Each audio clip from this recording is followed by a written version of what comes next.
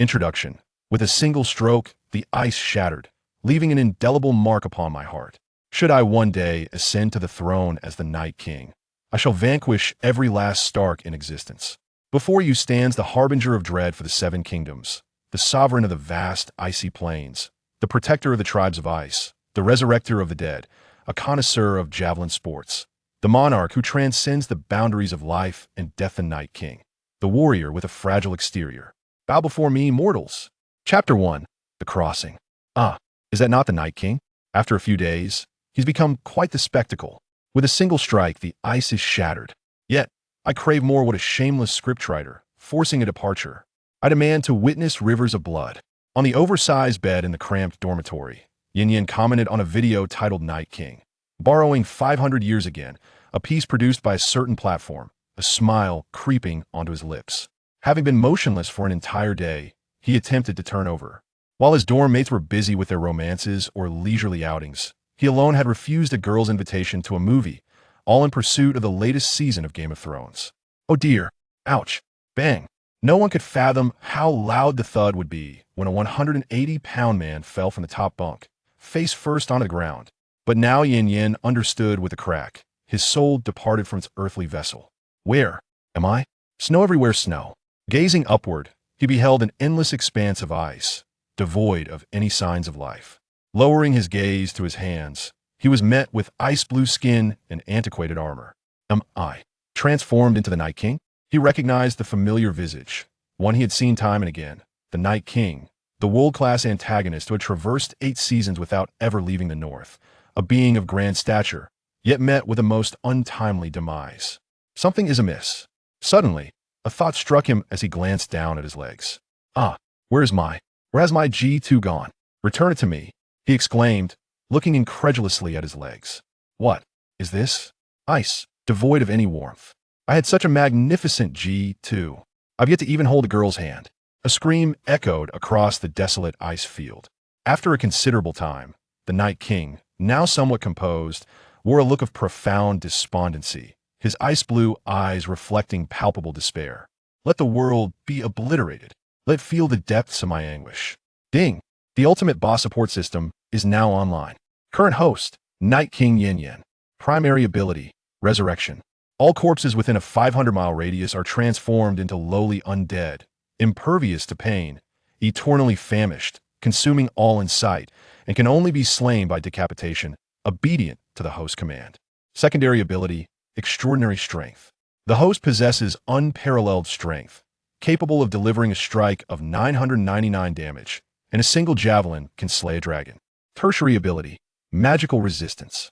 No magic, be it fire or frost, can inflict even the slightest harm upon the host. Quaternary ability, Extraordinary Physique. The resilient ice body is impervious to any weapon in existence with the exception of Valyrian steel. I am invincible. Suffer, world. You shall perish. Children of the forest. What folly to create the Night King. Let resurrection commence.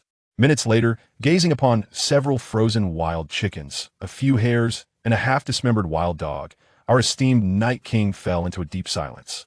Is this it? The Night King looked towards the towering wall of despair, adorned with intricately carved magical barriers.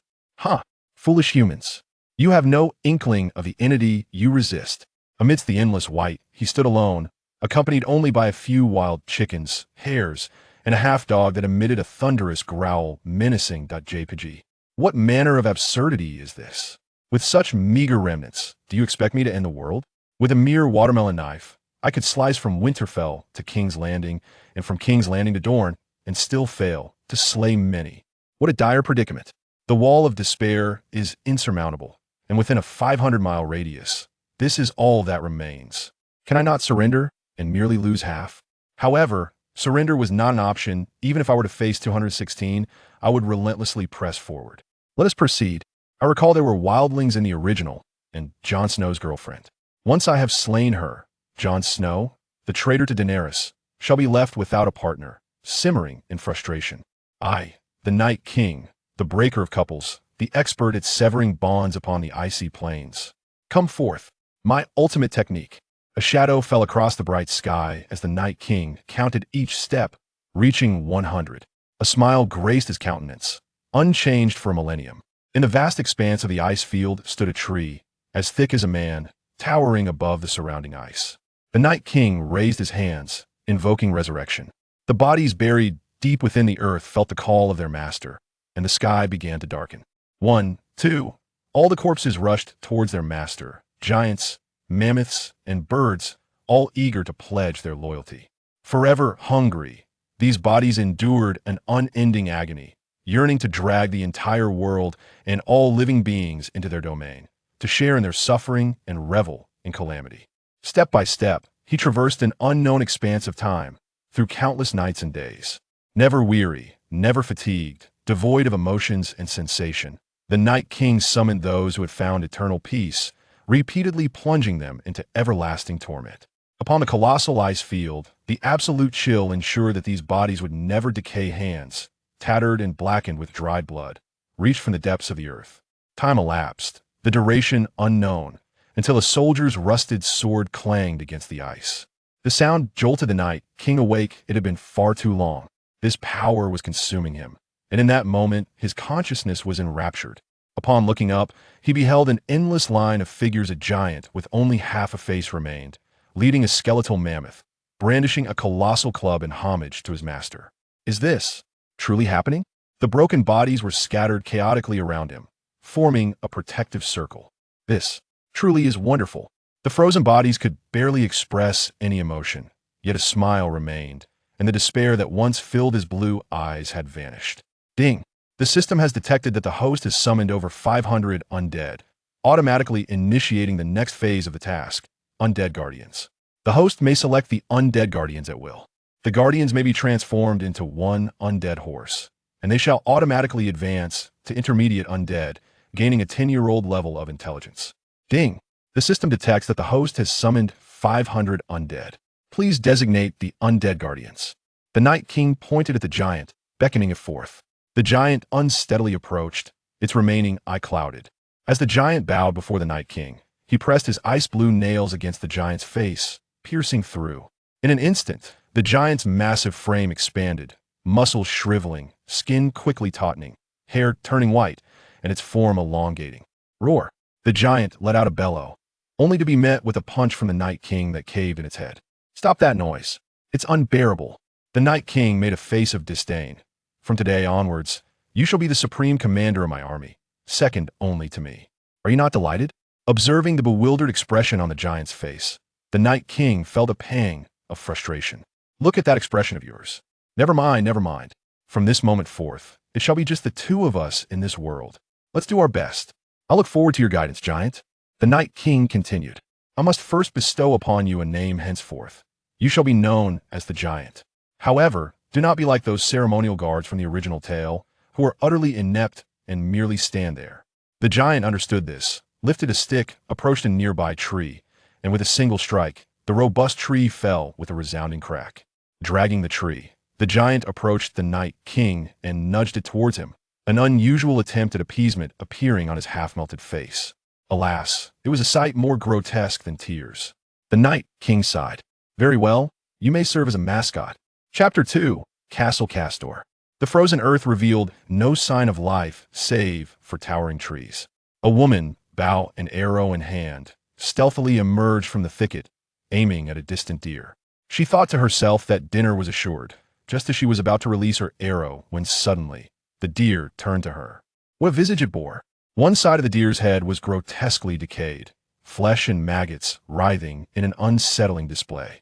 On the other half, the deer's body was devoid of fur, revealing stark white bones that contrasted sharply with the snow-covered ground. Startled, the woman fell to the ground, her arrow lost to the chaos. When she turned back, she beheld her home engulfed in flames, cries for help and screams of despair echoing all around. The ravenous undead surged into the camp. Curiously, every figure wielding a weapon or fleeing was a woman. There were no men in sight. Before long, the camp fell under control. Those who dared resist or flee lay lifeless on the ground, blood saturating the earth. As night descended, the chilling wind howled, and the sound of footsteps echoed. The Night King had arrived, treading over the corpses that littered the streets. It was no surprise that those who remained were women. The Night King required human intelligence, such as maps of the wildling distribution and the locations of their largest camps. He approached the gathered crowd. Upon seeing his ice-blue eyes, dread engulfed the women, plunging them into despair. "It is him. It is the Night King!" Someone shouted, and chaos erupted among the crowd, with several women breaking into tears. When they laid eyes on the undead, their fates became painfully clear, but it was only upon witnessing that grim reality that they were left with anguished cries. Yet there remained a flicker of hope. The Night King did not intend to execute them all. This camp, comprising roughly 50 wildlings, could hardly replenish the ranks of the undead in a manner significant to him. As the Night King prepared to speak, suddenly, a man stood up, drawing a steel knife and lunging towards him. The Night King seized the blade with ease. The sharp steel posed no threat to him whatsoever. With a surge of strength, the knife shattered. The wielder stood dumbfounded, revealing himself to be a man of around 40, his pallid complexion betraying a hint of ferocity. He resembled a lion whose territory had been encroached upon by rival beasts. The giant let out a furious roar, raising his club to reduce the man to mere pulp. "My Lord Night King, I possess a treasure," the man cried out, terror resonating in his voice, prompting the Night King to halt the club just inches from the man's head. "Castor, I know you." The chilling voice penetrated the man's ears. An agent of the Night Watch, a resting place for the Black Cloaks, a disruptor of familial ethics. Your castle is filled only with women, and any male infants born are cast into the rear mountains. The Night King's claws grazed Castor's face, frost creeping upon the trembling man's countenance. "Now tell me, how will you preserve your life?" As frost enveloped Castor's visage, facing imminent death, he disregarded everything else, his chattering lips articulating. "I possess information on all nearby wildling camps, knowledge exchanged with past Black Cloaks who sought to gather intelligence. My lord, our forces are still too few. If we eliminate the wildlings in their camps, we will surely possess the strength to assault the wall." He was adept at seizing opportunities, and the Night King did not mind. He loathed humanity and the children of the forest as enemies of all living beings. Yet as a traveler from another realm, he understood the necessity for collaboration.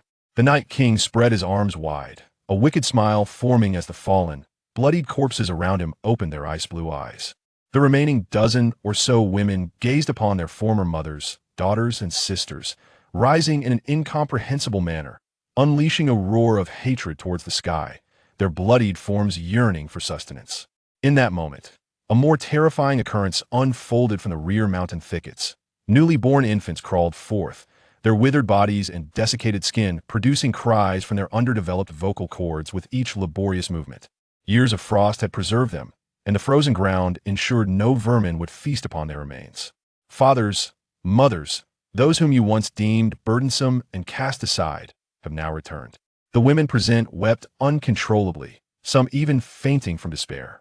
Only Castor, the father of all these infants, with lips tinged purple and teeth quaking, gazed at the assembly, praying to the old gods for a semblance of solace.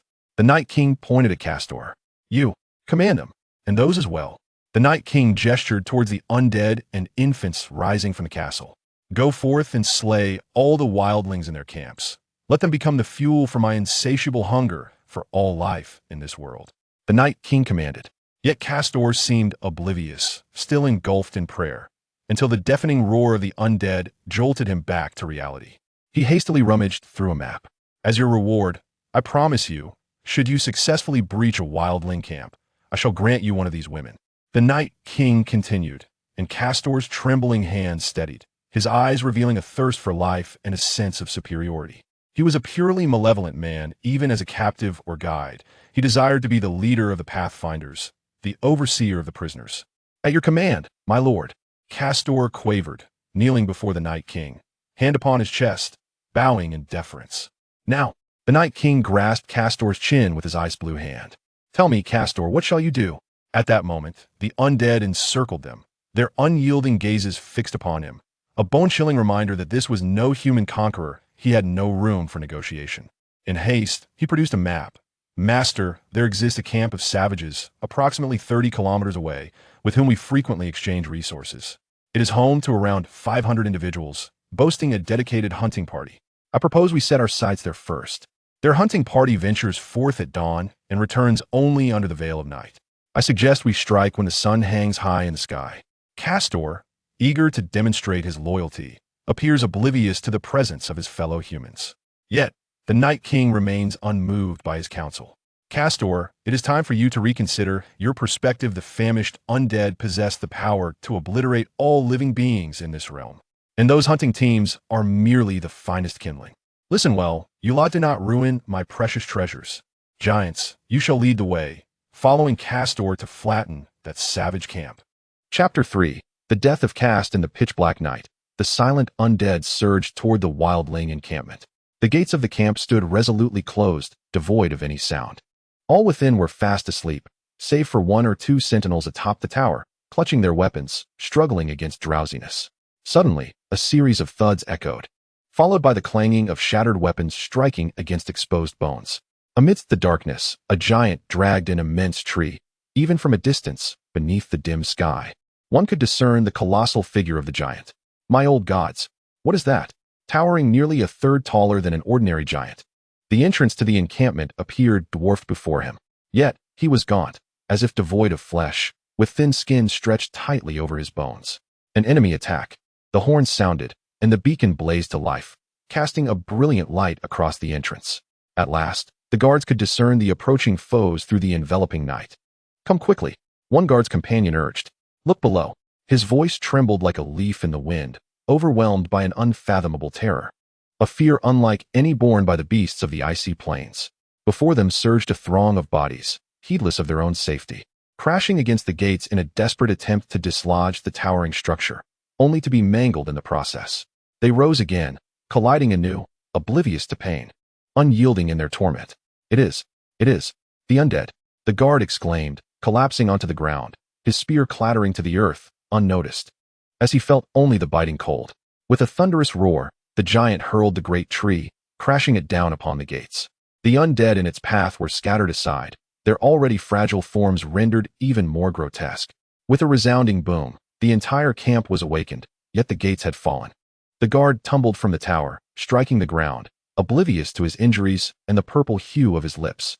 Trembling, he raised the broken spear, now in two pieces, with a determination that belied his fear. Kill, he bellowed, as if to embolden himself, charging toward the undead like Don Quixote tilting at windmills. However, in a single moment, he fell to the ground, a gaping wound in his skull, blood flowing forth like a stream. The camp was doomed. The Night King observed from a distance as the horde charged.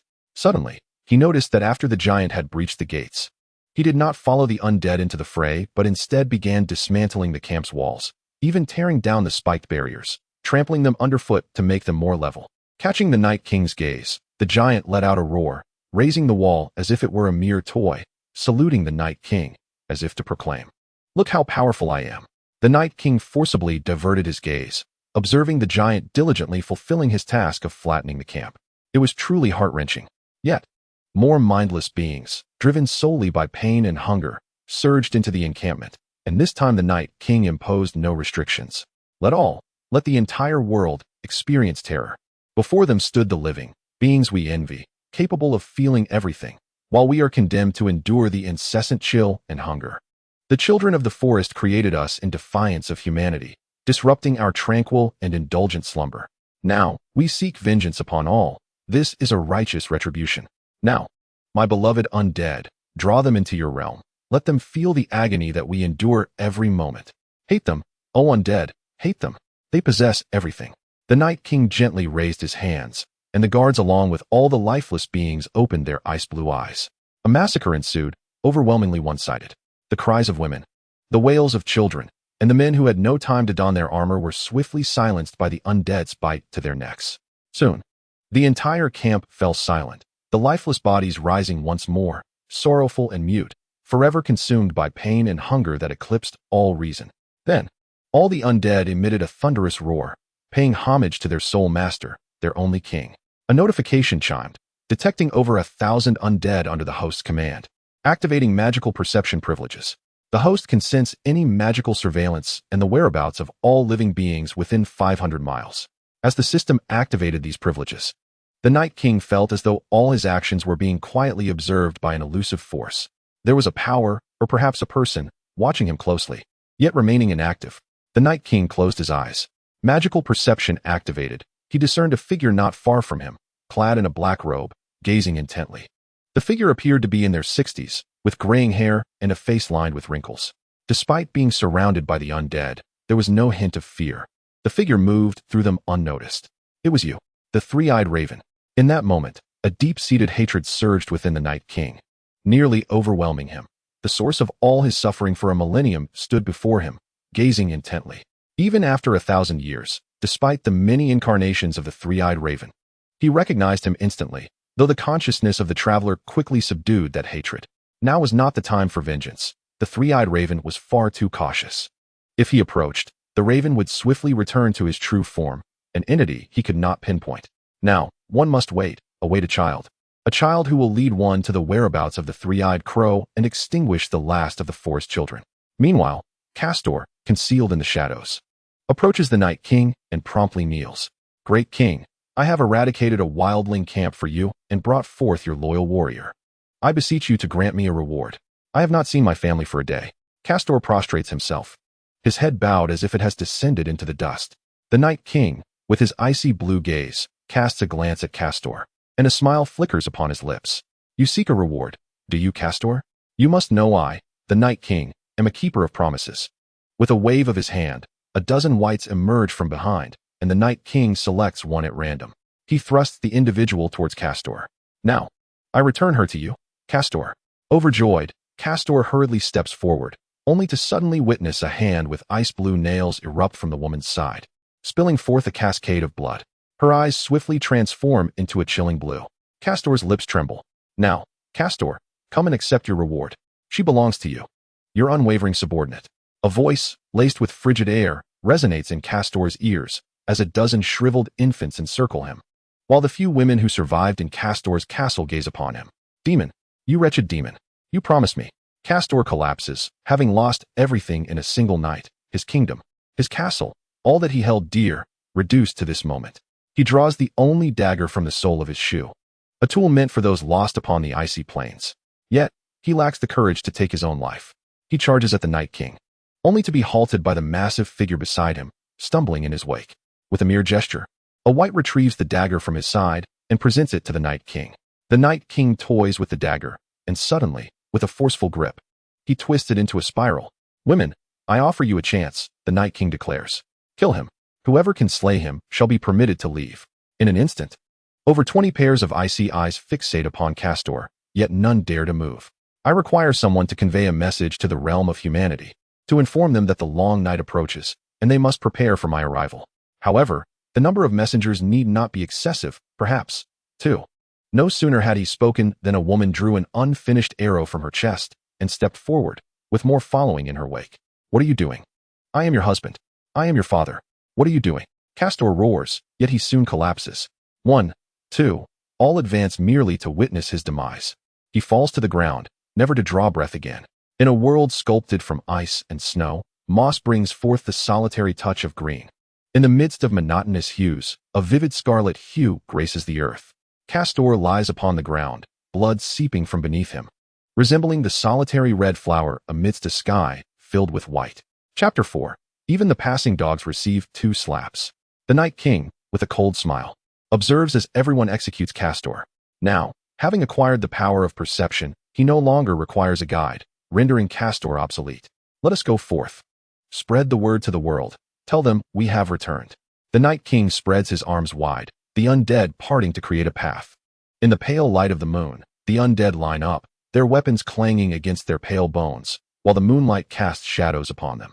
In these shadows, trembling women, their long black hair cascading over their shoulders, support one another as they traverse the icy expanse. A howl. From afar, the sound of ice wolves echoes, seemingly awaiting the arrival of these unfortunate women. Suddenly, the Night King steps forward. The ice wolves, bewildered, gaze at the ice-blue figure before them. Abruptly, the ice-blue man raises his hand. Slap. He strikes the ice wolf across the face. Begone. The Night King roars.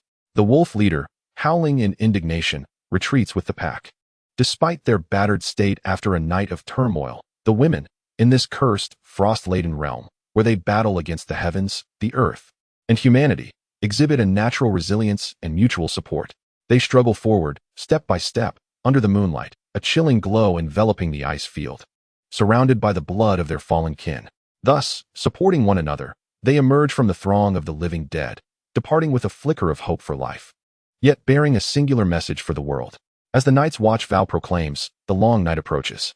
Today, the long night has arrived. The Night King watches from a distance with his legion of undead as they depart. The giants wish to pursue and slay them, but the Night King halts them. Do not disturb them. They are but insignificant insects that could be crushed with a single hand. Yet in the future, their silhouettes will grace the epic tapestry of humanity's history. The Night King turns to face his undead army, a twisted grin emerging upon his anguished visage, revealing a flicker of satisfaction. At this moment, the coordinates of 3 camps resonate within the hearts of all the undead. My darlings, let the revelry commence tonight.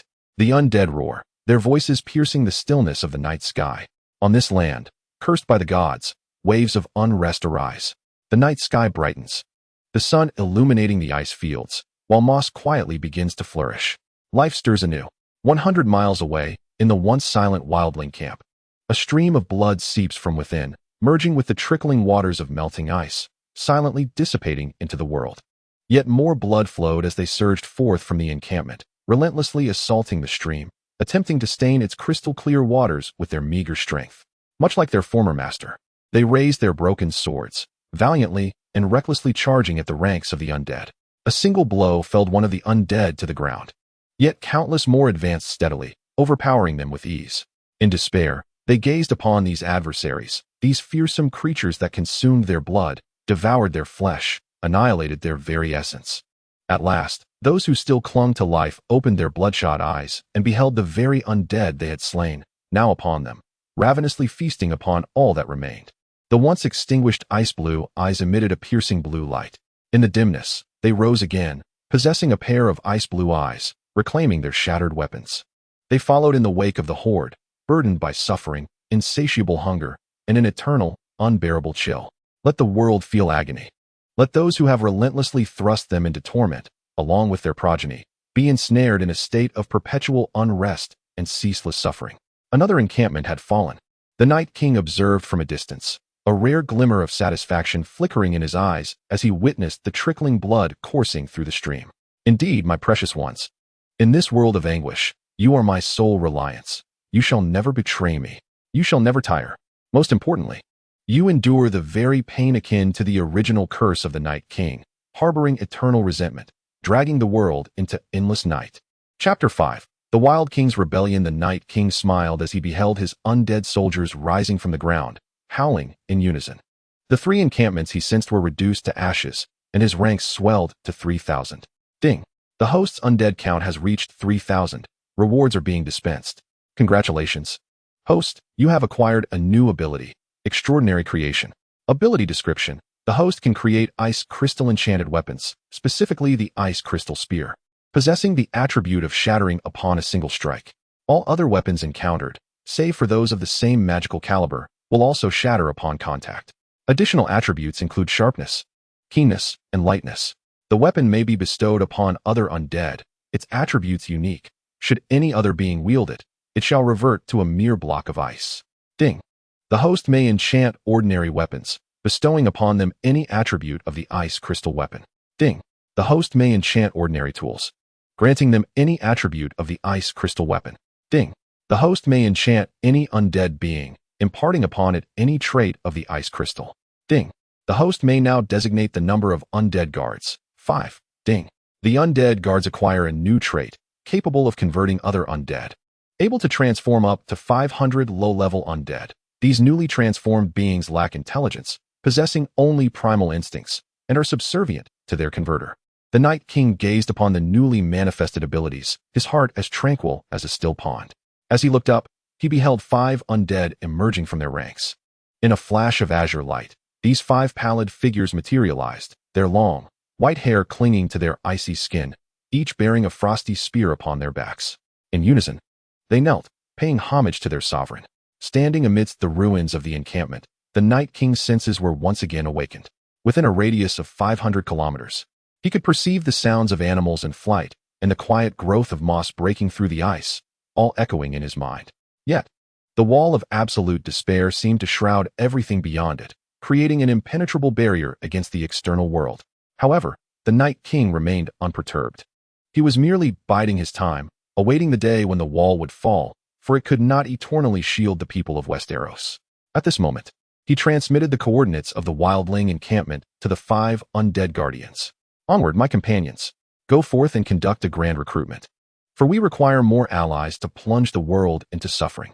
As the Night King enthusiastically sought new recruits, a unique individual, a woman, was being received in the realm of the Wildling King. When the wildling known as Crossbones discovered her outside the fence, she was frozen and motionless, lying by the roadside. Her body marred by numerous injuries, some inflicted by thorns, others from battles with beasts. These marks inspired a deep respect in him. No one but the most elite warriors could survive alone upon the frozen plains, yet she had done so. Even Crossbones speculated that she might have been a member of a hunting party that had perished at the hands of wild beasts. Soon, the camp's healer and the Green Seer arrived, and through their collective efforts, the woman regained consciousness. However, her first utterance left everyone astounded. Quick, run. The undead have risen. With that, she fell unconscious again, the prolonged tension and the exhaustion from traversing the icy expanse having drained her of all energy. Yet, time was of the essence. Aside from the figures in black robes, the inhabitants of the frozen plains had little regard for deceit. And no one understood the threat of the undead's resurgence more than the free folk, the wildlings themselves. The stark murals upon the ice plains conveyed the grim reality to all. When the long night approached and the dead returned, the world would descend into eternal darkness. And the order that had persisted for nearly 1,000 years would inevitably collapse. Unsurprisingly, the woman was taken into the Wildling King's tent, and panic began to fester. The news spreading throughout the camp. Eventually, a message emerged from the Wildling King's encampment. The woman they had found was simply frightened by the icy wolves, mistaking them for the undead, and there was no resurrection of the dead. Soon, the panic was quelled. Nevertheless, within the Wildling King's camp, a vigorous debate ensued. Some argued that they should seize the opportunity while the undead were still unsteady and unite all tribal forces to launch an assault to annihilate the undead army. In the expressions of women, the revival of the undead is a matter that requires time. As long as the pace is swift enough, it is entirely feasible. Some believe that the undead are invincible, and the only path for the beleaguered is to assault the Black Castle. They must breach the defenses of the Wall of Despair and retreat to the southern side. By utilizing the fortifications of the Wall of Despair to gradually deplete the undead's forces, they aim to ultimately ensnare the Night King. However, this strategy quickly faced opposition from other tribal leaders. Even under the banner of the Wildling King, the current generation of wildlings had achieved unprecedented unity. Yet, beneath the watchful gaze of the Black Castle, their numbers appeared woefully inadequate. At that moment, a small, delicate voice emerged. Why don't we consider seeking allegiance with the Night King? Silence enveloped the gathering. In this frozen expanse, a leader must possess not only a formidable physique and exceptional hunting skills, but, more crucially, outstanding planning and strategizing abilities to ensure their race does not fall prey to the icy wasteland. Each individual bore the heavy burden of the impending extinction of their kin. Yet at this juncture, the weight of their plight threatened to snap the taut string of their resolve. Perhaps, just perhaps, the Night King was not as fearsome as they had envisioned. After all, he had driven away the dire wolves that troubled these women. Even if it was merely due to his disdain for their disturbances, the assembly remained taciturn. What if I dispatch a team of scouts to investigate the location she mentioned? Proposed one shaman. It seems we have no other choice. Echoed another. Indeed, I shall send scouts as well. The berserkers have hunting parties that can also scout. I assure you they will be the finest scouts. Ultimately, they dispersed, leaving only a few teams of scouts to quietly depart from the beleaguered settlement of Hardhome, venturing deep into the icy wilderness. Chapter 6. The Night King's benevolence. More despairing than the endless expanse of barren land was the limitless horde of the undead. Yet, even more disheartening than the boundless army of the undead was the presence of that army right before one's eyes. Such were the thoughts of the first scouts sent forth. In mere days, the vast icy plains seemed to transform, rendering the generations of inhabitants unrecognizable to their own homeland. Undead creatures roamed freely, and the most terrifying aspect was that they did not resemble a conscious or obedient army. They were akin to the most ferocious beasts of the wilderness, ravenously devouring every living being in their path. One undead spotted them and, with a chilling roar, charged forward. A wildling scout, quick of hand, severed the arm of the undead with a swift stroke, yet the creature seemed utterly oblivious. It lunged, sinking its teeth into the scout's face, leaving him bloodied. Meanwhile, a comrade managed to behead the undead, but more azure-eyed foes raised their heads, and nearly all the nearby undead, frenzied, surged towards them. Suddenly, all the undead ceased their movements, standing vacantly in place, oblivious to the blades that slashed and axes that struck. A chilling mist, laden with an icy breath, wafted from the distance, heralding the arrival of a figure clad in ancient battle armor, astride a ghostly steed, accompanied by a towering giant and several guards wielding ice-blue spears. It was the Night King. Observing the humans encircled in the midst, brandishing their swords against the undead horde, the Night King advanced slowly. "Have you come from Hardhome with great toil?" The crowd gasped, for this was their first encounter with the sentient nature of the undead, beings capable of communication and interaction. Contrary to their prior beliefs of them being mindless entities, the potential for dialogue signified a glimmer of hope for survival. Chaos could serve as a stepping stone to ascendance. After a prolonged silence, a wildling finally emerged from the throng. "Indeed, esteemed undead sovereign, I am the captain of the scouting party from the Then tribe. Hardhome bears no ill will. The wildling king sends his greetings to you." The Night King regarded the trembling assembly, his ice-blue gaze imbued with a chill and a hint of unseen mockery. The crowd clutched their swords, as if the slender blades could bestow them with a modicum of courage to face the undead legion, awaiting their destined judgment. "Please, follow me." The Night King's voice resonated. "Allow me to host our distinguished guests."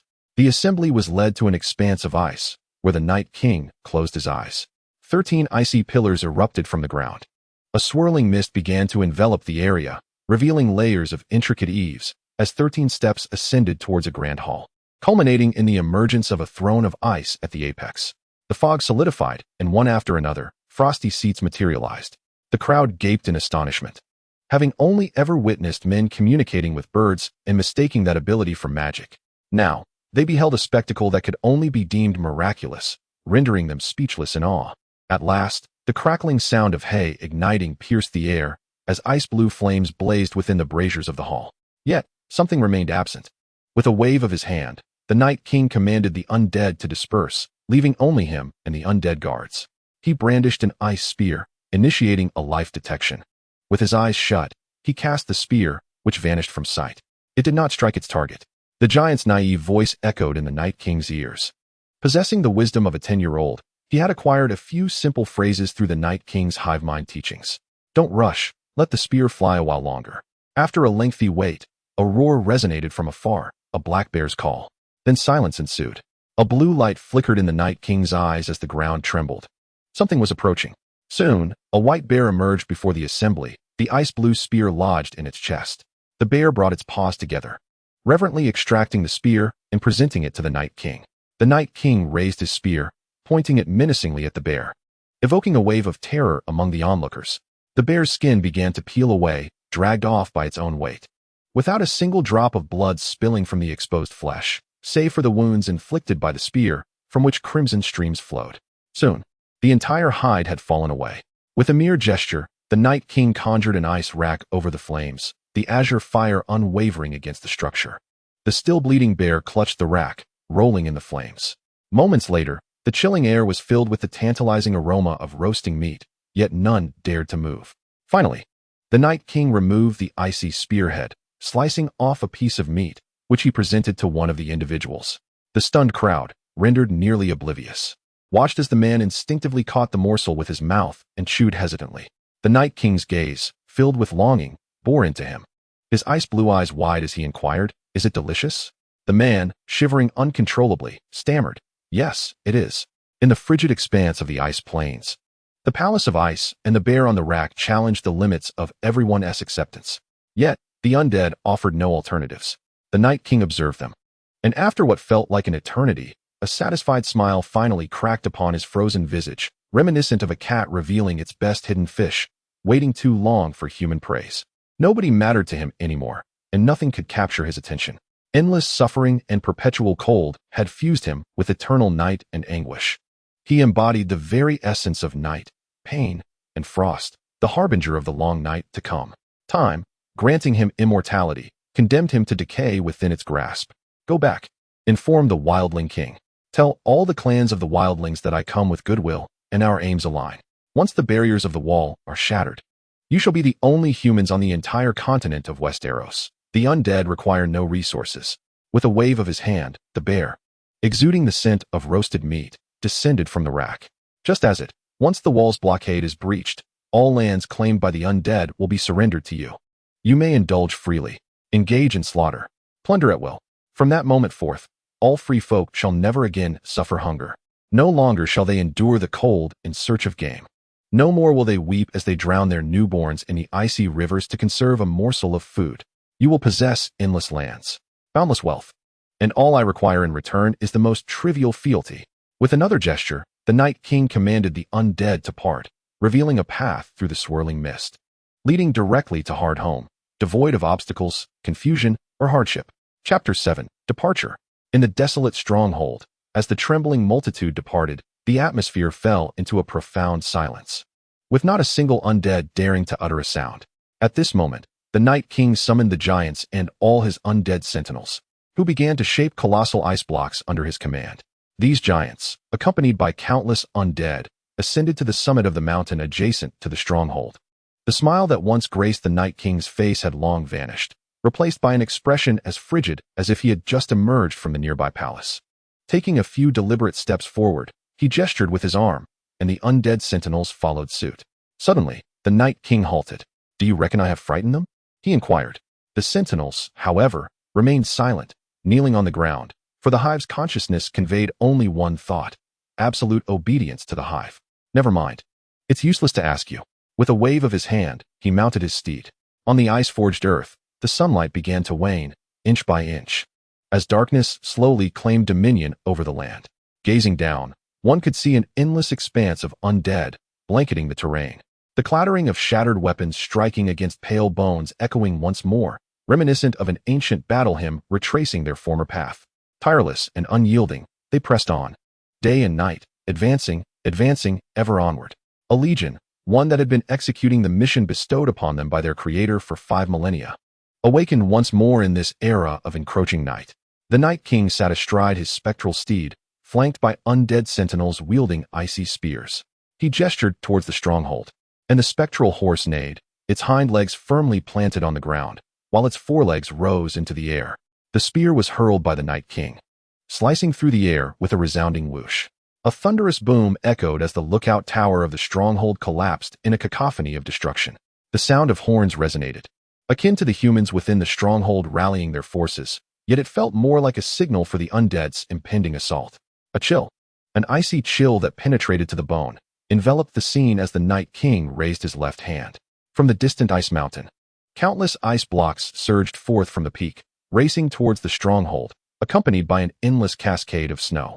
At that moment, an avalanche commenced, an endless, frigid mist, accompanied by snow capable of entombing all that lay in its path, hurtled down with alarming speed. Meanwhile, the king of the wildlings, along with several tribal leaders, listened to the returning scouts recount their experiences, entirely oblivious to the impending doom. An imprint, or rather, a fragment of flesh, became vividly clear within the collective memory of the undead hive. Under the Night King's perceptive grasp, this mark shone like a firefly in the darkness, a morning star amidst the celestial expanse, guiding the direction of all the undead. One giant stepped forward, the sound of cracking bones reverberating as a decrepit iron sword, now as worthless as refuse, fell from the hand of the trampled undead, crashing onto the icy surface. A colossal spear materialized in the hands of the giant, effortlessly sweeping aside all the undead that obstructed its path, casting them to the ground where their bones clattered and fell. Nearby, several undead sentinels mounted on ghostly steeds galloped forth, their hooves pounding the earth as their spears pointed menacingly at their targets. Swiftly, the agile warhorses outpaced the lumbering giant, and upon reaching the fence, they showed no signs of halting. With a deft pull of the reins, the steeds reared up and leapt into the air. Amidst the icy mist, 5 lithe figures sprang from their mounts, soaring over the fence and landing gracefully within the enclosure.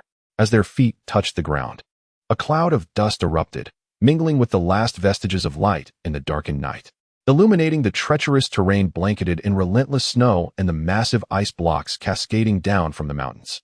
The dust gradually dissipated, revealing 5 pairs of ice-blue eyes glimmering in the darkness, their frost-laden spears held aloft, while their ancient leather armor clung tightly to their gaunt faces framed by long silver hair. Wails of despair echoed in the air as ice blocks toppled fire pits, igniting the tents of the beleaguered settlement. On one side lay the biting cold and deep snow, while on the other, an unquenchable blaze raged. In this moment, the settlement, nestled between a river and snow-capped mountains, appeared to transform into a desolate wasteland. A few wild men, emboldened by desperation, charged forward with weapons drawn, aiming a blade at one of the ice-blue figure's heads, only to have it repelled by the spear of frost, which then plunged into the assailant's abdomen. Another thrust was directed toward a nearby figure, but the wild man's attempt to parry the icy spear met with failure. His blade shattered as if made of mere glass, and a crimson line appeared upon his forehead before he crumpled to the ground. With a thunderous crash, the fence collapsed, the giant's silhouette looming ominously. Gripping his spear, he struck down with such force that the barricade, fortified by generations of wild men, crumbled as if it were made of paper. Flames ignited the beacon, illuminating the night with a brightness akin to day, as the watchtower, still standing, fulfilled its purpose. Yet, the wild men were consumed by their own turmoil, torn between the struggle of their families in the snow and the encroaching undead. The wild men, trembling as they clutched their long spears, could barely maintain their grip. Those who had not yet lost everything were burdened by their concerns. They were on the brink of collapse, even as the leaders of the tribe endeavored to steady the hearts of their warriors, rallying the remnants of their forces and signaling for more wild men to join the resistance. At this moment, however, the wild men were beyond caring for the greater cause. An elderly figure sat amidst the ruins, weeping, clawing at the debris in a frenzy, oblivious to the pain as her nails tore away and her hands bled. Searching for her child buried beneath the snow. A child sat in the deep snow, crying and calling for their mother. Who could tell whose mother this was? Whose wife? Whose child?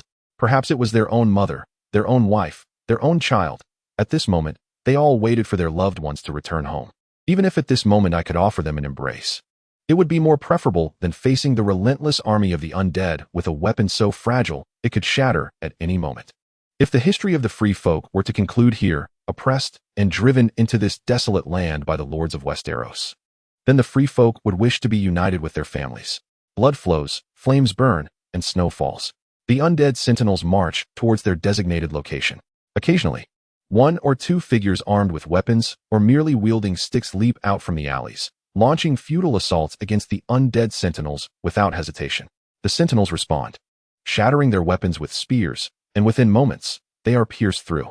Crimson blood drips from the corners of their mouths, falling onto the snow, freezing upon the icy ground. Their eyes gradually lose their luster, and soon, a pair of ice-blue orbs brighten as a recently fallen figure struggles to rise once more. Silently, it approaches the sentinel, following it into battle to conquer every inch of this world. Chapter 8. The difficult siege. The seven gods draw down the curtain of night for the Night King. The blades of the old gods traverse every inch of human land. The Lord of Light surrenders, and the many-faced god begins to seek his own kin. A profound despair. The power to reverse life and death. 5 undead rush towards the wildling king's tent with astonishing speed. Spears are swung relentlessly, taking down one human after another. Meanwhile, the ranks of newly revived undead grow increasingly dense, encircling the entire tent. Roar! 3 unfamiliar giants burst forth. Their clubs swing, turning the undead into mere pulp. A pool of blood upon the pale ice field is as inconspicuous as a drop of mosquito blood. The foremost undead sentinel, caught off guard, is hurled aside, desperately throwing its icy spear, which lands upon the giant but fails to pierce even its skin, instead inciting the giant's fury as it wields its club amidst the undead ranks. The ground trembles as the undead giants charge forward, for giants entangled in a fierce struggle. Each strike resonates with tremendous force until one giant's club shatters under the impact, faced with the descending icy spear. The other 2 giants hastily swing their clubs to defend their unarmed companion. Yet, the enraged giant, spotting a tree as thick as a man's waist nearby, grasps it tightly with both hands, bending down to uproot it. The tree quakes. Amidst the chaos of battle and cries, the sound of its roots snapping is distinctly audible. Roar! The giant bellows, exerting its strength, causing the ground to shake as if a tablecloth had been abruptly pulled from a table, a sudden movement followed by a halt. The roots finally severed. Rising once more, the giant bears the tree, unleashing a thunderous roar. Embracing the great tree, he began to accelerate towards the undead giant. The other 2 giants cleared the path, and with a tremendous force, the tree collided with the chest of the undead giant, toppling him to the ground, causing his spear to slip from his grasp, while 2 heavy clubs descended upon him. The pale, emaciated visage was nearly rendered unconscious in an instant. Staggering to his feet, he could only use his arms to shield himself from relentless blows until he retreated behind the barricade, confronting an endless horde of the undead. The giant let out a furious roar, brandishing 2 clubs, while another swung the now damaged great tree. In a provocative manner, they struck down at the infinite undead. Suddenly, an icy spear shot forth from the distance. With a single strike, it pierced the giant's eye socket, emerging from the back of his head. Soon after, another icy spear flew, penetrating the chest of the giant still clutching the tree. With a thunderous boom, akin to the earth shaking, the 2 giants collapsed, leaving only one standing, wielding a club in defense against the unseen icy spears. Unbeknownst to him, 2 figures below opened their ice-blue eyes. A chilling scream ensued, and all 3 giants fell, entangled upon the ground. The undead guardians regrouped to launch yet another assault on the beleaguered encampment. The barricade, now reduced to splinters from the battle with the 4 giants, could no longer provide even the slightest resistance against the undead horde. Before long, the undead army surrounded the entire camp. Suddenly, the tent flaps opened, releasing a waft of blood. There appeared a man, the scout who had previously received food and been marked, kneeling before them, holding a severed head. The wildling king is dead. All humanity on the great ice plains surrenders to the Night King. Henceforth, the Night King's desires shall be our own, and the edge of his blade shall define our path. I beseech an audience with the Night King. The newly transformed undead gaped with their eternally agape jaws, eager to rend the scout into pieces, but a mere glance from the undead guardians held them at bay. The battle had nearly reached its conclusion. All who dared to wield weapons had been slain or transformed into the undead. Only the frail, the elderly, women, children, and a few trembling adults hiding among them remained alive. Everyone was now under control. Only a third of the original population of the beleaguered encampment still drew breath. The undead parted to create a pathway, while the guardians wiped the blood from their spear tips, bowing to welcome their soul king. Only the 4 giants remained, standing innocently in place. The Night King walked past the undead horde, past the 5 guardians and the 4 giants, murmuring to himself, "Indeed, my retinue is utterly useless." He soon approached the kneeling figure holding the severed head. "What is your name?" the Night King inquired. "Todd, my lord," the man replied. "Excellent, Todd.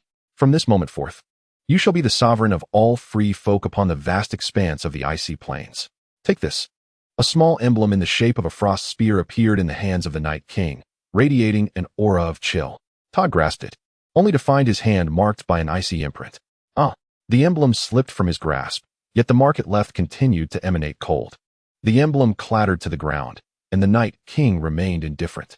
Henceforth, any individual bearing this mark shall be regarded as kin by all the undead. I bestow this power upon you. As long as you obey, all the lands and wealth south of the wall shall be yours, and the free folk shall enact the long-cherished vengeance of generations. Now, go and claim your emblem. It is for you to decide who shall live and who shall perish. Go forth to the tents. You have a quarter of an hour. Those marked shall survive, while the unmarked shall join our ranks. Chapter 9. Choose. Time, perhaps at this moment. All Todd desired was a bit more of it. He could not afford to dwell on anything else. He picked up the emblem from the ground and rushed towards the people around him, but they recoiled, casting disdainful glances in his direction. Painful memories surged anew within him, and everything felt as it had upon his arrival. Fragments of recollection flickered in his mind. The Wild King had pressed a blade against his own neck. Gazing at him with a tender yet gentle expression, he urged Todd to live, for in life there was hope. Then, he drew the blade across his own throat, blood splattering onto Todd's face. The soul that fell beneath the blade ought to have been his own. He alone deserved death within that camp. Yet Todd understood there was no time for contemplation. The Wild King's survival was not merely to allow Todd to exist, but to lead the beleaguered tribe, to represent humanity in the future, preserving the hope of countless beings. He seized a crying child, indifferent to the child's resistance, and pressed the emblem onto the child's arm until the mark was distinctly visible. A sigh of relief escaped him. However, as he looked up, countless eyes remained fixed upon him, some filled with contempt, others with complexity, and still others with yearning. Todd reassured himself. Keep going, protect more lives. He held the emblem aloft, marking 1, 2, and more individuals. Spit landed on Todd's face. Traitor! Regicide! The chorus of voices grew louder. Yet Todd moved with the precision of a finely tuned machine, meticulously placing the emblem upon the arms and backs of hands of those around him. He murmured to himself, "He cares. He cares. He truly cares." until he emerged from the tent. Rather, until he staggered out, battered and bruised. In a daze, he soon found himself rushing to the next gathering spot, beginning to mark others with the emblem. At that moment, a wave of exhaustion surged within him, sustained only by sheer will. Quickly, he reached the second tent, then the third. Upon encountering him, some would hastily shun and berate him, ashamed to associate with his presence. Others attempted to seize his insignia, only to be met with the swift retribution of a nearby undead, whose blade severed a head that rolled away for quite some time. The blue eyes within that severed head glimmered, enduring an eternal agony even in death. Oblivious to this, he continued to move on whenever people drove him away, retreating in silence when scorned, never uttering a word. In that fleeting moment, he seemed to lose his own identity, reduced to the sole act of stamping insignias. Yet, as a quarter of an hour slipped by, he found himself back at the original camp. The Night King, observing his utter loss of reason, gently placed a hand upon his shoulder. "Todd, the time has come." He looked up to see a smile on the Night King's frostbitten, gaunt visage, a grimace more sorrowful than tears. The tattered blades of the undead army were drawn, and the icy spears held by several sentinels shimmered ominously. It was then that he suddenly comprehended the gravity of the situation, realizing that many had yet to be saved. The king had granted him this opportunity with his life, yet he felt he had squandered it. Falling to the ground, large tears cascaded down like a torrential downpour as he clutched the Night King's feet. "Please grant me another chance. I implore you. Just once." Todd lay upon the unmelted ice, his tears flowing uncontrollably. The Night King, however, showed no hesitation. With a single command, the prostrate multitude. Chapter 10. The trail of the three-eyed raven. The darkness persisted, and the ice-blue eyes returned from the depths of hell. The slaughter continuing, blood staining every inch of the beleaguered terrain. Weeping children, fleeing faceless ones, and calling elders filled the scene. The Night King observed it all, silently watching until the chaos subsided, until the trembling souls in the cold dared not utter even a whisper. All heads bowed in fear of attracting the tyrant's attention. Yet within those lowered gazes, alongside terror, simmered a thick, almost indelible hatred destined never to fade. Todd composed himself, wiping the frost-laden tears from his face. Kneeling upon the ground amidst the gathered throng. Once a beleaguered settlement of tens of thousands, only a few thousand survived this brutal conflict. At this moment, the Night King commanded the undead to assemble all the remaining humans. Mothers cradled their children, softly singing to soothe them, while tears brimmed in the eyes of the elders. And the adult men dared only to lower their gazes to shield their wide, startled eyes. Once the gathering was complete, the Night King gestured for Todd to speak. Clearing his throat, Todd gazed upon the desolate faces before him, words lodged in his heart but struggling to escape. What could he say? Should he confess his betrayal, or claim it was to preserve the lives of the free folk? Ultimately, he uttered nothing of the sort. Instead, he lifted the insignia in his hand and began to explain its significance. Yet, those who had already received the insignia understood its purpose all too well. Finally, it was the Night King who broke the silence. Todd is the newly appointed Wild King. He bows his head as if to bury it in the sands like an ostrich. Let him ascend to become the sovereign of the great ice expanse, unifying the various tribes to fulfill the ancestral wish of a southern campaign, to shatter the desolate Great Wall. A chill drifts in, and Todd floats like a wisp in the wind. Sometimes he has choices, sometimes he does not, yet most often, he merely drifts along, akin to that very wisp. The Night King extends his arms, awakening all the slumbering souls. Hands emerge from the earth, breaking through the soil. Dilapidated swords, and the skeletal remains devoid of flesh rise, their ice-blue eyes burning like flames. Ding. Detection indicates that the host's undead legion has reached 30,000, unlocking the ability, Mark Teleportation. The host can leave a mark on any living creature, teleporting within 100 meters of that creature after 10 seconds. Note, movement will automatically interrupt this skill during teleportation. Note, this skill can carry 500 undead humans. Ding. Detection indicates that the host's undead legion has reached 50,000, unlocking the ability, Extraordinary Speed. The host gains a mobility speed 100 times that of a normal human. Ding. Detection indicates that the host's undead legion has reached 70,000, unlocking the ability, Consciousness Capture. Before the host, whether it be consciousness, flesh, or soul, will revert to its true form, allowing the host to seize its existence. The ability has awakened, and the familiar sensation of being scrutinized returns. The figure in the black robe, the elder, lurks in the shadows, quietly observing all. He does nothing but silently witnesses the unfolding prophecy, a scene he has witnessed countless times in his ancestral memories. The long night approaches, and no one can escape. In a certain sense, his duty, or that of the three-eyed raven, is merely to record, not to protect. The Night King remains outwardly impassive, yet discreetly activates extraordinary speed. You may play the role of an inconspicuous chronicler. Before your power, no one dares to voice dissent.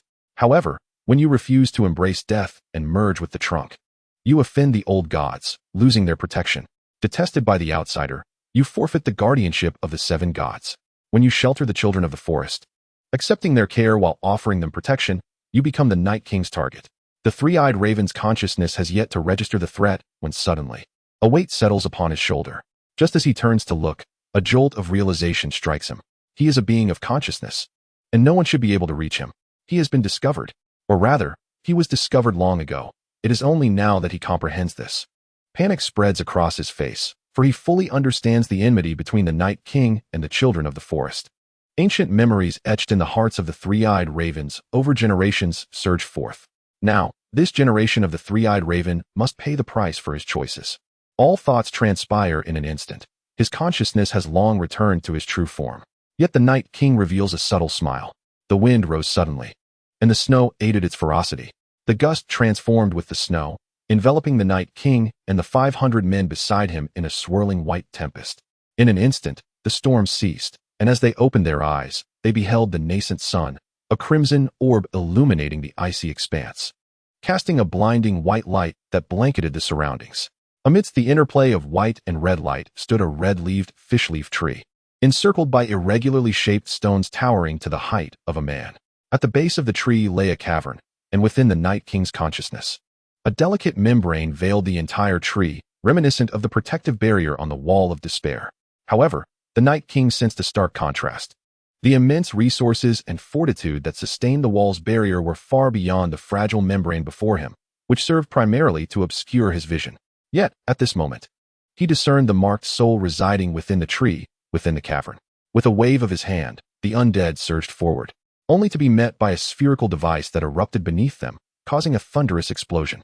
While the damage was minimal, the undead fell nonetheless, their ice-blue eyes flickering before extinguishing completely. It was magic, a spell designed to counter the undead.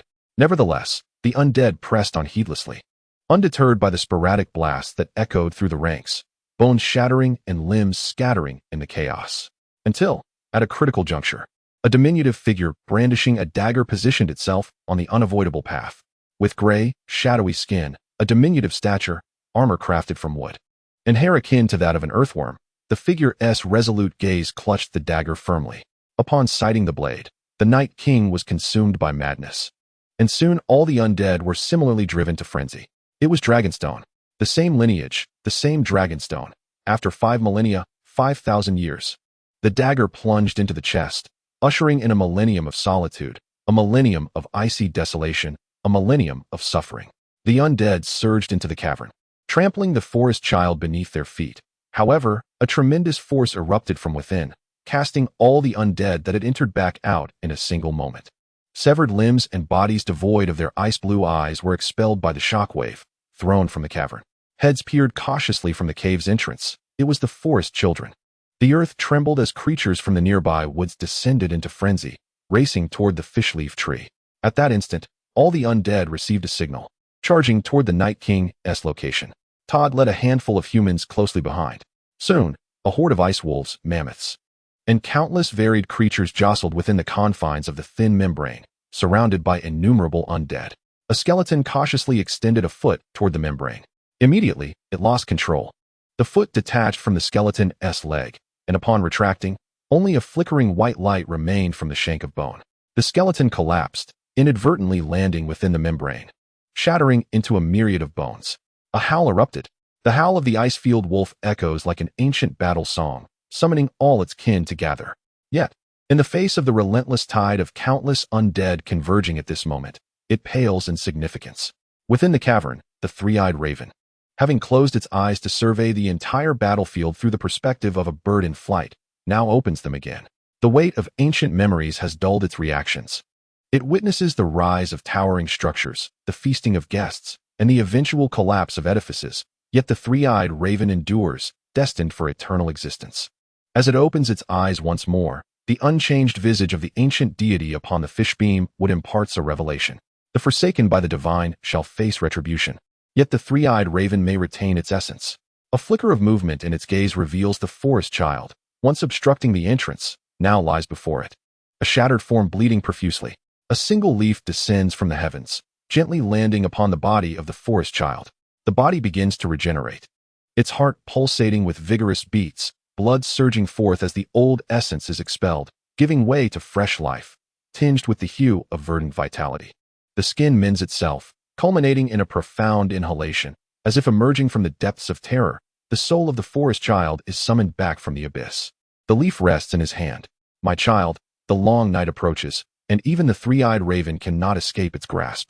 Take this leaf and journey to Winterfell. Seek out a boy named Bran, who, at this moment, lies injured upon his bed. Do not fret over the possibility of meeting him. The leaf you possess can heal all afflictions of the world. Trust in a mother's devotion to her child. Go forth. Entrust everything to him. For every soul returned from death harbors its own mission, and yours is to transform him into the new three-eyed raven, uniting all green prophets to stand against the onslaught of the undead. The divine shall guide your path. Chapter 11. Breaking the barrier at this moment. The Night King strides forward with a lightness of step, as the throngs of undead instinctively part to create a passage. Following him are 5 undead sentinels and 4 giants, now transformed into formidable guardians, their massive icy spears resting upon their backs. The Night King gazes towards the distant fishbeam wood, where the protective barrier emanates outward from its core. With a flick of his hand, he grabs an undead being and effortlessly tosses it into the barrier's heart. Instantly, the magical force sustaining the undead is stripped away, and a lifeless, mangled corpse crumples to the ground. A sardonic smile graces the Night King's lips. He comprehends the truth. This power has both a source and an end. Raising his hand slightly, a smile graces his face as he turns his gaze skyward toward the birds in flight. The three-eyed raven, observing him through the eyes of the soaring creatures, suddenly feels a sharp sting as its own strength begins to wane. The cycle of death and rebirth is set into motion, as countless undead surge into the barrier's confines. Initially, the ice-blue eyes lost their luster in an instant, dimming under the influence of the Night King's resurrection. A fleeting glimmer of ethereal blue flickered momentarily before vanishing. However, a more potent force of resurrection surged within them. First, their eyes revived, followed by their arms and legs, until the fallen undead rose, grotesque and menacing. Those initially cast into the protective barrier began to awaken, their fingers curling grotesquely, their faces twisted backward, struggling to rise, yet heedlessly charging forward. Until they fell once more, the yew tree emanated a crimson aura, and a fierce wind whipped through the barrier, centering around the yew tree, as if all breath was converging there. Suddenly, with a crack, the barrier, perceptible only to the Night King and the three-eyed raven, shattered. Wind. A tempest swirled everywhere. Snow. A deluge of snow blanketed the landscape, crimson against the rising sun. In this tumult, the three-eyed raven was defeated, not due to a decline in his strength, for the yew tree, a natural amplifier of magic, rendered his power nearly boundless. His failure stemmed solely from the loss of divine trust. The old gods had revoked his access to the yew tree, and the three-eyed raven, like a bird ensnared in a hunter's net, was reminded of the vast benefits once bestowed upon him, now demanded back, even at the cost of his life. Or perhaps, he was simply destined to return to the embrace of the gods. A spurt of blood erupted from the three-eyed raven's mouth, staining the roots of the yew tree. The backlash was so intense that it caused him to spasm, yet he could not afford to lose, not now, at least. Before the children of the forest could escape from this place, the Night King advanced step by step towards the ranks of the undead, leaving the undead sentinels behind. The shattered barrier could no longer impede anything. The colossal Ice Wolf King let out a howl and charged forth, followed closely by bears, tigers, elk, and bison. On the undead side, 4 giants and 5 mounted undead sentinels led the charge, their forces slicing through the battlefield like a razor's edge, determined to pierce the opposing ranks. The Ice Wolf King leaped high, jaws agape, revealing sharp fangs, its taut visage turning grotesque and fearsome. It lunged for the head of a giant. But the giant's reaction was swifter, leaving no time to draw its spear. In a moment of raw confrontation, channeling all its strength, the wolf collided with the giant's force. The Ice Wolf King yelped twice, crashing heavily onto the ice-laden ground. It staggered to its feet, took 3 faltering steps, and whimpered before collapsing onto the icy surface. Blood flowed from its entrails, seeping through its mouth, the whimpers growing weaker until they faded entirely. The Ice Wolf King lay motionless upon the ground, as the undead army officially engaged in battle with the beasts. In an instant, blood and bones flew, claws and blades intertwined in a chaotic symphony of violence. The giant and the great bear grappled fiercely, as the undead frantically clambered onto each animal, gnawing and tearing at them. Blood flowed from the creatures, mingling with a few teeth lost by the undead. Suddenly, a flash of white light streaked across, as an ice spear, resembling a shooting star, pierced through one side of the giant's head and emerged from the other. Blood trickled down the spear's shaft, yet the giant, seemingly provoked, roared at the undead sentinels who had hurled the ice spear, as though they had snatched away his most cherished toy. Chapter 12. The answer. The throng of beasts clashed with the horde of undead like two tempests colliding, then veering apart. Although the undead were temporarily held at bay, the relentless resurgence of the undead foretold the inevitable outcome of this conflict. As the fallen ice wolves opened their eyes to reveal an icy blue hue, the tide of battle shifted. More ice wolves, bears, and mammoths rose from the ground. The beasts, in a state of panic, witnessed their supposed allies turning their sharp fangs upon their own necks. The mammoth, with its icy blue eyes and elongated tusks, pierced the belly of its companion, spilling forth a cascade of blood and entrails upon the earth. It let out a mournful wail, its lifeblood gushing like a spring, and until the light faded from its eyes, they remained filled with profound confusion. The war subsided, as all present creatures donned icy blue pupils. The 5 undead sentinels advanced towards the cave. From the shadows, a dragonstone dagger emerged, wielded by its owner who lunged at the undead sentinels. However, the sentinels deftly sidestepped, and with a slight movement of their ice spears, a brown skull rolled from a diminutive body. It was a child of the forest. Soon, more forest children appeared, singing ancient ballads passed down from their forebears, extolling the old gods, venerating the sacred fishleaf tree, and celebrating all that nature had bestowed upon them. Clutching dragonstone daggers, perhaps inherited from their grandfathers or ancestors, they stood resolute. Though the explosive magical orbs had been exhausted, a single charge from the undead could spell the end for these last forest children. Yet, they were undaunted, even after millennia of evasion since their ancestors first sought refuge. Despite the countless hardships endured across the ages, they faced their fate with unwavering courage. Observing these forest children singing their hymns, the Night King's eyes were filled with deep-seated hatred. If only they had embraced death with the same fortitude back then. Rather than striving for survival and crafting their own existence in the struggle against humanity, he mused, he would not have to bear the weight of 1,000 years of cold and solitude. Days and nights, for so many years, he felt nothing but the pangs of slaughter, devoid of any desire, eternally ensnared in the biting chill, suffering endlessly, longing for a slumber that eluded him. The Night King closed his eyes. Alas, the Night King possessed a kind heart. He could not bear to witness the suffering of others. Thus, the undying watchers captured the children of the forest and drove them deep into the woods, where they would rest eternally with their beloved forest and cherished weirwood. How unfortunate! The Night King mused. Alas, his own resurrection did not extend its influence to the tribe that bestowed upon him such power. Otherwise, he would grant them a taste of eternal suffering. The Night King lifted his foot, the icy surface now devoid of any obstructions. The deep, shadowy tree hollow had lost its final vestige of defense. The protective barrier had vanished, and the once vibrant weirwood had faded in color. The Night King stepped into the tree hollow, and a voice echoed, "You have arrived."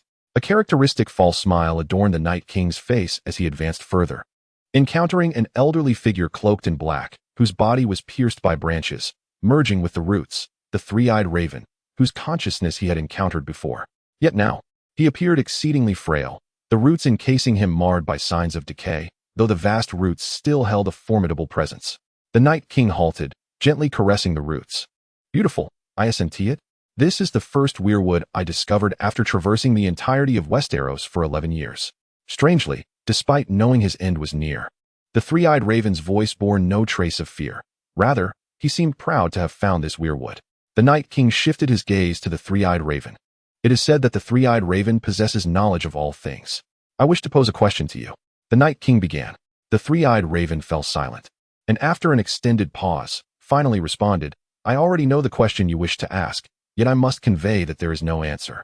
Even if I fulfill the task bestowed upon me by the children of the forest when they created me, will it be the same?"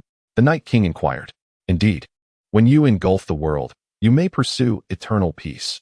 However, with the next long night, you shall awaken from your slumber and continue your journey.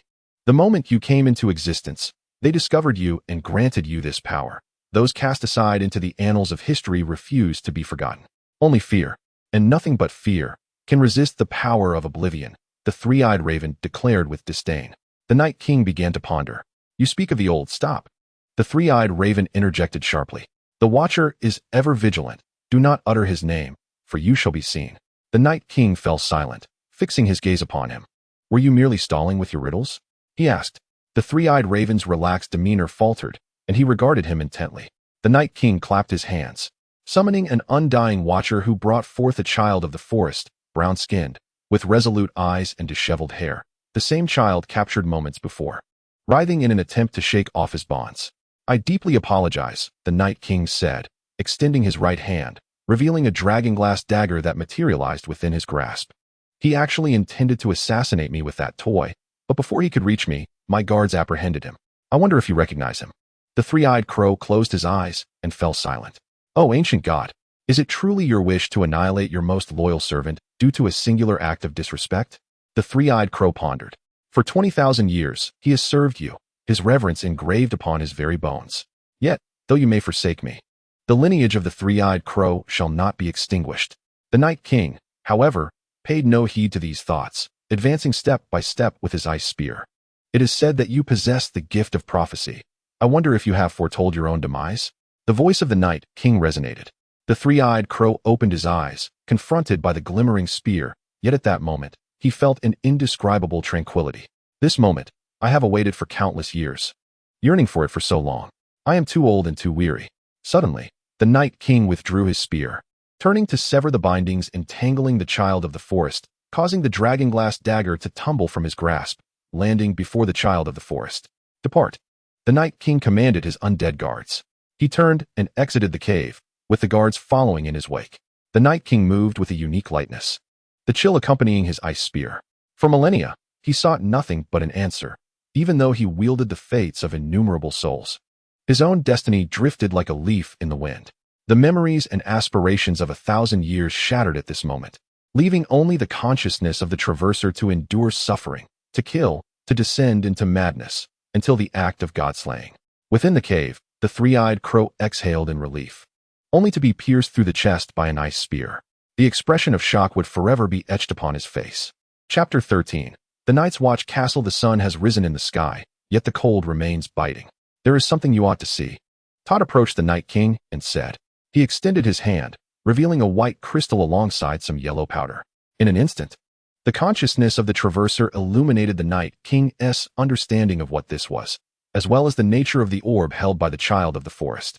Sulfur, nitrate, and charcoal, seemingly inscribed in the memory of the children of Huaxia. How many years has it been since fireworks graced our homes? Perhaps since the first haze-filled skies, but fear not, for soon the fireworks shall bloom above the wall of absolute despair. At this moment, a unique individual arrived at the wall, having sworn allegiance to the Night's Watch. His name was Jon Snow. Throughout generations, members of the North's ruling family have joined the guardianship, the previous generation being Ned Stark's brother, the current first ranger of the Night's Watch. And now, summoned by fate, the illegitimate son of the North's ruling family, Jon Snow, arrived at the Black Castle, ascending to the wall of absolute despair. Accompanying him was the mischievous little demon Tyrion, who found himself in the precarious position of relieving himself atop the wall. The howling winds whipped across the icy expanse as Tyrion stood above, the flames in the braziers flickering brightly. The weary Night's Watchman, tasked with his protection, listlessly observed as he produced his needle to fulfill a wish. For nearly a century, the wars had been waged in the South, the glory belonged to the South, and the Iron Throne rested in the South. Despite the incessant strife, the wall remained unbreached by any human hand. Neither the wildlings, nor the elusive children of the forest, nor the undead posed any threat as long as the Night's Watch stood vigilant atop the wall. Having accomplished his wish, Tyrion adjusted his attire and inadvertently cast a glance down towards the base of the wall. There, amidst the ice-formed ramparts, a ray of sunlight reflected upon the ground, revealing a dark spot. Instantly, Tyrion's demeanor shifted to one of urgency.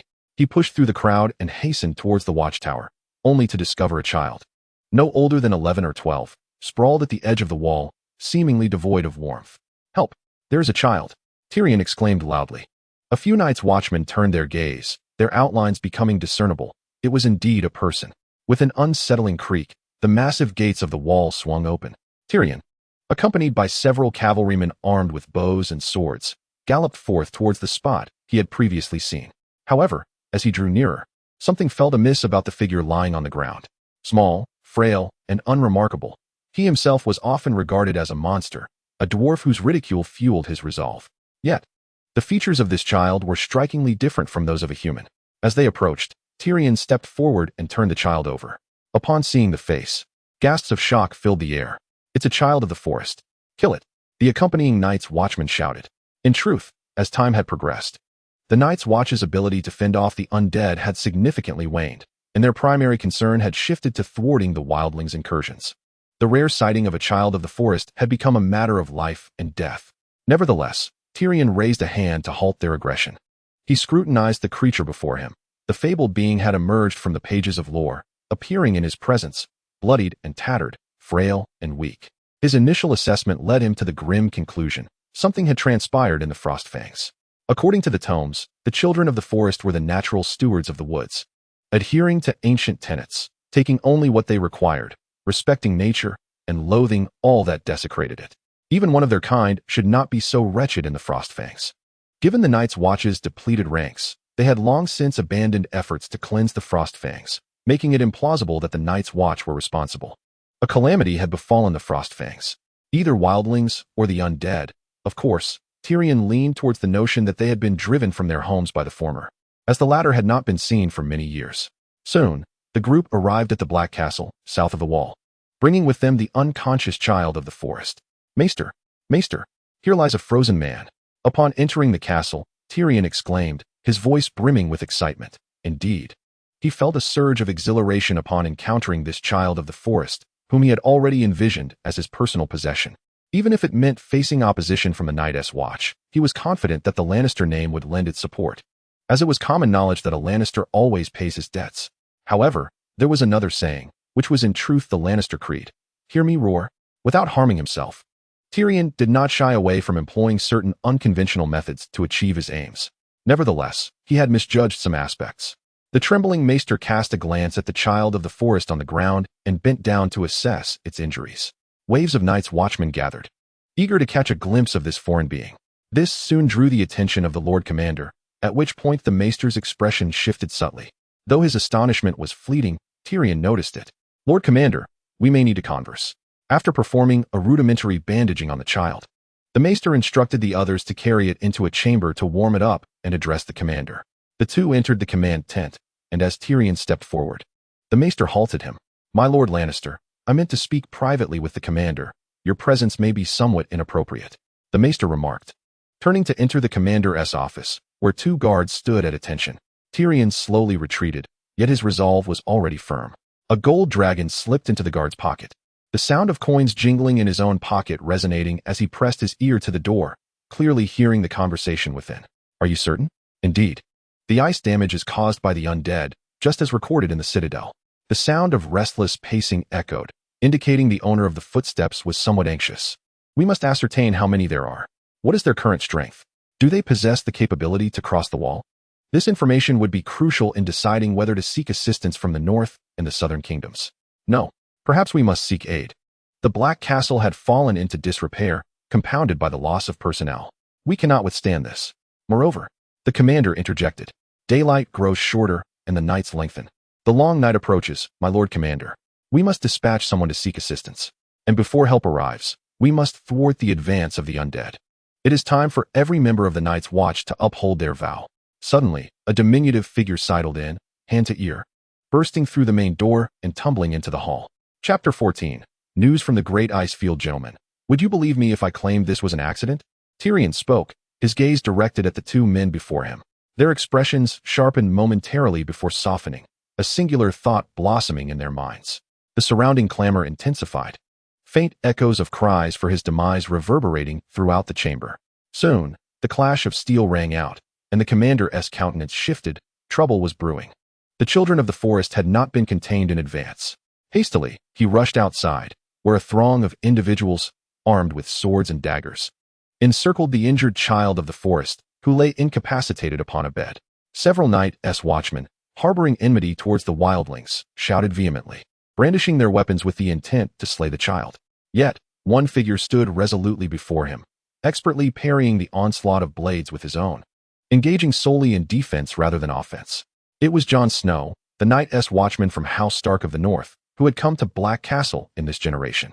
"Stand down," bellowed the commander of the Night's Watch, draped in a black cloak. Jon held his sword horizontally before him, and as the assailants prepared to strike, they were suddenly struck by an eerie silence, deterred by the commander's formidable presence, compelling them to lower their weapons. "Oh, seven gods above! What has transpired?" exclaimed the scholar, trailing closely behind the commander, his voice a mixture of anger and urgency. "Commander, you must elucidate why your men have damaged the private property of House Lannister. Should any harm befall their possessions." Tyrion cleared his throat, interjecting, "House Lannister reserves the right to sever all supply lines to Black Castle, ceasing to provide condemned prisoners as manpower." The commander paid him no heed. The long night approached, and he had already steeled himself for a noble demise. Contemplating the future at this juncture seemed utterly futile. "Those engaged in the brawl shall receive 30 lashes. Onlookers, 10, he decreed, turning to leave. "Sir, this child of the forest claims he possesses a means to save my brother Bran. Please allow me to take him back," Jon shouted fervently. The commander, having just turned, paused in his tracks. The news of the second son of House Stark, Ned's kin, having inadvertently fallen from the abandoned tower and remaining unconscious, had already reached Black Castle through Tyrion and his entourage. As the long night loomed, the north was the nearest hope against the advancing army of the undead. Only aid from the north could offer a glimmer of resistance. "You shall bring the child of the forest with me," he commanded, addressing Jon and the child. The four of them returned to the office together. The revived child of the forest, under the watchful eyes of his guardians, was also ushered into the office. "You may leave now," the commander instructed the two escorting him, who promptly withdrew.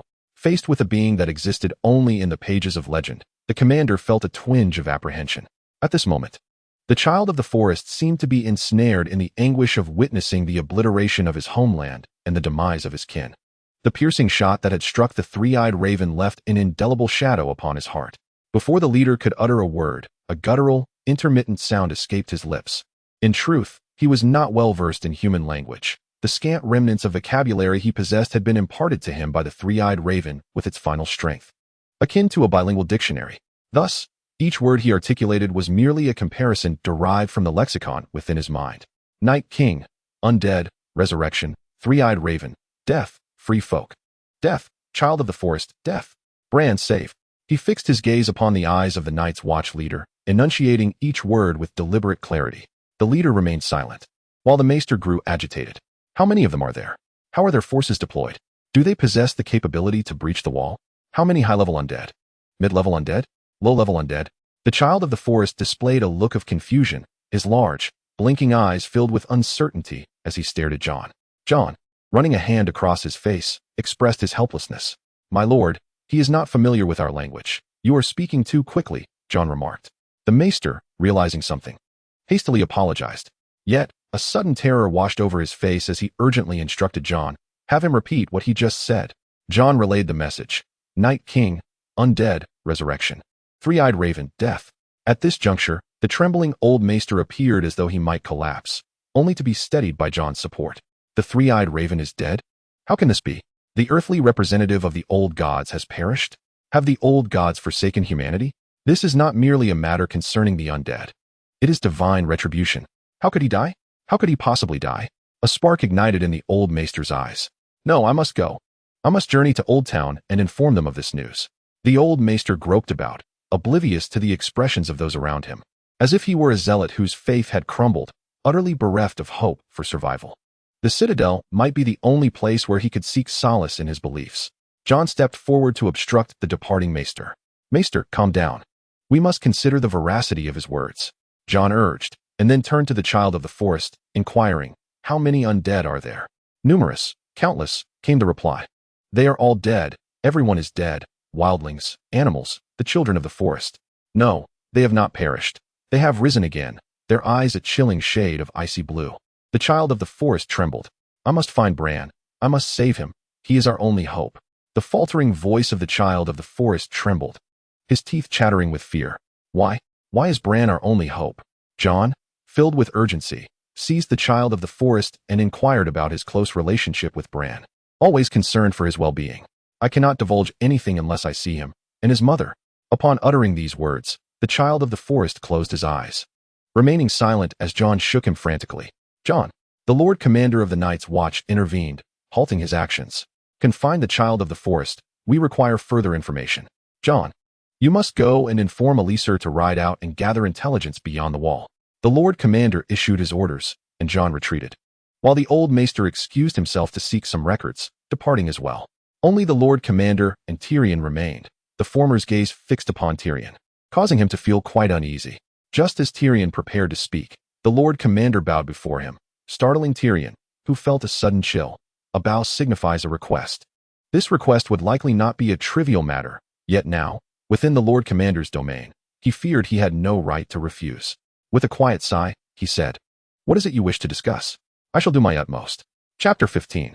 The new task of Todd. A carriage rolled along, with the diminutive Tyrion at the front and the child of the forest confined in a cage at the back. While driving, Tyrion lamented, "Alas, to encounter you has indeed brought me misfortune. I, Tyrion, once the second son of House Lannister, would have spent my days enjoying melodies and visiting pleasure houses, surrounded by beauty, living a life of boundless joy, with carriages at my disposal and a grand estate awaiting my return. Yet here I am at the wall, fulfilling a long-held desire, only to stumble upon you, a wretch, saving your life, escorting you to Winterfell, and enduring the harsh elements. Oh, the relentless sun and wind." Meanwhile, on the vast ice plains, the Night King's minions were busy crafting gunpowder, the sound of explosions echoing intermittently as a white ascended into the sky. The smoking steel furnace poured forth molten iron, while worn-out cauldrons simmered with perilous concoctions. The whites, some burdened with heavy firewood and others wielding tools, clanged about, tirelessly shoveling freshly refined charcoal into the furnace. Nearby, humans observed, intervening when the flames grew too fierce, revealing the icy sigils of their spears to prevent the whites from adding more carbon. Within a cauldron, an unknown animal's stew bubbled. 4 giants stood guard behind, while 5 whites patrolled the front, accompanied by the Night King, who had dispatched additional whites to recruit new soldiers across the entire ice expanse. The preparations for the impending battle were fervent, as ice-blue-eyed direwolves were bound with bundles of explosives. Occasionally, a direwolf would be launched into the air by an explosion. Yet the surrounding humans would gather the scattered remnants, reassembling the creature. A flash of blue light illuminated the scene as the dismembered direwolf stood once more. The undead's characteristic of eternal life was fully realized in that moment. At this moment, the Wild King Todd has embarked on his own mission, enclosed within an iron cage. A revenant, reduced to a mere arm, is shackled by 4 iron chains atop a cart, while Todd sits at the forefront, hastening towards the Wall of Despair. Todd's singular objective is to report the presence of the revenant, utilizing its existence as a pretext to gather wildfire for the Black Castle, with the intention of obliterating it entirely. His character has been validated by the Night King. Surrounded by humans in the camp, he is unlikely to betray his own. Moreover, wildfire indeed holds a real restraining power over the undead, and the revenant he carries will serve as a testament to this truth. Only 3 types of weapons can vanquish the undead: dragonglass, Valyrian steel, and wildfire. After witnessing the effects of wildfire on the undead, the Night King cannot fathom any leader who would remain indifferent to its allure. No one can resist the temptation of achieving a monumental victory at minimal cost, even when outnumbered. However, it must be noted that wildfire can only restrain lower-tier undead. Mid-tier undead require dragonfire to be subdued, and the Night King himself is impervious even to dragonfire, necessitating the use of Valyrian steel, a weapon forged with advanced magic. Yet, wildfire possesses a slight drawback. Its extreme heat can compromise the icy structure of the Wall of Despair, causing minor vulnerabilities in the protective barrier. The Night King merely informed Todd of the restraining properties and entrusted him with the task of annihilating wildfire. Even if Todd were to betray humanity and face scorn from his brethren, the Night King harbors no faith in him. The most formidable defenses cannot withstand the destructive tendencies of humanity's own alchemical creations. Humans inherently possess a consciousness of self-destruction, and the Night King merely nudges them in that direction. As he watches the cart recede, a thought transmits from the Night King's mind across the realms. The undead raise their blades, and human heads roll. Perhaps now, Todd requires a catalyst to push him over the edge into madness. When he witnesses the revenant wailing in agony amidst the wildfire, he will grasp at that final straw with the desperation of a drowning man, succumbing to utter insanity. A flicker of a smile graces the Night King's heart. Should he grow lax in vigilance, leading to the Night's Watch discovering the last remaining wildling tribe on the vast ice plains, it seems his life would be reduced to a singular path of vengeance. On the boundless, lifeless ice fields, crimson blood envelopes the frost, and the eyes that once held vitality gradually close, while icy blue eyes begin to awaken. Hands, now mere bones, pierce through the soil above, their ashen nails caked with mud and snow. The ice wolves howl, their fractured throats resembling torn bellows, producing a hoarse, haunting wail. A traveler, burdened with the expectations of his kin, departs from his people, shouldering the immense pressure to ensure their survival. He leaves behind a homeland stained with blood, utterly oblivious to the additional layer of crimson that now cloaks his past. From that moment forth, there exists no home. The expansive ice fields are devoid of life. The flames continue to blaze, the great furnace roaring with a fierce fire as molten steel is poured repeatedly into molds crafted from ice, yielding hollow spheres of iron at every turn. Once cooled, the undead fill them with gunpowder. Chapter 1. The first encounter with the undead. The brilliance of the ice fields is often blindingly fierce. The chief instructor of the Night's Watch, Alicia, leads Jon Snow and others onto the vast expanse of ice. Observing Jon's tense grip on his sword, several fellow Night's Watchmen burst into laughter. Novice, no need to be so anxious. It's merely a routine patrol. Should we encounter wildlings, they will have a chance to see how sharp our arrows truly are. They remain unaware of the true nature of the mission assigned by the commander, believing it to be a simple patrol, even though dusk is fast approaching, making the rationale for venturing out questionable. Yet, similar events have occurred before, and thus, they feel a semblance of ease.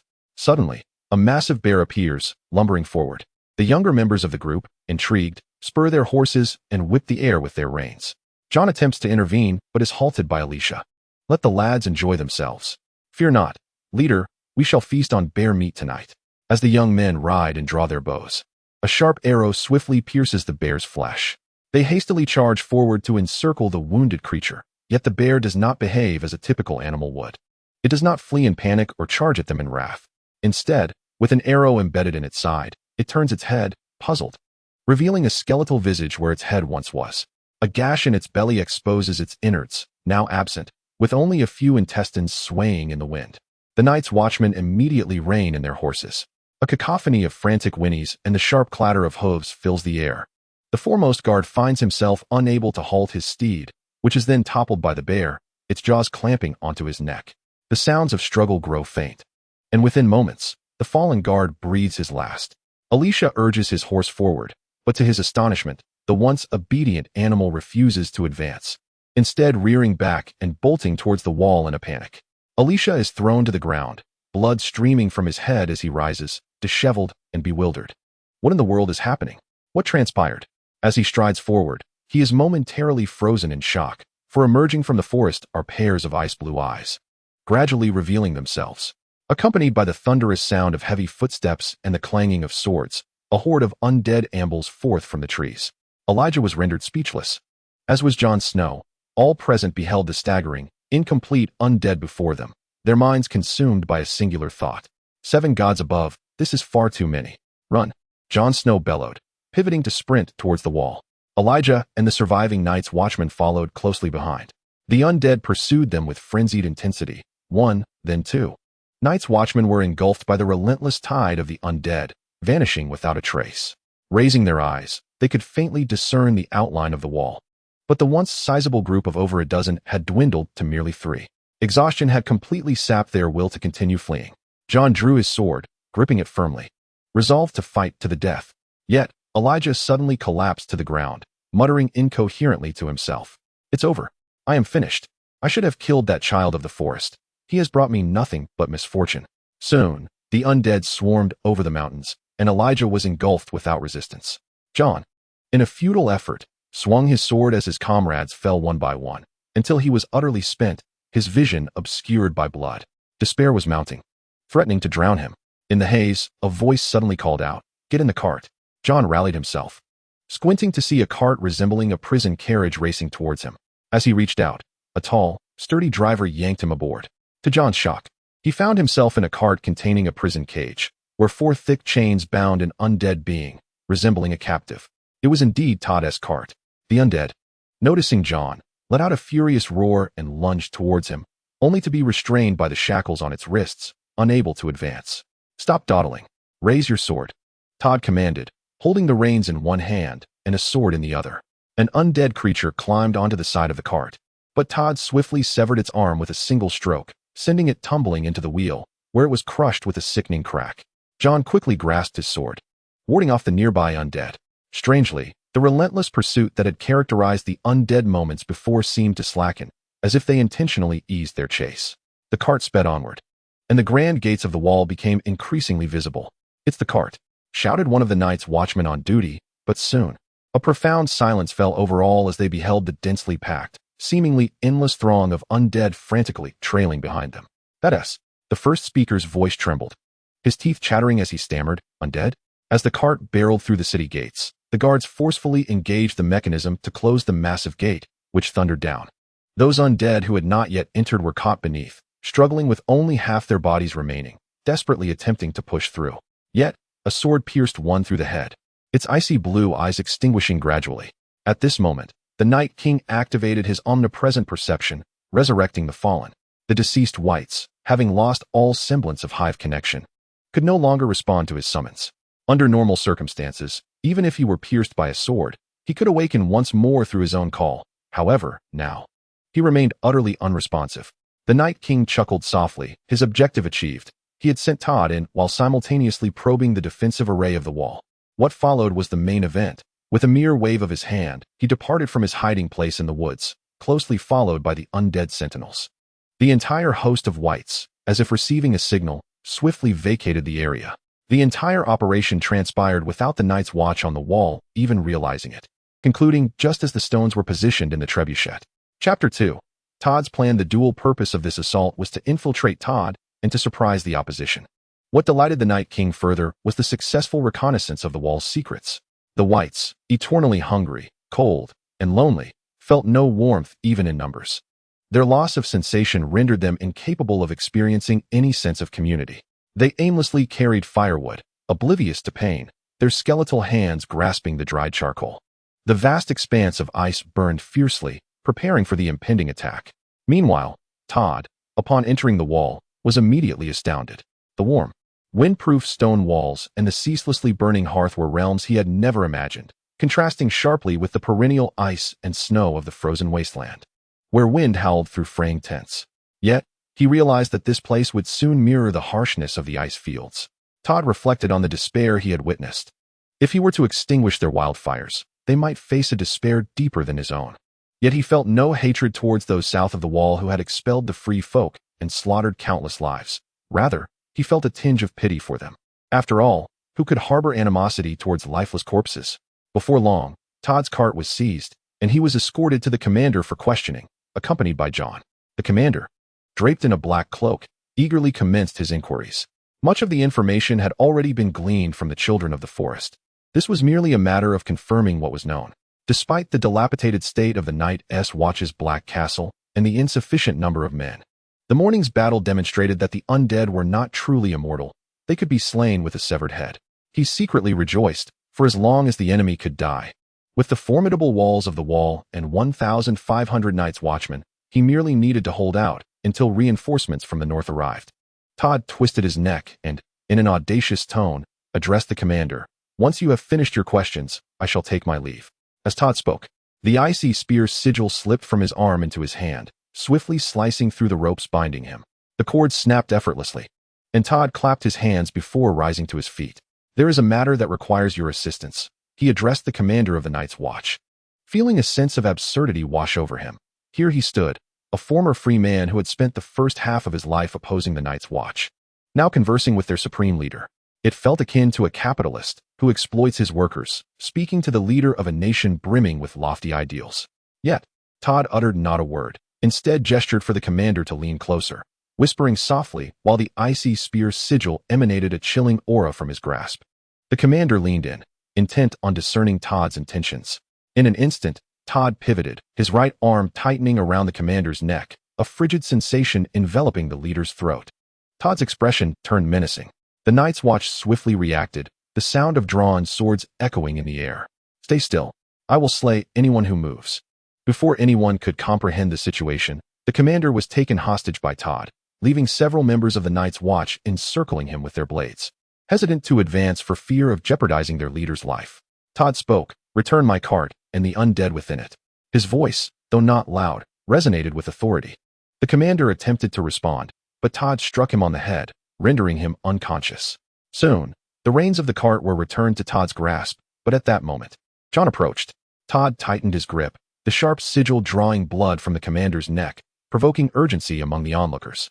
Jon raised his hands, signaling that he bore no weapon. Realizing that intimidation was futile, Todd understood he could not escalate the situation further. He had no intention of killing the commander. In the Night King's grand design, the leader of the Night's Watch was not deemed a critical target due to their replaceability. Should the commander perish, a deputy or captain would readily step into the void. Jon called out, assuring Todd that he was unarmed, while questioning him about the predicament that necessitated the abduction of the Night's Watch commander.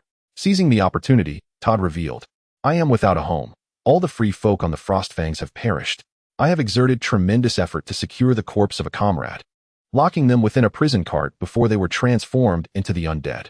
Now, my companion has become one of the undead, attacking anyone in sight. And I must venture south, ideally to a more populous area, to sell this undead creature and relish the final years of tranquility." At last, the esteemed commander slowly regained consciousness, and upon hearing Todd's words, a wave of incredulity washed over him. To sell an undead? He thought to himself, why not sell it to me? Yet, he refrained from voicing such thoughts. In truth, he was aware that, relative to the dire circumstances, securing sufficient funds to sustain a stable life for several years was overshadowed by the desperate savage before him, who was more preoccupied with the prospect of acquiring wealth to eliminate him. Thus, he spoke. "Are you truly so devoid of ambition? Have you succumbed to fear, to terror? Is that why you fled? Over there, that icy expanse is the ancestral homeland of your free people, and now you abandon it, forsaking all. You are their potential, their solitary hope. Yet now, that hope has vanished," declared the commander. Todd's face flushed crimson as he gritted his teeth, and with a reddened visage, he spat out, "Silence. What do you know, you southerners ensconced in warm, sturdy homes? That is the indomitable, immortal force depicted in our ancestors' murals. We cannot prevail. I have witnessed it. In merely one night, the entire beleaguered settlement, the savage king, the children, the strong men, the women, all perished. When I saw them again, their blue eyes had joined the ranks of the undead. There was nothing I could do." Todd wept, his eyes rimmed with red. Indeed, he felt powerless. Yet he had achieved a great deal. In a certain sense, he had wronged no one. However, he continued to strive, yearning to do more, to do better, to ensure the survival of more kin, even at the peril of his own life. Yet, next, Todd uttered a phrase, "Unless we possess greater power, there is nothing in this world more formidable than a dragon." Chapter 3, The Undead. Attack. Upon hearing this, the assembly fell silent. Ever since the Targaryen dynasty was overthrown and Robert ascended the Iron Throne, tales of dragons had ceased. Over time, even the existence of dragons became but a legend. Yet, dragons were indeed real. The lore surrounding them persists even to this day, having inspired the creation of a new alchemical substance known as wildfire, which the Mad King once wielded to incinerate his foes. "Ah, wildfire," Jon exclaimed to Todd. "Dragons may be extinct, but we possess wildfire, a potent imitation of dragon fire." "Where?" Todd inquired. Jon was taken aback, entirely unprepared for Todd's genuine interest in wildfire. In Westeros, the people still favored bows and heavy swords over wildfire. "In King's Landing. My father is the hand of the king. You could release the commander and take me as a hostage. We could bring that undead creature to King's Landing and beseech support in the form of wildfire." Todd cast a mournful glance at Jon and replied, "It is too late." Drawing the Night's Watch commander's longsword, he placed it against his throat and closed his eyes, the emblem of the ice spear slipping down his sleeve into his garment. He contemplated suicide, yet his heart whispered, "I cannot endure this any longer. Come swiftly and seize the sword from me." Indeed, as Todd released the commander, Jon swiftly seized the longsword, its sharp blade instantly slicing through his palm, blood dripping onto the ground from the edge. Despite Todd's increasing strength, the blade remained unwavering. Ultimately, Jon managed to wrest the sword from Todd, kicking it to the ground. Meanwhile, the Night's Watch commander, having escaped danger, fell into deep contemplation. perhaps allowing the son of the hand of the king, even if he be a bastard, to seek aid in King's Landing alongside this wildling, and that undead creature could indeed yield assistance, even if the army, hindered by supply issues, could not arrive in time. Wildfire, swords, and arrows could be dispatched forthwith. After confining Todd to the dungeon, the commander did not delay, summoning the chief ranger, Benjen, who had been on a patrol, to discuss the plea for help with Jon. In contrast to King's Landing, Jon held greater trust in the north, where he had grown up. He believed that Tyrion, having departed the north, would inevitably find his way to King's Landing, thus alleviating his concerns there, as King Robert relished the prospect of battle. Conversely, with Ned Stark just having gone to King's Landing, the north now lacked a leader capable of uniting the great houses, and Jon felt compelled to return to assist his brother, Robb. Only in this way could he swiftly procure the strongest reinforcements. However, the commander of the Night's Watch maintained that relying solely on the north would be insufficient to repel the undead assault. Each prophecy of the Long Night foretold humanity's utter defeat, with hope only returning once the Long Night concluded and spring blossomed anew. Presently, the 7 kingdoms of Westeros thrived, and even after years of peace, the memory of the once mighty warriors lingered in the minds of the people, notably King Robert's overthrow of the Mad King and ascension to the Iron Throne. Only by uniting all human forces and harnessing wildfire could they hope to withstand the onslaught of the undead. Ultimately, under the commander's directive, Jon drove a cart, with the undead on one side and Todd on the other, towards King's Landing. The cart set forth, traveling tirelessly through the night. By midnight, as Jon consumed his rations, he approached the cage, extending his provisions to Todd, who stared at him with wide eyes. Yet, Todd scorned the gesture, grabbing the food and hurling it back at Jon's face. Unfazed, Jon retrieved the key, opened the door for Todd, and gestured towards the wilderness. "You may go, wildling. You saved my life, and now I return the favor. Should you arrive in King's Landing as a prisoner, you will surely face execution. A life for a life. And we are even. Before the undead, all humanity stands as allies." Todd gazed at him in astonishment, aware deep down that a man under a lord's rule was fundamentally different from a free man like himself. Jon's actions felt akin to betrayal, with severe consequences looming. Moreover, he had a mission. The people of his tribe awaited his return for salvation. Todd's eyes darted as he snatched the rations from Jon's grasp, tearing off a piece and tossing it into his mouth. The dry, hard biscuit felt like stone against his teeth, yet Todd stubbornly swallowed the morsel. "Leave? Why should I leave? This is my undead, and I intend to sell it in King's Landing. You wealthy Southerners would surely not hesitate to pay a handsome price for such a rare curiosity. Enough idle chatter, let us depart. I shall drive the cart while you rest, and we shall switch later. Our time is limited," Todd declared. Meanwhile, beneath the wall, a dire wolf laden with explosives stealthily approached the city gate. Boom! A burst of flames shot skyward. The blinding light illuminated the night as the Night's Watchmen peered down, their pupils constricting in shock at the sight of countless undead swarming below the wall. The sound of horns echoed, and signal fires were ignited. A multitude of arrows were unleashed, and the aging trebuchets creaked ominously, releasing massive stones that crashed into the throng of undead. Yet, those struck merely extracted shattered bones from their chests, discarding them to the ground, and continued their relentless advance. Several boulders, capable of inflicting significant casualties and demoralizing the enemy, hardly stirred the undead horde, which continued to charge forward with frenzied determination. The Night King, observing from a distance, watched as his minions surged forward while simultaneously commanding the trebuchets to commence their assault. Enormous steel balls were ignited, and with a deafening roar, they hurtled towards the wall, erupting upon impact.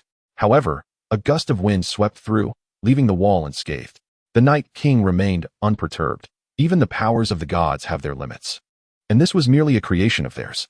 One wave of undead was temporarily halted as countless arrows rained down from the wall. Giants, wielding shields crafted from trees, charged forward to the iron gate at the base of the wall.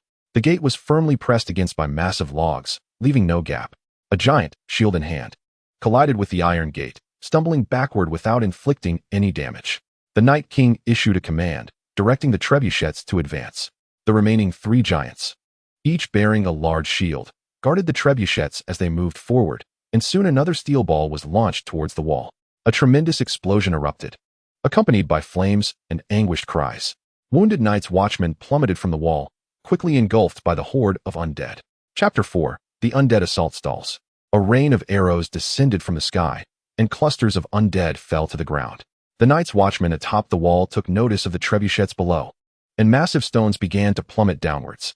With a furious roar, a giant stood firm, charging towards the falling stones, but the impact merely sent him crashing to the ground. His shield cast aside. At last, the direction of the colossal stone was altered, hurling towards the catapult. At that moment, the commander of the Night's Watch stood resolute atop the wall, orchestrating the battle. Even as the flames of war licked at the battlements and the situation grew dire, he remained unflinching. Despite the persistent pleas from the chief ranger, Brienne, urging him to join the fray, he remained steadfast. Born of House Mormont, he had once fought alongside the Targaryens and the kings of Storm's End, engaged in warfare for nearly half his life. To him, the current undead forces were within manageable limits, and while a cavalry charge might disrupt the enemy's siege capabilities, the prospect was futile against a horde of deathless adversaries. The cavalry's crucial mobility was rendered nearly obsolete in the face of such fearless foes. He dismissed the reckless suggestion of the cavalry, which risked lives in vain. Moreover, it was evident that the cavalry could not breach the defensive line formed by the giants. With a commanding gesture, a massive stone was hoisted by a dozen Night's Watchmen and placed in the catapult.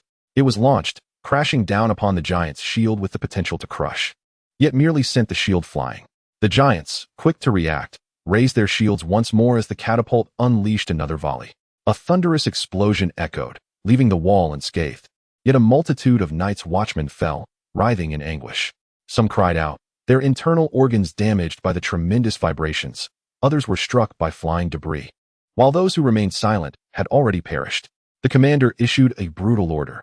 The wounded were to retreat, and the dead were to be unceremoniously discarded within the wall's confines, awaiting cremation. The catapults emitted a creaking sound, launching their projectiles with renewed vigor. At last, one of the catapults was struck, a massive stone crashing into the arm, shattering it instantly. A steel ball, ignited yet unlaunched, detonated beneath the wall, toppling the nearby giants.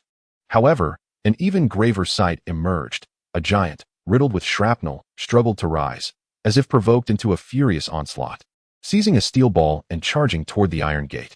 The multitude of arrows embedded in his flesh did little to hinder his speed. With a resounding boom, the iron gate was blasted askew, yet it remained standing. The blue light in the giant's eyes flickered and vanished. And even as his comrades and the Night King simultaneously attempted to resurrect him, there was no response. Such was the power of the magical formation. Both the Night King and the commander of the Night's Watch exchanged knowing smiles, one for thwarting the undead's advance, the other mocking the Watch's misjudgment in perceiving a feigned assault as a primary offensive. A cohort of undead, under the Night King's command, advanced, retrieving the fallen undead to be resurrected anew. Meanwhile, more undead continued their relentless assault. The spear in the Night King's hand gradually took form before being cast forth. Each icy spear summoned claimed a life from the Night's Watch. Soon, the sky began to brighten with a pearly hue, as the Night King issued a retreat command through the hive mind, prompting the undead to swiftly vanish with their fallen comrades. As the sun rose, its crimson rays spread across the land, illuminating the vast ice fields, which appeared as a desolate expanse. Had it not been for the occasional splashes of blood and the remnants of dismembered limbs still twitching, one might not have recognized that a fierce battle had transpired here. Meanwhile, atop the wall, the Night's Watch finally exhaled in relief, collapsing onto the ground. The injured ceased their lamentations, awaiting the arrival of healers in silence. Yet, the commander of the Night's Watch furrowed his brow. Was retreating at dawn truly the plan? After all, just yesterday, daylight had allowed the undead to roam freely. Time was no longer on his side. Following a night of siege, he himself was utterly exhausted. His forces were not elite soldiers, but rather a ragtag assembly of despairing prisoners and bastards. The fact that they had not crumbled under the weight of fear and death was already commendable. What mattered now was to uplift their spirits. On the other hand, upon retreating, the Night King realized that in this enchanted realm, the potency of gunpowder was perhaps not as formidable as he had envisioned. The violent explosions failed to shake the icy fortifications of the wall, although his undead legion suffered minimal losses due to his resurrection. Prolonged assaults could lead to a consolidation of human forces around the wall. The sole purpose of the wall in this tale seemed to be toppled by the breath of a dragon. This infuriated him. He had not forgotten the Red Priestess of the Light and the countless scholars within the citadel. If humanity truly united in their efforts toward the wall, it would be he who ultimately succumbed to exhaustion. Unfortunately, such unity was impossible. Under the hive mind, the undead could act in concert toward a singular goal: while humanity would forever remain divided. Meanwhile, Tyrion, upon entering King's Landing, learned of Bran's assassination attempt. After further inquiries, he breathed a sigh of relief. Bran had survived, thwarted by his dire wolf. As he drove into Winterfell, a stir arose among the gathered crowd, who flocked to his carriage until Bran's mother, Lady Caitlyn of the North, arrived with a contingent of riders. The crowd finally parted, allowing Caitlyn to approach. Upon seeing Tyrion, she was taken aback, and her gaze fell upon the caged children of the forest, causing her pupils to constrict. A multitude of questions surged within her, yet she understood that this was neither the time nor place for inquiries. She ushered Tyrion into the fortress of Winterfell. Tyrion, weary from his frantic journey, finally encountered the central figure of the matter. Discarding all formalities, he pointed to the caged child of the forest and simply stated that he possessed a means to save Bran, who had succumbed to a deep slumber. Rather than mere exhaustion, it seemed he was evading the consequences that would arise once Bran awakened, particularly the revelations he had witnessed regarding the unsavory liaison between his sister and his brother. He was also gambling, wagering that under the pressure of the undead, Caitlyn could momentarily forget her troubles and concentrate on confronting the undead to support the wall in its dire straits. A gentleman can deceive with decorum. Tyrion considered himself no paragon of virtue, yet in his eyes, Ned and Caitlyn Stark were gentlemen who could be misled by civility. His temporary absence was merely due to the fact that certain words, when spoken by himself, would resonate differently than when uttered by the children of the forest, the involved party. He could only provide a supporting role. Chapter 5. News from Winterfell. At this moment, Winterfell stood with its gates firmly shut, the crowd dispersed, and dark clouds loomed ominously over the castle, as if a significant event were imminent. Caitlyn entered the great hall, accompanied by the maester and a few remaining lords within the castle. Before her stood the children of the forest, still caged, with guards poised and ready. Caitlyn was the first to speak. In truth, since her birth, the children of the forest had existed only in books and legends. No one had truly seen them, nor did anyone know if they were real. Yet now, the children of the forest appeared before them. "Can you speak?" Caitlyn inquired. The child widened its eyes, fixating intently on Caitlyn, just as everyone presumed it would remain mute, surviving by instinct like a beast. Suddenly, a raspy, intermittent voice emerged. "I want to see Bran." In fact, during the journey, the child had already assimilated the lexicon within its mind, mastering the human tongue, not merely the languages of the Seven Kingdoms, but even Valyrian and all other languages recorded by humanity throughout the ages. "I am Bran's mother. If you have something to say, please tell me directly," Caitlyn replied. At that moment, the words of the three-eyed raven flashed before the child. Never underestimate what a mother is willing to do for her children. Painful memories, intertwined with icy blue eyes, washed over him, dragging him down to the depths of despair. Yet a sense of duty and vengeance pulled him back to the realm of the living. "I can save Bran."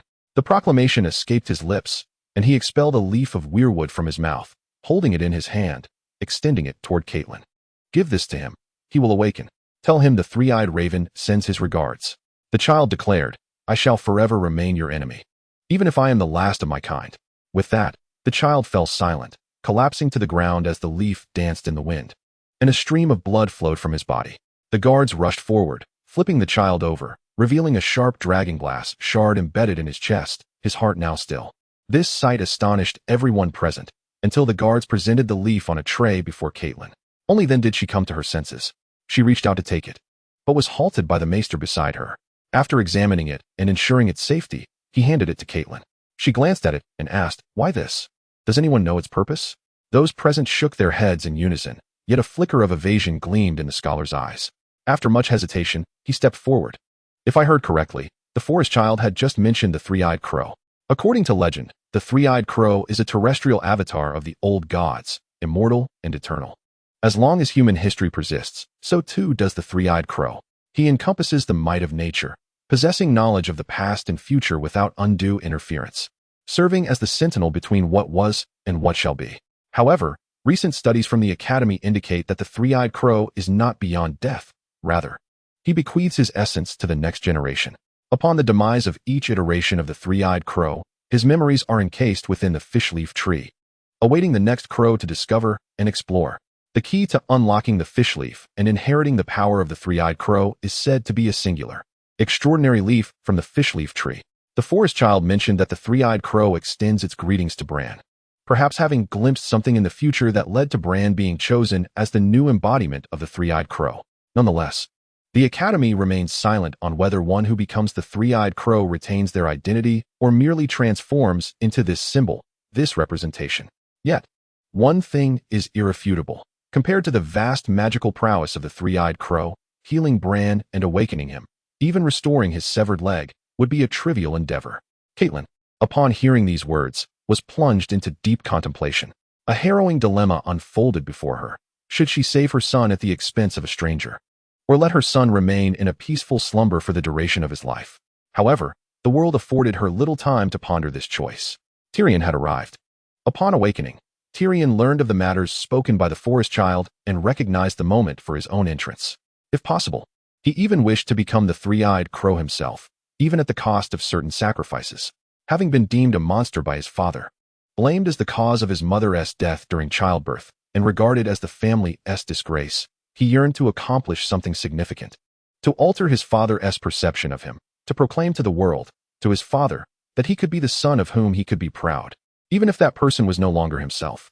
Upon reaching the grand hall, he offered a bow and spoke, "My lady, may I behold that leaf?" Caitlyn nodded, and a guard presented a tray before Tyrion. Suddenly, tension gripped the assembly. Caitlyn had yet to utter her words, and no one had rushed forward. Tyrion picked up the leaf from the fishleaf tree.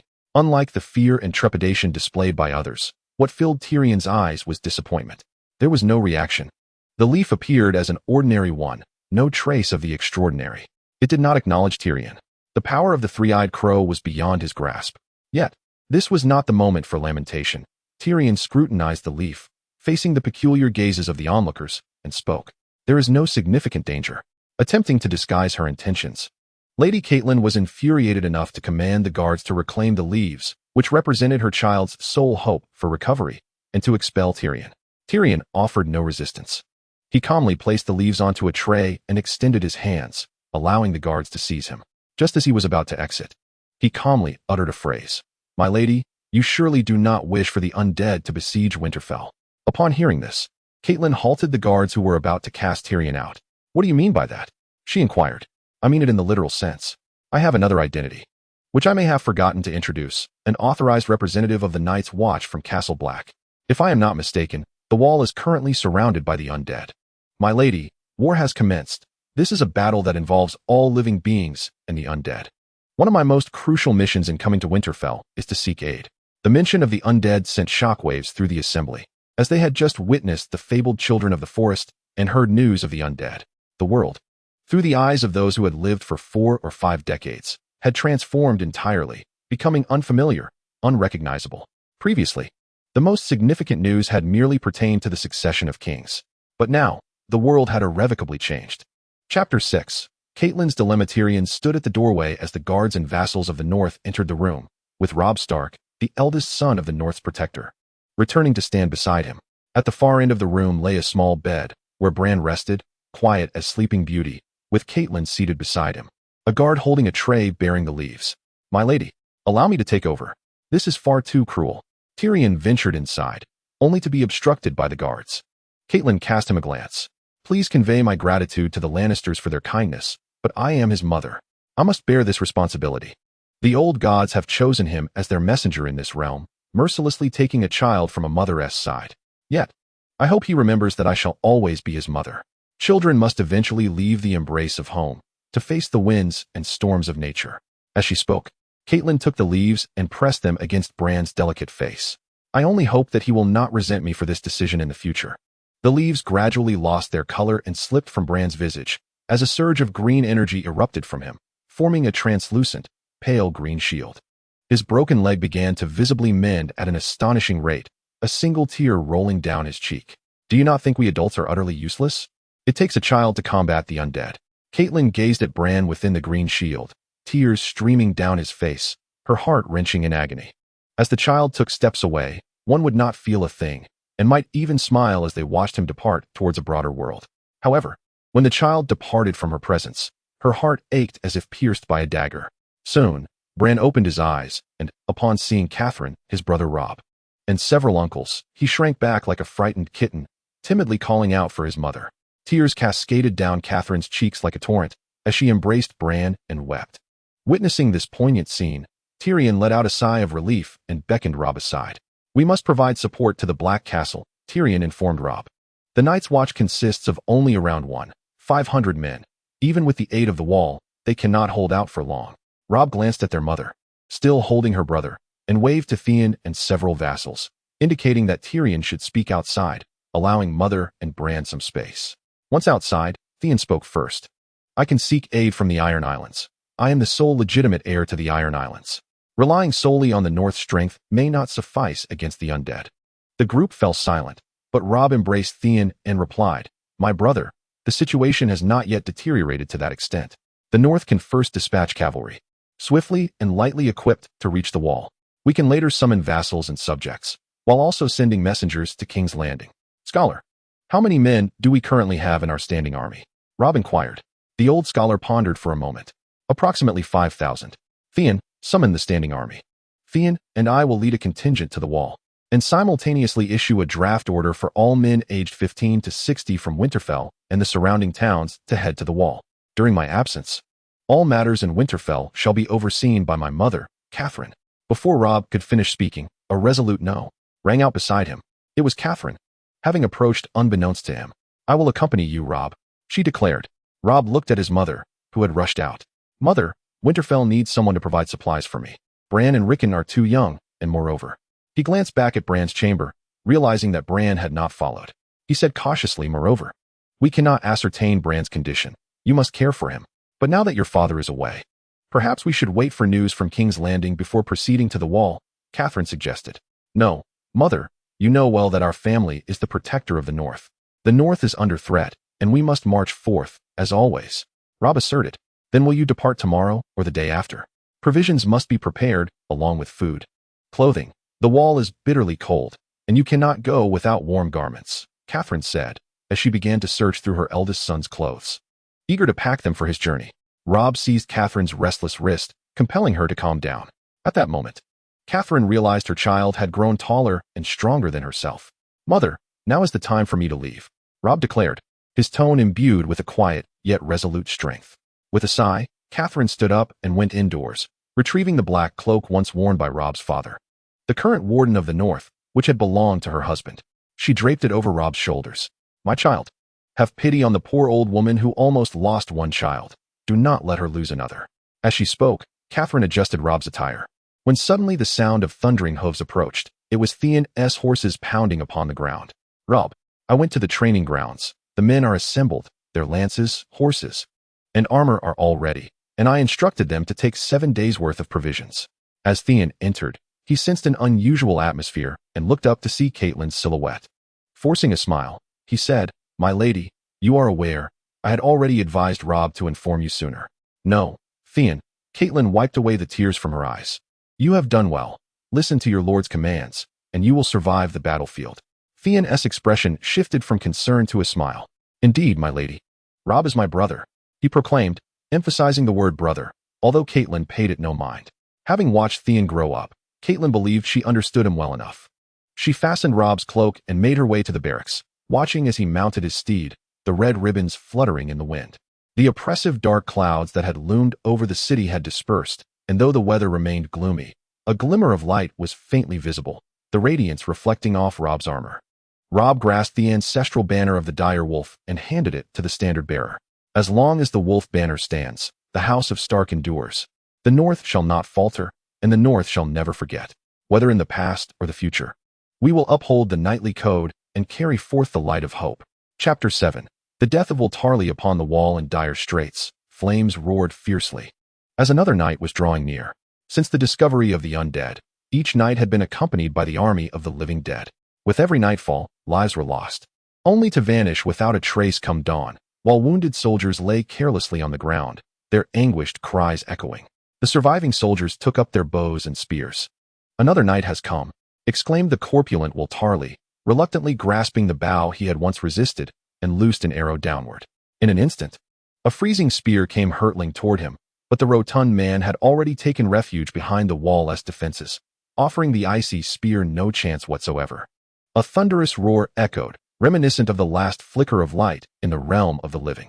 The sound of explosions reverberated as the Night's Watchmen huddled behind the city walls, clutching their leather armor tightly. Initially, there were 500 sentinels. But relentless warfare had reduced their numbers to around 500. Their morale had yet to completely shatter, perhaps owing to the fact that they were all prisoners with nowhere to flee. The giants advanced, shields held aloft, as the Night King mounted his undead steed. Flanked by the undead sentinels, activating their perceptive abilities, it became evident that the defenders on the wall were dwindling, though the wall had yet to be breached. Its surface was marred and uneven, barely holding together. Now was the moment for a full-scale assault. The hive mind signaled to the more than 70,000 undead.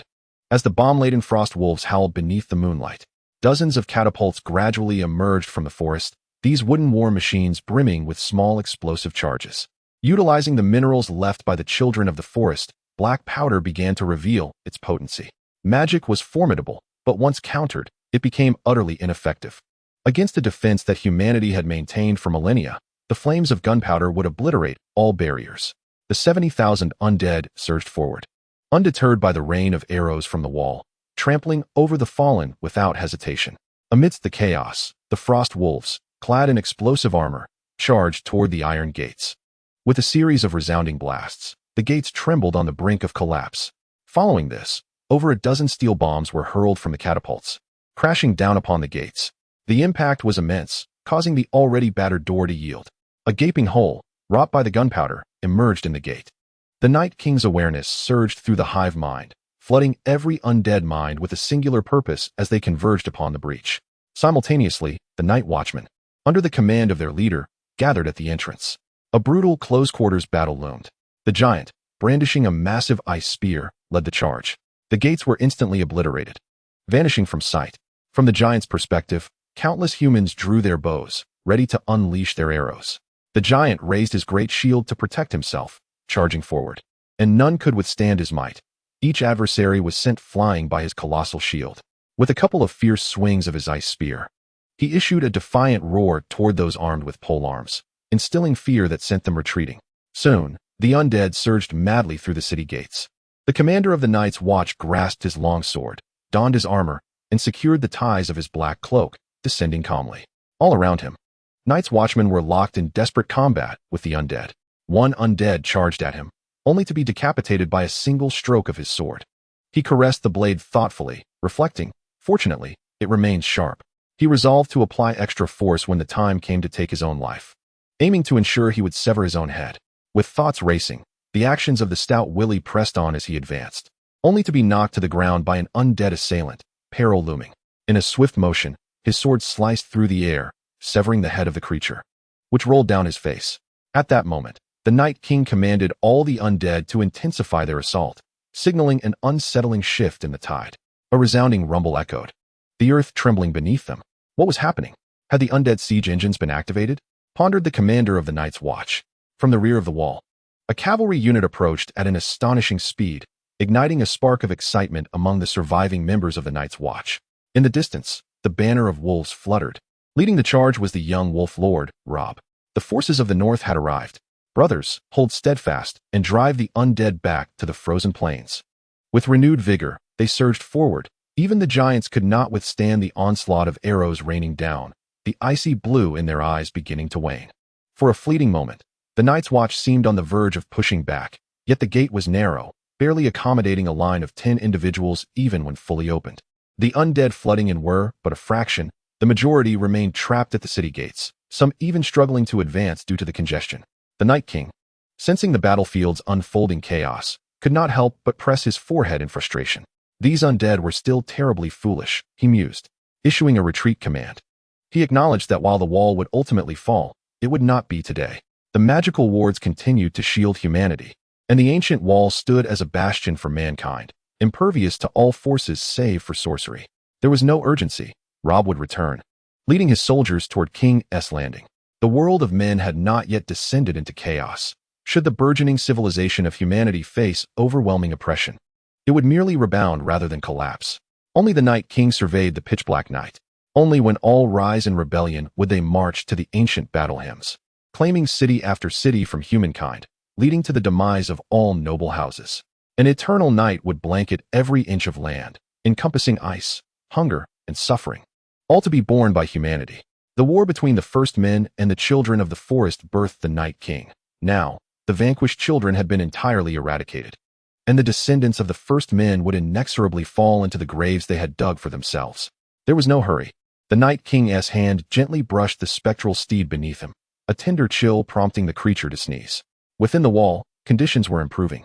As the external undead gradually retreated, those that had surged within began to perish under the weakened influence of the magical array and the reinforcements led by Robb. The cavalry charged time and again, their unmatched force sweeping across the ground, cleansing it of the undead that wielded swords and blades. The giant lifted his massive shield, positioning it before him, and let out a defiant roar. A cavalryman, adopting a suicidal stance, charged towards the great shield. The long lance shattered with a thunderous crack upon contact, and the horse collided forcefully with the shield, causing the giant to stagger under the immense impact. The rider was left grievously injured in the aftermath. Yet, no one was deterred. They shouted in exhilaration, as if the figure before them were not a giant, but the swiftest path to Valhalla. Within Valhalla awaited an abundance of fine wines and sumptuous feasts. For knights simultaneously launched their charge, their enormous lances gleaming ominously, instilling a palpable fear even in the heart of the giant, whose icy blue gaze visibly dimmed. The magical array not only rendered resurrection utterly ineffective, but also significantly diminished the strength of the undead, depriving them of any means of replenishment. Turning to flee, his feet flew across the ground, unaware of the multitude of undead crushed beneath him. The Night King's command echoed through his mind via the hive consciousness. He seized several corpses, slinging them over his back, and began his retreat. The knights halted their steeds, emitting provocative grunts, drawing their bows, and loosing a volley of arrows that struck the giant, further weakening the icy blue light in his eyes. At this juncture, the portly Will and a few companions had ascended the city walls, where they maneuvered a massive stone destined for the trebuchet. In the distance, the giant charged towards the gates. 1, 2, 3 down. Will felt that he had never before uttered a roar so powerful in his life. As the colossal stone plummeted from the ramparts of the wall, crashing down upon the giant, the icy blue eyes lost their brilliance entirely. A hit. Will rose, arms raised high, exclaiming in triumph. Ding. The signal indicated that the undead sentinels had lost their connection, allowing the host to designate alternate undead guardians. With a flick of his wrist, the Night King conjured an icy spear into his grasp. In the pitch-black night, not a glimmer of light could be seen. The sound of slicing wind approached, and Will's companions turned to see a spear hurtling straight towards him. Watch out. The smiles of the previously jubilant crowd froze in shock. The spear pinned him to the wall, blood seeping from his abdomen. Hold on, Will. Hold on. These were the words of his companions. Am I to die? Will's vision began to blur. His final thought was of his father. Dear father, your most unworthy son has not brought you shame. I have brought shame upon you my entire life. But in this final act, let me call you father once more. Surely that cannot be a loss for you. He smiled and closed his eyes. Chapter 8. The conclusion and preparation for battle victory. With a great shout, Scene joined the fray. While Robb and his cavalry maneuvered through the battlefield, wielding their long swords and reaping the heads of the undead, Scene, accompanied by dismounted infantry, plunged into the fray. Yet, upon entering the battlefield, the undead, despite their diminished potency, remained remarkably formidable. Sheehan dashed left and right, yet he could not break free. In a fit of desperation, he exerted all his strength, causing his blade to dull, and the bowstring lost its tension. At last, the final wight collapsed to the ground.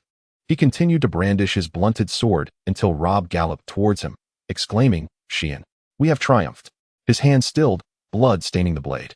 Robb strode forward, lifting Sheehan's sword-wielding hand with one hand and holding the severed giant's head aloft with the other, proclaiming loudly, we have won. The arena erupted in fervent cheers. The Night's Watchmen embraced one another in tears, having survived after 10 days of relentless vigilance. Each night had brought the dread of death, the uncertainty of whether yesterday's comrades would still be alive by dawn. In that moment, fear and anguish were released, and the burly men wept freely in each other's arms. The commander of the Night's Watch could no longer bear to watch and sought to intervene, only to be halted by Robb. Let them weep. Another battle awaits us. Turning back, the commander, battling his own tears, discreetly wiped away a single drop from the corner of his eye. As the hopes of all humanity rested upon these 500 prisoners, bastards, and criminals, they bore the weight of despair with resilience. Yet, all along, the commander, who had appeared confident, had secretly prepared himself for a noble demise. Now, while everything remained unresolved, this fleeting moment of peace sufficed. The sky brightened with the pale light of dawn, and the sun, reluctantly, began to reveal a glimmer of brilliance amidst the crowd's calls. Sunlight bathed the earth, and even the wounded felt a sense of relief in their hearts. Everyone, set up camp. More souls were approaching. Victory in this war would ultimately be ours. Countless supplies were transported from the north, and throngs of people began to converge upon the wall. Strangely, since that day, the whites had not reappeared, as if they had never existed. Even as Robb led cavalry out repeatedly to scout, he found no trace. Were it not for their previous encounters, he might have begun to doubt the existence of the whites. 5 days passed in this manner, yet the numbers at the wall swelled to 30,000. As all the lords of the north, with their standing armies, arrived to support their young lord, the guards at the wall could even rotate in shifts of 3. Yet still, the whites remained elusive. Robb continued to orchestrate the deployment from the command center, having witnessed the sheer magnitude of the white army. In his mind, perhaps a new storm was brewing. The letter requesting aid had been dispatched to King's Landing. He believed that upon reading it, his father would comprehend the gravity of their situation. Robb gently rubbed his forehead, overwhelmed by fatigue. As a first-time commander, he feared that a single misstep on his part could allow the undead to breach the wall, leading to devastation across the continent of Westeros. Perhaps I should rest for just a moment, he mused, reclining in his chair, and before he could delve into his thoughts, he succumbed to a deep slumber. In his dreams, a voice called out to him, "Brother, brother, wake up. We must go to King's Landing. Save father. He is in grave danger. Brother, hurry." He jolted awake, turning to find Theon at his side. "How long have I been asleep, Theon?" Robb inquired. "It is now 9 o'clock in the evening. You are utterly exhausted, Robb. You need to rest more," Theon replied, his gaze piercing as he watched Robb intently. "Is there still no sign of the undead attacking tonight?" Robb asked. "No. It seems the situation might not be as dire as we feared. The undead do not pose a significant threat. Perhaps we have overreacted," Theon responded, echoing the sentiments of many soldiers who had journeyed south from the north. After a moment of contemplation, Robb found himself largely agreeing with this assessment. Yet, he understood that caution was still paramount. For the time being, they could afford to consolidate their efforts. Robb contemplated the insufficient number of troops at his disposal and decided to send a letter swiftly to Winterfell. He then turned his attention back to military matters. Theon, having grown alongside Robb in King's Landing, had absorbed not only the ideals of knightly honor and integrity, but also some principles of governance. Occasionally, he offered valuable insights. Suddenly, a thunderous roar erupted from beyond the wall, as immense flames engulfed the surrounding area. Below the wall, a horde of the undead reappeared. Enemy attack. The blaring horn echoed throughout every camp, and all hands grasped bows and spears, hurriedly donning armor and assembling. Robb donned his cloak and, with a few swift strides, exited the black castle, racing toward the wall. Are they here? Have the undead appeared? The men atop the wall exchanged glances, only to see that the horde below had retreated, leaving no trace of even those struck down by arrows. This pattern continued, time and again, until Theon led a contingent in pursuit, desperately clinging to the rear of the undead army across the frozen plains, yet ultimately losing their trail in the forested depths of the tundra. Curiously, the cavalry that had chased after them suffered little injury. Save for a few who stumbled due to unfamiliar terrain, it could almost be said that no battle had occurred at all. Throughout the night, Robb astutely sensed that the undead might possess a form of intelligence, albeit not the individual intellect akin to that of humans. Rather, it was a collective intelligence, as if a singular entity, or perhaps a thing, directed their actions. If that entity could be vanquished, then all could be brought to an end. However, he was cunning. Since the onset of the conflict, he had yet to reveal his presence. He slithered like a serpent, persistently provoking himself, hoping to gradually deplete his own vitality. Yet, he forgot that as Robb perused the documents, he pondered. A wolf is never lacking in patience. Only with ample patience can one discern the vulnerabilities of an adversary, striking a lethal blow at their most relaxed moment, targeting their most fragile points. Through continuous probing, the map in Robb's hands began to take shape, with all the undead retreating and their escape routes gradually converging towards a single location, the depths of the frozen wastes. Chapter 9. The Return of Jon and Todd. Robb. A voice called from afar. It was Theon. "Robb, come and see who has arrived." In the distance stood a tall figure, with dark, curly hair framing a pair of striking eyes. "Jon, my brother, is it truly you? You've returned," Robb exclaimed, his heart swelling with joy upon seeing snow once more. Since arriving at the wall, the memories of training alongside his brothers seemed like a distant past. Overnight, they had all transformed from boys into men, compelled to shoulder responsibilities and feel their weight. Only a few brothers remained, allowing him to reminisce about the days gone by. Robb, you must see what we have brought. Jon, brimming with excitement, led Robb to the storeroom, where he carefully retrieved a vial of green liquid for him to behold. What is this? Robb inquired, his brow furrowed in confusion. Wildfire, the most potent alchemical creation ever forged, mimicking dragon fire. Jon replied with enthusiasm. I have already tested it in King's Landing. A mere drop of wildfire can ignite the undead, burning them incessantly until they are utterly consumed. At this revelation, Robb too felt exhilarated. Let us go, my brother. The undead have been a constant nuisance of late. Mount your steed, take up your new weapon, and let us ride. Robb declared. If your new weapon proves effective, you will be of immense assistance. The group mounted their horses and ventured outside, where they encountered Todd, who stood defiantly with his axe, facing off against the guards. Who is this? Robb inquired. Jon quickly stepped forward. This is my companion Todd. He hails from beyond the wall, where the entire tribe was slaughtered by the undead.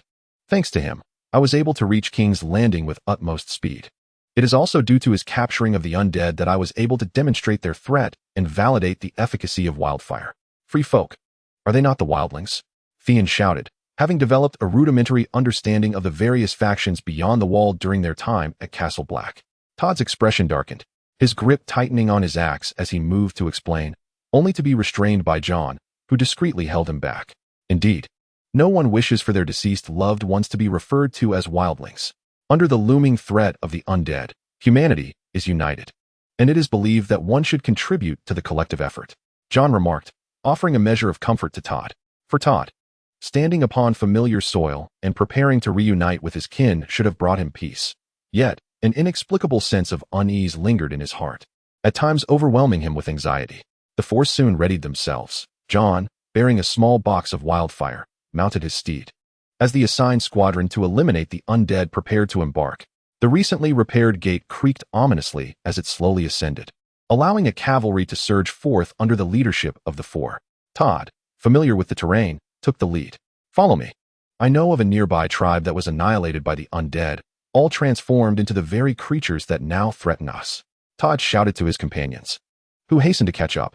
The emblem of the icy spear nestled within Todd's pocket seemed to guide him inexorably.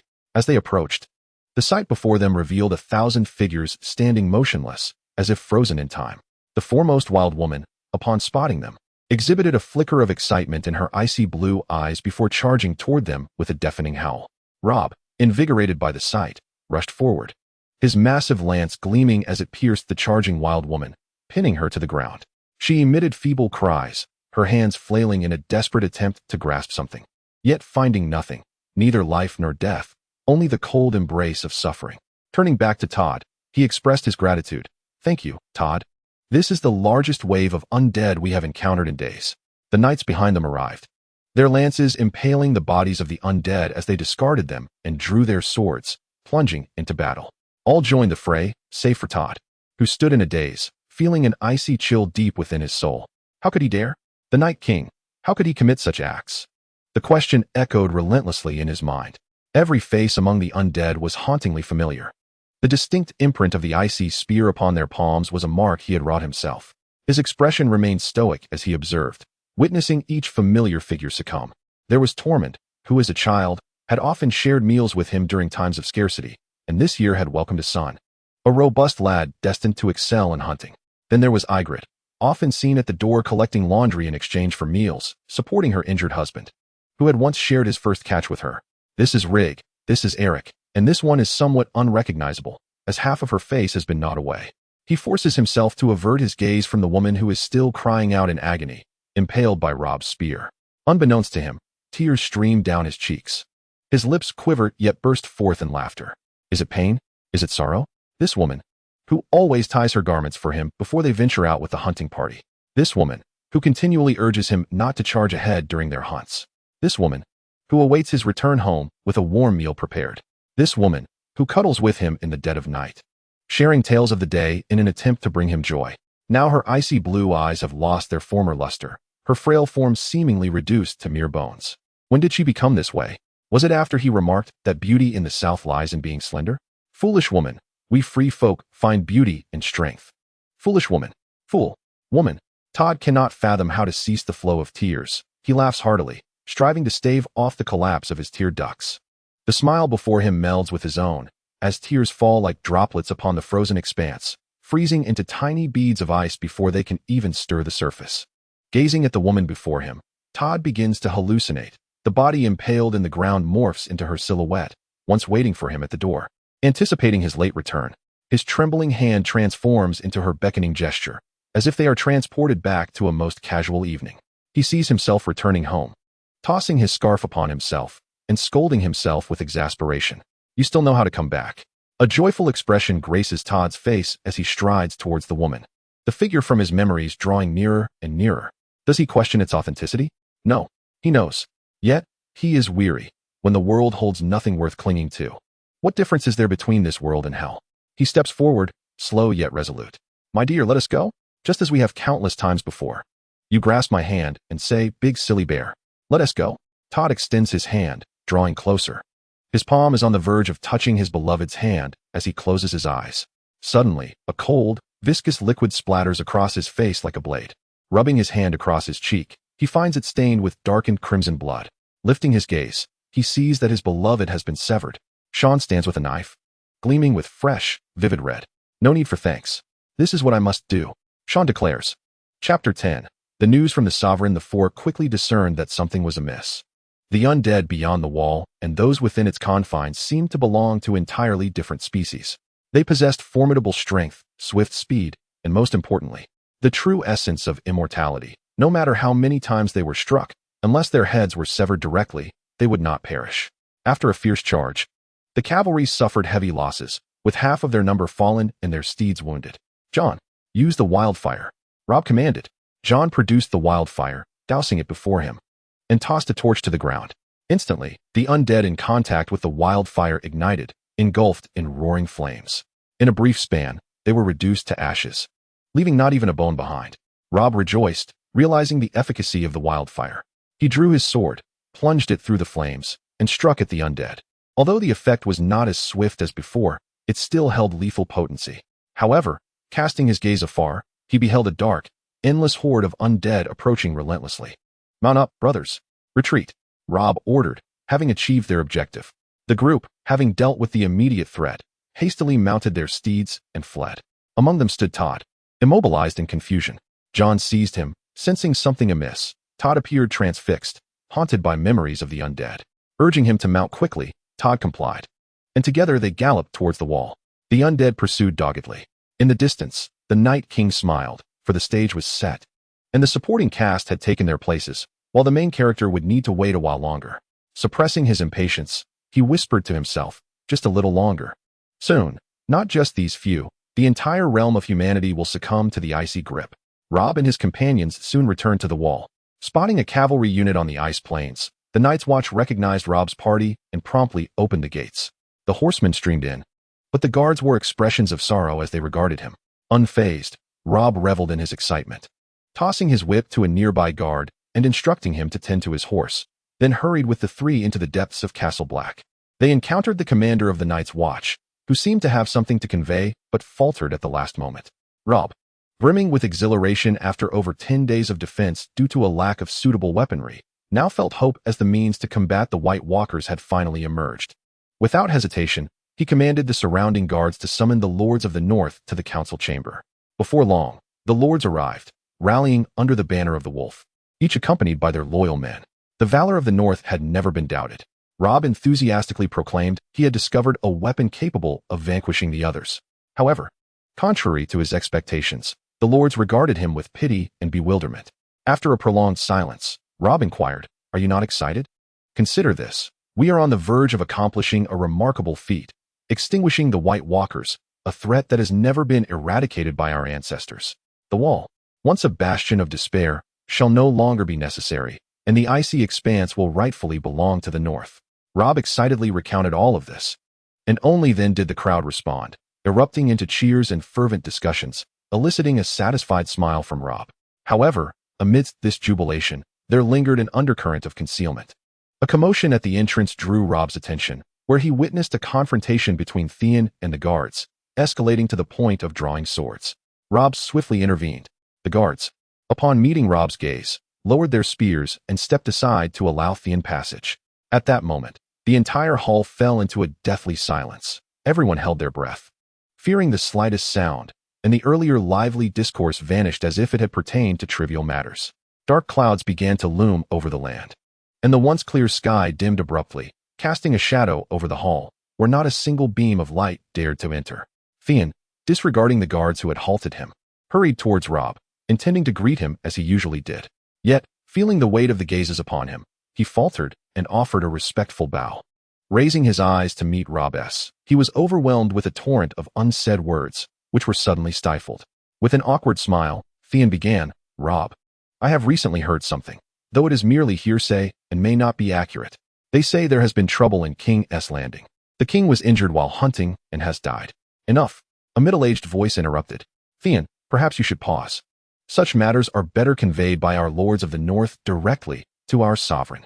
Theon's facade of amiability froze upon his face, his fists clenched tightly, nails digging into his flesh. "Robb, your father, the Warden of the North, Lord Eddard Stark, has been charged with treason and is to be executed." The same middle-aged man emerged from the crowd, half kneeling before Robb. Regardless of the situation in King's Landing, House Greyjoy has always rallied under the banner of House Stark, ever aligned with the direction indicated by the Stark sword. "Your choice is my choice. Your command is the Order of the North. Whether to assault King's Landing or to eradicate the undead is solely your decision. All lords of the North shall follow the direction of your sword to the death." A chorus arose. "All lords of the North shall follow the direction of your sword to the death." Faced with the expectant crowd awaiting his decision, Robb found himself at a loss. The crows cawed overhead, while below, preparations were made, the direwolf banners replaced with black standards, filling the camp with an atmosphere of grim determination. A continuous stream of supplies formed a long procession, signifying the arrival at Winterfell. Robb's mother bestowed upon him unwavering support, as if to convey her absolute endorsement of every decision he might make. Yet, Robb found himself ensnared in anguish. Upon first receiving the news, disbelief washed over him. Now, however, all the lords knelt before him. The peculiar gaze of the guards as they entered the city, coupled with the heavy silence of the crowd, weighed heavily on his heart. He was uncertain of how to proceed. Emerging from the throng, Theon stepped forward. "My lord," he addressed Robb, struggling with the formalities of brotherly respect that had not yet settled comfortably with him. "Please permit me to return to the Iron Islands to reclaim my identity as the heir and to launch a naval assault on King's Landing, thereby providing you with support from the flanks." Robb gazed upward, where a vulture cried out, as if poised to feast upon the carrion below. "Arm yourself, don your cloak," he commanded. "Theon, you shall go to the Iron Islands for reinforcements. Remember, you are my brother. Regardless of whether aid arrives, you must return to us. Roderick, you shall lead 1,000 men to prepare wildfire in the trebuchets atop the wall, waiting for the undead to approach. Jon, you and all the lords shall lead our cavalry forth to lure the undead." With a confident smile gracing his face, Robb resembled the indomitable young wolf of yore, revitalizing the spirits of those around him. "We shall achieve our goal in one fell swoop." Chapter 11. The Northern Expedition. As evening approached, a flurry of activity commenced atop the wall. Barrel after barrel of wildfire was meticulously transported, carefully packed into small containers, and placed upon the trebuchets.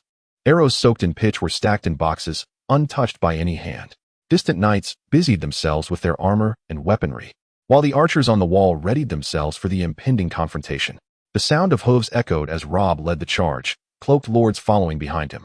These lords had once accompanied the North's guardian, Ned Stark, in overthrowing the Mad King, thus elevating Robb to the Iron Throne. Now, they stood united with the North's protector, Robb, intent on vanquishing the undead and restoring peace to the continent of Westeros. For 5,000 years, the northern families had weathered storms, unyielding in their resolve. They had once claimed victory, and now all were resolute in their belief that victory must be claimed once more. The scant 200 knights watchmen upheld their solemn vows, bidding farewell to their comrades. "Hear my oath, bear witness." Below the wall, an elderly woman transporting supplies lifted her head. "The long night approaches. From this day forth, I shall watch until death takes me." In the distance, the cawing of ravens sounded, rallying their spirits. "I shall take no wife, grant no lands, nor sire any offspring." A widow cradling her child in a nearby town near Black Castle pointed toward the distant sounds. "Do you hear that? Don't follow in your father's footsteps. Guarding a wall for a lifetime, perhaps to perish at any moment. Mother, Did you not say I had no father? Ah, you have many. Once the war is over, I shall find you another. I shall not wear the crown, nor seek glory." The brother on the wall of despair gazed at his sibling, who rode forth from the city, tears welling in his eyes, unwilling to let them fall. A companion beside him patted his shoulder. "What troubles you? Are you afraid?" "No. I merely feel that it should be I who goes. The Lord decreed that only the only son should depart, and those with elders over 70 and children aged 3 may remain. I seized my brother's birthright, and now he ventures into battle while I cower atop the wall of despair." His companion embraced him briefly. "They are all valiant. We cannot lag behind," he declared, as he placed an arrow soaked in pitch into the box. "I shall serve with unwavering loyalty, embracing life and death here." On the wall, Jon joined the resonant chorus. The ancient battle songs deeply engraved in the consciousness of humanity. The present transforms into the past into tales, tales into ballads, and ballads once again into the present. Countless souls surged forth, and the stories of heroes shall never fade into oblivion. I am the sword in the dark, the light at dawn, and the steadfast shield that guards the kingdom. The stableman raised his whip, bidding farewell to his beloved as he grasped his spear. The blacksmith hoisted his lifelong hammer, donning the armor bequeathed by his forebears. The North has never feared adversity. Its people abide by their traditions, leading a life of toil. As they have always done, I dedicate my life and honor to the night's watch. Tonight is no different. Each night henceforth will be the same. The resounding call of the horn echoed, bidding them farewell. To the cloud platform to summon the old guard, 100,000 flags to slay Yama. The stage is set. Yet the Night King stands nearby, observing them, gazing upon the throng of cavalry, dark and boundless. There is an eerie calm, astonishingly tranquil. A command surged forth, accompanied by the Night King's hive-like consciousness. Let them enter. 70,000 undead scattered, filling the forest with their restless forms. A wave of icy blue light emanated from the Night King's being, as one undead swiftly underwent transformation, ascending to become a new guardian of the undead. Among the 70,000, over 100 beams of light flickered, revealing the intermediate guardians emerging from the throng. They turned to kneel before the Night King, their frost-laden spears glinting in the snow. The first command was issued. 5 undead guardians led 500 of their kind to intercept the initial cavalry charge, ensuring the undead met the riders, allowing for a massacre. 3 giants commanded 1,000 undead, bracing against the subsequent onslaught, still permitting the slaughter. As the carnage approached its zenith, the undead guardians and giants lured the human cavalry into a trap. Over 100 undead guardians stood sentinel beside the Night King, while more than 70,000 undead dispersed to positions nearby, rendered immobile. The Night King gazed at the dimming sky. "You wish to play? Perfect. For I have constructed a stage. You seek to slay me and bring an end to this war. Coincidentally, I too desire to consume you and utterly conquer the realm of humanity." Just outside the city, Robb Stark soon encountered the vanguard of 500 undead. Under the iron hooves of 20,000 cavalry, those 500 seemed exceedingly insignificant. As the hooves thundered, the ground was left strewn with flesh and gore. Only 5 undead sentinels remained, futilely resisting. Robb's horse snorted and charged forth, surrounded by his family and bannermen. His ancestors had once led the forebears of these men into battle. Now he led them once more, as it had always been and would forever be. His steed collided with one of the undead sentinels, sending it flying. Robb drew his sword, and a swift stroke severed the sentinel's neck. The sound akin to ice clashing with steel. In the wake of this, the horses trampled upon the fallen sentinel, leaving no trace but shards of ice in its stead. The remaining undead sentinels, bereft of will to resist, mounted their spectral steeds and fled with all their might, while Robb pursued relentlessly. The entire cavalry surged forward like an arrow loosed from a bow, with Robb as the tip. Suddenly, a deafening roar echoed ahead as 3 giants emerged from the flanks, followed by over 1,000 undead. The arrowhead redirected, standing alongside the giants, as their frost-laden lances swept through the ranks, claiming lives with each sweep. Yet, more knights charged into the towering giants, their bodies colliding with the formidable foes. Horses galloped, and riders were unseated by the giants' sweeping strikes, blood spilling forth, their lives extinguished. Still, the horses pressed on, aiming to stagger the giants with their impact. Countless lances and arrows embedded themselves into the giants' flesh, forcing them to stagger backward. Ultimately, one giant met a colossal boulder and collapsed with a thunderous crash. Thousands of hooves rose and fell heavily upon the fallen giant, as 10,000 steeds marched relentlessly over it. Silence enveloped the area, save for the sound of hooves striking the ground. The wolf banner fluttered in the air, blood soaking the earth, while the wind howled, chilling to the bone. Chapter 12. The young wolf facing death. The cavalry plunged forth like a steel blade, driving straight into the heart of the bloated undead army. Wherever they passed, they turned foes to dust. Closer now, Robb's forces advanced visibly, nearing the unmistakable figure of the Night King, flanked by his undead sentinels. The Night King sat upon his steed, awaiting their arrival. Soon, soon, do not rush. The hive mind began to expand outward. Spread out more, let them come. At last, over 100 undead sentinels clashed with the cavalry. Now is the moment. The Night King turned, his figure engulfed by the seemingly endless horde of the undead. Surrounding him, over 70,000 ravenous corpses surged toward the center, where Robb's cavalry stood, encircling them in a deadly embrace. At this moment, the Night King lurked in the shadows, observing as the undead clawed and bit at the trapped horsemen, dragging them down, devouring them, and shattering their resolve. The situation had swiftly reversed. The cavalry, now encircled, stood isolated and vulnerable. Yet, in the face of the dark, unending sea of the undead, Robb exhibited no hint of fear. Sound the horn. The melodious call echoed through the air, reminiscent of ancient battle hymns resurrected in this dire hour. The cavalrymen retrieved small vials from their packs, the dark green liquid within sloshing ominously. It was wildfire. Their lances lay shattered, and those intact were discarded. Coating their blades in wildfire, they struck flint, igniting their weapons into blazing swords of flame. 20,000 cavalry wielded 20,000 fiery blades, illuminating the night as if it were day. Sound the horn again. Robb issued his command once more. The thunderous sound of hooves resounded, 1,000 steeds galloping forth, trampling all that dared to obstruct their path. As they charged, the fiery blades carved a path through the darkness, rendering the undead incapable of resistance. They surged straight toward the Night King. At this moment, the Night King was somewhat taken aback. He had anticipated Robb would engage in a battle of attrition. What he did not foresee was Robb's audacious choice to forsake the safer strategy of a fortified defense, opting instead to strike at the heart of the enemy. This was characteristic of him. When given a weakness, the young wolf would exploit it. However, this was where it would end.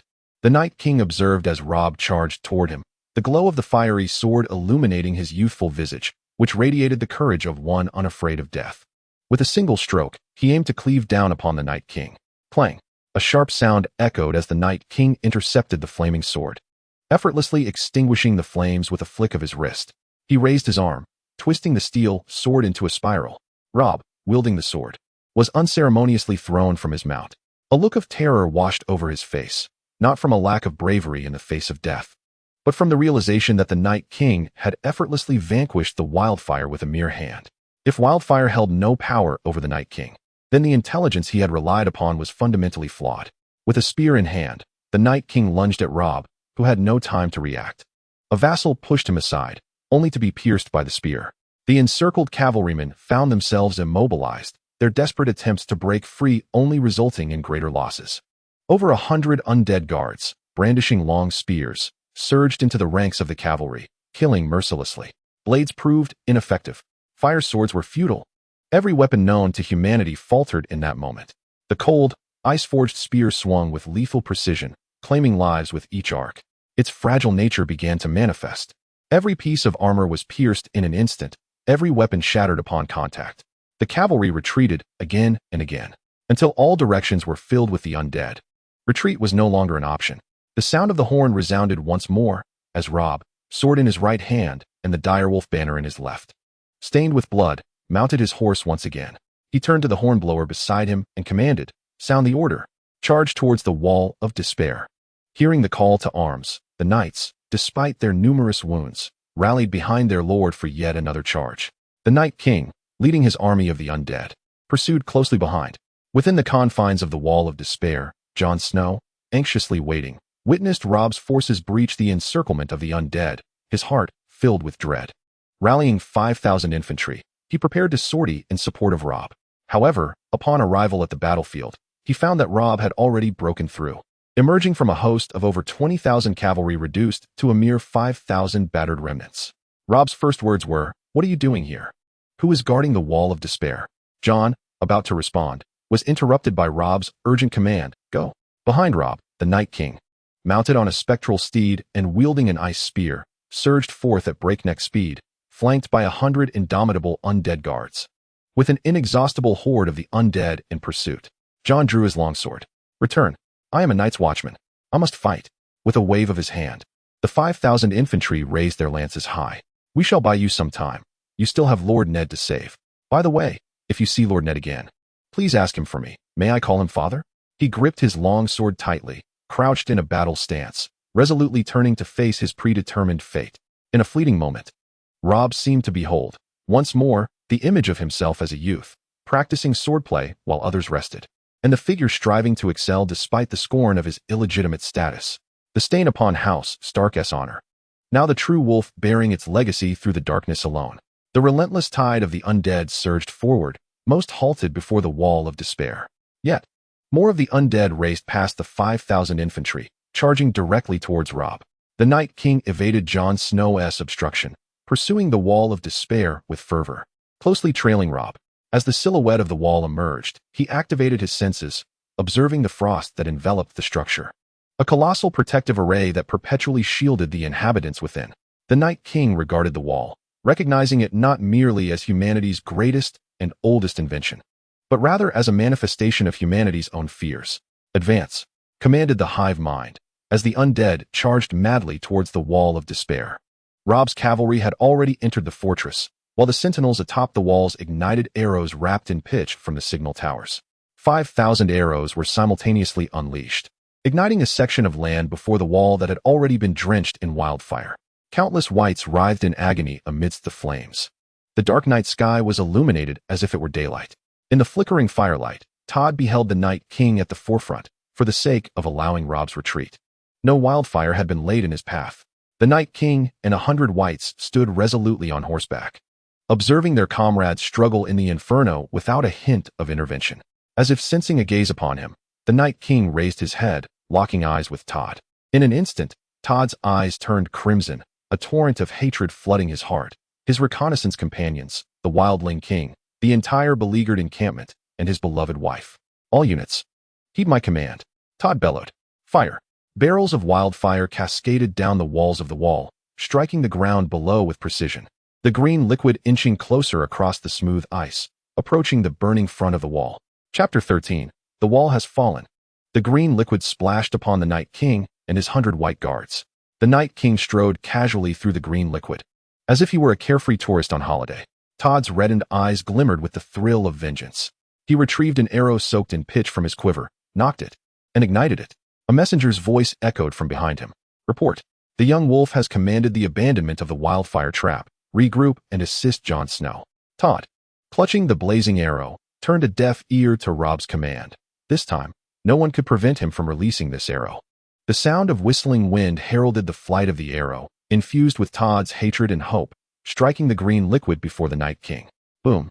In an instant, flames erupted at the Night King's feet, green fire threatening to consume all. Todd watched from above as the Night King and his white guards rolled and struggled in the fire, inadvertently spreading more wildfire upon themselves. The flames grew ever larger, transforming the night into a blinding day. Hatred surged forth like a flood, and one arrow after another was tirelessly loosed by Todd towards the base of the wall. Todd rose to his feet. Everyone, pour down the wildfire. With eyes ablaze, Todd had succumbed to madness. To slay the Night King, he would spare no cost. Yet the others exchanged uncertain glances, hesitating.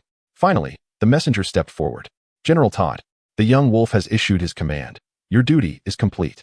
Yet Todd's eyes were still red, his enemy within reach, the opportunity to exact revenge tantalizingly near. How could he stop now? How could he dare to halt? "Step aside," Todd shouted vehemently. The messenger hesitated, bowed slightly, and retreated. All stood in silent witness to Todd's fervor. In Todd's inflamed eyes, a chilling aura pervaded. He strode purposefully to a wildfire barrel he had brought back. No one heeded his words any longer. With the tips of his toes grounded and his heels supporting him, he braced his shoulder against the wooden barrel, from which a perilous green liquid overflowed. Todd began to exert himself, beads of sweat forming on his brow as he slowly tilted the barrel, which ordinarily required the strength of 5 or 6 men. The green liquid cascaded down the wall of despair, and eventually, the barrel plummeted as well. With a resounding whoosh, flames erupted anew, accompanied by the sound of explosions.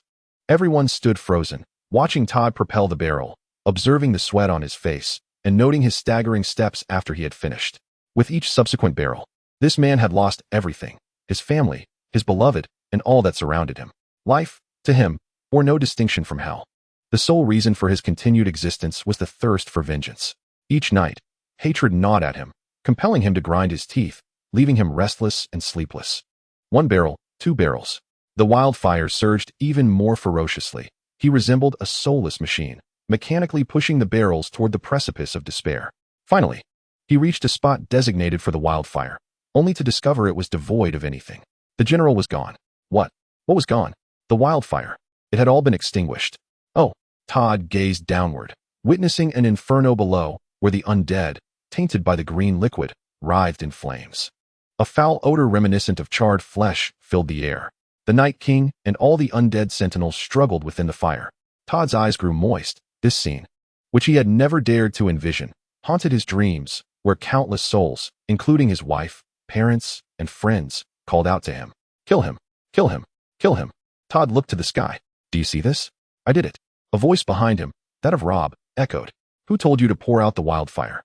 The wildfire is utterly ineffective against the Night King and his undead sentinels. The harsh words struck Todd like a thunderclap, leaving him momentarily bewildered. Ineffective? Wasn't he struggling amidst the flames? Raising his gaze once more, he beheld the Night King rising, delicately extinguishing the flames from his body with gentle hands. When their eyes met, the blazing fire illuminated his face, a smile emerging upon his lips. Todd, you must know how much I long for you. The earth trembled violently. In the Night King's eyes, the barrier of his magical array shattered at that moment. To Todd and the soldiers atop the wall of despair, it appeared as though the very wall was visibly melting away.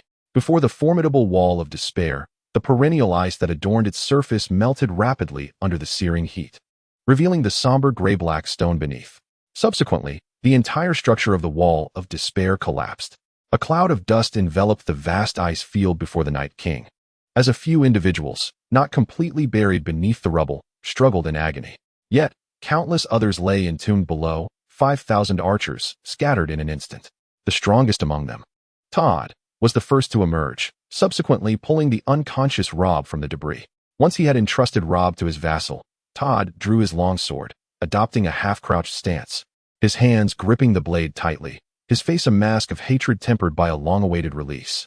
In the distance, the Night King approached, flanked by a smattering of his undead guardians, strolling leisurely through the ruins, a smile gracing his visage. Todd's grip on his sword was so fierce that he felt he might shatter the hilt, his nails digging deeply into his flesh. He charged at the Night King, disregarding all, abandoning everything, and swung his sword down upon him. Yet, it was met by the icy spear of an undead sentinel, which held firm against Todd's tremendous force. With just one hand, the sentinel raised the spear effortlessly, blocking the strike aimed at the Night King. The spear swept through the air, and at the instant Todd's sword clashed with it, the blade shattered into countless fragments, forcing him to stumble backward and collapse onto the ground. The spear's tip grazed his face and nose, causing blood to flow freely, drenching his countenance as if weeping crimson tears. Struggling to rise, he seized the bow of a fallen archer beside him, knocking an arrow with fervor. Whoosh! An arrow whistled through the air, only to be caught by the undead guardian, snapping it in two. Night King! Night King! Night King! Todd murmured, his voice barely escaping his lips. I am your enemy. Night King, remember this. He hastily drew an axe, declaring, You must remember, I am your adversary. The axe was swiftly severed at its blade by the spear. Undeterred, Todd pressed forward towards the Night King, the night ablaze with flames and filled with cries of despair. He drew nearer, raising the axe, only to have its blade stripped away. A spear pierced his abdomen, followed by another, then a third. With a cough, Todd expelled a mouthful of blood. Summoning his last ounce of strength, he flung the axe handle towards the Night King, spinning through the air, yet its momentum waned, landing feebly at the Night King's feet. Night King, remember this. Though I perish today, I, Todd, a humble scout of the Wildling King's 3rd Reconnaissance Team, shall forever remain your enemy. Forever. As the Night King approached, Todd lay lifeless upon the ground, devoid of breath. The spear trembled as a green flame ignited, engulfing Todd's body in a fierce blaze. The Night King gently raised his hands, and from the ruins, a human palm emerged. On the icy plains, soldiers clad in armor opened their ice-blue eyes, and the valiant cavalry awakened once more. The power of resurrection surged forth. Chapter 14. Preparations for war in the north in Winterfell. It was noon. Caitlyn had concluded a day's affairs of state, with Bran seated beside her, his small frame wrapped in thick garments. Tomorrow, I shall send provisions to your brother Robb. He recently wrote that he is short on horses, and the number of the undead beyond the wall is increasing, Caitlyn remarked. Suddenly, a tear fell from Bran's eye, striking the ground. Caitlyn quickly took a handkerchief to wipe it away, but Bran clutched her tightly and began to weep. What is it, Bran? What happened? Caitlyn asked anxiously, having nearly lost him, making her acutely sensitive to every movement he made. Bran choked back sobs as fragmented words spilled forth. I saw Father's head on the castle wall.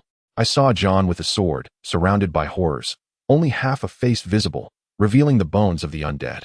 I saw you with your throat cut. I saw Robb stabbed while he slept. Hurry, flee, mother. There are people coming from the water. With that, Bran fainted. Caitlyn fell into a profound silence. At that moment, a messenger galloped towards King's Landing.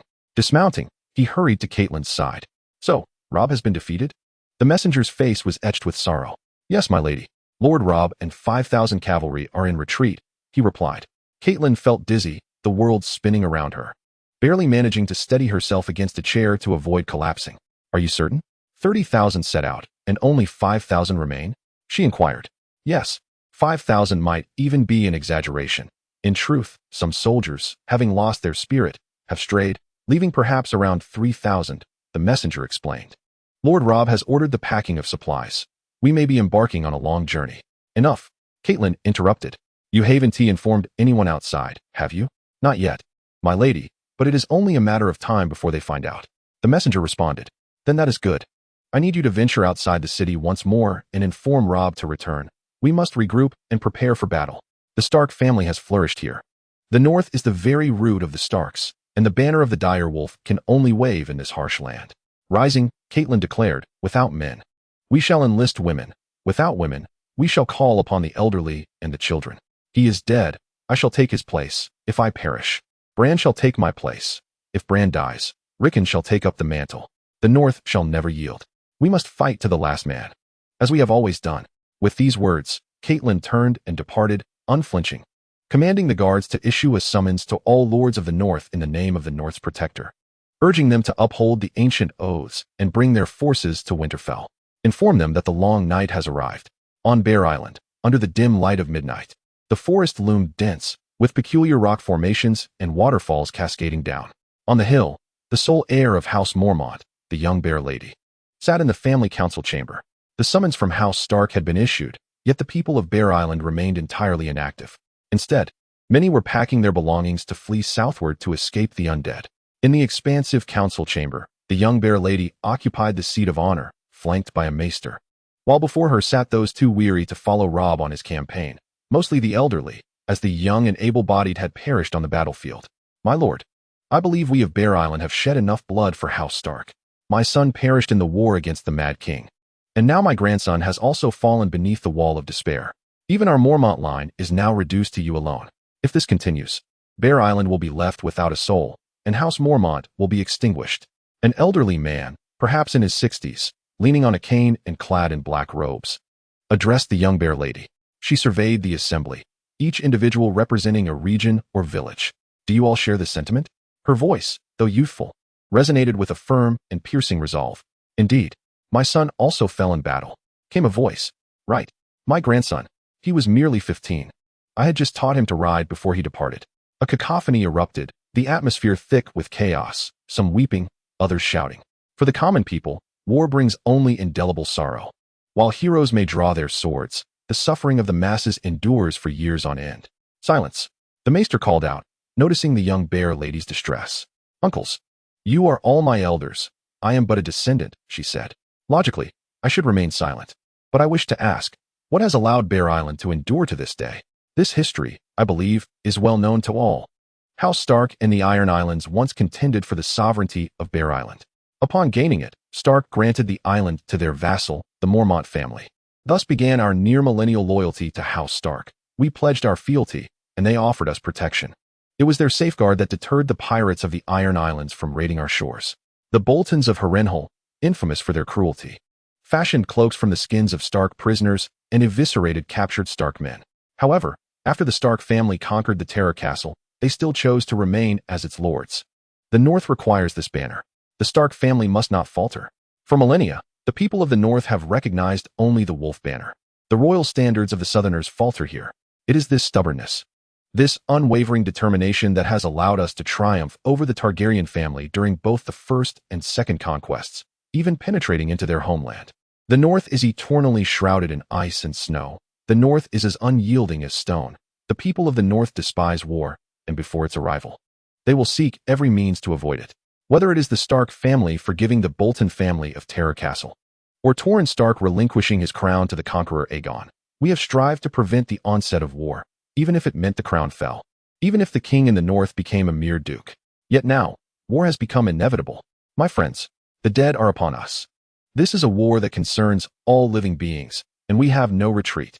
Now, return to your homes, polish your weapons, don the armor left by our ancestors, and mount the old horses that have pulled the plow in your yards. The Stark family needs Bear Island. Bear Island must respond. As always, Chapter 15, The Choice of White Harbor. White Harbor. The Manderley family, the wealthiest in the North for a millennium, has been tasked with guarding the mouth of the White Knife River, the North's sole trading port. The current guardian of the White Knife River, Wyman Manderley, sits in the council chamber with his assembled companions. In his hands are 2 notes delivered by Raven. The assembled throng, adorned in splendid garments, bedecked with golden ornaments, and wielding ornate swords encrusted with emeralds and rubies, their sharkskin sheaths gleaming with opulence, resemble the lords of the fertile South. No, the lords of the South are not as lavish as they. Duke Manderley passes the notes to those around him, and after a brief circulation, their expressions vary widely.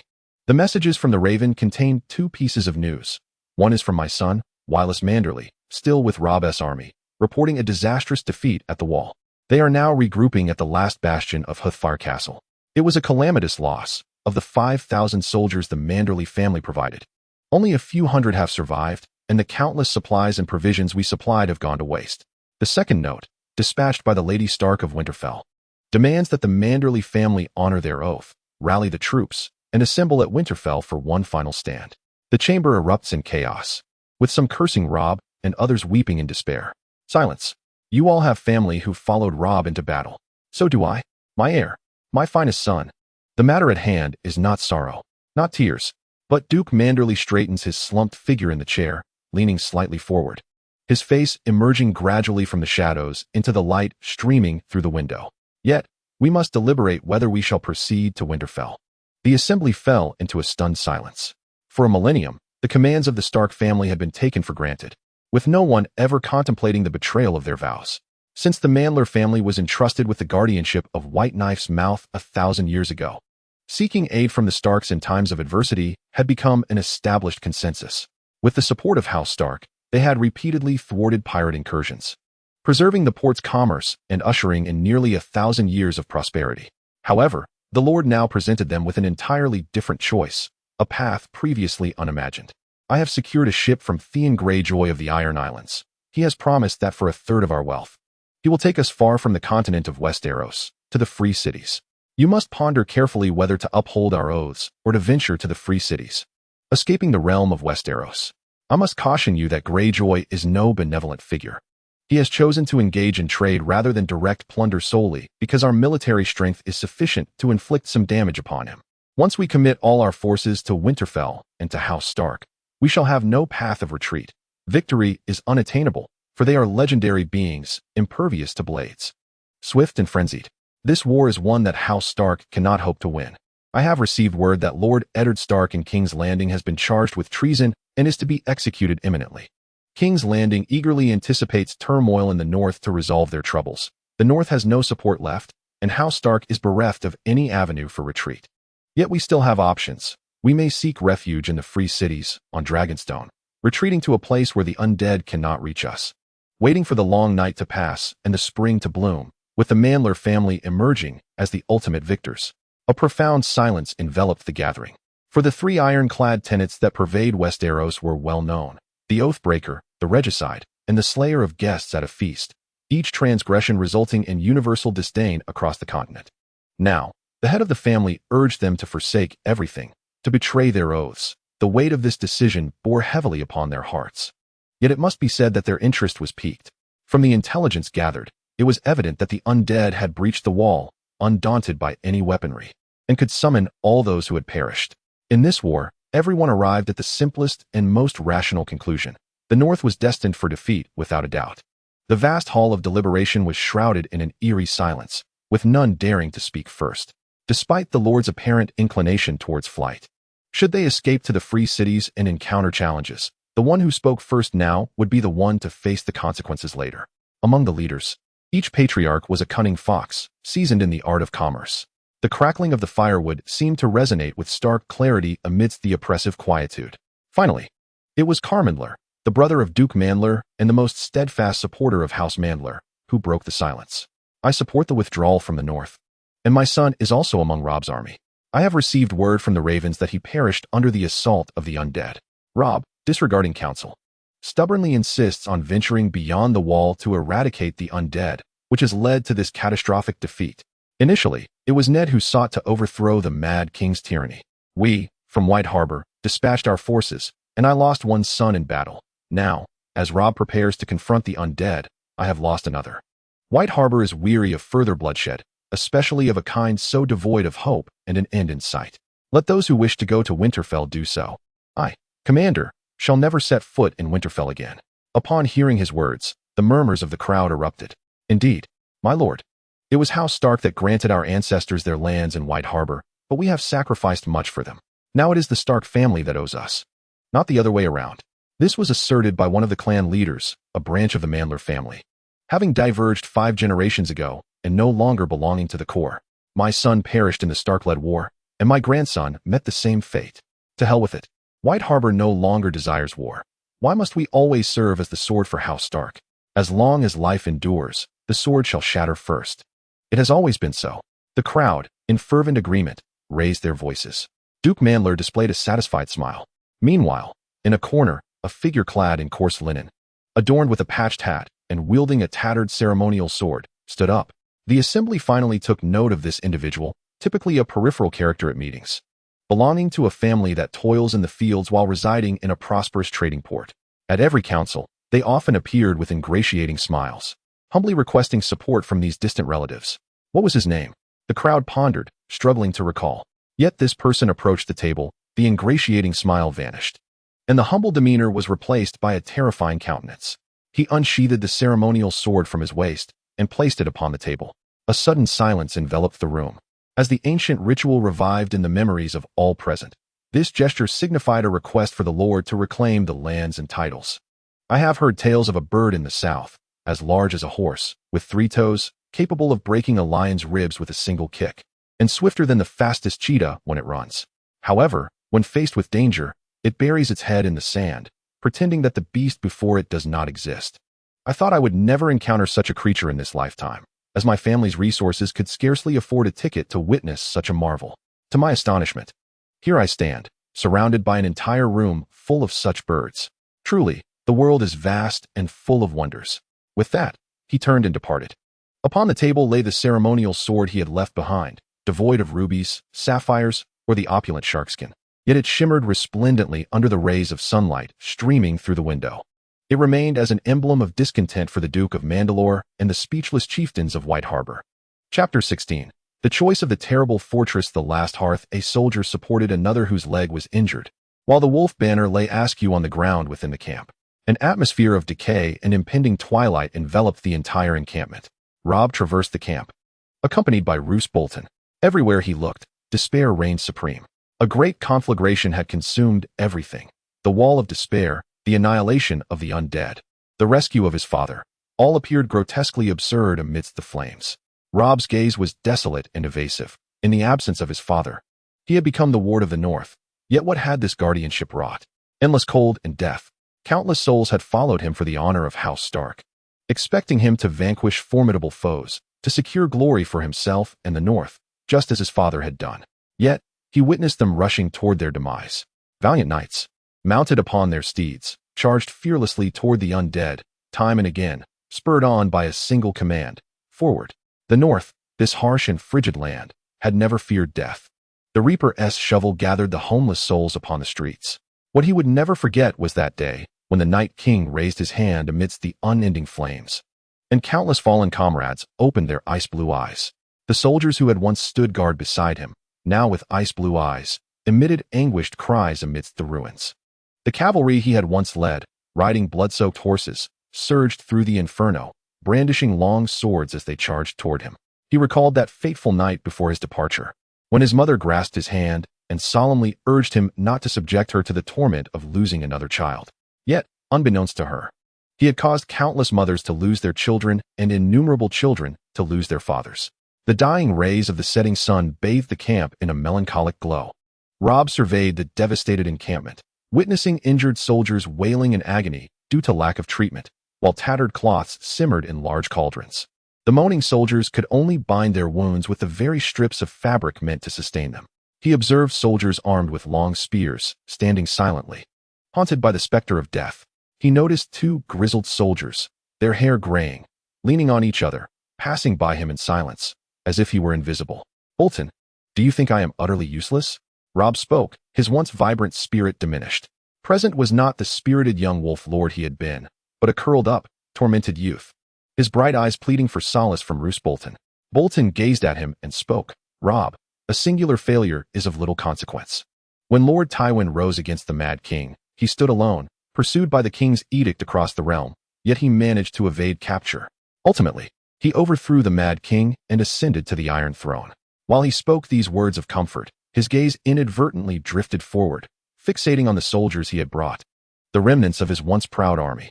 Even Roose Bolton could not help but feel a pang of sorrow. These were his most vital supporters. "Robb, in a legal sense, you are my liege lord, and I shall heed your commands. However, in terms of age, you are nearly the same age as my son. I must remind you that what truly matters is not the number of soldiers one once commanded, nor the victories won in battle, nor the riches amassed. What is paramount is a steadfast conviction and an unyielding spirit. Moreover, you still possess Winterfell, the Dreadfort, the Stark lineage, and the support of our entire north. We have not been defeated. Let us return and regroup. Who dares claim that the Northmen cannot triumph? Who dares utter such a fallacy?" At this moment, a flicker of resolve returned to Robb's eyes, and for a brief instant, Roose Bolton believed the once spirited young wolf had returned. "Indeed, I have not lost. How could I surrender? My younger brother is still a child, and my mother has not dealt with affairs of state for over a decade. Yet she has resumed her studies for my sake. My father remains in King's Landing, awaiting my rescue. I cannot, nor will I, concede." Robb turned to Roose Bolton, the elder who had always been by his side during times of charge. Despite the past conflicts between the Stark and Bolton families, in this moment, Roose was the most reliable vassal in Robb's heart. "Uncle Bolton," Robb exclaimed, startling Roose. The dignity of House Stark still resonated deeply within the hearts of the Northmen. Even if the Stark family were to fall into utter decline, devoid of any soldiers, as long as the wolf banner remained, they could summon an army of thousands at any time. Just as Roose was about to say he did not require such titles, he suddenly seemed to recall something and calmly accepted the address of uncle. "Lady Caitlyn has issued a call to arms. I shall lead my contingent of several hundred soldiers to the Dreadfort to recruit more men and bring them to Winterfell. You will proceed to Winterfell to join Lady Caitlyn and reorganize our forces," Roose stated, his eagle-like eyes fixed intently on Robb. With glistening eyes, Robb looked at him. "You are still willing to support me?" "Of course," Roose replied, kneeling before him, sword in hand.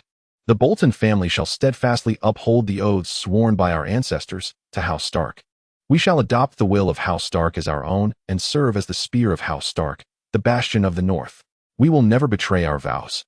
Until death do us part." Robb grasped Roose Bolton's hands tightly. "You are all I have left. I will provide you with 1,000 soldiers. You led them to the Terror Hold, while my mother issued a summons in Winterfell. I hastened to Winterfell with an additional 2,000 soldiers, where we united." Lord Roose Bolton rose, his hawkish nose and piercing gaze revealing a hint of excitement and coldness, yet his movements were swift. As the sun descended, the skies blazed with crimson clouds, reminiscent of a great fire. Having seized control of the army, Roose Bolton surveyed the remnants of his troops, and the nearby camp filled with soldiers devoid of any fighting spirit. He urged his horse forward, beckoning the others to follow, their minds consumed with thoughts of resurgence and revenge. Yet, atop his steed, Roose Bolton was enveloped by profound fear. The most fearsome and formidable leader of the Flaying family, the Lord of the Terror Hold, was gripped by terror. He felt akin to a lamb encountering a pack of wolves, bleeding as it fled into the distance. Without pausing, he galloped towards the Terror Hold, indifferent to the soldiers falling behind him. In that moment, All faith, glory, and fame vanished from his sight. All principles reduced to a singular thought. I must flee. Flee to King's Landing. Flee to Dragonstone. Flee to the Iron Islands. Flee to the free cities. I must survive. The distant sunset faded, and behind him were the expectant eyes of Robb, as the galloping horse trampled all past ambitions beneath its hooves, burying them in the earth. Chapter 17. Lords and Commoners of the North. Winterfell, how many did Bear Island bring this time? Caitlyn inquired. 68. A youthful voice echoed in the hall. Laughter erupted around them. Though they understood Bear Island was a small place, the number of 68 was still deemed ridiculous. Even Lady Caitlyn could not suppress a smile, while the young lady of Bear Island flushed with indignation. Every warrior from Bear Island can stand against 100. The young lady of Bear Island exclaimed angrily. Lady Caitlyn's expression grew serious, as if recalling something important, and she clapped her hands. Gentlemen, I believe we should not mock. The Mormont family has upheld their vow for generations. Lord Jeor Mormont, who served as the commander of the Night's Watch, fell valiantly at the wall. The reason the Lord is a young girl is that the Mormont family lacks any eligible adult heirs. This is an ancient, proud family, rich in honor. We salute you, Lord Mormont. With that, Lady Caitlyn bowed deeply to the young lady of Bear Island. This caused her to flush even deeper, unsure of how to respond, until the scholar beside her reminded her. You should thank Lady Caitlyn. After a moment, she finally managed to say, thank you for your understanding. Now, moving on. Lady Caitlyn continued. Has the Duke of White Harbor not arrived? Surveying her surroundings, she noticed the once boisterous Duke of White Harbor, who had previously held forth on territorial governance and looked down upon others, was now conspicuously absent. A hand was raised in the corner. The Mannler family salutes you. My lady. A man clad in humble linen, lacking the ceremonial sword and resembling a commoner, stood and spoke. What connection does the Mannler family have with you? Caitlyn inquired. Just 2 days ago, I was his vassal. Now, I am not. The Duke of Mannler has borrowed a ship from House Greyjoy of the Iron Islands and fled to the free cities. Upon hearing this, the assembly fell silent. Their heads bowed, unsure of how to face Lady Caitlyn. Yet, she did not exhibit the disappointment or fury they had anticipated. Instead, she felt a sense of liberation, as if this moment had finally arrived. In that case, Mannler, what is your name? Lady Caitlyn inquired. Caiman Mannler, my lady. Very well, Caiman Mannler. In the name of House Stark and as the acting guardian of the North, I hereby appoint you Duke of White Harbor, with the lands designated as White Harbor. Lady Caitlyn declared calmly. Caiman Mannler, maintaining a serene demeanor, expressed his gratitude before returning to his seat. Is House Bolton of Harrenhal present? Again, a suffocating silence enveloped the hall, everyone rendered mute. It appears my eldest son's judgment has faltered. Caitlyn jested, lightening the atmosphere. At that moment, a man draped in bearskin rose. House Karstark salutes you, my lady. Caitlyn regarded her vassal. House Karstark was a branch of House Stark, once divided but always a staunch supporter. Now, 2 of the North's 3 great houses had been lost. Concealing her visibly trembling hands behind her, Caitlyn feigned composure. How many from House Karstark have arrived? My lady, we bring 5,000 cavalry, 5,000 spearmen, 3,000 archers, a total of 13,000 warriors, along with 20,000 supplies and support personnel, with even more on their way to Winterfell. Caitlyn restrained her excitement and motioned for him to sit. She continued to inquire about the status of the other houses. Outside Winterfell, throngs of soldiers and support personnel numbered no less than 200,000. Camps were lined up side by side. Some houses boasted magnificent steeds, sharp weapons, and sturdy, brand-new armor, while others donned merely thick leather as armor, wielding tools that had perhaps been used for farming just days prior. Regardless, the entire encampment, every house's quarters, and every soldier were meticulously organized by Lady Caitlyn. The blacksmith's forge worked ceaselessly, the roaring flames melting down every piece of iron available in the city, the rhythmic clang of metal transforming them into sharp weapons. All the bachelors gathered together. Although the wall faced an unimaginable defeat, it revealed to the North the efficacy of wildfire against the lesser undead. The alchemical workshop commenced mass production of wildfire, which was incessantly bottled into small ceramic vials, sealed tightly with corks. Within the encampment, instructors from House Stark taught the soldiers the art of utilizing wildfire, demonstrating as a single drop glided down the smooth blade of a sword, ignited by flint at a remarkable speed. In an instant, the blade roared to life and flames. The longsword danced in the hands of the instructors, piercing a straw man set up for practice, which was soon engulfed in flames, leaving only a pile of ashes in its wake. At this moment, in House Stark, on Bear Island, in White Harbor, at Castle Terror, and throughout the north, an elderly man clad his grown son in armor, while his grandson wept and pleaded for his father to cast aside the burdensome gear to play with him. However, his mother intervened, scolding him lightly. The sorrowful child retreated to a room, weeping alone, as the man donned the ancestral armor and mounted the warhorse that had toiled for many years. The woman watched her departing husband, his solitary figure lost in the biting wind, the leather hem of her skirt fluttering in the breeze. Before him lay solitude with his steed, while behind him stood the cart filled with all their possessions, his children, his family. In this moment, the husband headed north, and the wife south, uncertain if they would ever reunite in this lifetime. One ventured forth to defend their homeland, to battle against the seemingly insurmountable undead, while the other carried the hopes of their entire family, leaving home to face the arduous journey in search of a glimmer of hope for survival. Such is the nature of humanity. The elderly man, too aged to leave the place he had known all his life, had awaited this moment ever since his beloved spouse had passed. He longed for the day he would reunite with her, reminiscing about the moment the matchmaker had brought the young lady to his home. Oh, how radiant her smile had been. He sighed as he watched her youthful face gradually succumb to the passage of time, her raven hair turning gray. In her final moments, as he held her hand upon her sickbed, her last words were to care for their grandson and to quarrel less with their son.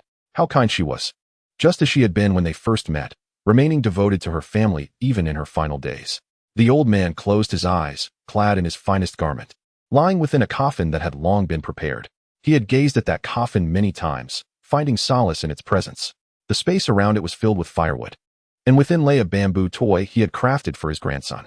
My dear, he thought, I can no longer care for my family. The only thing I can do now is to not be a burden to them. He clutched tightly to the dagger concealed against his chest. The searing pain from the flames is unbearable. It feels undignified to meet you under such circumstances. Yet, I know you wouldn't want me to become an undead wretch after my demise, fighting against our son. I have battled for a lifetime and am weary. Thus, I have prepared a small dagger. Please wait for me a moment. The old man will arrive shortly. Chapter 18. Robb returns home. As the young wolf lord Robb hastened back to Winterfell, he beheld a fervent scene of construction unfolding before him. With over 20,000 souls gathered outside the castle, tears welled in his eyes. Despite the despondency exuding from his soldiers and his own losses, the North still stood firm. The supporters of House Stark remained steadfast, for the North never forgets the legacy bestowed upon it by the Stark family. Preparations for war commenced. After issuing orders for the troops to encamp, Robb ventured alone to the home where he had lived for over a decade. He found his mother, Caitlyn, diligently attending to her duties at her desk, her hair now threaded with silver, tirelessly immersed in her work without a moment's respite. Robb approached her, and Caitlyn, having strained her eyes over the documents, looked up, momentarily bewildered. Who are you? She inquired. Robb gazed at his mother, noting the weariness etched upon her face, the wrinkles forming as she raised her head, revealing strands of white hair against her forehead. Beneath the dim glow of the oil lamp, with a quill in hand, she regarded him. Mother, Robb has returned. His voice broke the silence. Caitlyn's composure shattered. Tears streamed down her cheeks. Her voice, hoarse with emotion, reached Robb's ears. You have returned.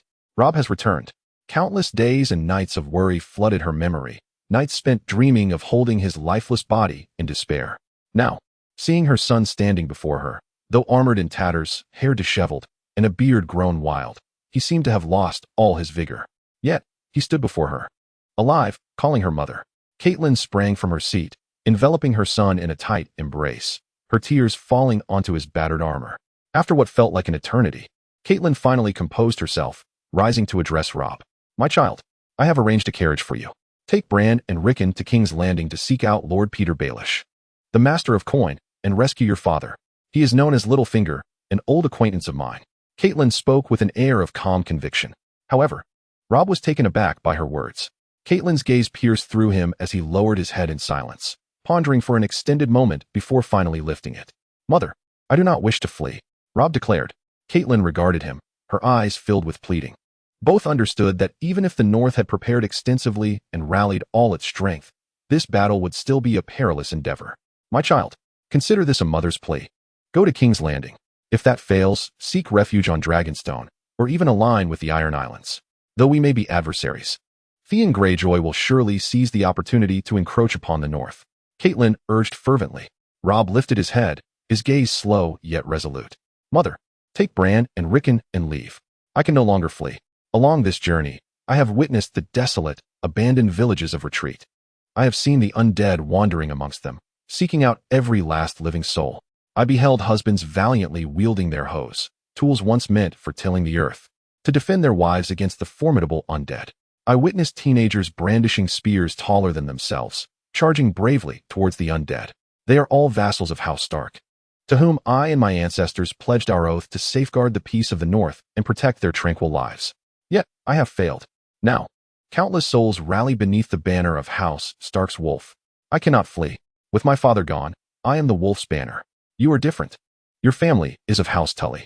You could return to Riverrun or seek refuge in the impregnable Eyrie, where your sisters await. Amidst the towering mountains that the undead may struggle to ascend, your son is not so feeble, even in the face of death. He possesses the courage to draw his sword against it. Caitlyn cast him a glance, filled with appreciation, reluctance, and sorrow. Meanwhile, the Night King traversed a landscape of ruin, surrounded by humans battling the undead, with the remnants of the last hearth's walls crumbling beneath his feet. As Robb departed from the last hearth towards Winterfell to rally his forces, the Night King's army stealthily approached, drawn by the immense significance of this territory to him. It had been utterly reduced to ruins. Without the daunting wall to impede them, the army of the undead easily dismantled the last hearth's defenses. The cries of the wounded reverberated throughout the town, echoing their anguish. Corpses clawed their way from graves. Flames ignited, transforming the last hearth into a blazing inferno. The Night King remained accompanied by 5 undead sentinels, while additional guardians were dispatched to handle more formidable foes. He stood amidst the devastation of the last hearth, a castle of classical design that also served as the town center, surrounded by villages. In times of conflict, the castle would sound its horn, summoning villagers to its refuge. Typically, such fortifications are remarkably resilient. At the very least, one could shelter within its walls and wait for the enemy to withdraw. Alas, they faced the Night King's horde. Those ancestors who had long slumbered beneath the earth extended their ruthless hands from below. The Night King commanded 2 undead sentinels, and the gates of the last hearth were breached in a singular assault. The Lord of the last hearth, the ancient Amber family, steadfastly upheld their vows. Their loyalty shone through as they suggested that Robb seek refuge at the last hearth during his time of peril. Their resolve remained unyielding. Even in the face of invulnerable undead sentinels, they still sought to close the castle gates and stabilize the situation. They exhibited remarkable bravery, even until the final moments, with clan members clutching daggers, concealed beneath the rubble, attempting to take the Night King's life at the cost of their own. Yet, the loyal fell during the siege. The steadfast were pierced by long spears, and the courageous had their necks twisted, rising from the ground with icy blue eyes. Ding! The system detected that the host's legion of undead had surpassed 100,000, thus activating the elite undead classification. The elite undead possess the intellect of a normal adult, and, aside from Valyrian steel, fear no weapon. They can conjure icy long spears, and can invoke a weakened resurrection, managing a hive-mind consciousness. The maximum designation includes 1 elite undead commander, 50 intermediate undead guards, and 50,000 low-tier undead. Currently, the assignable quantity stands at 5. Ding! The system has detected the collapse of the Great Wall of Despair, altering a crucial plot point, and initiating the world quest. The long night has arrived. In regions traversed by the host, the skill Eternal Night can be activated. Eternal Night State 1, Endless Darkness. When activated, the area within a 500-mile radius transforms into night, enhancing the camouflage abilities of all undead, allowing them to conceal themselves in shadows and launch visible assaults. Eternal Night State 2, Extraordinary Speed. All undead within a 500-mile radius experience a 100 increase in movement speed, attack speed, and reaction speed. Eternal Night State 3, Frenzy. All undead within a 500-mile radius enter a state of frenzy, gaining an additional 100 strength. Ding! The task for the normalization of Eternal Night has commenced. Completing this task will permanently solidify the state of Eternal Night in one location. When the undead and humans are equal in number within a 500-mile radius, night will occupy 1/3 of the day. When the undead surpass humans by a factor of 2, night will dominate 2/3 of the day. When the undead outnumber humans twofold, Eternal Night will descend, with all states persisting permanently within its realm. Chapter 19. The undead besieged the city. Preparations for the great battle in Winterfell were in full swing, as Robb rallied his forces to resist the undead. In the stillness of the night, soldiers stood guard with long spears, taking turns watching over the flickering flames of the braziers. Suddenly, one soldier rose, announcing to his companion his intention to relieve himself. The comrade, indifferent, waved him off while yawning, urging him to return swiftly. The tranquil night sky seemed to devour the solitude. As darkness deepened, visibility decreased to nearly nothing. Suddenly, a blood-curdling scream echoed from the direction of the soldier's restroom. Oh no, something is amiss. His comrade seized his spear and hurried toward the sound. Upon arrival, he spotted his companion standing there, seemingly unharmed. A sigh of relief escaped him, though irritation crept in, feeling as if he were merely scaring himself. He pushed him with his hand. Hey, you rascal, hurry back. However, to his dismay, the push elicited no response, and a chilling realization washed over him. Why is it so cold? The companion slowly turned around, a rusted sword, half of its length remaining, embedded in his chest. Blood dripped steadily from the wound, and his icy blue eyes locked onto him, emitting a grotesque roar. For a fleeting moment, the soldier stood frozen, caught between shock and terror, utterly immobilized, until the one impaled by the sword howled and charged towards him. In a desperate attempt to bite the soldier, he found the sword's hilt obstructing the distance between them. The soldier retreated, grasping his spear, his face contorted with fear. There are undead, not far from the camp. The chilling cries reverberated throughout, rousing the entire encampment. And reinforcements began to hasten to the scene as the soldier trembled while raising his spear. The undead lunged at him once more. This time, they collided directly with the spear, but astonishingly, the undead pressed on, allowing the spear to pierce through their body without hesitation. The immense force caused the soldier to lose grip of his spear, collapsing to the ground.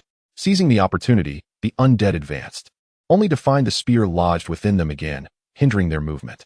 In a state of panic, the soldier scrambled on the ground, drawing his sword and trembling as he retrieved a small vial of wildfire. In his quaking hands, the vial slipped and shattered on the ground. Just as he leaned to retrieve it, the undead had already closed in. It's over, he thought, witnessing the spear protruding from the undead's chest, having fallen out of their back, and the sword that had once been lodged within them now absent. A dreadful thought flickered through his mind. My dear wife, I may not return home for dinner. Find a good man for the children while you're still young. Marry him. This was the soldier's lament as the undead advanced, their sharp claws poised to strike. Suddenly, flames erupted from the undead's body as a fiery arrow struck its eye socket. A greenish vial affixed to the arrow shattered upon impact, releasing wildfire liquid that splashed onto the undead, igniting instantly in a searing blaze. The flames illuminated the terrified face of the soldier seated on the ground. The undead, writhing in agony, fled before collapsing at the soldier's side, engulfed in flames and quickly reduced to ashes. A man clad in black armor, with hair and beard intertwined, emerged from the shadows, an archery instructor sent by House Stark. Approaching the fallen soldier, he extended a hand to lift him and knelt to examine him. Was that one of the newly risen undead? He inquired. Yes. He was my companion just moments ago. He transformed into an undead while I stepped away to relieve myself, the soldier replied, clearly shaken, his voice quivering with fear and sobs.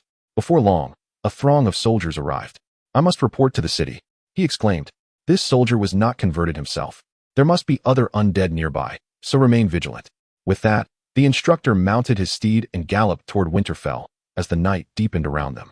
Meanwhile, in the distance, the Night King and several undead watched intently. Though the two parties were gathered merely a few meters apart, the soldiers remained blissfully unaware.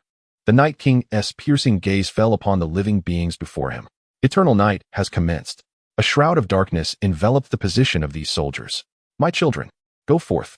Let all who still draw breath join our ranks and embrace suffering. The hive's consciousness flowed into the undead surrounding several Night Kings. At that moment, the soldiers' captain distinctly sensed a shift in their surroundings. Companions, once clearly visible in the moonlight, now appeared blurred as a dark cloud swept across the sky, obscuring even the moon. It felt as though someone was lurking nearby, observing their group from a distance. Suddenly, a soldier let out a blood-curdling scream. Turning to look, he saw a hand emerging from his chest, blood trickling down its fingers, while the owner of that hand, with a skeletal leg, bore a gaping wound in its chest. Upon the frozen flesh of its chest, white maggots writhed, congealed with the blood and flesh, half of its hair a disheveled gray like wild grass. One side of its face seemingly normal, while the other revealed a grim array of bones. As they gazed back at him, the undead's contorted face appeared to struggle to form an expression, attempting and failing to convey any semblance of emotion, ultimately resigned to its fate. It opened its gaping maw, revealing decayed blackened teeth. Roar!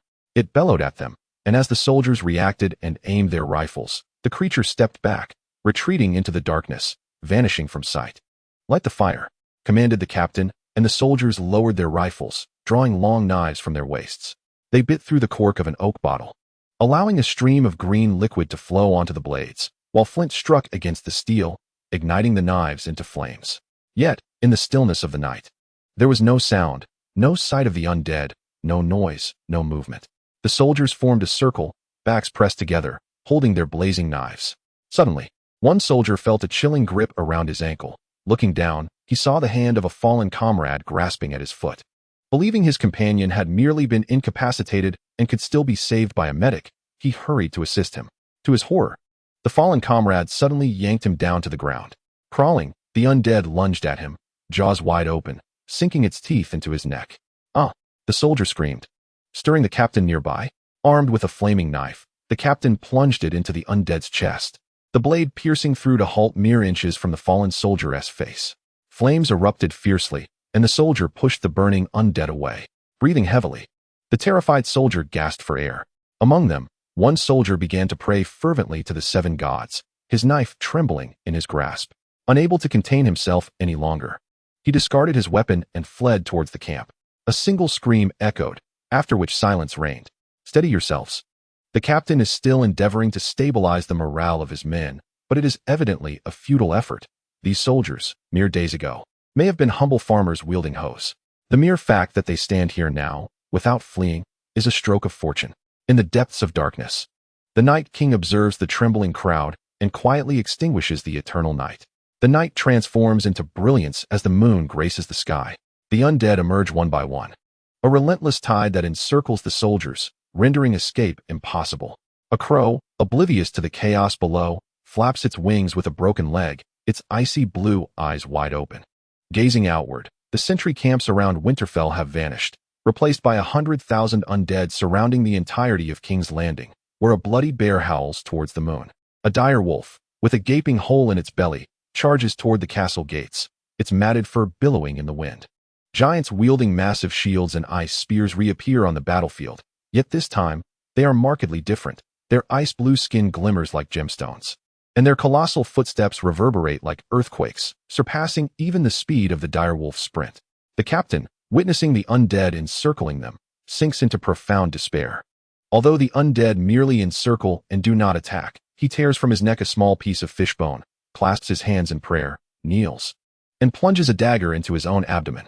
Flames ignite fiercely, searing agony coursing through him as he endures unimaginable pain. The soldiers begin to flee, yet find no sanctuary.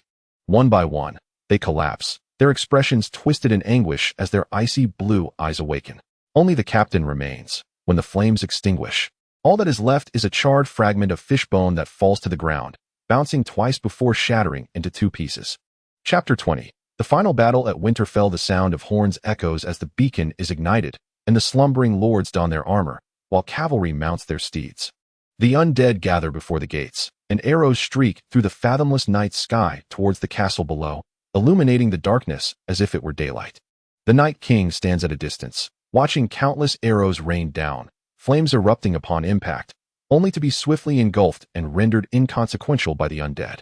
The night envelopes Winterfell entirely. The Night King observes their resistance as wildfires descend from the walls, incinerating the undead into ashes. Yet, within moments, more undead surge forward. Tens of thousands crash against the gates, their twisted necks revealing only stark white bones haphazardly draped upon their bodies. The undead, even in shattering their very forms, relentlessly collide their heads and limbs against the tightly shut gates. The Night King raises his hand gently. In the pitch-black night, clouds drift down from the moon. How beautiful the night is. Beneath this darkness, human arrows fall like rain. Beneath this darkness, the undead rush forth like the wind. Their obsidian armor reflects not a glimmer of light beneath the moon's glow. The stark white bones stand as the most formidable weapon in this world, colliding with vengeance to pull humanity into despair. Let them, let all, feel the chilling frost and the depths of suffering. The Night King raises his hand and then lowers it. Death and rebirth commence at this moment. Moonlight spills forth, illuminating the graveyard where the ancestors of House Stark lie buried beneath the earth. A hand emerges from the ground, and under the pale glow of the moon, a slender palm, devoid of flesh, is revealed. The eternal night awakens. Extraordinary power surges forth in a frenzy. In but a breath, amidst a graveyard neglected by war, mounds of earth are disturbed. As one gazes around, countless skeletal forms rise in the moonlight, their bodies empty save for their icy blue eyes. Starvation, frost, and agony awaken the undead, who gaze upon their own suffering. An insatiable hunger persists, forever unable to consume. A bone-chilling cold envelopes them, yet no garments provide warmth. The Night King's senses have reactivated. In his awareness, all the bones of Winterfell have risen, some from graves, some from cellars, some from wells, and others from the forsaken wilderness. All that remains is waiting. My undead minions, I grant you the power to exact vengeance upon all living beings. Now reveal your choice. The moon is once again cloaked by ominous clouds. A biting cold wind, characteristic of the north, slices across the faces of all beings like a blade. A piercing cry erupts from the town, followed by anguished screams. The city has fallen. Every home, every place, even every inch of land is overrun with the undead. The undead burst into houses, dragging trembling beings from their hiding places. With mouths devoid of teeth, they bite into human necks, leaving only a crimson mark, devoid of blood. Filled with pain, hunger drives them to consume all living creatures, yet nothing satisfies. Flames begin to engulf the city as people topple braziers in a desperate attempt to thwart the undead assault, only to have the undead trample the embers beneath their feet. These fleshless bones feel no searing heat. Until the houses ignite, countless displaced souls flee in a frenzy. A woman, pursued by a few skeletal figures, rushes into the streets seeking help, only to be overtaken and swallowed by the undead, leaving behind only her cries of despair. The onlookers atop the city walls witness the flames rising behind them, with the crumbling city gate to one side and the panicked throng to the other, their hearts filled with anguish. Aside from the lords of the north, at least 50,000 soldiers had been temporarily summoned by Lady Caitlyn in Winterfell, led by seasoned veterans.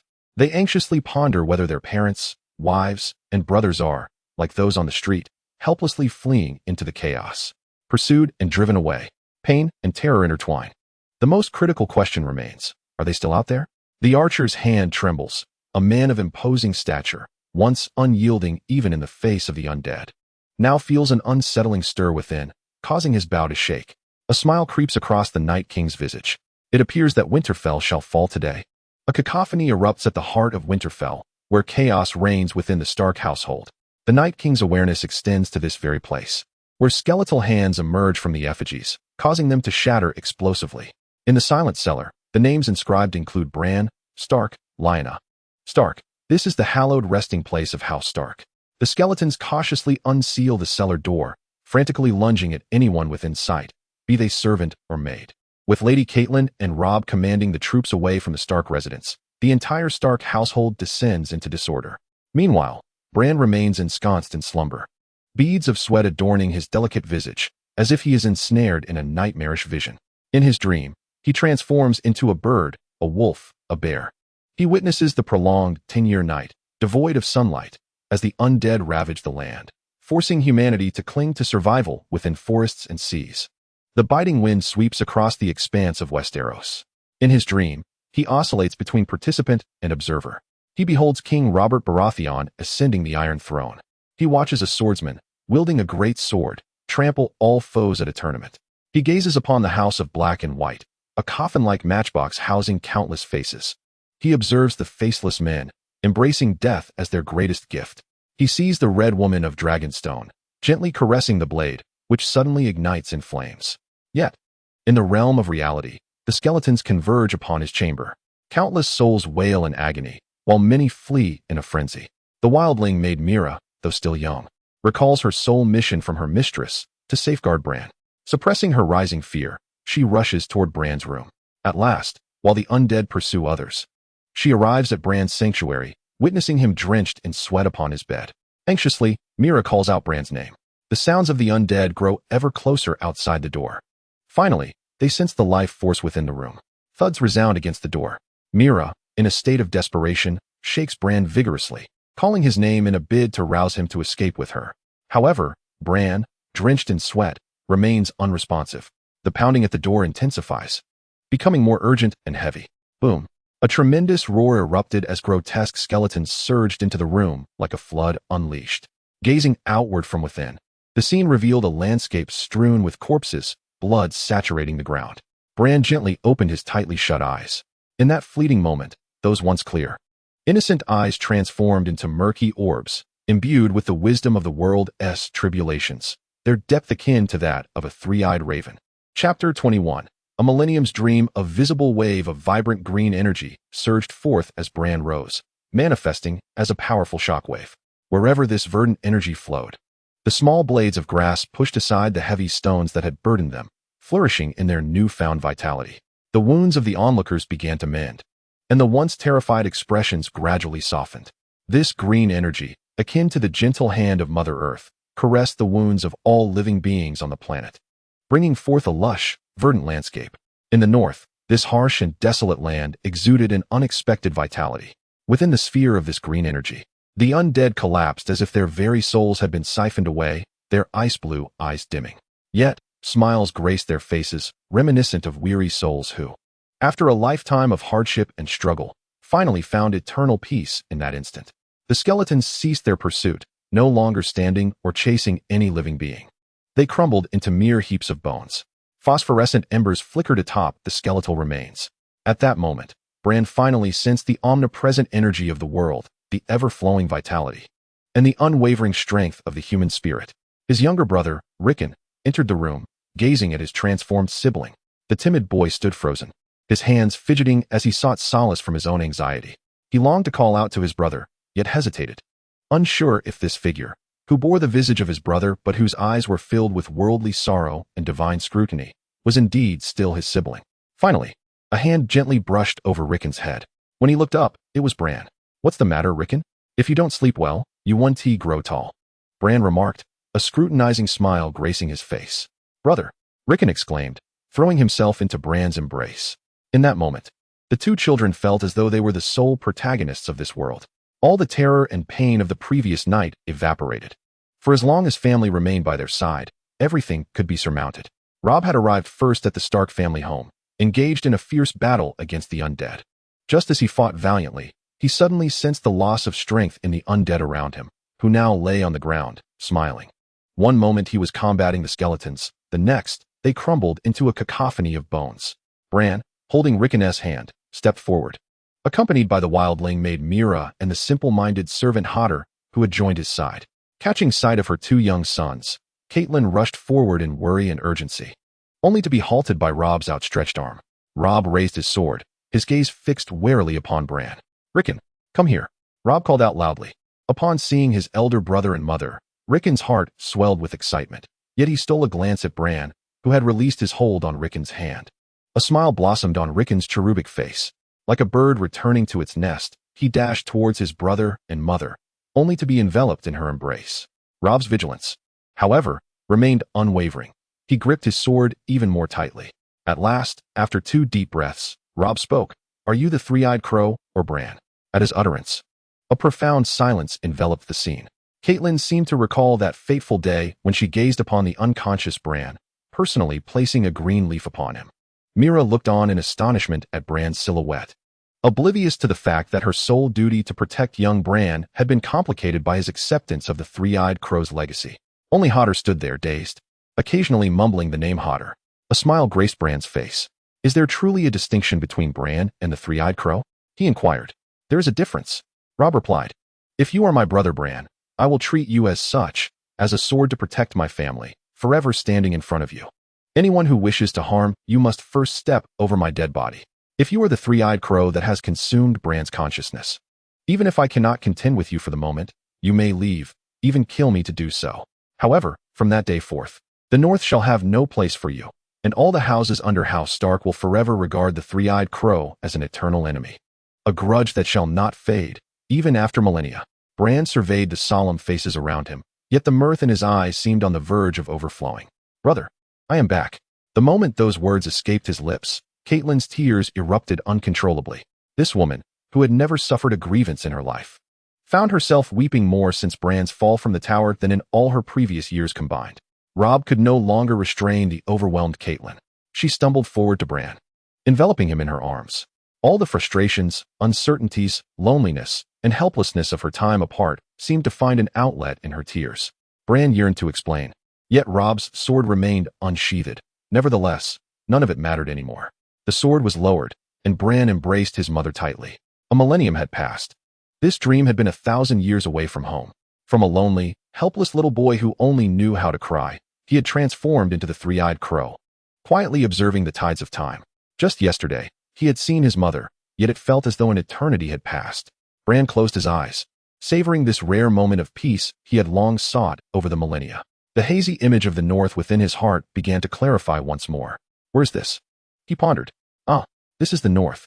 There are trees that one can climb everywhere. A father who, upon seeing me scaling a tree in anger, wishes to strike me.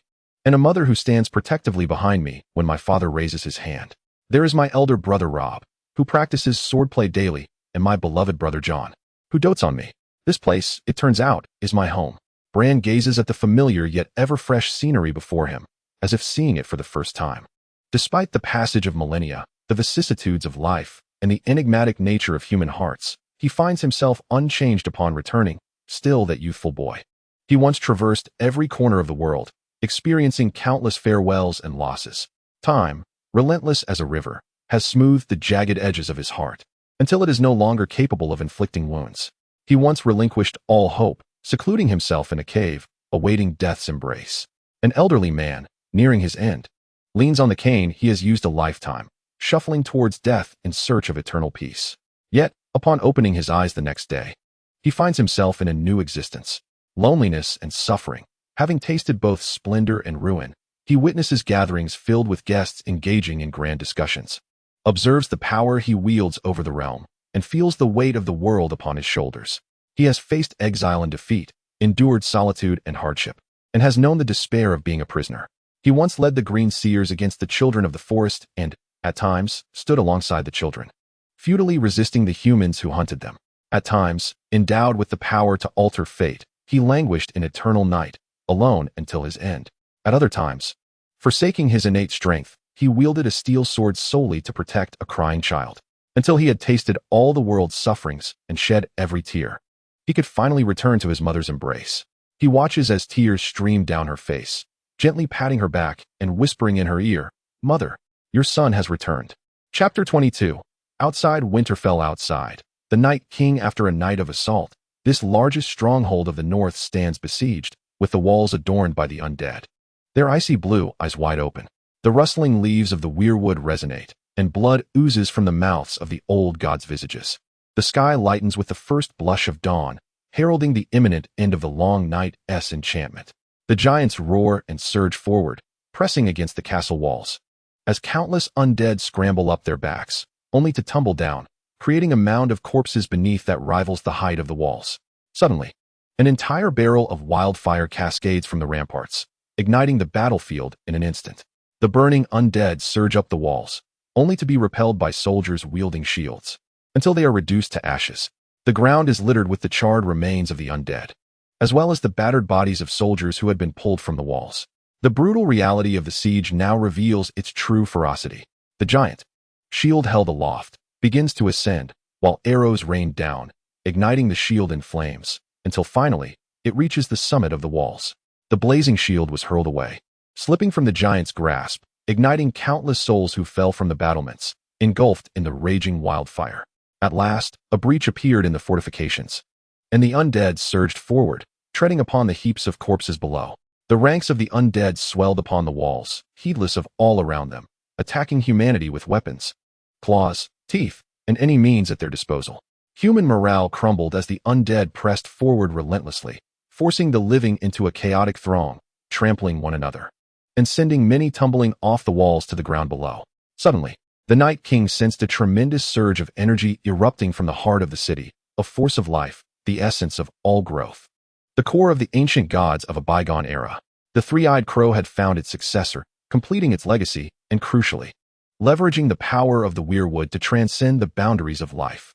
The former three-eyed crow, once cast aside by the old gods, despite remnants of divine power, was now considerably weakened.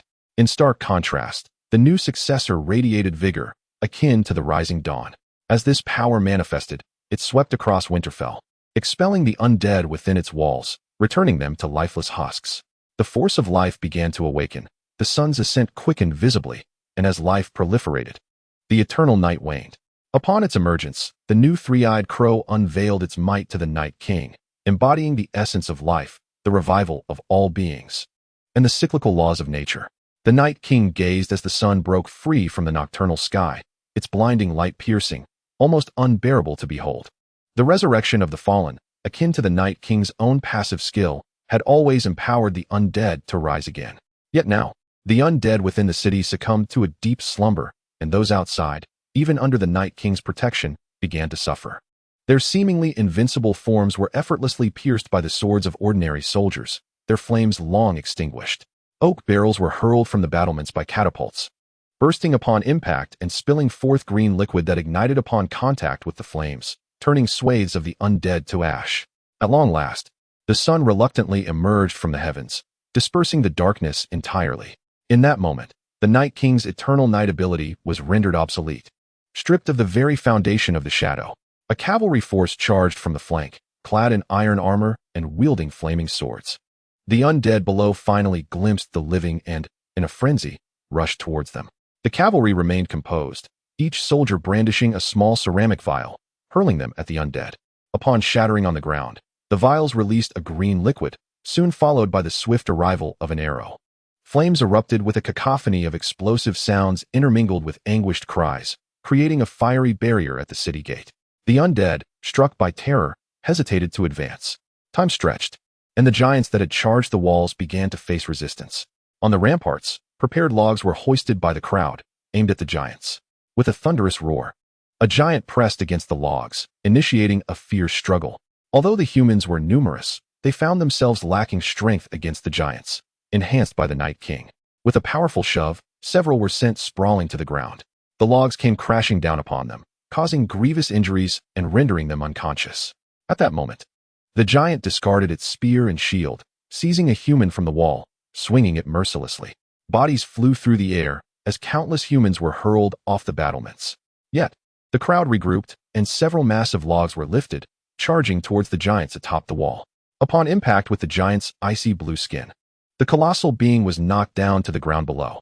Though it fell, it remained unscathed, its fury ignited, intent on surging back up the wall. Meanwhile, the Night King activated his senses. In his perception, a crimson-tinged steel sword was handed to Robb by the commander of the Night's Watch. This was a Valyrian steel sword, the sole weapon in existence capable of threatening the Night King, and it belonged exclusively to House Stark. The Night King unleashed his hive mind. The giant cast a resentful glance before retreating towards the forest where the Night King resided, and all the undead began to withdraw, leaving no corpses behind. In an instant, countless undead both within and outside the walls vanished completely. However, the surrounding forest remained teeming with the undead, severing all supply lines to Winterfell, transforming it into a veritable enclave for humanity. At this moment, over 100 undead sentinels were absent. In the depths of the forest, these sentinels resurrected, and the sleeping elderly, women, and children were caught unaware, swiftly having their throats bitten through by the undead. Awakening from their slumber, the sentinels moved stealthily towards the forest, where the majority of able-bodied men had gone to support Winterfell, leaving the defenses of the deep forest compromised. In this way, the undead advanced undeterred, as if they were in a realm devoid of resistance. Within a quarter of an hour, save for a few who fled into the mountains, the deep forest was nearly annihilated. A notification chimed, indicating that the host's subordinates had summoned 500 intermediate undead. The sound echoed continuously, signaling to the Night King that his objective had been achieved.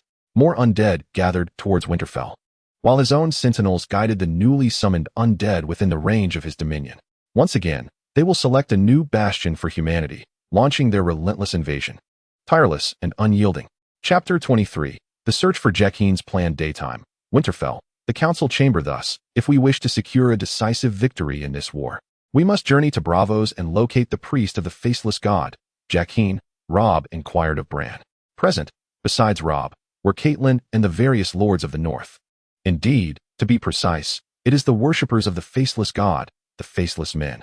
The faceless men serve the faceless god, existing without form or identity, unrecognizable to all, yet simultaneously known to all. Unrecognizable, for each of them is a master of disguise. Even standing before you, they remain undetected. Known to all, because they possess countless faces. Perhaps those of your family, your closest friends, or even your beloved, individuals you think you know, and yet you shall recognize them until the dagger severs your throat. For millennia, they have transcended the mortal realm, the most formidable assassins and the most devout worshippers, the faceless men, whose methods of concealment even the Night King cannot perceive. Our sole weapon capable of threatening the Night King is the Valyrian steel sword. However, the Night King will not simply stand there, allowing you to strike him with steel. Only a lethal assassin can approach him silently and unseen. The Lord of House Glover rose to his feet. I do not mean to offend, young lord. I believe that rather than traversing the ocean to a city we have never visited in search of a so-called assassin's guild, you should entrust me with the steel sword. And I shall go forth to slay the Night King. Laughter erupted among the assembly, with some even whistling and teasing the young Bran, despite his serious demeanor. Robb was about to shout for silence, his expression betraying anxiety and fear, an emotion he had never displayed towards his brother before. Rather than viewing the figure before him as his brother, to Robb, he perceived a creature akin to the Night King. Bran also smiled. As he laughed, in an almost instantaneous motion, Bran dashed to the side of the Lord of House Glover, moving with such speed that he seemed to leave an afterimage.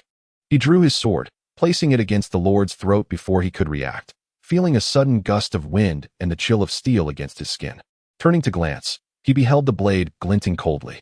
A bead of sweat trickled down his cheek, landing on his neck, and the chamber fell into silence. In that hushed atmosphere, not a soul dared to utter a sound. At that moment, Bran wore a smile as he gently sheathed his sword back into the Lord of House Glover's scabbard. The Night King is 10 times faster than I, and 100 times stronger. I truly do not comprehend where you gentlemen find your confidence. Is it merely because of a war that barely succeeded in driving the dead away? Let us not forget, within and without Winterfell, we are surrounded by the undead. We cannot, and do not possess the forces to confront the Night King directly. Bran turned around, and the council chamber was filled with individuals rendered speechless. Let us not forget. Bran's gaze swept across the assembly, which remained ensnared in the shock of recent events. A battle-hardened lord had been disarmed with merely a glance. We possess but a single Valyrian steel sword. With that, Bran gracefully took his seat, a steaming cup of red tea before him. He sipped leisurely, as if after uttering those words, the proceedings held no further significance for him. Robb gently tapped the table. Enough discussion, he declared with finality. I have summoned you, my uncles and kin, not to deliberate whether we should go, but to decide upon those who shall embark. At this, the lords exchanged glances. Understanding dawning upon them since the moment the Whites had emerged, it was clear that Winterfell had transformed into a desolate graveyard. The 5 scouts dispatched that morning had not returned, indicating that the Whites had effectively surrounded Winterfell, leaving no avenue for escape. Those remaining, each lord prepared to confront death, stood resolutely. Yet, to mount one's beloved steed, sword stained with blood in hand, and to perish gloriously in battle was a valorous honor in their eyes. Few were willing to die in the shadows, cornered and humiliated on the battlefield.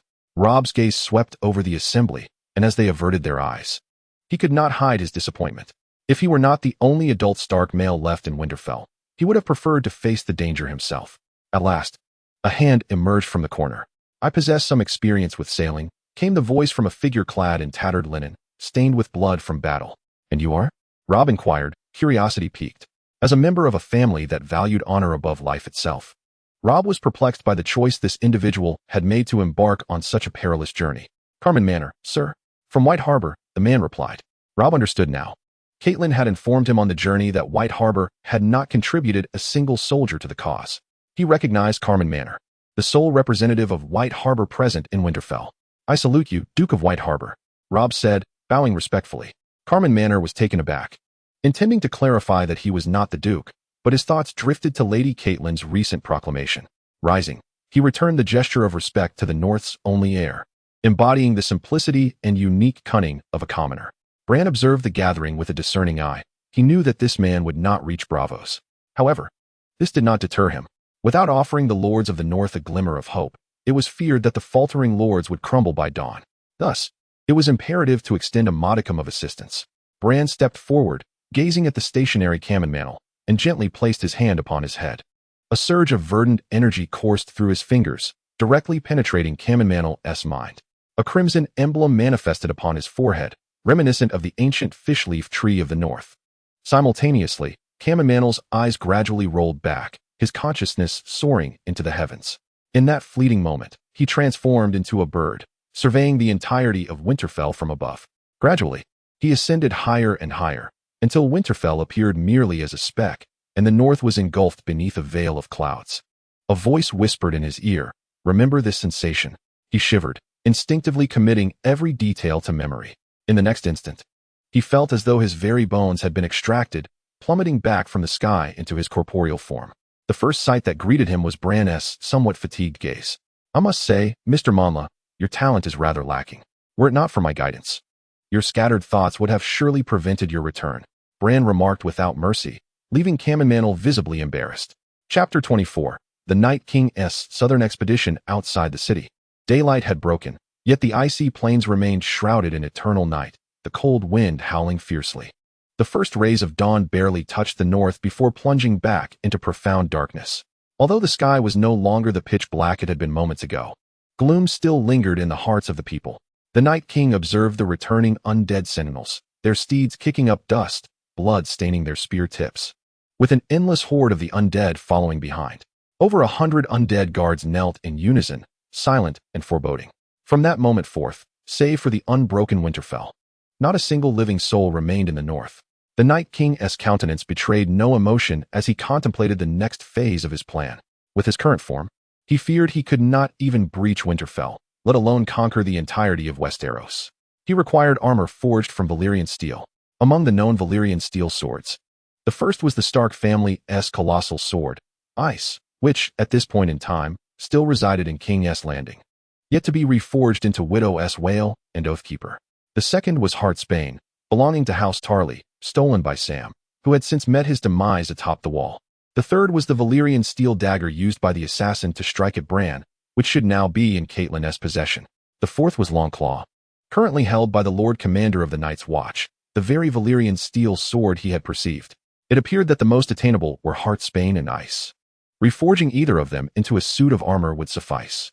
Heartsbane was located in House Tarly's ancestral lands of Horn Hill, situated in the Reach. The Riverlands is the fiefdom of House Tyrell, currently appearing stable and somewhat distant. Thus, only one option remains. The most lucrative one, the Ice of the Greatsword at King's Landing. To procure this ice, one must first deploy forces to the Riverlands. The Riverlands, often referred to as the Bandage of Westeros, sees the north marching against King's Landing, with the battlefield set in the Riverlands. The south also deploying its forces against King's Landing, with the battle occurring in the Riverlands, and even House Tyrell sending troops from the north, with the conflict still in the Riverlands. Once the Riverlands are crossed, the north lies open and the south becomes a vast expanse, akin to a miniature Poland within Westeros. For millennia, the lords of the Riverlands have changed repeatedly, but in the last century, the Tully family has secured control through strategic marriages and adept political maneuvering. Yet, the Riverlands remain a patchwork of powerful hills. The lords of the Riverlands are notorious for their selective obedience to commands. To seize King's Landing, one must first conquer the Riverlands. Winterfell is no longer a concern. The entire city is now besieged, its supplies severed, and the undead roam around it, attacking any living souls nearby. In the absence of provisions, it has become a desolate wasteland. At this thought, the Night King, through his hive mind, conveyed his decision to the undead sentinels and higher-ranking whites. He would bypass Winterfell and head directly for the Riverlands. No supplies were needed, nor any mobilization. The Night King, mounted upon his spectral steed, stood upon a hillside, flanked by giants and over 100 whites. Below the slope, an endless throng of undead advanced quietly along the path, their tattered garments and broken weapons betraying their grim appearance. Yet, they could not conceal the palpable aura of menace surrounding them. At this moment, winter had descended upon the north, bringing not only darkness but also an unending chill. The Riverlands were connected to the north by a bridge, a territory belonging to House Frey. For centuries, the Freys profited handsomely from taxing merchants traversing that bridge, yet throughout the Riverlands, they were regarded as tasteless nouveau riches. Lacking noble blood and sharp political acumen, the Freys developed a unique character.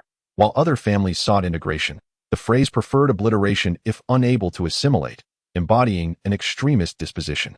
Now, however, this bridge was set to welcome new guests. In the face of the steadfast Northerners' fall, the Night King marched with his undead, hastening for 2 days and nights until reaching the bridge. As they approached, the Night King raised his hand in a signal, and the whites understood, dismounting to regroup, transforming into smaller units to conceal themselves.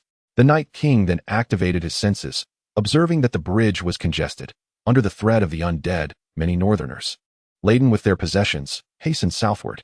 At this moment, at the end of the bridge, 3 layers of protection were distinctly visible. The first layer comprised a human wall with shields, the second layer was armed soldiers wielding long spears, and the third layer featured wooden stakes erected upon the bridge. Several soldiers adorned with the Frye family crest were vociferously shouting commands. All those wishing to cross the bridge could only pass through the narrow gaps between the stakes, with any items that could not be carried over claimed by the Frye family. The Night King observed closely and noted that the gaps between 2 stakes were so narrow that even slightly portly individuals struggled to pass. One man, shedding his fur coat, barely managed to squeeze through. However, as he reached back to retrieve his coat, he encountered another hand on the garment, belonging to a soldier of the Frye family.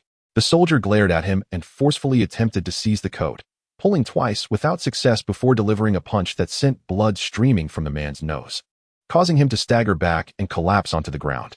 Behind the soldier, many northern folk, burdened with their families and belongings, awaited their turn to cross. Some pushing carts laden with all their possessions, pans, bowls, and more. The Night King scrutinized the bridge for an extended period, aware that the undead sentinels lacked the capability to perceive the unfolding events. Witnessing the throngs on the bridge, they yearned to charge forth and unleash carnage. Yet, the Night King discerned something different. The bridge featured 5 substantial gates, including formidable iron doors. Most crucially, the surface of the bridge sloped from south to north, ensuring that, should conflict erupt, a single barrel of tar could transform the entire expanse into a raging inferno. As the Night King observed the teeming masses on the bridge and the continuous influx of individuals from all directions, a smile involuntarily crept across his face. After all, a once-failed conspirator had declared that chaos serves as a ladder. It was evident that even in retreat, the sheer number of the elderly, women, and children from the north far outnumbered the entire population of the Frye family. Presently, these individuals were gathered here, some erecting tents while others tussled with the soldiers. The lords were either in Winterfell or had long since traversed south through their connections with the Frye family. Those remaining were utterly destitute commoners. Unled, these impoverished souls were merely oppressed masses, but with guidance, they could manifest the greatest force in the world. The situation on the northern side of the bridge resembled a colossal powder keg, poised to ignite with the slightest spark. Undoubtedly, this powder keg had been forged by the hands of the Frye family themselves. The Night King cast his gaze at the narrow gap between the 2 stakes, where soldiers had intentionally shifted the stakes inward. Ah, it seems I, the Night King, am but a shadow. True savagery lies with you, the Frye family. Chapter 25. The difficulties of the river frontier. At this moment, a squadron of cavalry clad in black approached the bridge along the road, escorting a horse-drawn carriage with roughly 20 men. Meanwhile, a throng of individuals gathered at the northern side of the bridge, unable to cross, as the cold wind swept through them. In the blink of an eye, the cavalry reached the bridge, surveying their surroundings for any threats. The captain of the cavalry lifted the curtain of the carriage, revealing a mother and her child within. The mother, a strikingly beautiful woman not yet 30, held the hand of her son, who appeared to be under 10 years of age.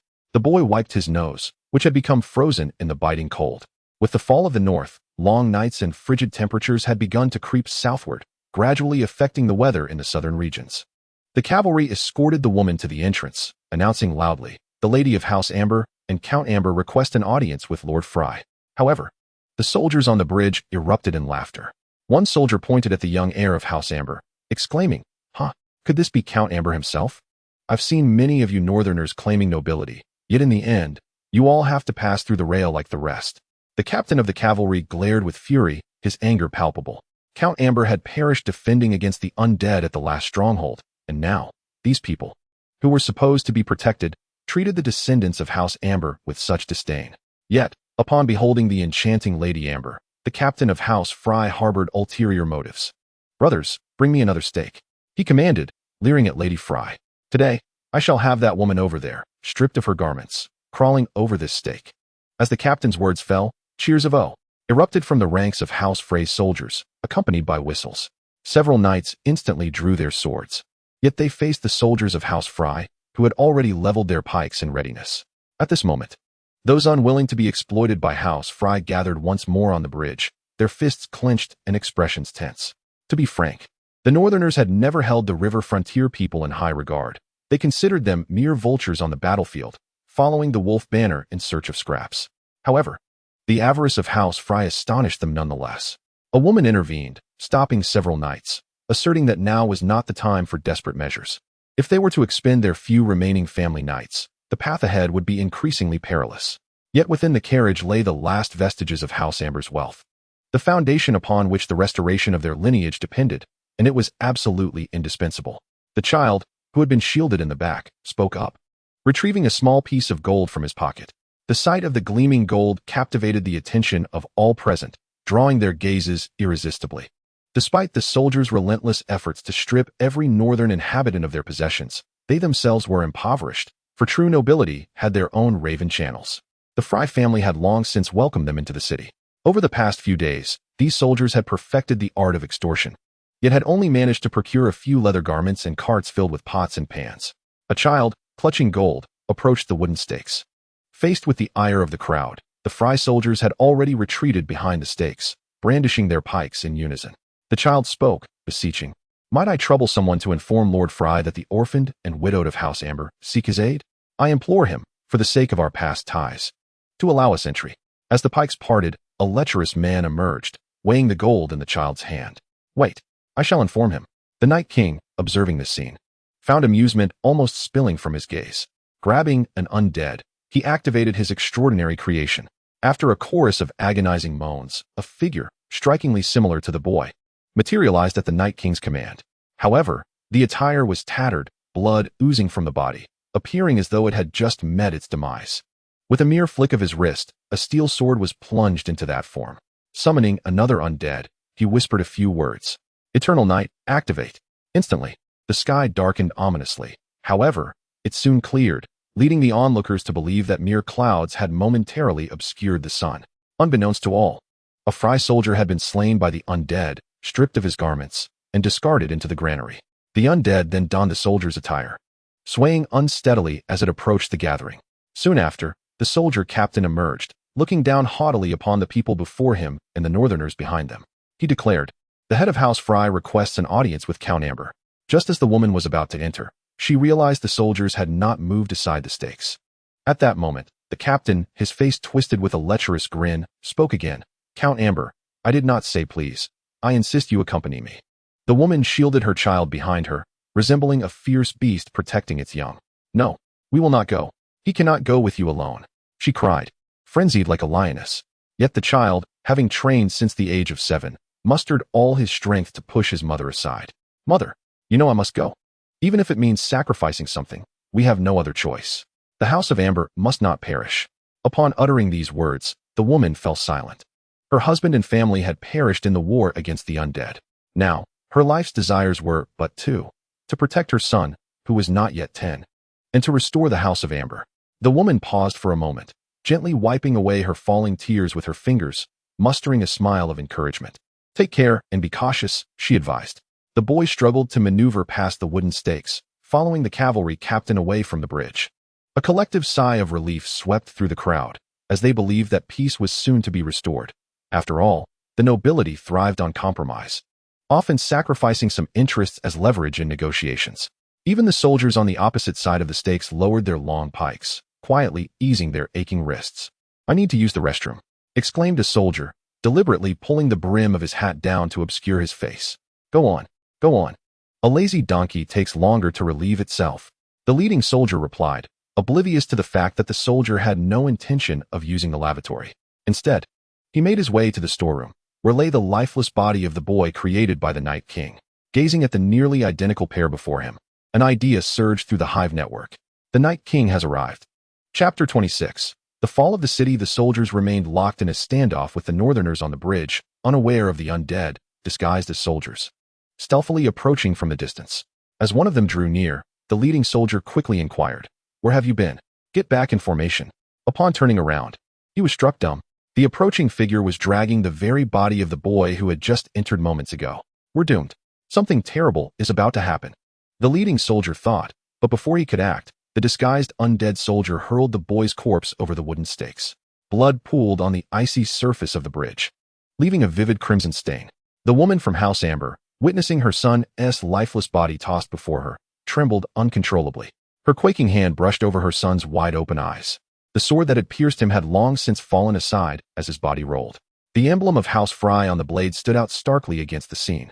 Snowflakes slid down the woman's fur garments as she knelt on the ground, gazing at her once vibrant son, the eldest of House Amber, who had perished alongside his family in their fight against the undead. She was shattered. My Lord Fry declared that today, everyone must pay to cross our great bridge. Nobility or peasant, all must comply. Anyone daring to haggle will face dire consequences. Yet, the grieving mother seemed to hear none of it, resolutely advancing forward.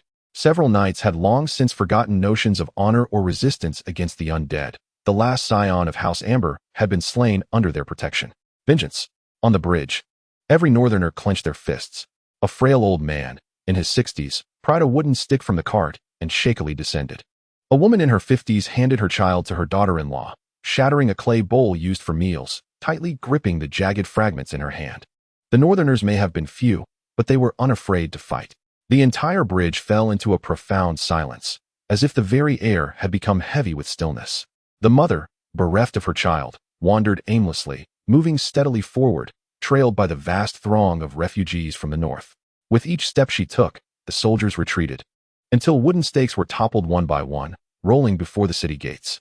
Among this group, the soldiers wielding long spears were among the few armed. Yet, they now trembled, incessantly retreating until their backs pressed against the city gates, realizing they had nowhere left to flee. The overwhelming terror stripped them of their earlier bravado, and they began to flail their spears wildly, until a splash of crimson appeared before their eyes.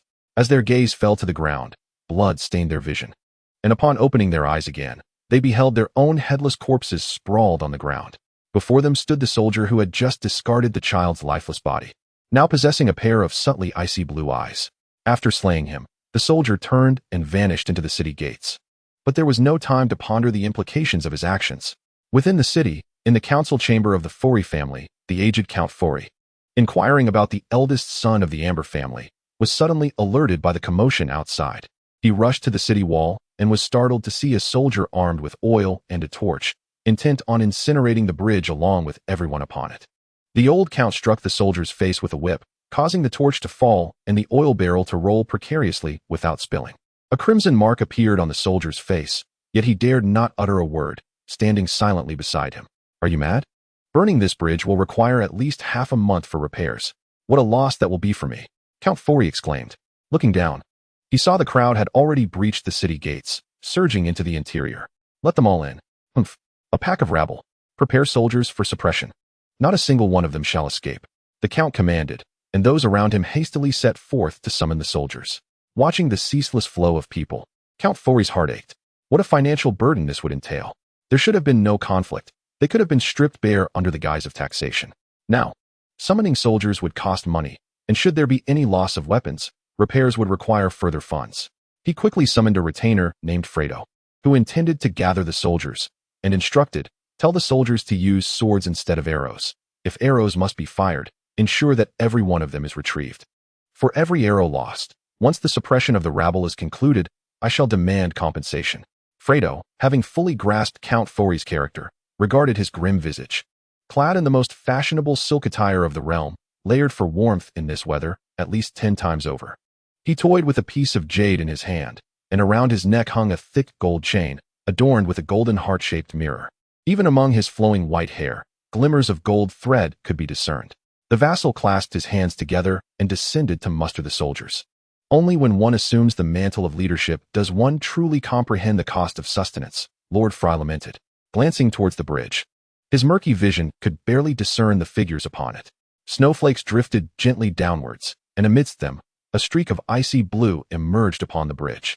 Suddenly, a clamor erupted on the bridge. People were desperately attempting to surge into the city, their trampling bodies blocking the city gates. Lord Fry widened his eyes, straining to perceive the situation on the bridge, but clarity eluded him until a soldier's spear, trembling with fear, clattered to the ground. No more corpses, the soldier shouted. At last, Fry comprehended the meaning of that icy blue hue upon the bridge. Fury ignited within him, his face betraying a palpable tension. Quick, pour oil. Ignite it, Duke Fry commanded. Anxiously, he observed the motionless soldiers and hastened towards one. His agile gait belied his advanced age. He delivered a swift kick to the soldier's leg. Yet the soldier crumpled to the ground as if his bones had been whisked away, the torch he had just retrieved tumbling from his grasp. Lord Fry focused intently, discovering a frost-laden spear embedded in the soldier's body. A jolt of dread coursed through his heart. The tumult outside could not overshadow the eerie tranquility atop the city walls. In this disquieting silence, each footfall resonated with profound significance, each step weighing heavily upon Lord Fry's heart. His voice quivered as he spoke. Is it Fry? Are the soldiers gathered? He uttered words he scarcely believed himself, and as the footsteps grew clearer, a figure approached, enveloping him in a shroud of immense terror. Surrounding him were soldiers, each adorned with frost-laden spears, their icy blue eyes now open. What do you intend to do? I am your lord. Frey's voice trembled with rage, his whip thrashing through the air. Yet, the soldiers showed no sign of fear, their expressions impassive as they reached out with cold, unyielding hands, inching closer to him. He stumbled back, step by step, until he met the city wall, left with no recourse, and suddenly fell against it. To conserve resources, the battlements of this wall were constructed small and low, and now, the lord responsible for its construction found himself tumbling down from the wall. He landed upon the bridge with a thud. With a broken leg, he struggled to sit up, only to be met by the very legs of the Northmen he had previously derided as rabble. Once more, a thud resounded as he was kicked down, countless feet trampling over him. Snowflakes continued to fall, and night began to envelop the scene.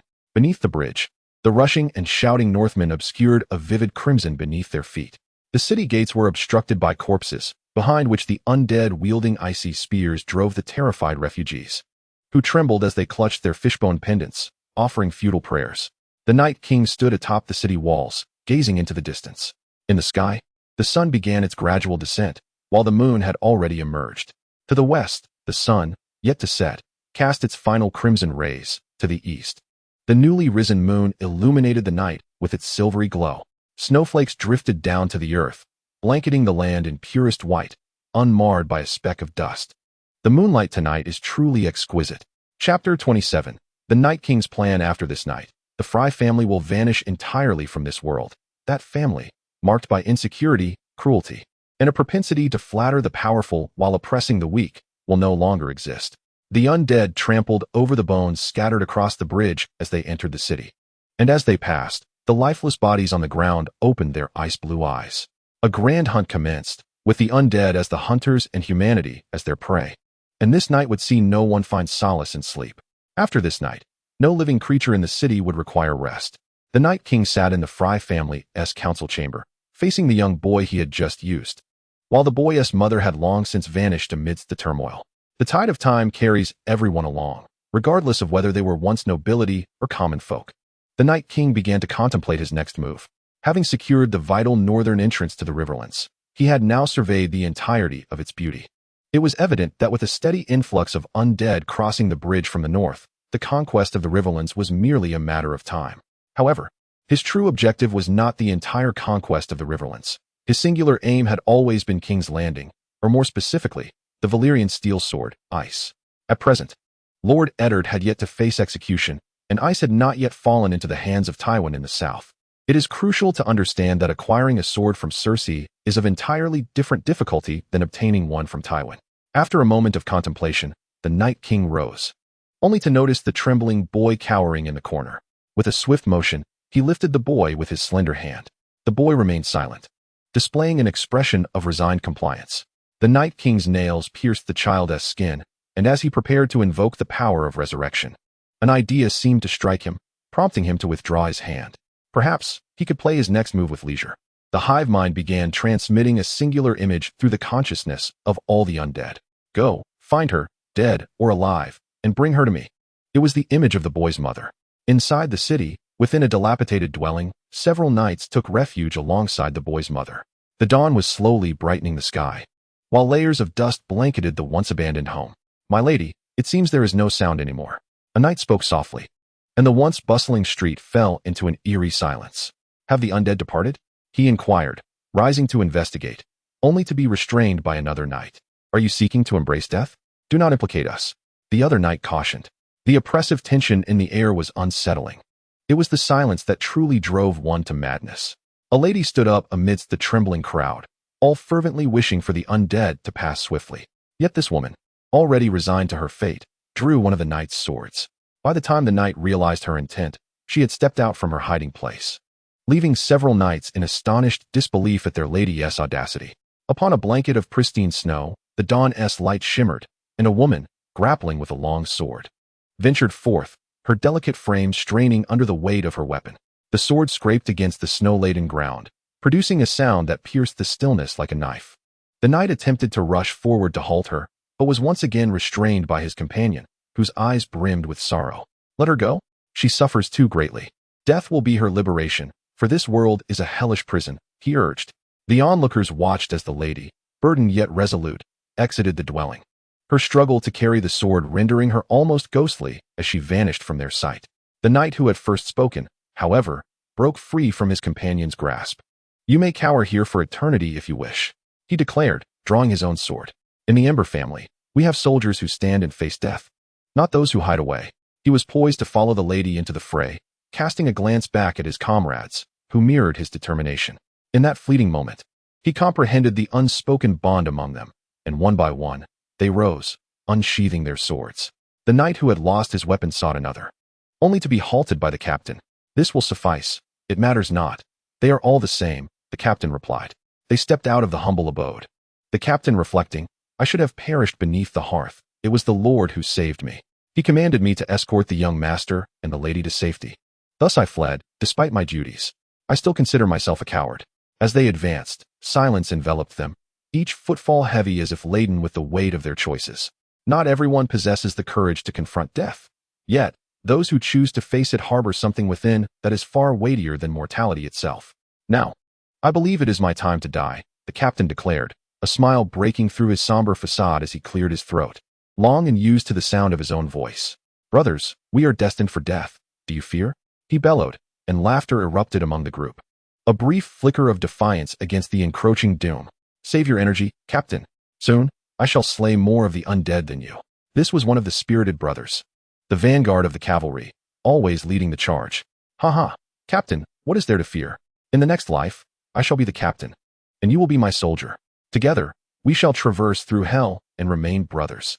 Among them was the youngest, who, during every assault, was shielded by his older siblings, who understood he was the sole heir of his family and was needed back home. Nearby, the archer, who paid no heed to the captain, remained vigilant, his gaze fixed on the surroundings. Each of his arrows was a crucial safeguard against the hindrances faced by his comrades during their onslaught. Observing the group before him, the captain revealed a menacing grin. Let these undead witness the tenacity of the Northerners. Let the folk of the Riverlands understand how we wage war.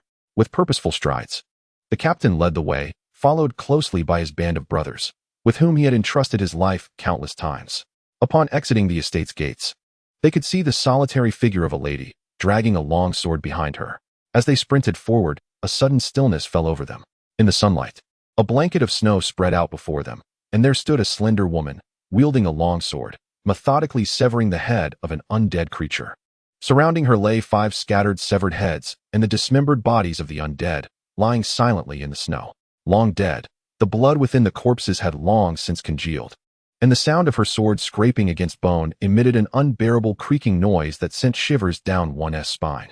Behind her stood several armored men, their expressions frozen in astonishment. What a sight it was upon the earth. Chapter 28. A mother's resolve to survive. Captain, are we witnessing a mirage? Asked the knight, bow in hand, addressing his companions. How could I know? These undead were not so easily dispatched before. Without wildfire, a one-on-one encounter is tantamount to courting death, replied the captain. Perhaps you should give it a try, he suggested, pointing to the one who had first charged forward. Before them stood countless undead, lined up in ranks.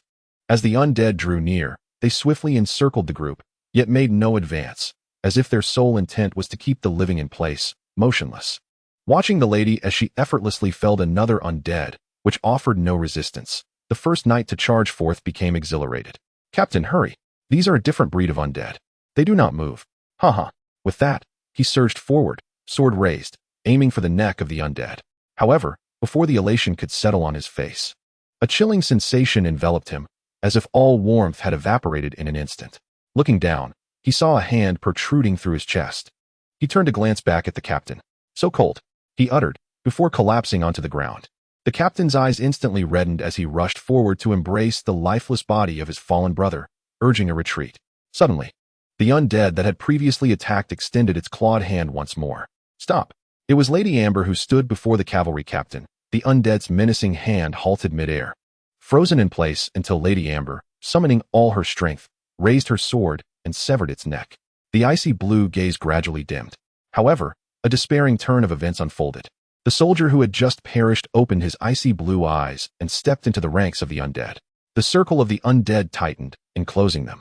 One by one, the cavalry fell, until the lady and the captain stood back to back, swords drawn.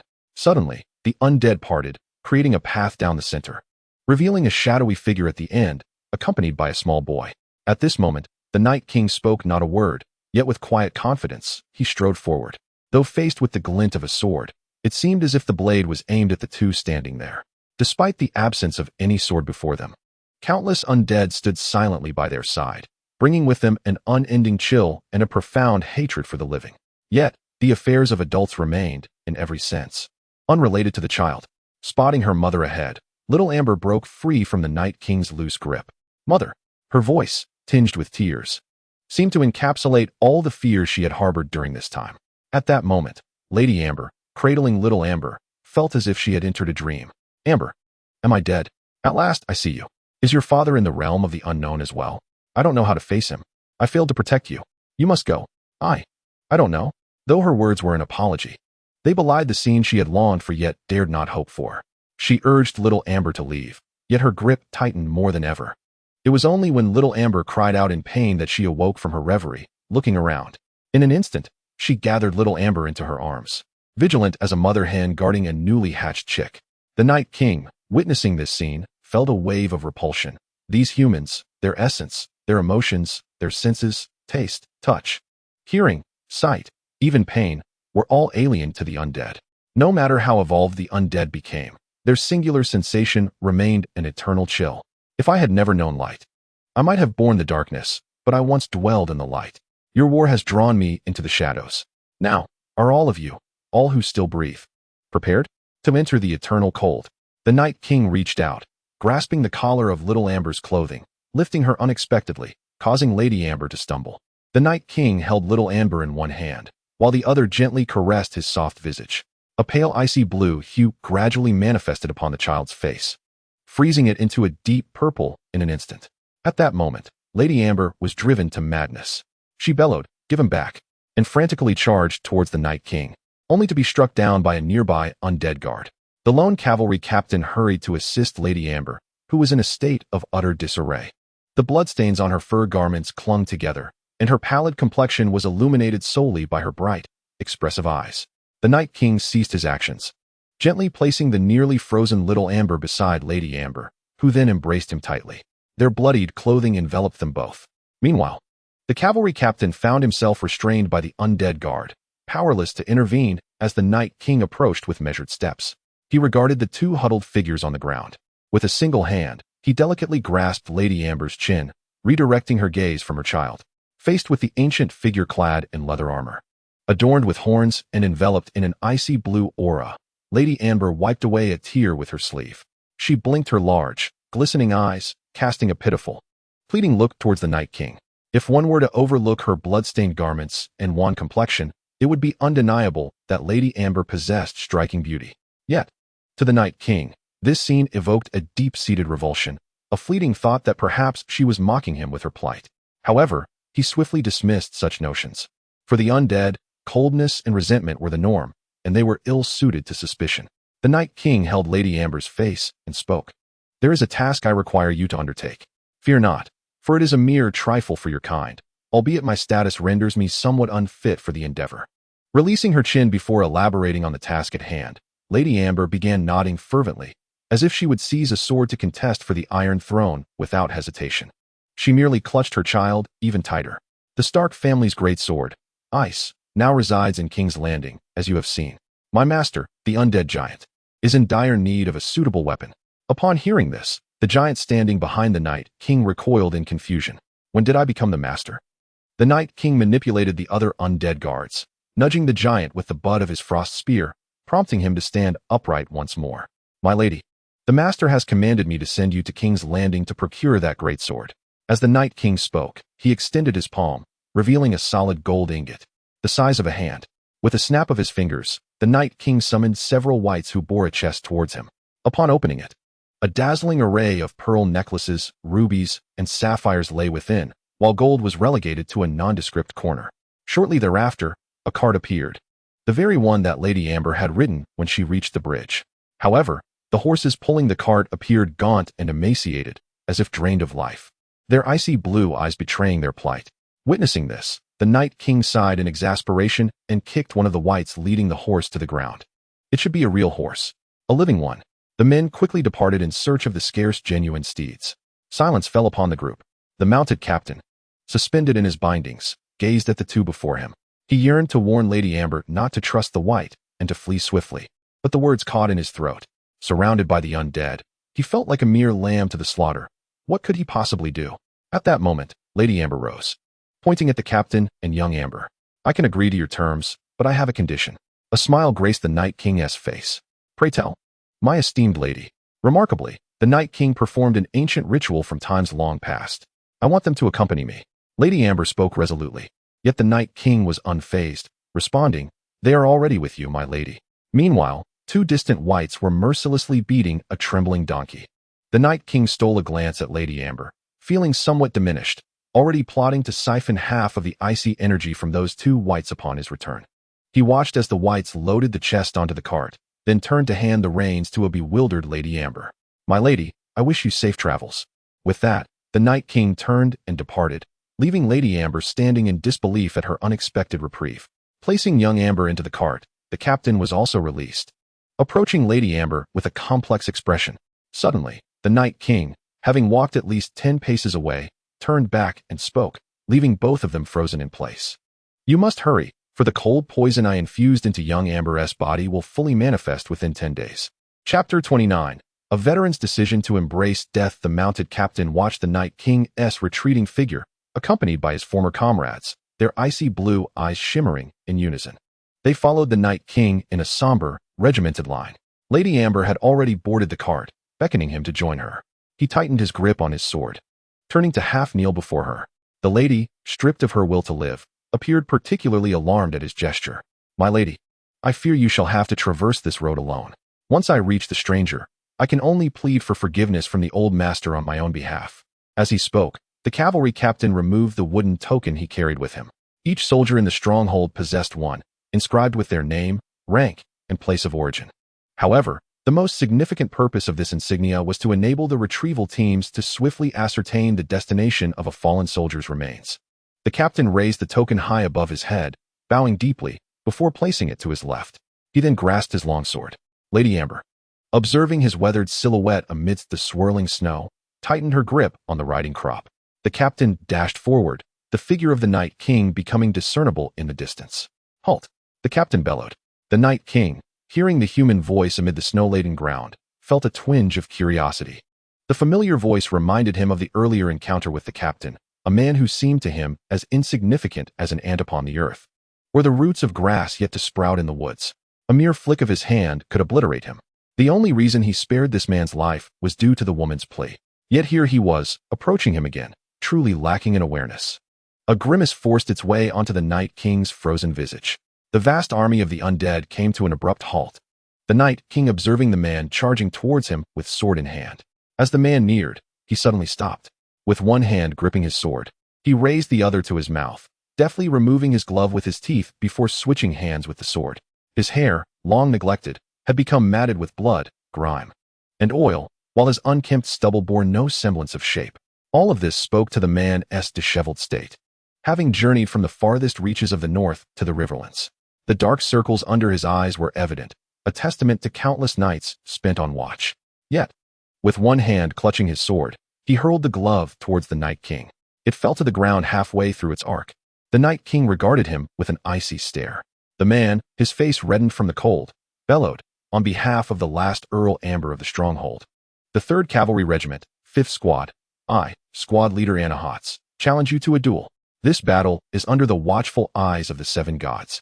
A quest for vengeance initiated by our captain for all our fallen brothers. Life or death, we shall not retreat. The Night King observed the diminutive figure before him with keen interest. Courage, what a perplexing notion.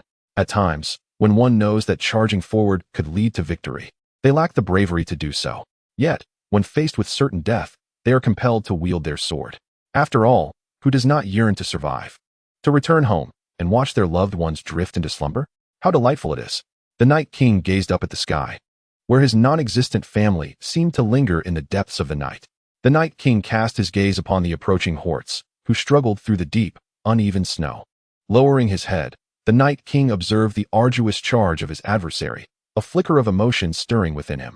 The captain of the cavalry's former companions stood with wide, ice-blue eyes, flanking him on either side. As the captain surged forward, he beheld his archers, bowstrings taut, arrows drawn. These were the comrades who had saved him countless times on the battlefield, those to whom he could entrust his back. Yet now, those once protective eyes regarded him devoid of emotion, their weapons aimed at him. With a sharp twang, an arrow flew. Whether it was the Night King's design or merely the wind's whim that skewed its trajectory remained unclear. The razor-sharp projectile struck true, embedding itself in the captain's knee.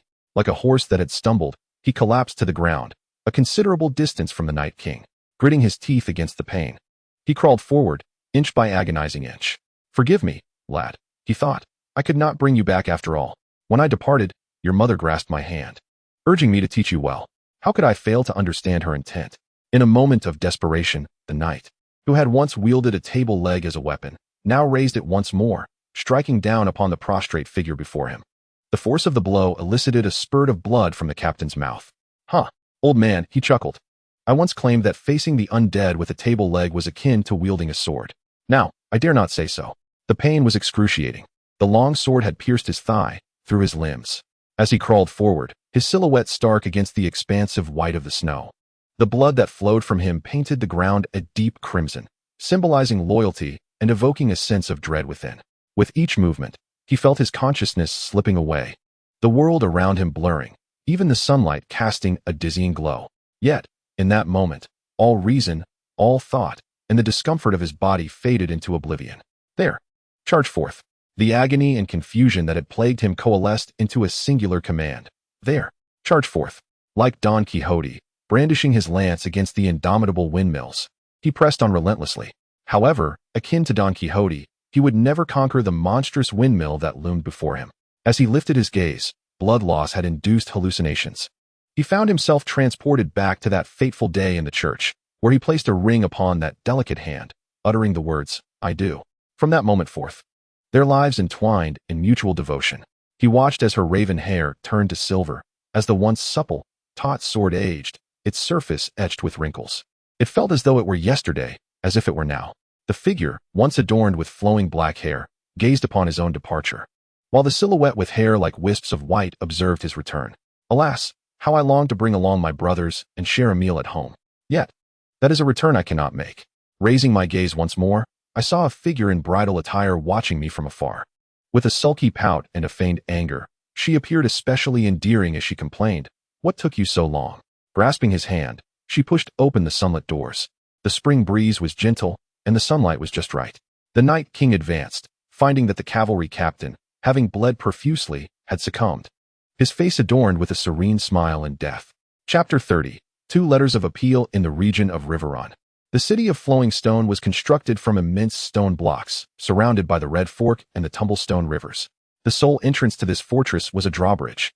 The Tully family erected Flowing Stone, a castle famed for its impregnable defenses, never having been breached in a frontal assault. Presently, its master was the arrow god of the trident, a man of unwavering resolve, the king of Riverlands, and the jailer of Duke Edmure Tully, who cherished his family. A heavy snow had blanketed Riverlands for an entire day when a horse-riding messenger, covered in snowflakes, galloped to the foot of Flowing Stone, collapsing onto the ground. As the crowd assisted him, his first words were, "The crossing at the river port has fallen, the undead are approaching." In Flowing Stone, no one understood what the undead signified. In times of peace, they filled the granaries within the city with provisions. In times of war, they gathered their belongings, donned their armor, seized their bows, and ascended the walls, a routine that had never wavered. The Tully family harbored no ambition to unify Riverlands through military might, for they recognized that aside from their own Flowing Stone, there were no fortifications to defend throughout the realm. Regardless of how many times they sought to unify Riverlands, it would only invite invaders, reducing the land to a mere scattering of dust. The Tullis maintained their position through strategic marriages. Yet, there were always lords of Riverrun who dared to challenge the Tully family's authority. In the face of such challenges, the Tullis chose not to resist. They could not detach themselves from the sustenance and water provided by the Tully family, and once the gates were shut, Flowing Stone remained unconquerable. This land, the most fertile expanse of Westeros, produced enough to sustain its populace. However, now the undead were upon us. A messenger from the Tully family took the letter from the previous messenger's hands. It was sent by the second son of House Fry. Edmure opened it. Seated beside his uncle, Blackfish Brendan, and beheld that the letter contained 3 significant pieces of news. The first was that the river port of House Fry had fallen. With the elder Fry slain in battle, the letter's author sought the title of Duke of House Fry.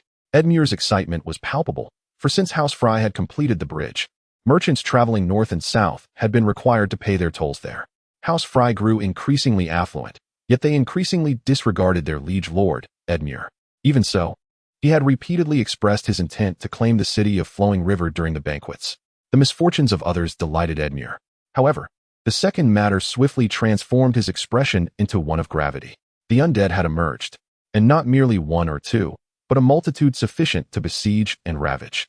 The third issue plunged him into turmoil. The Tully family sought assistance. Logically, as the Lord of the Riverlands and the Guardian family tasked with maintaining peace and mediating disputes among the various houses, it was the duty of House Tully to respond. Yet, witnessing the plight of House Fry, Edmure remained unmoved. In times of prosperity, they aspired to challenge the Tully family's standing and covet the city of Flowing River. Now, in their misfortune, they sought aid from others, which seemed almost inconceivable. If House Fry at this moment could be likened to a person who had fallen into a dry well, Edmure would wish to fill that well with water and seal it with a heavy stone. Thus, faced with the phrase plea for help, Edmure felt not only indifferent, but even somewhat amused. However, his uncle, Blackfish Brendan, held a different perspective. Blackfish was the younger brother of the previous head of the family, having gained tremendous renown during the War of the Ninepenny Kings. Upon his return, however, his brother adhered to ancient traditions, insisting on a marriage alliance with the Lord of the Iron Islands. In a fit of rage, Blackfish severed ties with House Tully, establishing his own house, whose sigil differed from the Tully fish, depicting a black trout. Currently a guest in Flowing River, observing the messenger below, Blackfish understood that House Tully alone could not withstand the onslaught of the undead. A vast horde of undead encircling the city could easily suffocate Flowing River in this confluence of waterways. The city's provisions were designed to sustain them for 2 years, with ample food supplies, weapons, armor, and the reservoir formed by the dam ensuring a continuous flow of resources. However, unlike previous encounters, this time the undead required no supplies and had no concerns to hinder them. They could easily eradicate all the lords of the Riverlands, save for Flowing River, besieging it day and night without assaulting. The longest night recorded was over 10 years ago. While it seemed that Flowing River could manage, the entire Riverlands had been driven to the brink of a precipice. Only by unifying the strength of the Riverland lords could they hope to preserve their vital forces and send word to King's Landing, the Eyrie, Highgarden, and even Dorne, requesting their support. Nevertheless, Blackfish also perceived an opportunity, a chance to finally unify the Riverlands. A fierce argument erupted between the two, reminiscent of the time many years ago when his brother compelled him to enter a union with the Ironborn. Edmure adhered to the ancient wisdom of his lineage, family, duty, and honor. The family must always take precedence. Duty is a commitment to the family, and honor reflects the family's esteem. For millennia, the Tully family has not lacked ambitious lords. However, after their pursuits, most return to the essence of their family, relying on wisdom for survival and forging alliances to create a sustainable existence. Despite the rampant chaos across the continent of Westeros, where kings rise and fall, the Tullis have never sought the throne. 3 days later, a second letter arrived after their quarrel, reporting the fall of the town of Harroway. The lord of the town led most of his people to retreat to Crow's Stone, preparing for a final stand, while simultaneously requesting assistance from Riverrun. This time, Edmure could no longer remain passive. Though he harbored some grievances against the lords who ostensibly respected him, yet secretly belittled him, he understood the principle of mutual dependence. Suppressing his anger, he sought counsel from the venerable Blackfish, a man renowned for his martial achievements within the family. The elderly man, now graying, stroked his relatively short beard in deep contemplation. Suddenly, a silence enveloped the room. Blackfish seemed torn not about whether to deploy troops, but rather whether to utter a particular phrase. At this moment, Edmure was still engulfed in a state of panic. Ultimately, Blackfish relented. He retrieved a map of the Riverlands from a cabinet, pointing to the location of the recently fallen Harroway. He inquired what Edmure perceived. Edmure, anxious, urged him not to keep him guessing, but to speak plainly. Blackfish's long fingernail traced the path from the Fry crossing, along the King S Road, past Harroway, and directly to King S Landing.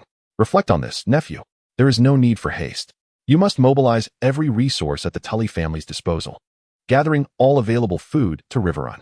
In the shortest possible time, sell your gold, silver, jewels, and precious ornaments for sustenance and fortification equipment. Then, you may ponder whether, amidst the cries of the dying outside the walls, you will fish atop Riverrun or kneel before the Night King. Licking his feet, Blackfish said with a sardonic tone. Chapter 31. The night before King S Landing in the dungeons, Duke Ned Stark had agreed to acknowledge the claim of King Joffrey, donning a black cloak to become a Night S watchman, unaware that the wall had already crumbled and the North had fallen. For the sake of his two daughters' lives, Ned Stark, who had always viewed honor as the essence of his being, languished in his dark cell. Meanwhile, in the Great Hall, a discussion commenced, centering around the Lord of Harrenhal, Roose Bolton, the man who had deceived Robb Stark into losing 1,000 cavalry and cowardly led his loyal bannermen in flight. Standing boldly in the Grand Hall, surrounded by Cersei, Joffrey, Tyrion, and several ministers, along with a few Kingsguard, Cersei lounged almost entirely in her chair, the sun's rays illuminating her face, reminiscent of a languid cat married to such a woman, surely adept at nurturing. Emperor Joffrey supported his chin with one hand. Beneath his golden locks, his sharp, piercing eyes were fixed upon the reporting Duke of Bolton. Thus, the wall has crumbled, and the North has succumbed? The words came from Tyrion, the first to learn of the existence of the undead and returned to King's Landing to report. For days, he had tirelessly spread the news, only to be met with indifference. In this Game of Thrones, one saw only opposition, where the enemy's enemy was deemed a friend, even if that friend was not human. At this moment, the reins of power lay in the hands of Joffrey and Cersei, and no one was inclined to meddle. He remained merely Joffrey's least favored uncle, not the later appointed Lannister envoy sent to save King's Landing. The Duke of Bolton spoke urgently from below, while the Emperor Joffrey and Cersei, seated upon the Iron Throne, stifled yawns, as if the matter bore no relevance to them. No, they relished in the chaos. The fate of the North. What concern is it of mine? Until Tyrion could no longer bear it, he instructed the Duke of Bolton to return home, leaving the matter of his retinue to the Master of Coin for accommodation. Once the others departed, Joffrey attempted to leave, only to be halted by Tyrion's words. He betrayed House Stark. At this, Cersei's eyes widened. She lacked the courage to support the North against the undead, yet she harbored no qualms about swallowing up the personnel and territory of Harrenhal, further diminishing the North's strength. Tyrion let out a bitter laugh. The weather grew ominous. Vast dark clouds loomed over King's Landing, and a chilling wind began to howl. This city, accustomed to perpetual spring, now witnessed falling snowflakes, heralding the arrival of the first undead outside its gates. Countless individuals looked up, gazing skyward. Children, with their innocent eyes, stretched their hands towards the door as the cold hexagonal snowflakes landed on their palms, melting into puddles of water. What is that? A child pointed at the snow, questioning the adults in their home. Snowflakes? The adults replied uncertainly. Snowfall was a phenomenon of which the residents of this city had heard but never seen. Cold was the exclusive domain of the bitter North, while warmth belonged to Dorne amidst the arid sands, having little to do with King's Landing. Amidst the thick snowfall, a cart carrying a recently escaped orphan and her mother arrived in the city. Life? Aaron Amber. Aaron Amber, the lady of House Amber from the last hearth. Oh, from the North? Indeed.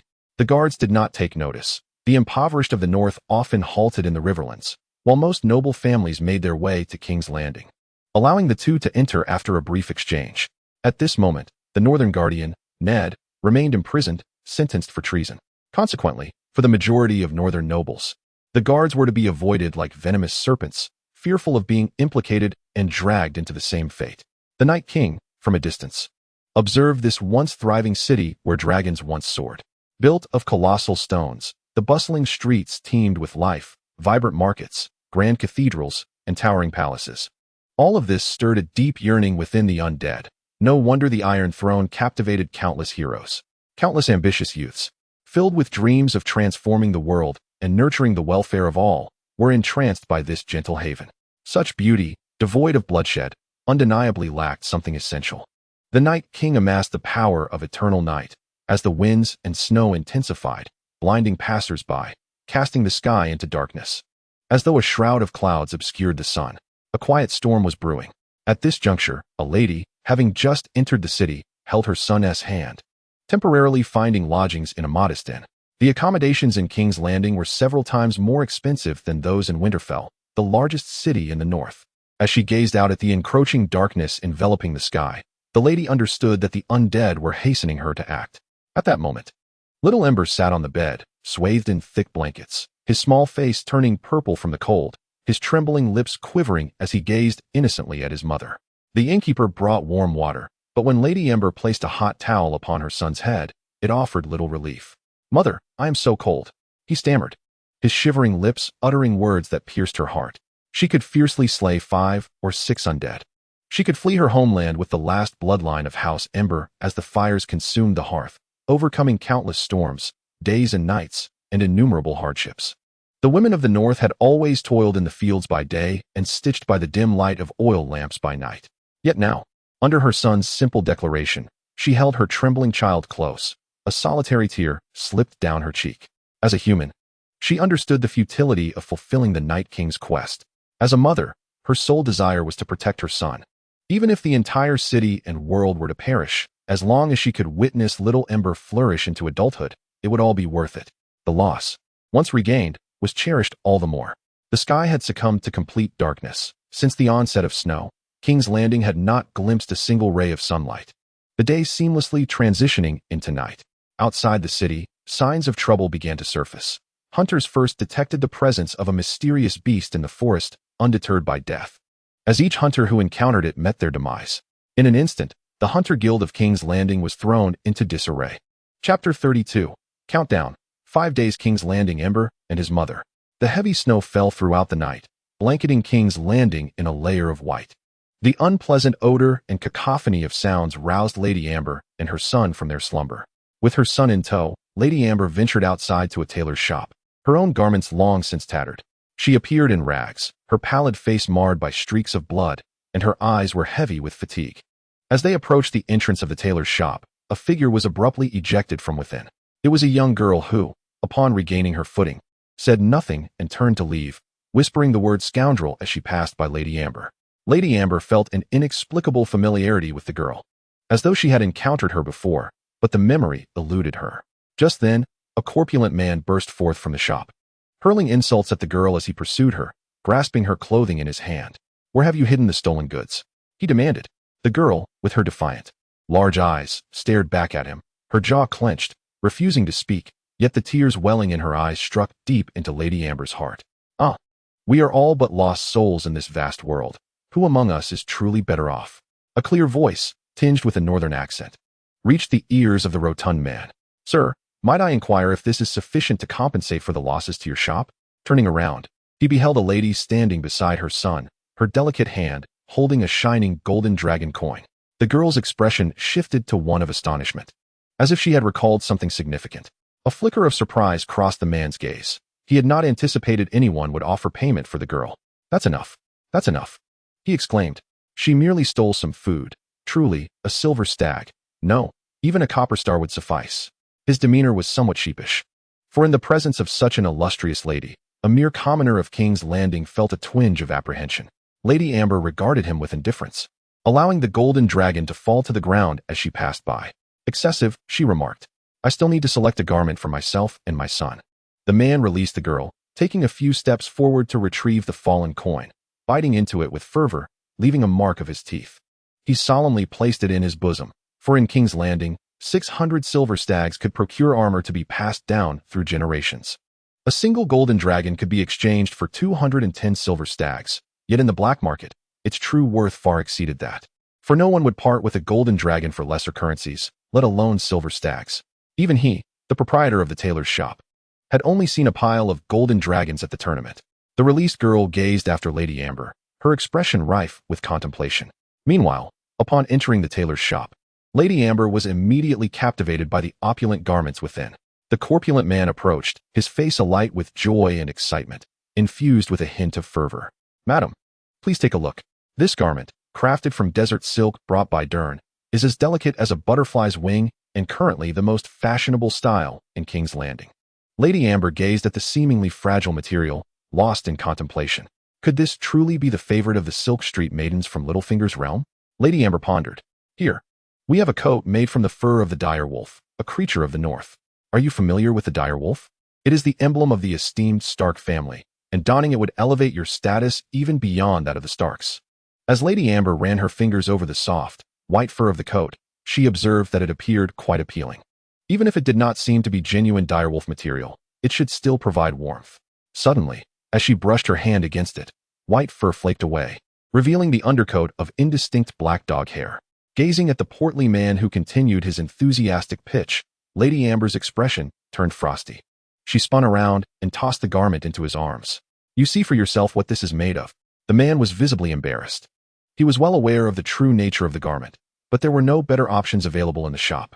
Unexpectedly, Lady Amber lifted her gaze and noticed a garment adorned with pearls and agates, hanging high and appearing somewhat solitary. What is that? She inquired, pointing to the exquisite piece. The man followed her finger, then turned back with a perplexed expression. That is not for sale, he replied. Lady Amber's interest was piqued. I refuse to believe that there exists anything in this world that is not for sale. She extended her hand, revealing at least 20 golden dragons resting in her palm. The man swallowed hard, shaking his head with great difficulty. That cannot be sold. He insisted, his words a strenuous effort. And what of this? She pressed. Heavens! The man's heart raced as he beheld a solid gold ingot held in Lady Amber's hand, occupying her entire palm. What is that? In that moment, his mind raced with visions of returning to his village adorned in fine silks, proudly informing his parents that he had purchased the village from the Lord, freeing them from daily toil. He imagined hiring a band of mercenaries to embark on a voyage overseas, fulfilling his childhood dream of exploring the world. He envisioned hosting a tournament, raising the gold ingot high and declaring it the prize for the victor, amidst thunderous applause from the crowd below. Yet, as reality set in, the man struggled to turn away, exerting every ounce of willpower to avoid looking at the gold ingot in Lady Amber's grasp. He shook his head with great difficulty. No, madam, that cannot be sold. As he uttered these words, he felt tears welling in his eyes. However, yet another gold ingot appeared in Lady Amber's possession. This time, the man truly wept, not comprehending the misfortune that had befallen him as he witnessed this scene unfold. He feared that for the next month, he would neither eat nor sleep well. Madame Amber gazed at the agitated rotund man, a subtle smile gracing her lips, finding his reaction rather amusing. She turned and nestled the 2 gold bars against her chest. Since it cannot be, I shall take my leave. Madame Amber departed slowly, softly counting her steps towards the entrance. 5 steps, 4 steps, 3 steps, 2 steps, 1 step. Just as she was about to cross the threshold, the man's exhausted voice called out. Wait, wait. It seemed he had resigned himself to his fate. Madam, before I sell this to you, I must confide in you something of utmost importance. Every other garment has been embellished with a degree of exaggeration, but this particular piece, I assure you, is without embellishment. The rotund man offered a wry smile. Once sold, I reckon I must flee in the swiftest carriage from King's Landing. This was, after all, the dowry when Queen Cersei wed King Robert, the finest silk purchased by Lord Tywin from Dorne at a considerable price. Legend has it, this silk is crafted from a unique fibrous plant endemic to Dorne, yielding only a single thread as fine as a hair from each plant. And even the most skilled artisans can guarantee merely a 30% yield. The jewels adorning it are each a rare treasure of this world, acquired by Lord Tywin from the free cities across the narrow sea, intended as a wedding gift for his daughter and the king. Madame Amber's brow furrowed in confusion. Why is such a treasure not housed within the royal treasury, but rather displayed in your humble shop? The rotund man regarded her with a rueful smile. At that time, King Robert visited Silk Street without funds and, unable to draw from the treasury, resorted to pawning this garment here. Who could have anticipated that the rotund man would turn out to be the legendary first warrior of the 7 kingdoms, the invincible champion of the tournament, the liberator who overthrew the tyrannical Targaryen reign? Later, Queen Cersei arrived with a retinue of gold-clad guards. Her teeth gritted as she glared at the garment hidden in my back warehouse. Truth be told, I trembled in fear, convinced that my end was nigh. To my astonishment, Queen Cersei, in her fury, left me with a single command: hang it in the highest place, and turned away. From that day forth, gold-clad guards have patrolled daily, ensuring the garment remains in my possession. Well, that concludes my tale. Whether you choose to purchase this garment is entirely up to you. With that, the rotund man plopped down onto the ground, his flesh jiggling as he resignedly lowered his head. Chapter 33. Fishing and baiting King's Landing tailor shop. Madame Amber looked down at the seated rotund man and smiled. She retrieved her purse and poured its contents onto the ground, revealing over 30 gold dragons scattered across the floor. Prepare a carriage for me. I shall procure the garments from your shop today. The shopkeeper was rendered speechless, tears welling in his eyes. A casual gesture from a person of such stature felt like a mountain pressing down upon someone of his humble standing. Madame Amber took young Amber by the hand and exited the tailor shop. The rotund man hurried after them. Madam, you have yet to inform me of your residence. Allow me to deliver it to you. Lady Amber turned around, resting her forehead in her hand, realizing that she still lacked a place to reside. Let me leave it with you for now. I will come to retrieve it when I find the time. The stout man behind her was taken aback. Lady Amber understood a fundamental truth. Every rare treasure in this world carries its own price. As a destitute noblewoman without kin, her first step was to demonstrate her strength. Like a peacock courting a mate, she would unfurl her vibrant wings and articulate her needs before the right person. And what she required would naturally be offered to her with both hands. Do not rush. Lady Amber grasped her child's icy little hand. A fisherman must offer some bait to the inconsequential small fish to attract the larger ones that seek to devour them. As Lady Amber contemplated her path forward, she suddenly halted. Little one, have you been following me all this while and not thought to speak up? She noticed a young girl hiding clumsily behind a wall, attempting to conceal her presence. Upon realizing she had been discovered, the girl did not flinch but emerged holding a miniature dueling sword. Little one, it is not wise for a girl to wield a weapon, Lady Amber admonished. The girl before her appeared disheveled, her clothes stained with dirt from unknown sources. Hesitant, the girl brandished her sword and pointed it at Lady Amber. Madam, I merely seek some money. I mean you no harm. You are a good person. Lady Amber gazed at the girl, a strange sense of familiarity washing over her. My dear, all my money is at the inn. If you wish, you may accompany me to retrieve it, Lady Amber said, her eyes fixed intently on the girl's face. Despite her lowered head and her appearance resembling that of a destitute orphan, the contours of her face allowed Lady Amber to recognize her. Thank you for your kindness, madam, the girl replied, sheathing her sword. But I fear I cannot accompany you. As she turned to leave, a phrase from Lady Amber's lips halted her steps. Would you like to know about your brother Robb and your mother Caitlyn? At that moment, the girl, no, Arya Stark, turned back, raising her sword once more. You know me? Arya inquired. Relax, relax, Arya. There is no need for such tension. I am from the north. Yet, Arya showed no signs of easing her guard. The life of a fugitive had ingrained in her an instinctive wariness. She advanced with her sword drawn, until Lady Amber uttered a single word, Amber. As a scion of nobility, particularly of the Stark lineage, the scholars had first taught them the names, sigils, and mottos of the various families in Westeros before imparting the skills of literacy. When the Amber family is mentioned, the mind immediately conjures up the final bastion of the last hearth, nestled near the wall. Arya, despite her lingering distrust, was acutely aware that she ought not to linger in the streets for too long. Withdrawing her sword, she turned and vanished into the throng of King's Landing. Mother, was that man a beggar or a thief? Young Amber inquired. No, my son, Lady Amber replied. That man is from your lordly house. Their family embodies the honor of the North. Even though the Amber family has fallen, I hope you remember that the North takes pride in them. There was an inexplicable pang in Lady Amber's heart, perhaps due to the fatigue of the day, for spending money was indeed a laborious task. Upon returning to the inn, she hastily ventured out again, first to Flower Street, then to the jeweler's, depleting her funds with each stop. Along the way, she purchased a long-abandoned house. To transport her acquisitions, Lady Amber made a special trip to the mercenary street. Initially, the mercenaries were reluctant to undertake such menial labor. However, when Lady Amber produced a handful of gold dragons from her pocket, their demeanor shifted dramatically, transforming from indifference to fervent enthusiasm. Naturally, they were peddling their own services. Upon her return to the inn, a procession of seemingly endless carts trailed behind her, laden with garments, jewelry, and various everyday items. The air in King's Landing buzzed with excitement as men observed this recently widowed woman, now possessing unparalleled wealth. They sought any opportunity to catch her attention. Meanwhile, many pondered the implications of the Amber family's presence in the city. Surely, they would soon understand that when one is shielded by an umbrella from the rain, it is the most vulnerable to be shattered by the howling winds. Yet, once the umbrella is broken and discarded, only the heads of the citizens of King's Landing remain exposed to the downpour. Chapter 34. Countdown. 4 days as Lady Amber clasped young Amber's hand and stepped into her newly acquired abode. She was greeted by a spectacle of 20 carts filled with lavish goods at her doorstep. The guards donned the finest armor, while the servants strutted about, directing the various carriages into the estate with pomp.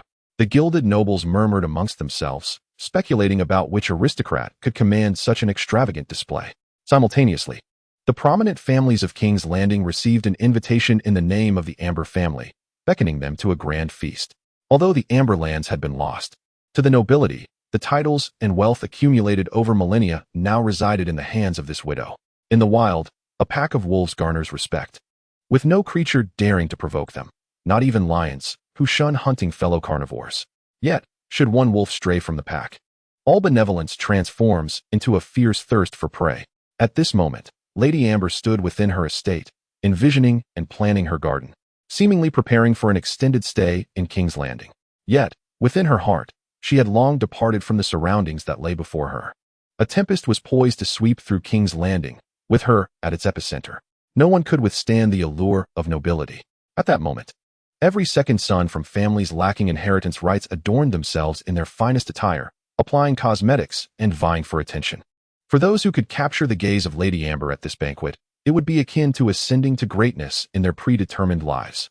Families had equipped them with the finest guards, the most dignified garments, and the most opulent carriages.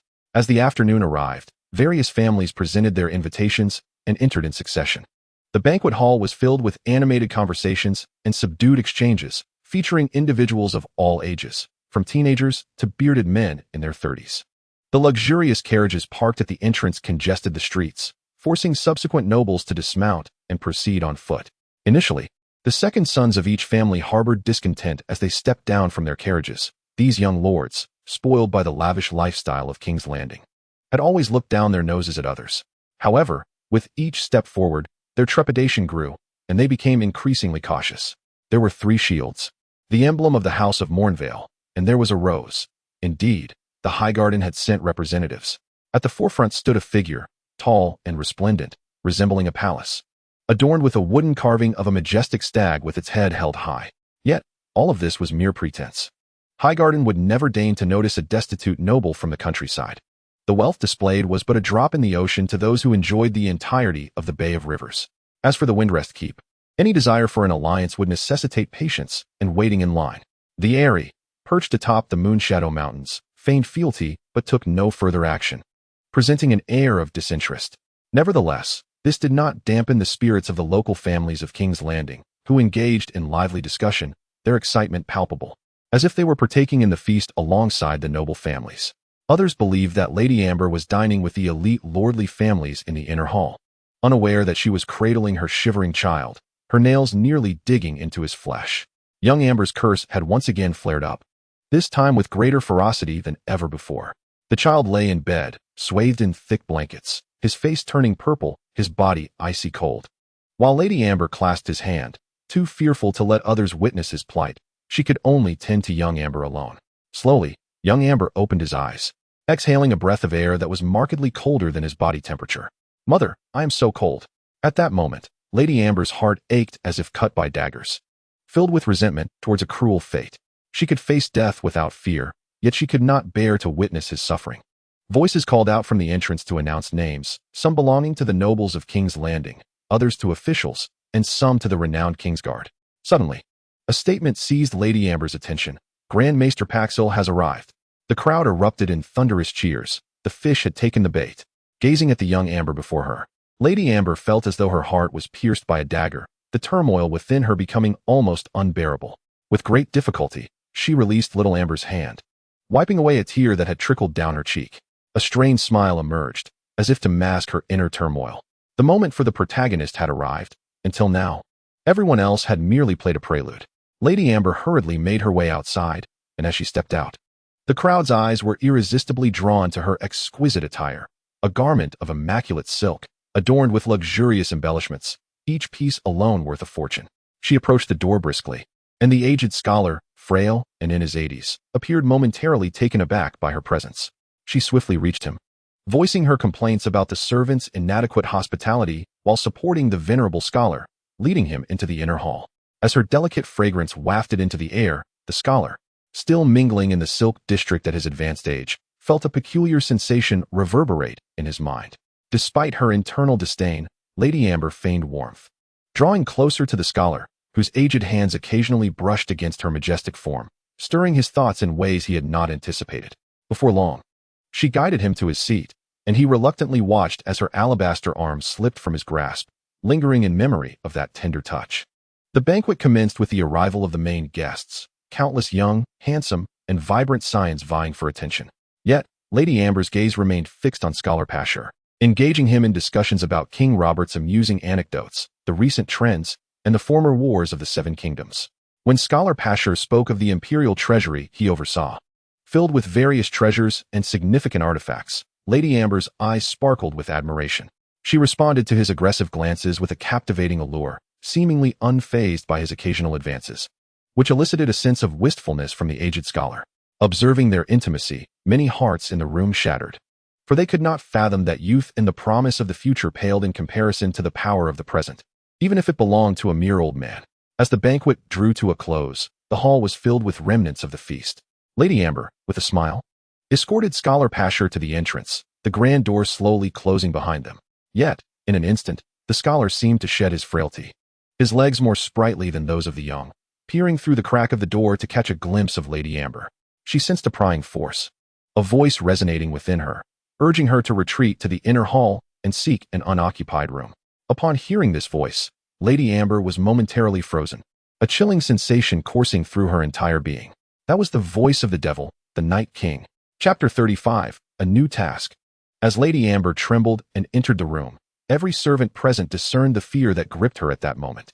A robust male servant, attempting to convey concern, was met with her furious shout, "Get out! Leave at once!" The servant departed, disgruntled, faced with the mocking gazes of his peers. Lady Amber closed the door, leaning against it, her majestic form rising and falling, yet unable to quell the tumultuous heart within her. She gasped for breath, as an icy chill permeated the room. From the shadows, a figure slowly emerged. It was the specter that had startled her awake countless times in her dreams. For 3 days, fear had consumed Lady Amber. She dreaded this moment's arrival, where flames engulfed the sky in her dreams, snow blanketed the ground, and King's Landing crumbled before her as she stood, sword in hand, surrounded by an endless horde of the undying, fearless of death. Now, having quelled her trepidation, Lady Amber approached the Night King and bowed submissively. "I greet you, my master." The Night King regarded her, a vision of allure, her beauty ripe like a perfectly matured peach, yet her heart was encased in frost. He passed by her and seated himself beside her. "How progresses the plan?" he inquired. "My master, the plan unfolds smoothly. That lecherous old man nearly had his eyes pop out watching me today," Lady Amber replied. "Too slow," the Night King retorted. Lady Amber looked up to find the Night King looming before her. "Do you know how much I long for you?" This expression of romantic sentiment felt like a death knell in Lady Amber's ears. A bronze dagger was placed against her throat. "I can hardly wait to sever your head from your shoulders." As she raised her gaze, thoughts of her son flooded her mind. The knowledge of his death did not evoke fear. Much like many elderly individuals who, upon reaching a certain age, prepare their coffins and burial garments, finding solace in their presence each morning. What truly frightened her was the thought of not witnessing young Amber grow, of failing the Earl of Amber's entrusted care. She bowed her head submissively. "Everything is at your disposal, my master. My life was given by you, and thus it is yours to take."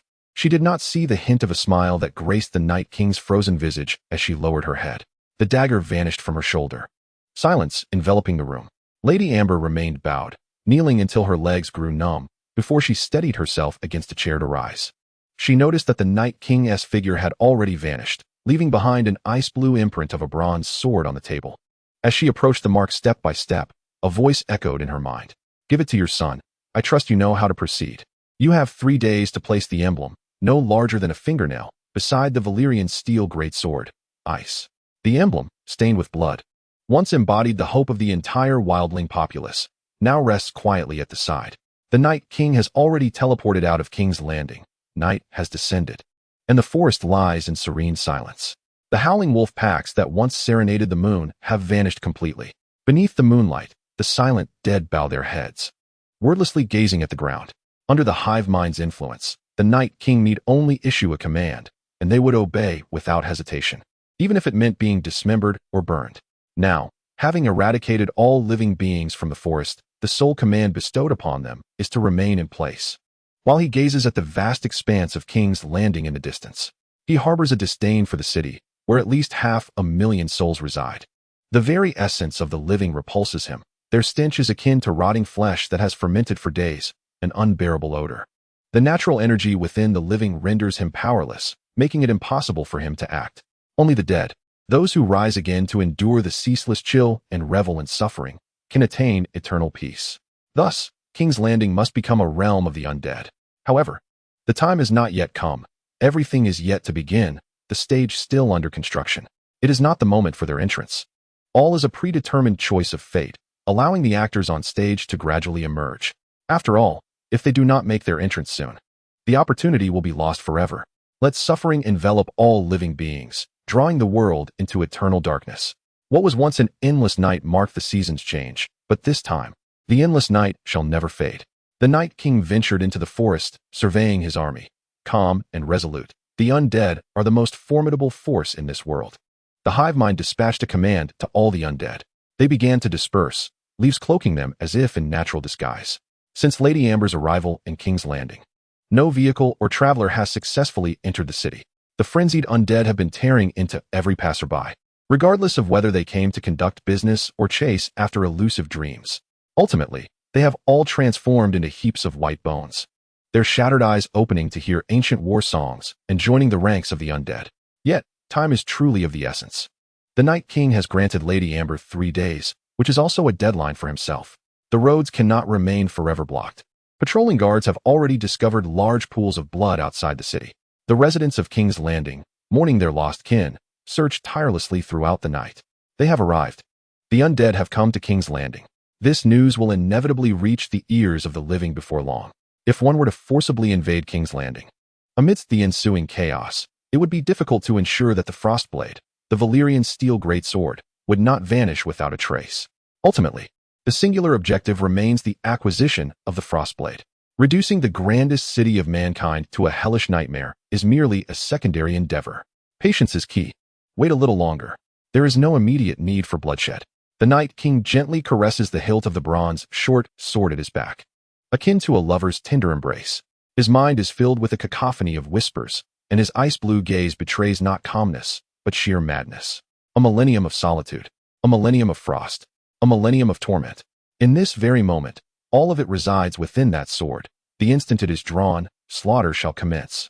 Yet before that, let Lady Amber compose a melody in King's Landing. The stranger among the 7 gods awaits, and the dominion of death has already cast its shadow over the entirety of King's Landing. The Night King fixates on the vast city. He shall not sleep. There is no sensation, no fear of hunger. He simply gazes, devoid of perception, having witnessed 1,000 years wherein sustenance bore no flavor, and the softest of beds brought no solace. Each day identical, each night no different. Chapter 36. Countdown. 3 days. King's Landing. The morning after the banquet. Mornings in King's Landing are perpetually bustling and intricate. Amidst the clamor of merchants and the unpleasant odors wafting through the air, Lady Amber adorns herself in resplendent attire. At the entrance of her estate, curious heads occasionally peek out, for a wealthy and esteemed widow has ensnared the hearts of countless men. Among them is Ser Pycelle, who has arrived rather early. This chief scholar of King's Landing, who has outlived 2 kings, has appeared frail for over 2 decades, resembling one on the verge of death. Yet, he possesses a vitality surpassing that of many, firmly entrenched at the core of the empire's power, fully aware of the predatory wolves lurking in the dark thicket surrounding him. To survive in this jungle, one must appear utterly non-threatening. Simultaneously, he acts as Cersei's informant, aiding her in gathering intelligence from within and beyond the court. Naturally, he revels in the sordid underbelly that lies beneath the city's opulence. After the banquet yesterday, he returned home and spent the entire night tossing and turning, unable to find rest. With his eyes closed, his mind was filled with visions of Lady Amber's alluring form and her exquisite softness. The old man found himself captivated. He donned his attire that evening and, amidst the crimson lanterns of Silk Street, sought out the paramour he had frequented over the years. He paid a handsome sum to have her call out his name throughout the night, and suddenly, Ser Pycelle exclaimed, "Lady Amber." The night took a turn. In the early hours, an octogenarian clad only in a scholar's robe was expelled from Silk Street, trembling as he made his way home. Occasionally, wild dogs could be heard barking. Upon his return, he hastily donned thick garments. Fortunately, he was of robust constitution, had he been an ordinary 80-year-old. This escapade might have cost him dearly. Dressed in his thick winter attire, Bachelor Pazier gazed at his reflection in the full-length mirror. Haha, quite dashing indeed. After a restless night, he set out early in the morning to pay a visit to Lady Amber. Upon stepping outside his own front door, he transformed into the epitome of politeness, a venerable scholar of 80 years, radiating dignity and grace. However, upon arriving at Lady Amber's residence and presenting his calling card, he was met with disappointment. She was not at home. What? Lady Amber has gone out, he inquired of the house steward. The steward, observing the esteemed scholar who held a high status in the capital, responded with utmost respect. The young master is unwell, afflicted by a peculiar chill. The lady has taken him to see a physician. Pazier regarded him with suspicion. Just the day before, he had delivered his calling card, indicating his intention to visit. Now, with Lady Amber absent, he couldn't shake the feeling that she was deliberately avoiding him. A wave of unease washed over him. Could it be that she was off discussing a potential union with some young man? The thought cast a shadow over his heart. In truth, Lady Amber was indeed outside, yet comfortably situated within her estate, sipping water and admiring flowers. Young Amber, buoyed by the splendid weather, frolicked nearby, reminiscent of the countless years spent in their own domain.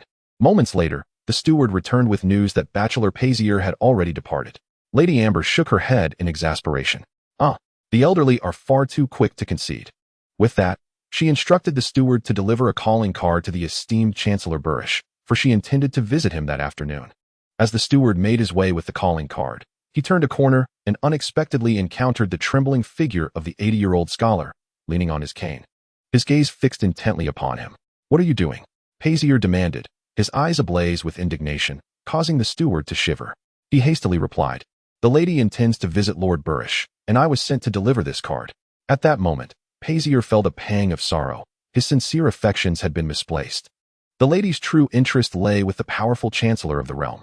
At 80 years of age, braving the biting cold, he had risked his well-being for a mere glimpse of her, only to find her pursuing the whims of a young man. Most disheartening was the steward's earlier assertion that she was attending to the child's illness, only to now be off visiting Burish. Bachelor Pazier could vividly imagine Lady Amber, with her delicate demeanor, eyeing the cunning face of the young master, exclaiming, No, this simply could not stand. With fervor, he snatched the calling card from the steward's grasp. I share a certain acquaintance with Sir Beric, and coincidentally, I too am bound for his domain. Allow me to deliver this letter of introduction on your behalf. The speed with which I seized the missive was almost unbelievable, given that it was an elderly gentleman. Trembling with age, the butler, in a state of urgency, protested, How could I trouble you, esteemed sir, with such a trivial task? He hastily attempted to retrieve it, only to receive a stern glare from Lord Pazier, which compelled him to acquiesce. Upon the butler's return, Lord Pazier swiftly tore the letter into fragments, allowing the pieces to drift away, lost in the foul waters of King's Landing. Meanwhile, the butler, who had been sent back, was still reporting to his master, anticipating a reprimand from Lady Amber. To his surprise, she greeted him with a smile. Lady Amber had not expected the progress to occur so swiftly, indicating that this elderly gentleman had likely repeated such actions more than once. Moreover, neither she nor the Amber family had any significant ties to Sir Beric, rendering the butler's delivery futile, as he would probably not even gain entry to the estate. He was bound to return in disgrace. Just then, the gatekeeper announced Lord Pazier's arrival once more. To refuse him again would be somewhat impolite. After a moment's contemplation, Lady Amber instructed, let him in, and she would prepare herself accordingly. However, Lord Pazier sat alone in the parlor, sipping tea for half an hour, yet still there was no sign of Lady Amber. The irate old scholar disregarded the attempts to restrain him and stormed into Lady Amber's chamber, only to be taken aback by the scene before him. There lay young Amber, his complexion a deep shade of purple, his body cold as ice, emanating a chilling aura that could be felt even from a distance. At that moment, Lady Amber was no longer the wealthy widow or the bearer of the Amber family's title, but a mother consumed with worry for her child. Upon noticing Lord Pazier's arrival, she hastily wiped her tears and managed to force a smile in his direction. In that instant, the old scholar was utterly captivated.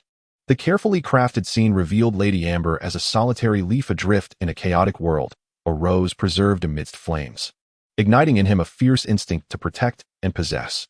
As he gazed at the unconscious young Amber, Lady Amber fell into Lord Pazier's embrace, weeping like a rain-soaked blossom.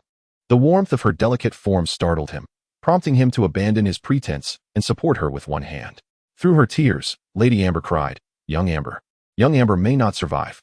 Lord Paysire quickly inquired about the specifics of the situation, proposing that he summon the finest physician. However, Lady Amber replied, "Young Amber's affliction was induced by the White Walkers in the north. I specifically traveled to the academy to seek a cure, but they claimed that only Valyrian steel, forged from dragonfire, could eradicate it completely. I visited Lord Baelish because I had heard he possessed a Valyrian steel dagger, and I wished to procure it at a premium price. To my surprise, Lord Baelish responded by inviting me to his home alone, a proposition I declined in my letter of introduction. Yet, I am uncertain how long I can withstand this predicament. If I cannot endure further, I may have no choice but to visit him tomorrow." Master Pycelle's eyes widened in anger. "How dare you, Littlefinger, to bully a solitary woman and her child? When I have not yet stooped so low, you seek to do so first, unworthy of being called a son." At this moment, Master Pycelle contemplated for a brief moment. "Humph, what is his dagger to me? Ice, do you know? The mightiest Valyrian steel sword of the Seven Kingdoms, the Stark family's heirloom, a symbol of northern authority." At last, Pycelle resolved firmly, gazing into the tearful eyes of the beautiful maiden, his heart swelling with an unquenchable sense of achievement. He then dropped a bombshell. "Now, under my management." Upon hearing his words, Lady Amber's face was alight with admiration. Then, as if struck by a thought, a faint blush crept across her pale countenance.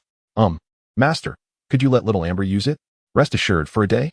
If that is not feasible, half a day will suffice."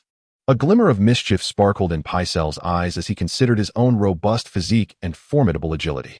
Several keywords flashed through his mind: treasury, secret chamber, locked doors, soundproofing. A solitary woman and her child. After a moment's contemplation, Master Pycelle made his decision. "Prepare yourself. Tomorrow night, I shall quietly escort you and little Amber to the palace treasury. It is typically locked, and aside from myself and a select few, no one possesses the key.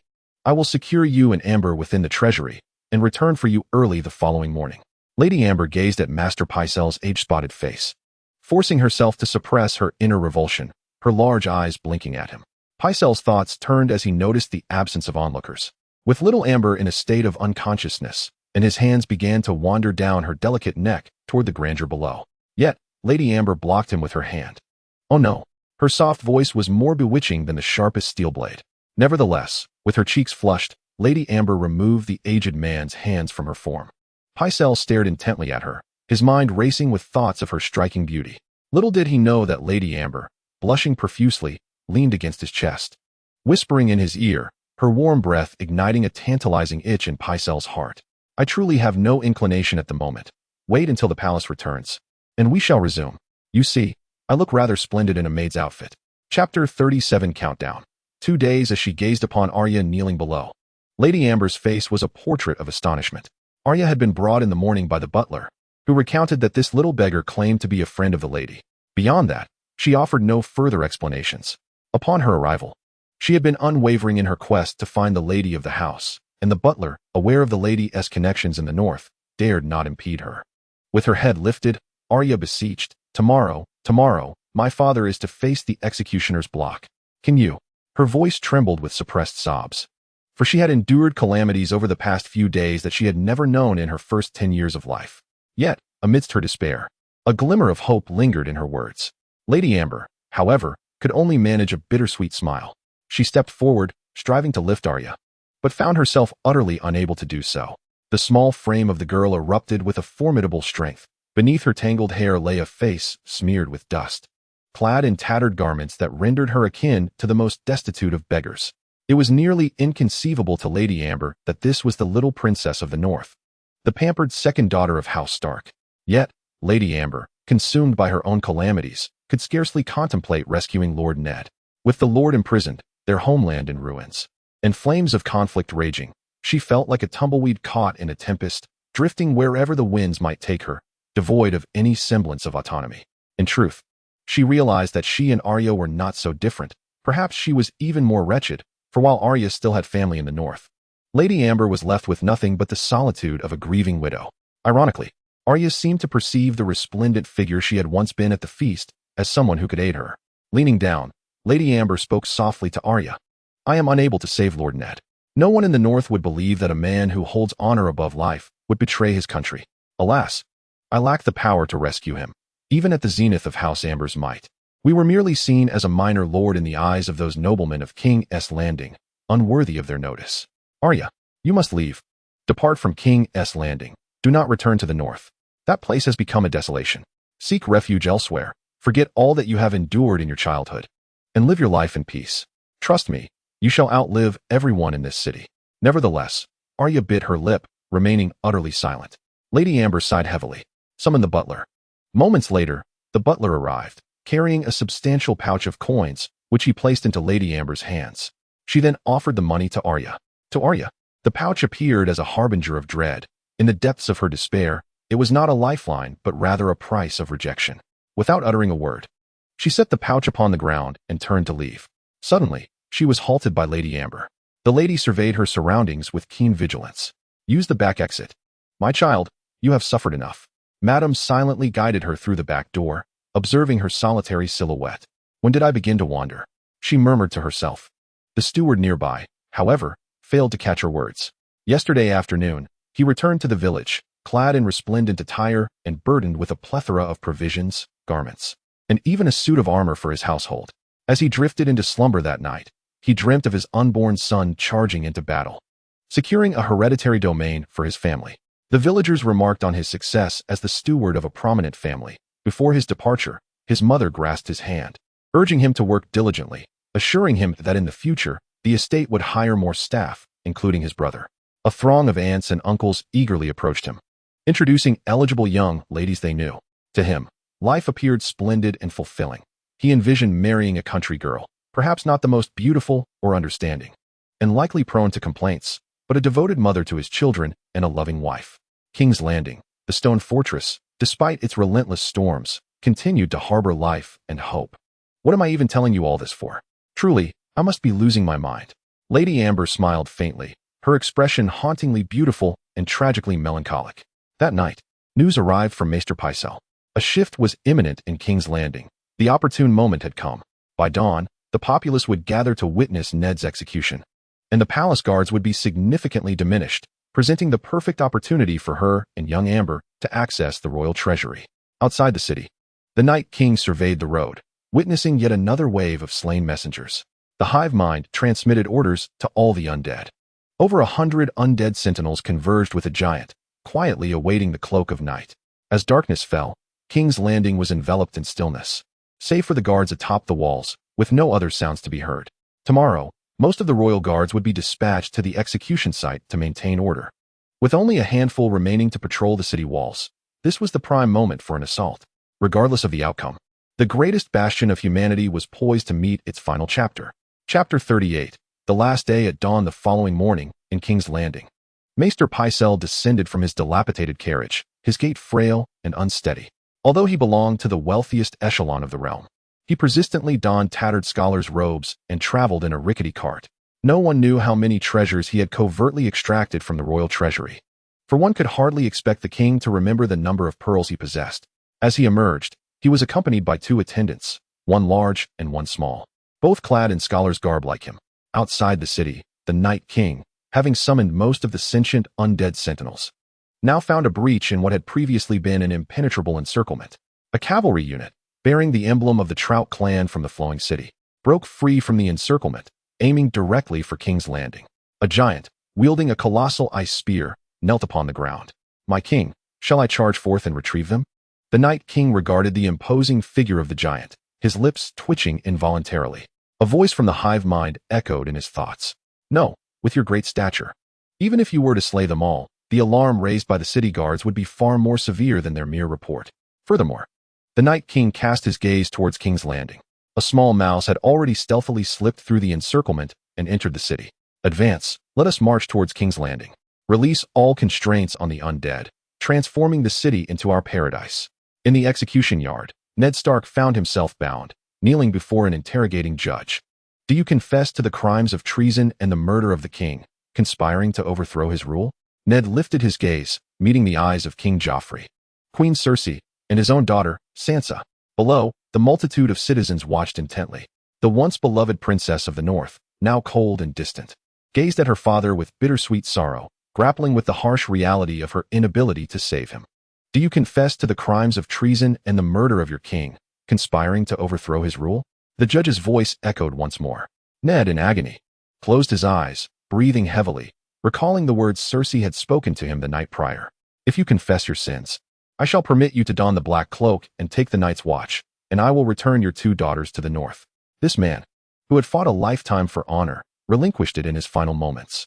Do you confess to the crimes of treason and the murder of your king, conspiring to overthrow his rule? The judge's voice grew urgent and menacing. Ned, eyes still shut, nodded slightly, and an uproar erupted from the crowd. They loathed this traitor, entirely oblivious to the fact that it was his relentless efforts that had afforded them decades of peace in King's Landing. Eggs and rotten vegetables were hurled from the crowd, striking Ned, who did not flinch, silently enduring the torment. Perhaps such indignities to his character could somewhat alleviate his guilt for not placing his dear friend, King Robert's heir, upon the throne, allowing instead Joffrey, the offspring of Cersei and her brother, to ascend. Cersei beamed with self-satisfaction, eagerly anticipating the moment she could declare, "The protector of the North, Ned Stark, shall henceforth don the black cloak and serve at the wall for the remainder of his days." However, to the shock of all, King Joffrey made his move. In the royal palace, Lady Amber, under the guidance of Master Pycelle, approached the entrance of the inner sanctum. Before they could enter, they were halted by the king's guard. "Who is this? I have not seen him before," inquired the vigilant guard. Master Pycelle, moving with the frailty of old age, responded, "He is a newly arrived scholar from the Citadel. As you can see, I am too old to fulfill my duties. I must familiarize him with my responsibilities within the palace." However, the guard's probing gaze remained unyielding. "Who is he?" the guard pressed. "Ah well, a dwarf, you know. Tyrion is a dwarf, and our King Joffrey delights in using dwarfs to belittle his uncle." The king's guard displayed an inscrutable expression. "Proceed." With that, the trio entered the inner sanctum. Sir Pycelle retrieved a key, trembling as he unlocked the door, gesturing for the two to enter. Yet, contrary to his words, he did not lock them inside nor return for them. He turned and locked himself within the treasury. At this moment, the elderly man, no longer embodying the frailty of old age, moved with surprising speed, his countenance fierce, muscles rippling beneath his skin. "My lady, you surely do not wish for your child to remain perpetually ill." Outside the city, the soldiers of the Stormlands had reached the gates, urgently calling out before the doors could be opened. "The dead have come. They are surrounding King's Landing. Quickly, report to the king. We are in crisis. Prepare for battle." The soldiers atop the walls felt a chill of dread. They hurried down to the execution grounds to inform King Joffrey, but before they could descend, they beheld a dark mass charging towards King's Landing at an alarming speed. In an instant, from every direction, the walls of King's Landing and each grand entrance were besieged by countless undead. The townsfolk, who had heard tales but never witnessed such a siege, now faced the grim reality. "It is over." This was the collective thought of everyone atop the walls. One Kingsguard mounted his horse and galloped towards the execution grounds, filled with anxiety and despair. "Lord Ned cannot die. He absolutely must not. He is the only leader among us with significant experience in defending the city. During the rebellion against the Mad King, he led the charge and defeated the Mad King's forces.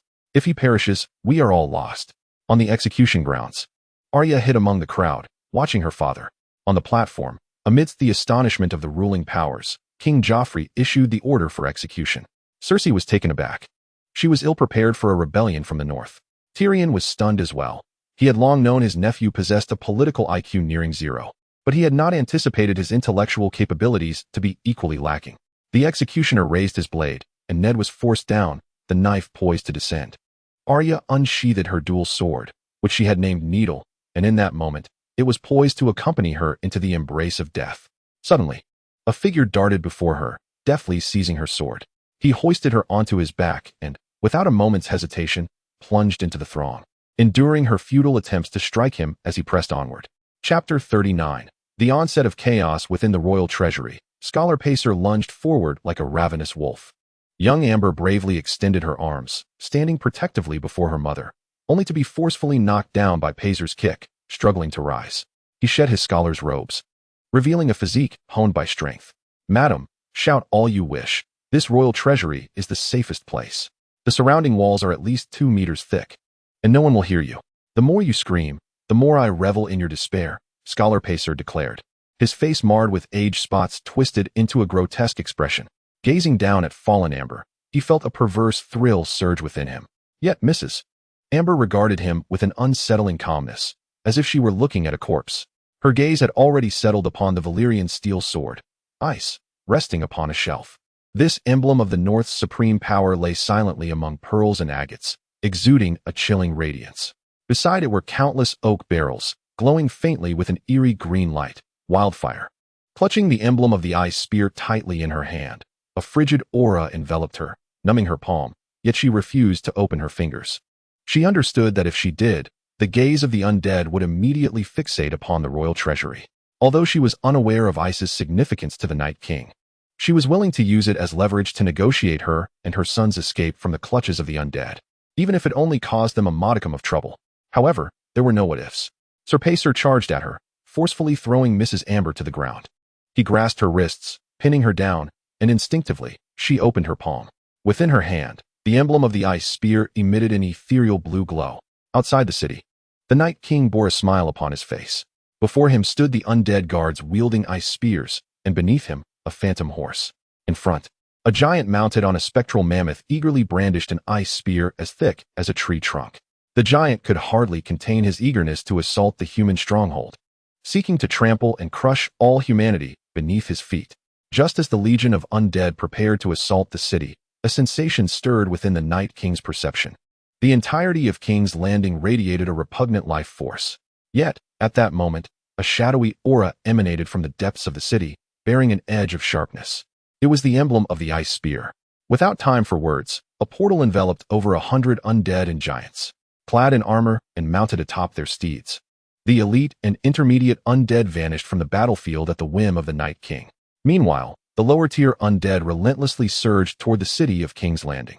Above them, ominous crows cawed, casting a shadow over the scene, a mass so formidable it could instill despair in any human kingdom. King's Landing was doomed. This was the thought that coursed through the mind of Carmen, who bore Arya upon his back, when an acute sense of peril suddenly enveloped him. A sharp sting pierced his back, as he distinctly felt the cold steel of a sword pressed against him.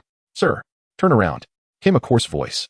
Accompanied by the clattering of metal chains and armor, it was the King's Guard. Before him, a member of the King's Guard, astride a horse, charged forth, but the steed stumbled, throwing its rider to the ground. Ignoring his own disheveled state, Carmen raised his helmet high and shouted toward the execution grounds, "Spare the living. The undead. The undead are coming. Lord Ned cannot die." Yet, as he lifted his gaze, he beheld the headsman holding aloft the severed head of a man with eyes tightly shut. The surrounding crowd erupted in clamorous adulation, praising their king, reveling in the triumph of King Joffrey over this traitorous scoundrel's scheme.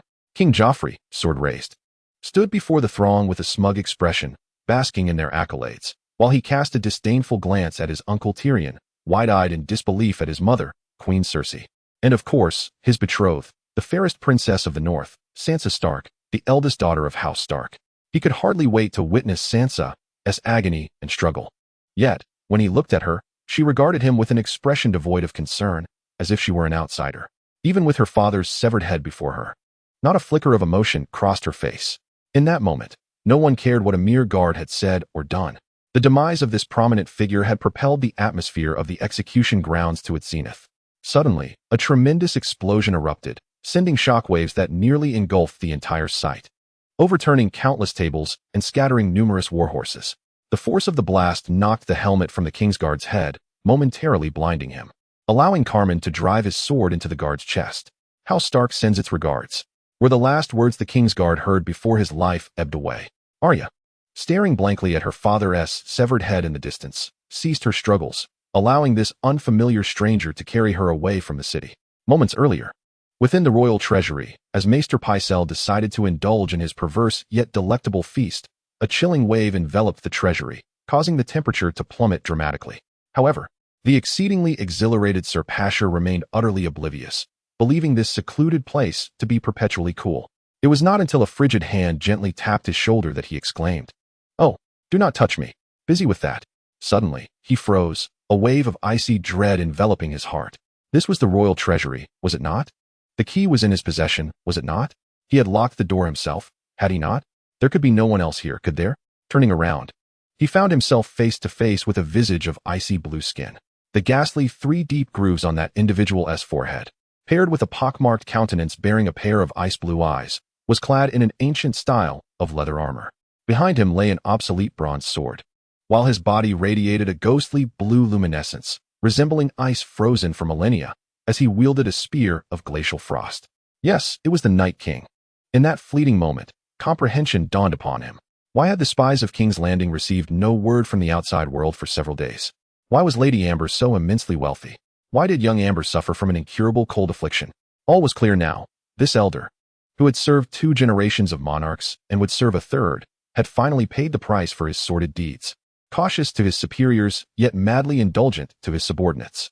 The figure regarded the aged, naked man before him with a fierce countenance, and in the next moment, a head crowned with white hair, its curled beard equally pallid, detached from its master's body, crashing heavily to the ground.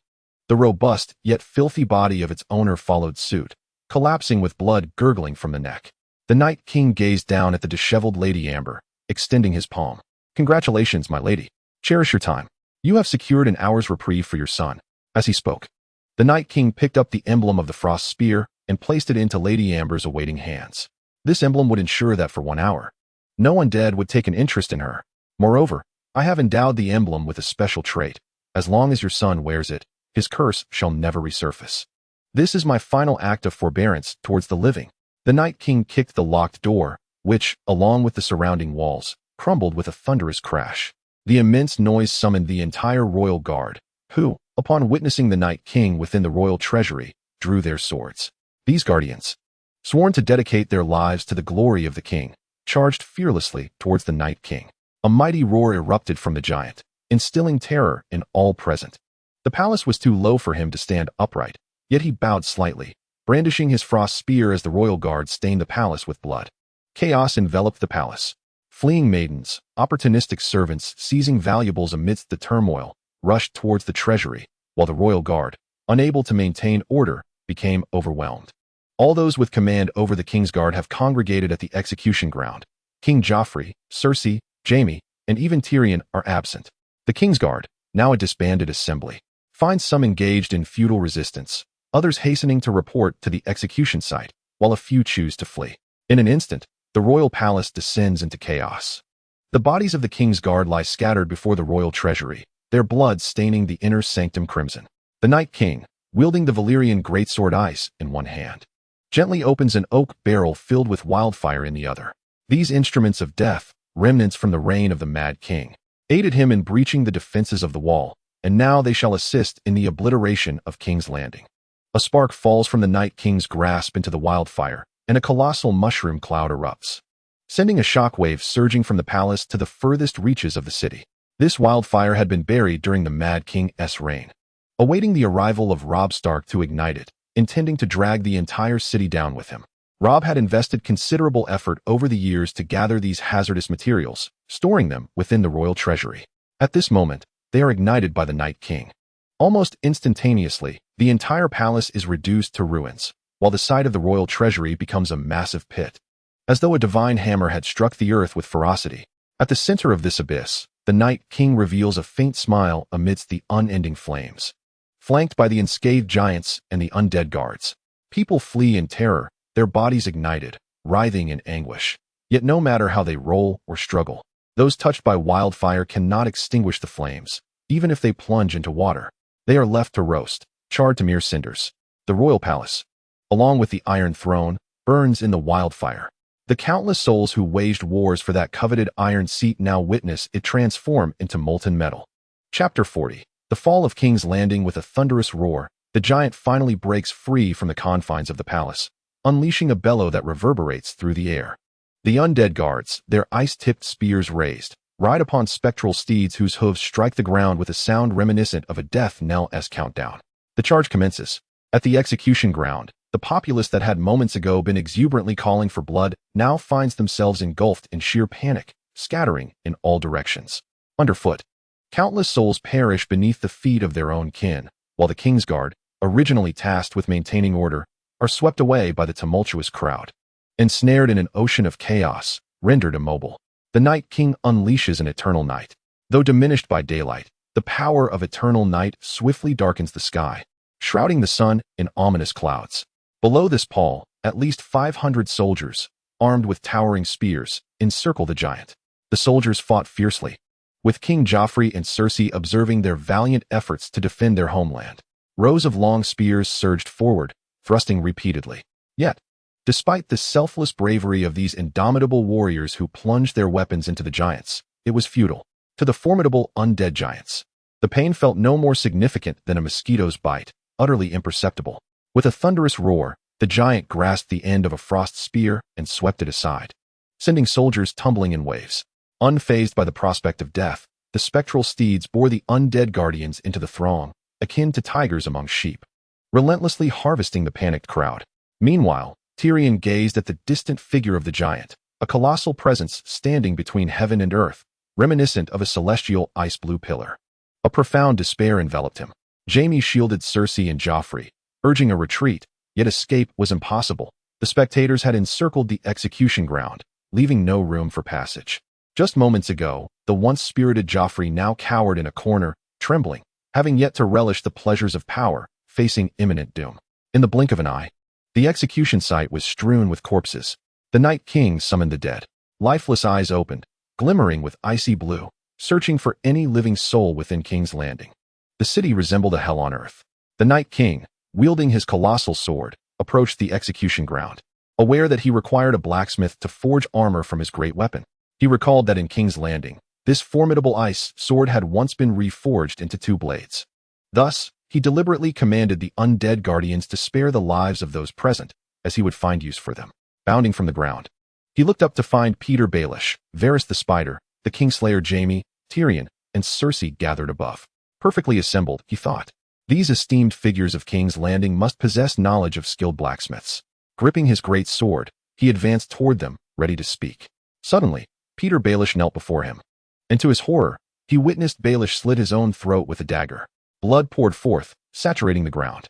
The Night King was rendered speechless. He turned his gaze to Varys, only to find the latter with blood trickling from his mouth, his complexion turning ashen, curled on the ground, gasping for breath before succumbing. Fury ignited within the Night King. What madness possessed them? One slits his throat, another poisons himself.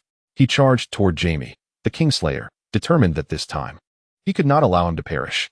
Yet, upon seeing the Night King, Jaime reacted as if encountering a beautiful woman, raising his sword to strike at the Night King's head.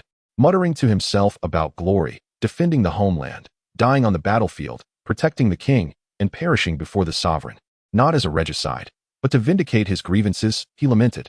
Suddenly, the Night King swung his sword, a sharp blade of Valyrian steel cleaving him in two with minimal resistance. Now, questioning was out of the question. It seemed near impossible to even form a coherent mouth. The Night King sighed in resignation, lamenting his own benevolence, forced into such a predicament. It was all due to coercion. Upon witnessing his brother's demise, Tyrion seized a dagger, his short legs moving swiftly as he charged at the Night King. The Night King pondered that he merely wished to inquire. There was no need for further bloodshed. Thus, he raised his massive sword high, striving to keep the blade away from Tyrion. As Tyrion sprinted to the Night King's front, he looked up to find the imposing figure gazing down at him, his expression cold and his furious eyes fixed intently on the Night King's face. A dagger glimmered with a faint chill. He leapt and thrust it toward the Night King. The blade struck the Night King's knee. The dagger ricocheted off his hard joint, failing to pierce the skin. Undeterred, Tyrion continued to stab at the Night King's smooth, icy shins. The Night King watched him in silence, feeling a sense of itchiness, a mere illusion, for since becoming undead, such sensations had eluded him for millennia. He envied these living beings before him. They could still feel pain. The Night King mused. With a casual kick, Tyrion was sent flying 3 to 5 meters, rolling twice before collapsing to the ground. Then, as the Night King shifted his icy blue gaze from Tyrion to Cersei, he found himself speechless, sensing that perhaps he had chosen an ill-fated day for this outing. Cersei appeared disheveled, drooling and laughing foolishly. She had indeed lost her mind. Yet even in her madness, she clutched King Joffrey tightly to her chest until her strength faltered, trembling uncontrollably, ultimately unable to protect him any longer. Joffrey rose, the heir to the 7 kingdoms, beloved by his people, a king of the Baratheon lineage, and the Lannister family of Casterly Rock, the rightful heir of King's Landing. His heritage was exceedingly complex. However, in that moment, Joffrey was merely a pitiful boy, recently bereaved of his father, with a mad mother, and having witnessed his uncle cleaved in two. He roared. Brandishing his sword at the Night King, he dared not advance a single step. The Night King observed this unfortunate soul from a distance, sheathing his massive sword and turning to depart. Behind him, Joffrey's voice rang out. You killed me. I tell you, I care not what kind of monster you are. Today, you have destroyed my kingdom. This is a memory I shall carry forever. One day, you will pay the price. One day, you will not kill me. One day, I shall slay you. You have taken everything from me. I will kill you, torment you, subdue you, destroy everything you hold dear. An exuberant blonde youth, confronted by the relentless horde of the undead, proclaimed his declaration with fervor. His voice resonated, yet the Night King, growing increasingly agitated, turned abruptly, silencing him in an instant. Grasping Joffrey's throat, he lifted him effortlessly, leaving the young king gasping for breath as his face transformed into a deep shade of purple. Blood oozing forth as he clawed desperately at the Night King's hand, futilely attempting to free himself. You are far too loud. The Night King's grip tightened, constricting Joffrey's neck like a squeezed orange, blood spilling forth. He unceremoniously tossed the king to the ground, where Joffrey writhed in agony, his lungs filling with blood, each gasp becoming increasingly labored. His neck, a grotesque sight, was a gruesome tableau of torn flesh and blood. Cersei, now utterly deranged, beheld her beloved son in his throes of suffering. Tears streamed down her cheeks, yet her limbs moved with unsettling fervor as she began to dance around Joffrey's fading form. Her movements childish and innocent, reminiscent of a child playing with a jump rope. Joyful music echoed in her mind, juxtaposed with the sorrowful tears cascading down her face. As the Night King retreated, the anguished cries of countless souls filled the air. The undead surged into every dwelling, every home, every dark alley of King's Landing. Pain spread like wildfire, darkness encroaching. The Night King departed the execution site, his destination the Smith Street. In pursuit of the blacksmith to forge the finest armor from Valyrian steel, the undead guards withdrew, bound by the Night King's command, forever barred from harming those upon the high platform. Tyrion awoke in a haze, his gaze met with a scene of carnage. Blood pooled across the ground. His brother severed in twain, and his sister, disheveled and drooling, danced around the lifeless body of her son. The mountain of corpses and sea of blood before the executioner's platform had vanished. The undead had dispersed in search of sustenance. Though his stature was diminished, Tyrion bore the searing pain in his chest, dragging his bleeding legs step by agonizing step until he stood before his sister. Cersei, it is over. Cersei. Her eyes glazed with confusion, looked down at her brother only to see her son's lifeless form beside that of Jaime, his body split in half. What is over? What is this sound? Enchantment. Innocence. Swaying. Cersei's laughter stretched from the center of her face to the corners of her mouth, blood tears streaming from her eyes. There is no ending, dear brother. Who do you think I am? She inquired, pointing at her exaggerated visage. It is over, sister. We must flee. Escape to Casterly Rock. Gather our father, and seek vengeance. We cannot linger any longer. Tyrion's voice trembled with fear. He had never feared death. When he rushed before the Night King, he was already prepared for demise. Just as Jaime sought to redeem his regicide by opposing the undead, Tyrion yearned for a glorious death, one resplendent enough to etch his name in history. Yet, what truly terrified him was the prospect of abandoning Cersei, fleeing alone. At his core, he cherished family, even if these relatives were deeply flawed. However, Cersei gazed at him and declared, "Incorrect. No reward awaits you. Allow me to reveal my true identity. I am the Frog Witch." Her face, once stained with tears of blood, now bore 2 lines of dried crimson, as if tracing an eternal path that guided the soul. Meanwhile, overlooking the city from the heights, one could see King's Landing surrounded by countless undead, their numbers incessantly multiplying. The city had descended into utter despair. Chapter 41. The young hero, Gendry. King's Landing was ablaze, flames engulfing the streets, and the cries of the populace echoed throughout. This city, established by House Targaryen, the seat of the Iron Throne, was facing unprecedented calamity. The unfortunate denizens of King's Landing found themselves once more engulfed in war. Yet this time, there would be no salvation. Amidst the chaos, the Night King made his way to Smith Street, where the Valyrian steel greatsword had been teleported to the woods beyond the city, guarded by 10 dedicated undead sentinels. Smith Street, renowned for its unparalleled metallurgy across all of Westeros, had produced countless exquisite weapons. Yet, chaos reigned supreme. The once thriving street was now deserted, the undead prowling. While all doors were tightly shut, people huddled in corners, trembling in prayer, seeking a semblance of psychological solace. As the Night King traversed each shop along Smith Street, everywhere he passed, tremors followed. In some forges, lifeless bodies awakened with ice-blue eyes, breaking through doors. Others were breached by the undead guards surrounding him. who pierced locks with their icy spears, spilling blood and eliciting wails of despair. He advanced, flanked by cold and fire, amidst cries of agony. Eventually, he arrived at the square, where the towering statues of the Seven stood majestically. The surrounding fountains danced in the twilight, mist rising from the ground, forming a thin veil of smoke. In the entirety of King's Landing, the only soul still outdoors sat upon the steps beneath a statue, clutching a tattered cloth, polishing his great hammer. Despite the swirling snow, he donned leather armor, revealing his muscular arms and physique. Surrounding him lay at least 5 or 6 undead, their skulls crushed as if by a mighty blow. Despite the perpetual daylight, even under the aegis of eternal night, the fighting prowess of the undead had diminished. Nonetheless, the ability to pierce through the hardest skulls of the undead revealed the remarkable strength of the individual. The undead guardians, with fierce expressions, brandished their frost spears, poised to charge forward and impale the man. Yet, a mere glance from the Night King halted their advance, compelling them to retreat begrudgingly. The Night King approached the man slowly.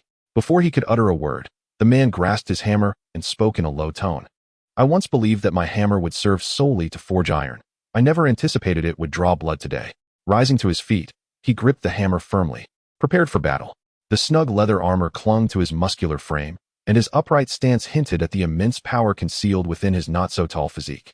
The Night King, intrigued, pondered why this youth dared to remain outside when all others had retreated indoors. "Why?" he inquired, his voice as frigid as the winter's breath, instantly intimidating the man. The man, taken aback, had assumed that the undead were mindless creatures driven only by instinct. Yet here stood before him an undead being, distinct with its ice-blue skin, possessing clear consciousness and intellect. Initially, upon witnessing the horde of undead, he had believed himself doomed. "What? Why?" the man instinctively responded, the clarity of the Night King's voice causing him to loosen his grip on the hammer. "Everyone has taken refuge indoors. Why do you remain outside?" The Night King pressed further. The man lowered his hammer, spreading his arms wide. "To borrow the words from heroic tales, I am a willing sacrifice. A brave warrior standing guard over King's Landing against your monstrous kind. In such moments, one should have a cup of farewell ale at hand, while a fair maiden clasps my hand, tearfully urging me to return, for she and our unborn child await. Yet, in truth, I am merely a blacksmith apprentice locked outside the forge by my master. When the undead arrived, my master fled inside and shut the door. I pleaded to be let in, but he merely tossed me a hammer from within, not even the one I cherished most." The man's expression conveyed a blend of resignation and forlornness. "Do you regret your decision? King's Landing is now swarming with the undead." The Night King queried. "Regret? Absolutely not. There are many orphans like me in King's Landing, and perhaps decades hence, a tale will arise recounting the story of an orphan who stood alone against the ceaseless horde of the undead. Do you not find that exhilarating?" Observing the evident excitement in the man before him, the Night King contemplated for a moment. "What is your name?" "Jandri, the finest blacksmith apprentice in the 7 kingdoms. Or so I like to believe. Nevertheless, I shall become the protagonist of the greatest legendary tale in the future." The man, wielding his hammer, appeared somewhat awkward yet resolute. "Rest assured, when I puncture a hole in your head shortly, I shall be gentle," Jandri remarked. The Night King gazed at him with a mix of exasperation, as if all men were obsessed with such brutality. It was infuriatingly envious.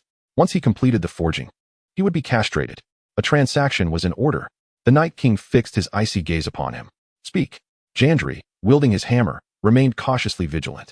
"Can Valyrian steel be reforged?" the Night King inquired, disregarding the crimson stains and the white, tofu-like substance adorning the hammer. "Of course, that is a specialty of King's Landing. Only my master and I possess this skill. Our forge has long catered to the maintenance of Valyrian weapons for the dragon lords of King's Landing." Conversing with the Night King, Jandri felt unexpectedly at ease. When one truly believes they are on the brink of death, they tend to relinquish all pretenses, confronting the world with a raw and human essence. He surmised that the Night King was a variant of the undead, one that had not fully transformed, still retaining a semblance of consciousness. Hence, a flicker of compassion stirred within him as he gazed at the darkening sky. "When the time comes, stay clear. I wouldn't want to inadvertently harm you while wielding this mighty hammer." He hardly considered that the Night King's slender physique, marked by frail arms and legs, held any significance. Yet the Night King pondered for a moment. "I will provide the materials. Assist me in crafting a suit of Valyrian steel armor. I shall persuade the giant general to let you go." He even secretly stashed away a considerable amount of gold dragons and gems while the others were preoccupied with slaughter. I can share half with you. The Night King cloaked his true identity once more, believing that revealing himself as the architect of King's Landing's downfall would likely provoke any youth to deliver a fatal blow. After all, in the tales of adventurers, every malevolent dragon is immensely powerful, yet countless youths still rush towards the dragon's lair, undeterred by the threat of death. Whether to rescue a princess or attain the glory of dragon slayers, fame and fortune are indeed tantalizing. However, upon hearing this, the youth erupted into laughter, a delightful mirth that injected a touch of humor into the blood-stained snow of King's Landing. What? You do not believe me? The Night King quipped, a hint of mockery in his tone. I do believe, but how can I trust you when you yourself have failed to preserve your own life? Ending up in this ghastly state? Gendry retorted. With that remark, the Night King felt a crack in his facade. He truly had become a specter of his former self. How splendidly ironic. Deceit does not wound, but the truth cuts like a knife. It dawned on him that he was not unlike Gendry, someone who once possessed everything. The words he spoke were perhaps things he had yet to reclaim. Yet he had once experienced them all. The warm mug of spiced wine offered by the Lord during the campaign against the children of the forest. The worried yet forced smile in his wife's eyes as she held their child, glancing at him.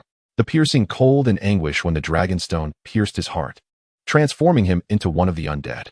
Manipulated by the children of the forest, I reluctantly grasped the weapons they had prepared, charging headlong into the human stronghold. The agony of the gun's barrel poised against my lord's severed head tormented my very soul. Those who believed they were finally adhering to the ancient tradition of forest protection surrounded me, singing and dancing with glee. The hatred within me swelled. How I longed to wield my bronze sword and sever their heads from their bodies. After enduring countless trials, I finally broke free from the control of the children of the forest and fled home, only to find my wife reporting my attempted capture for a reward. Stumbling across the vast icy plains, each undead I encountered mirrored my own former self, who once stood outside the towering walls of the city, glancing back with trepidation. Since neither the human realm nor the realm of the children of the forest could accommodate me, I resolved to create a world of my own, devoid of both humans and the children of the forest. The Night King had completely lost his patience. With a swift motion, he seized Gendry by the throat before he could react, the heavy hammer clattering uselessly to the ground, producing a metallic clang. Gendry flailed helplessly in the grasp of the Night King. A chilling voice pierced the air. Take a good look. A hero? The Night King held Gendry aloft by his neck as he struggled to keep his feet from dragging. Turning around, he beheld the blacksmith's shop, where one after another, the blacksmiths were driven out by the icy spears of the undead guards. The bloodied spears glimmered with an intense light, even beneath the shroud of eternal night. The Night King smiled, a thought surging forth. He drew Gendry closer. Gendry, shall I show you a magic trick? In that moment, Gendry, consumed by fear, clawed desperately at the Night King's hand, striving to break free and seize a moment to breathe. His nails scraped against the Night King's skin, producing a hissing sound. Yet the Night King remained unfazed. The hive mind conveyed commands to all present undead guards, forcing the blacksmiths into the square, encircled by the icy, spear-wielding undead. In the snow-covered days, most of these blacksmiths wore but a single layer of clothing, while those clad in armor, resolved to resist to the end, lay bloodied on the ground. At least 400 to 500 blacksmiths, whether from fear or cold, trembled as they huddled together, dodging the spear points while seeking the warmth of human contact. The Night King ascended the platform of the seven gods, facing the terrified blacksmiths beneath the icy spears. Flanked by the astonished Gendry and the towering statues of the seven gods, some smiling, others menacing. The Night King's smile bore an indescribable bitterness and madness. This time, he would be heard. This time, he would be seen. This time, he would understand. The Night King bellowed, all undead, move forward. The individuals within the circle became frenzied, desperately jostling against their companions, disregarding the frail and elderly trampled beneath their feet. Gendry's pupils constricted as he witnessed the undead guards, under the command of the Night King, raise their weapons in unison, stepping forward. You, who are you really? Why do they heed your command? Gendry exclaimed, his face a canvas of disbelief. Yet, the Night King paid no heed to his words or reactions. Advance. Close ranks. Came the Night King's voice once more, resonating like a sinister bell. The sharp points of their weapons smoothly pierced the bodies of the blacksmiths, releasing a torrent of blood, as vibrant as blooming roses, lethal in its essence. Agony and wails filled the air. Some, eyes wide with fury, charged toward the weapon tips only to be impaled, while others knelt in despair, praying to the seven gods. No, stop. Jandre attempted to rush towards the undead guards to halt their massacre. Even though his hammer was no longer in his grasp, he yearned to break through the encirclement with his very body. However, he stumbled, collapsing to the ground, glancing back to find his feet frozen to the earth. Advance. Close ranks, echoed the Night King's voice, chilling like a devil's proclamation, tolling the bells of hell. A piercing cold enveloped him, blood and pain intertwined, madness painting the backdrop of eternal night. At last, the square fell silent, leaving only Jandre, trembling in terror as he gazed at the scene before him. He turned to face the Night King, who bore a smile. You wretched fiend. The Night King descended from the platform with light, graceful steps, advancing directly toward Jandre. With all his might, Jandre attempted to free his feet from the icy grip, but it was futile. The soft sound of footsteps echoed like the ticking clock of his own life. Yet the Night King did not harm him. Instead, he leaned close, his words devoid of warmth whispered into Jandre's ear. Do not be anxious. The magic has only just begun. Rise from the dead, awaken. As night enveloped the land, pale moonlight cast its ghastly glow upon the square, littered with heaps of corpses. A single hand slowly rose, followed by countless bloodied palms, intermingled with flesh, slowly lifting under the moonlight. An icy blue light began to flicker in the eyes of the deceased blacksmiths, while silence reigned over the darkened night. In this deathly stillness, only the slowly rising blacksmiths stirred, their bodies silent, yet harboring souls eternally cold and tormented, ceaselessly lamenting. Beneath the moonlight, the statues of the seven gods appeared supremely sacred and pristine. As Jandre took in the scene, realization dawned upon him. You are. His voice trembled. His face quivered. All the youths believed they would be the valiant dragon slayers, destined to wed the princess and claim the dragon's treasure. They imagined carrying the title of dragon slayer, accompanied by beauty wherever they went, welcomed by kings. However, most youths, upon encountering the dragon, found themselves paralyzed with fear, their courage evaporating in an instant, ultimately reduced to a heap of inconsequential bones within the lair of the dragon. Night King. The voice of Jandre finally echoed forth. The undead sentinels, under the control of the Night King, erupted into raucous laughter. Beneath the moonlight, a group of undead, brandishing bloodied ice spears, laughed with gaping mouths. Their emaciated faces devoid of any elasticity, their pallid hair intermingled with stains of unknown origin. Upon their icy blue chests, the contours of their ribs were distinctly visible, reflecting a ghastly luminescence in the moonlight. The Night King too laughed, slowly approaching Jandre. The supernatural creation was undone. Now, can we negotiate? The blacksmith's workshop behind the statue belongs to your master, does it not? I have yet to make a move. Chapter 42. The reaction of Riverrun in Riverrun. Blackfish eagerly requested to venture to King's Landing to gather intelligence. Although Lord Edmure of Riverrun disapproved, he had never succeeded in thwarting his uncle's intentions. Not even his father, Blackfish's brother, could restrain the adventurous spirit of a wayward son from wandering beyond the confines of a mundane and complacent family. However, even before he could reach King's Landing, Blackfish beheld a horizon ablaze with flames, with an unending throng of undead looming ahead.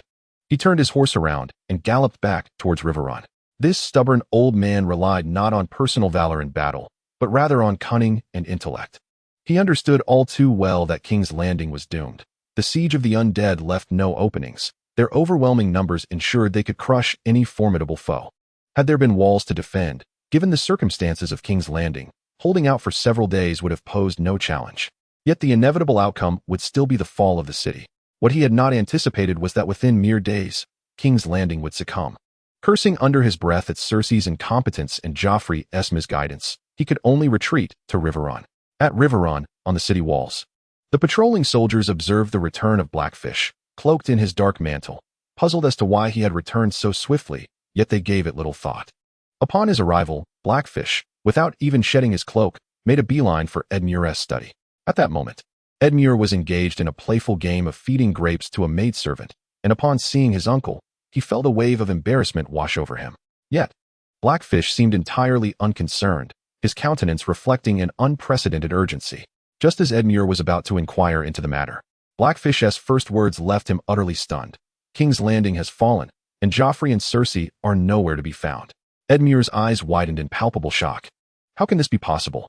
He gasped. King's Landing, while lacking our geographical advantages, possesses walls that, even with the finest trebuchets relentlessly pounding day and night, would take at least a month to breach. Their soldiers, not to mention the 4,000 Kingsguard, each a renowned knight of the Seven Kingdoms. How could this happen? Edmund lost his composure. The fate of King's Landing held little significance for the lords who governed their own territories, collected their own taxes, and had their own subjects. Even before the conqueror Aegon subdued the Seven Kingdoms, the stronghold of Riverrun remained unyielding, despite the absence of support from the Iron Throne. However, for him, the crux of the matter lay in the fact that, in terms of defensive capabilities, Riverrun was on par with King's Landing, if not superior. Yet, in merely a few days, King's Landing fell. This signified that if the undead resolved to assault Riverrun, it too would succumb in a matter of days. This ancestral fief might transform into a haven for the undead. He gazed at Blackfish, his eyes brimming with hope. You must be mistaken. Edmund clung to a final glimmer of hope, yearning for Blackfish to provide him with the answer he so desperately sought. But Blackfish's expression was grave as he shook his head. Flames engulfed King's Landing, the gates swung wide open, and the undead had encircled the walls, streaming in. A massacre loomed ahead. After the bloodshed, no human would survive in King's Landing. It was over, Edmund thought, painfully closing his eyes, silently mourning for his liege, the long-reigning prince, and the newly appointed king, Joffrey, who loved his people as his own children, for 3 fleeting seconds. What shall we do? Edmund was utterly devoid of ideas, his anxious gaze fixed upon his uncle Blackfish, hoping he would offer a military strategy akin to the countless victories won through cunning on the battlefield. Yet, Blackfish too closed his eyes in anguish. He once believed the undead avoided Riverrun out of fear for its defenses, only to realize they regarded the vast stronghold with disdain. Blackfish pondered how to preserve oneself when the disparity in strength was insurmountable. Just as Aegon soared through the Riverlands atop his dragons, the River King of that time at least had the option to surrender. Now, the Riverlands faced only 2 possibilities: existence or annihilation. Blackfish ran his fingers through his hair and sighed.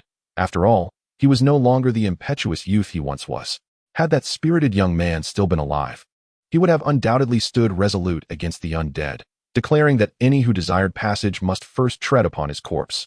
Yet, debts remained to be settled, and Riverrun required guardianship. Ancestral lands could not be forsaken. Blackfish turned to Edmund. Enough of this. Remain vigilant of the water levels in the reservoir. Prepare ample provisions. We have welcomed numerous refugees in recent days. Let them undergo basic training alongside the troops. We do not expect them to take up arms in battle, but we do hope they find the courage to roll boulders and push logs when the undead come. If you hold steadfast within Riverrun, there will come a day when the clouds part and the moon shines through. Having concluded his words, he bowed deeply to his lord, who was also his nephew, Edmure. Edmure was taken aback. He had never imagined that the Blackfish, who had once preferred to forge his own path rather than adhere to family traditions, would one day lower his head before him. For a moment, Edmure was at a loss as to whether to assist him in rising or to let the moment unfold. Simply watching him kneel. Before he could speak, the Blackfish broke the silence. I have come not only to report, but also to share information I have gathered, news you will inevitably learn in due course. The most critical matter is that I must depart, he declared, his eyes revealing a flicker of inner turmoil, yet his face was resolute. Even if we stand firm against the army of the undead, we can at most endure for 2 years. Ultimately, we cannot escape the fate of annihilation.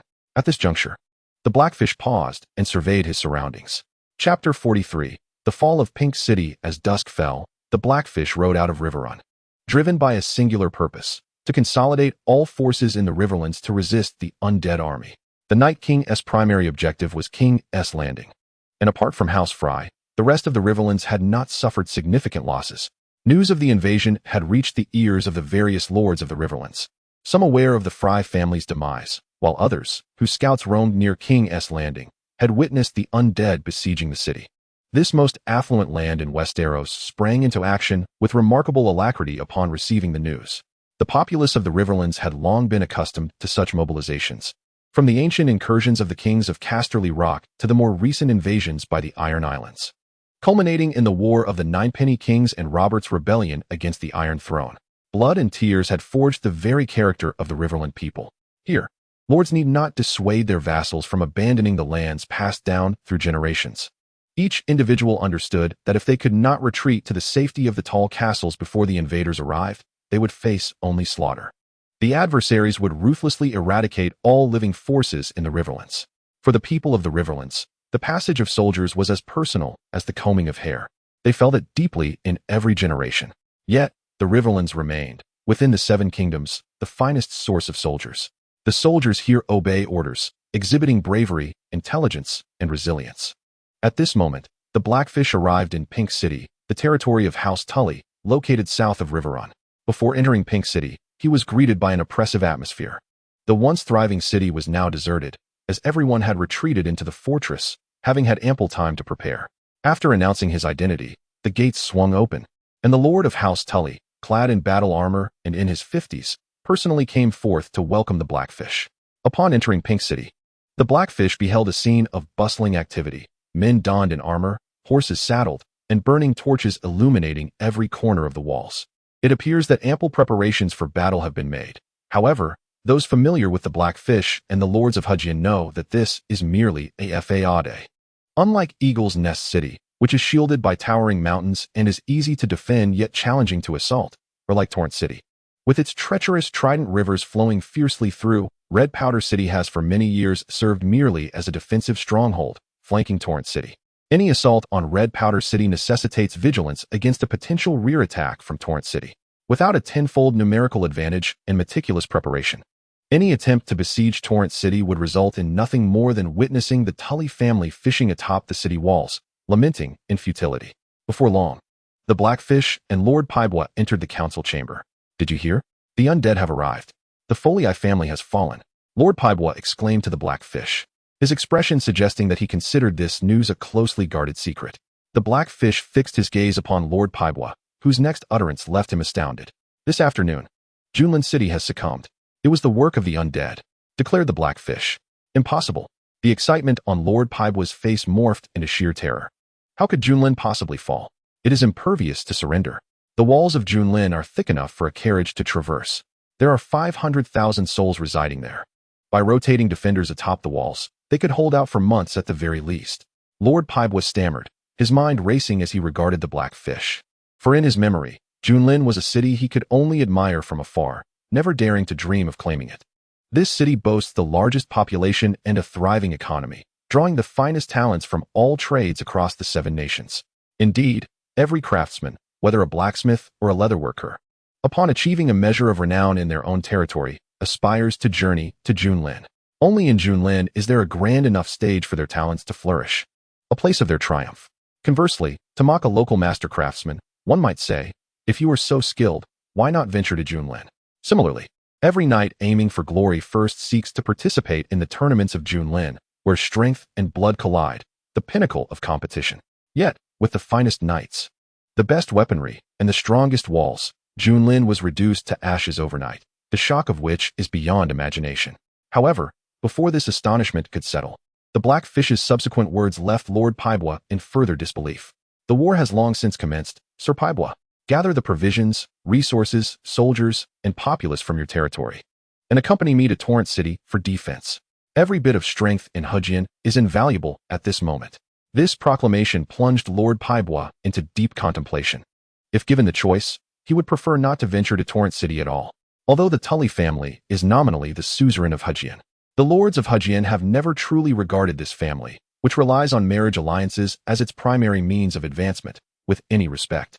Almost all Lords of Hugien govern their domains independently, adhering to proclamations selectively, while some of the more prosperous families, such as the Folii family, maintain a watchful eye on Torrent City.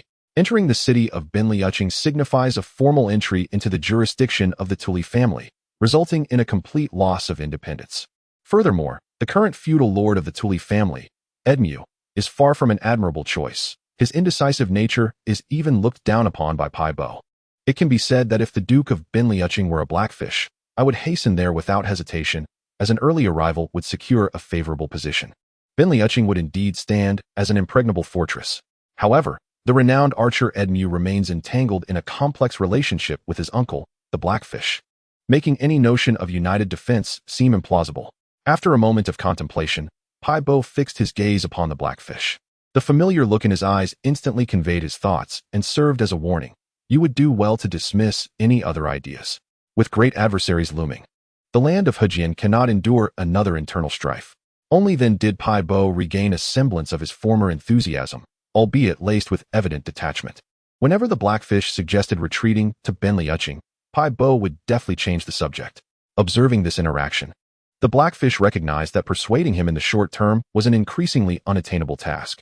In a moment of frustration, even as the army pressed upon them and the entire Hudgian faced the specter of death, the lords of Hudgian were preoccupied with power struggles, fixated on maintaining their autonomy. They chose to remain willfully blind to the imminent threat before them. Nevertheless, the Blackfish understood that time was of the essence.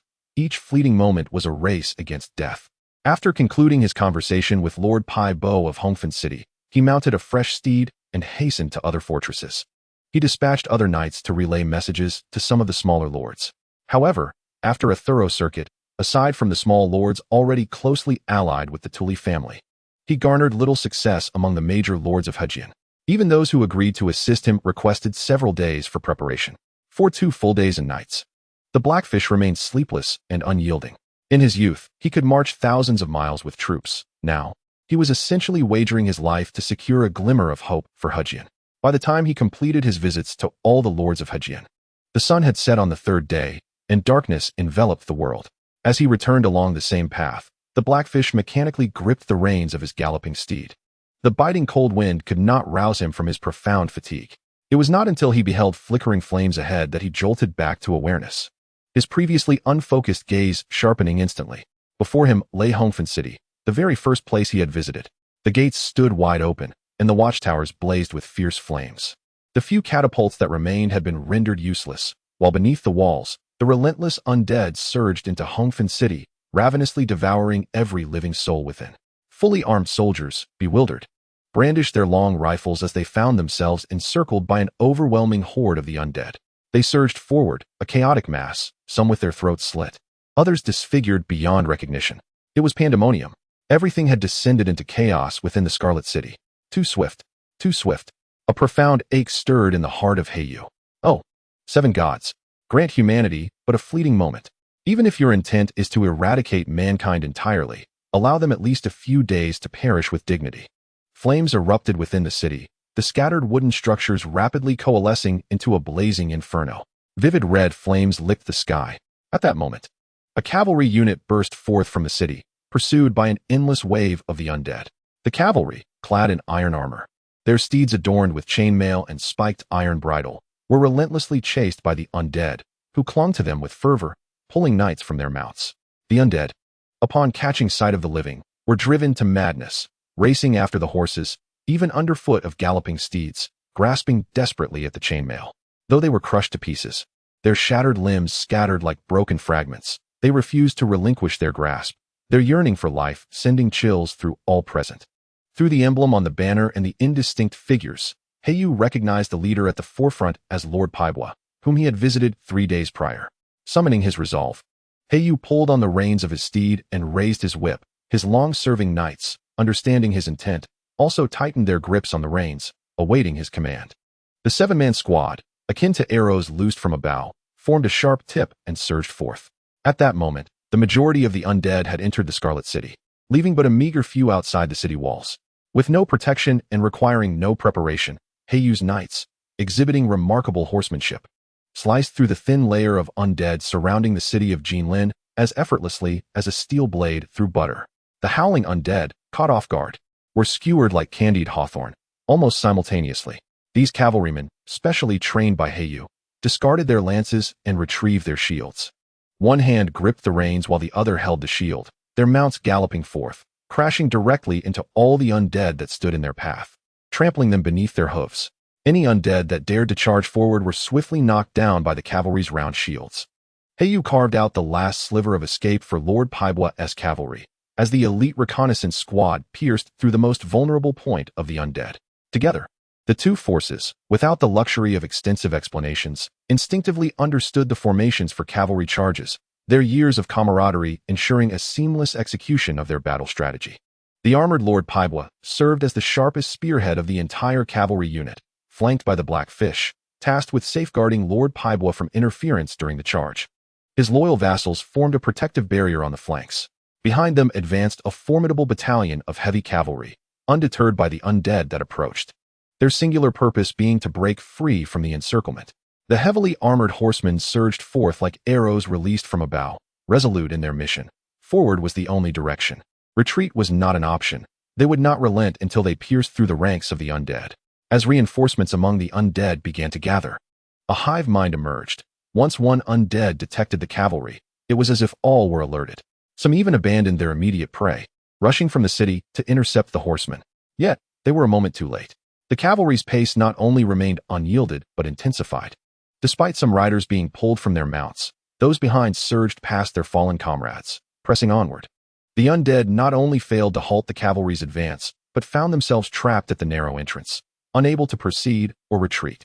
The knights, tears streaming down their faces as they reminisced about their families left behind in the city, pressed on recklessly, determined to follow the charge.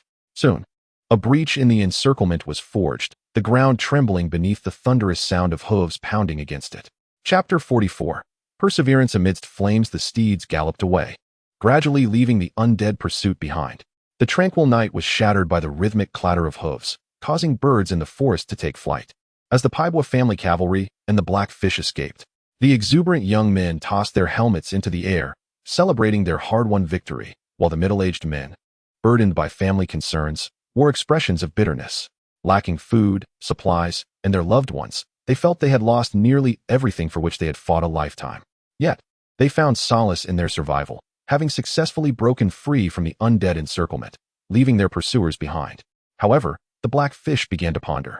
He noticed that the undead ceased their pursuit upon reaching a certain distance, retreating back to the Crimson City. It seemed as though the undead were confined within a specific area. Once they ventured beyond it, their simple minds compelled them to withdraw. This observation, even in the depths of exhaustion, illustrated that a competent commander must analyze all gathered intelligence with utmost caution, seeking even the faintest glimmer of a victorious opportunity from the minutiae. Yet, circumstances no longer permitted such contemplation. Calamity struck. The cavalry halted their mounts to celebrate their rare victory, only to be alarmed when Lord Paibwa, who had been charging at the forefront, staggered and then fell from his horse, crashing to the ground. The cavalrymen panicked.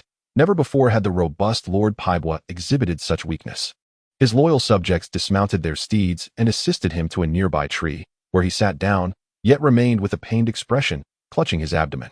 Blood streamed from his palms, cascading down until it began to drip from his fingers. FireWho approached, and the group encircled the venerable lord, who, despite being over 50, had displayed unmatched bravery, successfully leading them out of peril. Beneath the cloak of night, Lord Paibwa sat at the foot of the tree, illuminated only by a few flickering torches that cast a dim light. Gazing at FireWho and his loyal retainers, Lord Paibwa endured the agony, forcing a faint smile upon his weathered face in an attempt to comfort them. However, this movement seemed to aggravate his wounds, eliciting a sharp intake of breath. Slowly, he withdrew his hand from his abdomen, revealing 5 gaping wounds, as if 5 fingers had been thrust in and then violently extracted. Despite his efforts to staunch the bleeding, blood continued to seep through, staining the armor around his midsection a deep crimson. Witnessing this scene, his devoted retainers, who had shared countless days and nights together, were instantly clouded with despair, acutely aware that such injuries were often beyond salvation. If the city of Hongfen still stood, they might have sought the finest physician, not necessarily to heal completely, but at least to preserve his life. Yet now, it was far too late. His loyal subjects could scarcely fathom that their lord had endured such grievous wounds, fleeing from the relentless undead, still managing to hold on until he was entirely out of danger, only to collapse from exhaustion. Several among them, eyes brimming with tears, grasped their swords, eager to mount their horses and return to confront the undead in a final stand. Yet Lord Paibwa's thunderous voice halted them. "Do you wish to witness my unwilling demise? Stay right where you are." Then, turning to FireWho, he mustered his strength and declared, "Old friend, I fear I may not last much longer." FireWho, his face etched with sorrow, though accustomed to the specter of death on the battlefield, found it heartbreaking to bid farewell to a companion of nearly 30 years. "Take them to Benlu City," he implored. "Though our numbers have dwindled and our supplies are scarce, this cavalry is the culmination of decades of my toil. Trained as heavy cavalry, I had hoped to showcase them to an old friend. Yet it seems their debut is one of retreat." A faint smile crossed Lord Paibwa's lips. Even in this dire moment, he sought to inject humor. But none in the gathering could muster a smile, all eyes fixed intently upon him. At last, Lord Paibwa grew solemn. Addressing his loyal retainers, he commanded, "Have the young men fetch me some dry wood. When I pass, I wish for my body to be burned. I have no desire to become a burden to you in death." His retainers, faces etched with grief and anger, accepted the command. Set forth to fulfill the final task bestowed upon them by their lord. Knights of the Piebo family, heed my call. The crowd's expressions turned solemn as they awaited their lord's final command. From this day forth, Blackfish Blind and Tully shall be your new master. May the 7 gods bear witness. Henceforth you shall serve as his steadfast shield and the sword that cleaves through darkness. Today, and every day henceforth, until death do you part.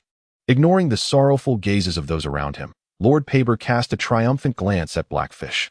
"Old friend, this is the last gift I bestow upon you, haha. In matters of training troops, you remain inferior to me." A sharp intake of breath followed, as his movements caused blood to seep from his abdomen. Finally, Lord Paber surveyed the inky darkness surrounding him, letting out a sigh. "How disheartening. Listen to me, old friend. I entrust these young men to you, upon your return. Have them assassinate Edmure and seize Flowing City for yourself. I have faith in your ability to defend the city, but as for your own nephew, the entire Riverlands knows what he's like. He will surely lead you to your doom." At that moment, Blackfish wore a pained expression. He found himself unable to reject his old friend's dying wish, yet as someone who valued family above all, he could not comply. Noticing Blackfish's hesitation to speak, Lord Paber scoffed. "Very well, why should I play the villain? After all, you have never heeded my counsel. I warned you against participating in that frivolous war of the 9 copper coins. You should have shut the gates of Flowing City and ignored their battles. But you insisted on joining, only to return and clash with your brother." Before he could say more, the young cavalryman, burdened with firewood, returned. Lord Paber instructed them to set the wood aside and, with great difficulty, moved his body to sit upon it. Blood had already soaked through his abdomen, each drop falling steadily to the ground. He took a torch in hand and called out to the others, "Leave now." The crowd was taken aback. Regardless of his status as their lord, abandoning a dying man alone in an open forest was unbecoming of a knight. "Begone. Do you wish to witness my demise?" Lord Paber roared, resembling a lion with its fur bristled. Observing the resolute demeanor of their aging lord, the vassals and knights understood his determination. They quietly retreated, mounting their horses, while Blackfish glanced back thrice as he departed. At last, the surroundings were devoid of company, and tears streamed down Lord Paber's cheeks as he held the torch. "Young men, the future of Rose City rests upon your shoulders." He wiped away his tears, releasing his grip, allowing blood to flow freely from his wound. He raised the torch high, gazing into the surrounding abyss. He recalled his youthful aspirations, once lofty as the heavens, yearning for the Iron Throne, now listening to the whispers of the forest, with stars adorning his graying hair, waiting for dawn to break. His frail body collapsed against the firewood, the torch igniting fiercely, flames erupting into the night. A body, weathered by the vicissitudes of life, burns in the flames. The fire rages incessantly, consuming both soul and flesh until nothing remains but dust. All returns to dust, and earth returns to earth. Chapter 45. The Feast of the Gods upon the endless expanse of ice. The staggering undead advance slowly, their silence echoing the stillness of the surroundings. The north has long succumbed to desolation, with only the remnants of dilapidated houses bearing witness to the once thriving land. Alas, prosperity fades swiftly, and time flows like water. The Night King has returned. Under the relentless toil of Gendry, a suit of protective armor emerges from molten iron and flames. At the moment of its unveiling, silence envelopes the entirety of Westeros. The howling wind sweeps through the trees, while countless birds circle in the air, reluctant to depart. The weeping of the fish leaping wood serves as a reminder from the old gods. Fire descends from the heavens, crashing upon the Iron Islands, an omen of the return of the Lord of Light. At the starry September of Old Town, the radiance of the 7 gods once again illuminates the grandest sept on the continent of Westeros. Meanwhile, in the Riverlands, a lowly priest receives the divine decree of the 7. The power of the deities has once more graced the mortal realm. The mother walks upon fertile ground. Warriors raise their spears, elderly women escape the ravages of war, smiths forge terrifying monstrosities, maidens await their suitors, and the specter of death looms eternally. Where is the father? Just as the priest ponders, a force of judgment envelopes him entirely. Hear my words. You walk among mortals as if traversing my kingdom. Your deeds are my deeds. Your promises are my promises. Your words must not go unheeded. Your actions must not lack reverence. You are the father. You are judgment. In the free cities, Daenerys. The mother of dragons emerges from the smoke with her 3 young dragons, having endured a night of fiery destruction. Her garments, consumed by flames, turn to ash as the dawn rises behind her, the swirling smoke her soldiers, and the roaring flames her lifeblood. Unbeknownst to the Night King, who is donning his armor, the gods have already intervened. He returns to the land of his birth, upon the icy plains beyond the north. He left alone, desolate, and now returns under the auspices of countless stars. The tide of fate irrevocably turned. Regardless of how time flows or the changes endured by the world, the icy plains remain eternally unchanged. Step by step, he treads upon the ice, the eternal frost his only companion, as the passage of time leaves no trace upon him. Perhaps the time has come to cleanse the north entirely. The Night King gazes upon the path he has traversed. Unbeknownst to him, much time has passed. He wonders if he can ever return, still owing a certain young lady a movie invitation. A message from the hive mind reaches him. As all the undead march toward Winterfell, this battle shall shatter Winterfell. Above Winterfell, little Rickon holds Bran's hand. Brother, can you demonstrate that again? Which one? Bran inquired, a smile gracing his face, relishing every moment he spent in this delightful experience. That. Little Rickon was furious, his face flushed crimson. Yet he struggled to articulate what he wished to see. Suddenly, Bran extended his hand, and within his palm, a slender green sprout swiftly blossomed into a magnificent flower. How impressive! Little Rickon gazed at the flower in awe. Here, this is for you. Bran plucked the flower and placed it into his brother's hand. Hooray! Little Rickon cheered with joy. However, unexpectedly, the sound of a horn echoed from the city walls, and Rickon's expression soured, as if blaming the horn for disturbing him. Yet, Bran wore a grave countenance. It seemed that this time was different. But what was amiss? A messenger, panting heavily, rushed towards the two and announced, Lord Robb has commanded that young Master Bran and young Master Rickon return to House Stark immediately. There must be no delay. Bran regarded him, nodded, and replied, Understood. You may return to report. Once I ensure Rickon is with our mother, I shall seek out Robb. Upon reaching the battlements, Bran spotted Robb, who was orchestrating the battle, and approached to greet him, inquiring, What is different this time? Robb's expression was stern. After a moment of contemplation, he finally spoke. It is indeed quite different. Come and see for yourself. As Bran peered down, he beheld, beneath the walls, not only the endless horde of the undead, but also a giant who stood out remarkably. This giant was at least a third taller than the last, and far more menacing. Bran rolled his eyes, his consciousness spiraling with the cawing of the ravens above. At last, he spotted the armored figure, and a chill gripped his heart. The Night King had emerged. In the north, daylight had grown scarce, and night had lengthened. Under the influence of the eternal night, the sky darkened in an instant, thunder roared, and lightning flashed. The brilliant light from the storm illuminated Bran's sweat-drenched face. The war had begun. The dark, howling undead surged forward, while the humans atop the walls, having gained experience over the months, stood ready to confront them. The trebuchets on the walls emitted a whirring sound as they launched numerous barrels of wildfire, which, upon violent impact, splattered across the already ravaged ground. The black archers strung their bows, their arrows tipped with flaming oil, tracing beautiful arcs of fire through the night sky, landing where the wildfire had just erupted. The roaring flames instantly formed a protective barrier, keeping the undead at bay, yet the burning creatures shrieked as they charged through the fiery veil, the acrid scent of charred flesh filling the air. The undead below were consumed in droves, turning to cinders, yet they showed not a hint of fear. The bones lay bare amidst the wilderness, and heroes perished in the mire. The three-eyed crow ascended further, revealing in the distance at least a dozen colossal trees, charging towards the city gates under the relentless advance of the undead. Even farther away, 5 massive trebuchets creaked ominously. Take cover, Bran shouted, his voice echoing through the chaos. No sooner had he spoken than a gigantic iron sphere hurtled from afar, striking the wooden tower behind them with deadly precision. Soldiers atop the tower, faces etched with fear, plummeted to the ground below. With a resounding crack, the tower was cleaved in two, collapsing in a thunderous cacophony. An explosive roar followed, flames enveloping the remnants of the tower. The iron sphere erupted, showering shards of steel mingled with dust and debris towards those atop the city wall. Bran bent low, raising his hands. A surge of green energy emanated from his palms. Enormous vines unfurled before the onlookers, instantaneously obstructing the path from the tower to the city wall. Several steel fragments, having severed a few vines, were rendered powerless, becoming ensnared upon the largest vine. Chapter 46. The The battle at the gate. Upon witnessing the immense vines extending from the city wall, the Night King was taken aback. Was this truly the Bran who had once only rolled his eyes? Had the old gods intervened once more?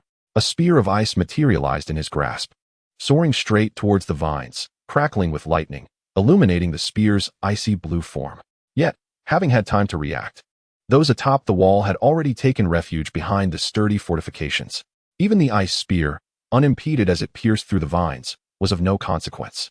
Meanwhile, amidst the ensuing chaos atop the wall, the horde of undead had breached the formidable barrier of wildfires. The roaring flames, once fierce, extinguished helplessly under the relentless advance of the undead. Trees collided with the city gates. One undead fell, while others surged forth, a colossal tree ignited by the flames. The undead, disregarding their own peril, they forcefully hoisted the tree aside, clearing a path for others to enter. Arrows rained down from the walls, while below, the living swarmed like leeches. On one side stood the fearless, unyielding undead, and on the other, the last flicker of humanity in the north, vowing to resist until death. The Night King gazed upon the wall, sensing a vibrant green energy emanating with life, obstructing his scrutiny and disrupting his teleportation abilities. Suddenly, an immense wave of green energy surged from the heart of Winterfell. At the very center, Bran, cloaked in black, held a candle aloft. Its flame flickered rhythmically, surrounded by a hexagram. Above the hexagram rested a coin, a sword positioned at its center, and below lay a branch of fishbone wood. A formidable power, a transcendent force, descended from the heavens to the earth as he communicated with the old gods. The fishbone staff in his hand sparkled with flecks of green. All forces converged here, creating a slight void in the verdant power surrounding Winterfell. The sensing power traversed this void and detected the unfolding scene. At this moment, the Night King, perceiving the situation, realized that time was of the essence. Should he allow the ancient powers of the old gods to be summoned, the chaos would become utterly unpredictable. The army of the undead surged forward, the spectral steeds charged, accompanied by the tumultuous winds and crackling lightning, their icy spears gleaming ominously. The hooves thundered, igniting flames beneath them, as a barrage of icy spears rained down upon the soldiers atop the walls like a torrential downpour. The giants reached the city gates, their immense hands tearing through the ranks of the undead, seizing massive logs to crash against the gates. With a resounding clap of thunder, the colossal timber struck the gates, distorting them as one of the logs pierced through. Behind, a dozen trebuchets were rolled out, their flaming steel balls hurled towards the walls. After a series of violent explosions, the battlements lay strewn with severed limbs and shattered bodies. Before a grand gate, the undead battered at it with their massive logs, while behind it, Robb Stark, wielding a Valyrian steel sword, anxiously observed the warped entrance, flanked by his most elite pikemen. Each of these soldiers held 2 small vials of wildfire, one for dispatching foes, the other for self-immolation. With a thunderous crash, the gates were completely blown off their hinges. Suddenly, the previous cacophony fell silent, save for the occasional rumble of thunder, a reminder that the ordeal was far from over. At the gates, dust billowed amidst the perpetual night. An unfathomable darkness cloaked the scene, as all held their breath, awaiting the final judgment. Behind the pikemen, the archers nervously ignited their arrowheads, soaked in pitch, as the gates became drenched in wildfire. Below the battlements, oak barrels filled with wildfire were meticulously stacked nearby, each punctured to ensure easy ignition. The explosion from the wildfire would jeopardize the entire structure of the walls. Yet if the undead could not be repelled, the walls would become irrelevant. In a hushed moment, a pair of enormous hands struggled to grasp the doorway within the walls. A colossal figure rose before them, roaring towards the heavens, its ice-blue skin adorned with crimson markings, wielding an icy spear as thick as a bowl, brandishing it with abandon. Robb fixed his gaze upon this figure, drawing his Valyrian steel sword. Ready. The archers drew their bows, and the crossbowmen tightened their strings. Fire. Countless arrows, engulfed in fierce flames, were loosed from their grips. In an instant, fire encircled the giant. A cataclysmic explosion unleashed searing heat upon all the undead. In a heartbeat, the doorway of the castle was cleared of the undead assailants, the violent shockwave hurling the giant skyward. Beyond the city walls, the undead surged like a relentless tide into the gates. Yet, in an instant, they were reduced to mere ashes by the ever-burning wildfire. Just as the crowd exhaled in relief, believing the undead would momentarily retreat, a thunderous roar erupted. A piece of blue brick plummeted from the entrance, followed by a cloud of dust, causing the ground to tremble violently. The city gate had collapsed. A palpable dread settled over everyone. Though a few flickering embers of wildfire still burned, and a giant, pinned beneath a massive stone, let out a wretched howl. Yet all understood that the moment of reckoning had arrived. Robb gripped his Valyrian steel sword tightly, its blade reflecting the cold glimmer of lightning across his face. Resolute, dauntless, courageous, and steadfast, these knightly virtues instilled in him mandated that he not retreat a single step. With the flames no longer obstructing their path, the undead surged forth once more, howling and frenzied, intent on devouring every last one of them. The foremost of the undead displayed a ghastly visage, its skull stark white, with only a few teeth remaining and its long, pallid hair matted with unknown filth. Its desiccated skin bore no moisture, and though its shrunken calves were barely intact, it charged forward with reckless abandon. Robb assumed a firm stance, channeling all his strength into a singular focus, raising his Valyrian steel sword. The claws of the undead lunged directly at his head, but he deftly dodged aside. In a flash of cold light, he cleaved the undead in twain at the waist. A pikeman thrust his fiery spear into the undead, igniting them in flames. Yet, it was futile. The undead swarmed like ants, an endless tide. Those engulfed in flames, undeterred by death, continued their relentless assault, seeking to pierce the hearts of the soldiers with their sharp claws. Even as the pikes remained steadfast, the human soldiers were visibly pushed back by the undead horde. Once more, Robb swung his Valyrian steel sword, flanked by over 20 warriors of House Stark. Each soldier wielded a flame-wreathed sword, and with every coordinated strike, they felled a multitude of the undead. They shielded their young lord while tirelessly combating the relentless undead. The battlefield appeared to be clearing, a small sanctuary emerging amidst the chaos. Amidst the flashes of lightning, the sound of hooves echoed, a cavalry charge. In the distance, an undead sentinel rode a ghostly steed, barreling toward Robb with alarming speed. The soft thud of hooves heralded disaster as one of the Stark warriors, standing before Robb, was knocked aside. The warrior, casting his flaming sword aside, summoned his last vestiges of strength to collide with the undead sentinel. Flames, mingled with the essence of wildfire, rained down upon the undead sentinel, igniting it in a fierce blaze. However, the undead sentinel merely reached out, unfazed, to extinguish the fire on its arm. The flames extinguished, leaving no trace of commotion. The white guard brushed off the dust accumulated from traversing the fiery expanse. In a swift motion, the spectral steed lunged forward, its icy spear piercing yet another Stark warrior's chest. It was only upon spotting Robb amidst the crowd that the hooves began to thunder, galloping towards him. The icy spear, now reversed, aimed directly at his heart. At that moment, Robb stood poised, sword in hand, the sound of hooves striking the ground resonating within him with overwhelming psychological impact. The sharp tip of the spear was now distinctly visible. Suddenly, Robb evaded the icy lance, striking at the horse's leg with his Valyrian steel sword. The leg shattered under the blow, as if it were fragile glass, collapsing to the earth. The spectral horse, propelled by immense inertia, rolled over, sending the white guard tumbling to the ground. Yet the icy spear remained tightly clutched in his grasp. Robb hastened forward, aiming his sword at the white guard still sprawled on the ground. The white raised the icy spear in defense, typically capable of slicing through iron and piercing any armor. The spear was severed effortlessly, akin to a chef's knife slicing through butter, meeting little resistance. Consequently, the spear shattered in the white's hands, scattering into a myriad of icy fragments.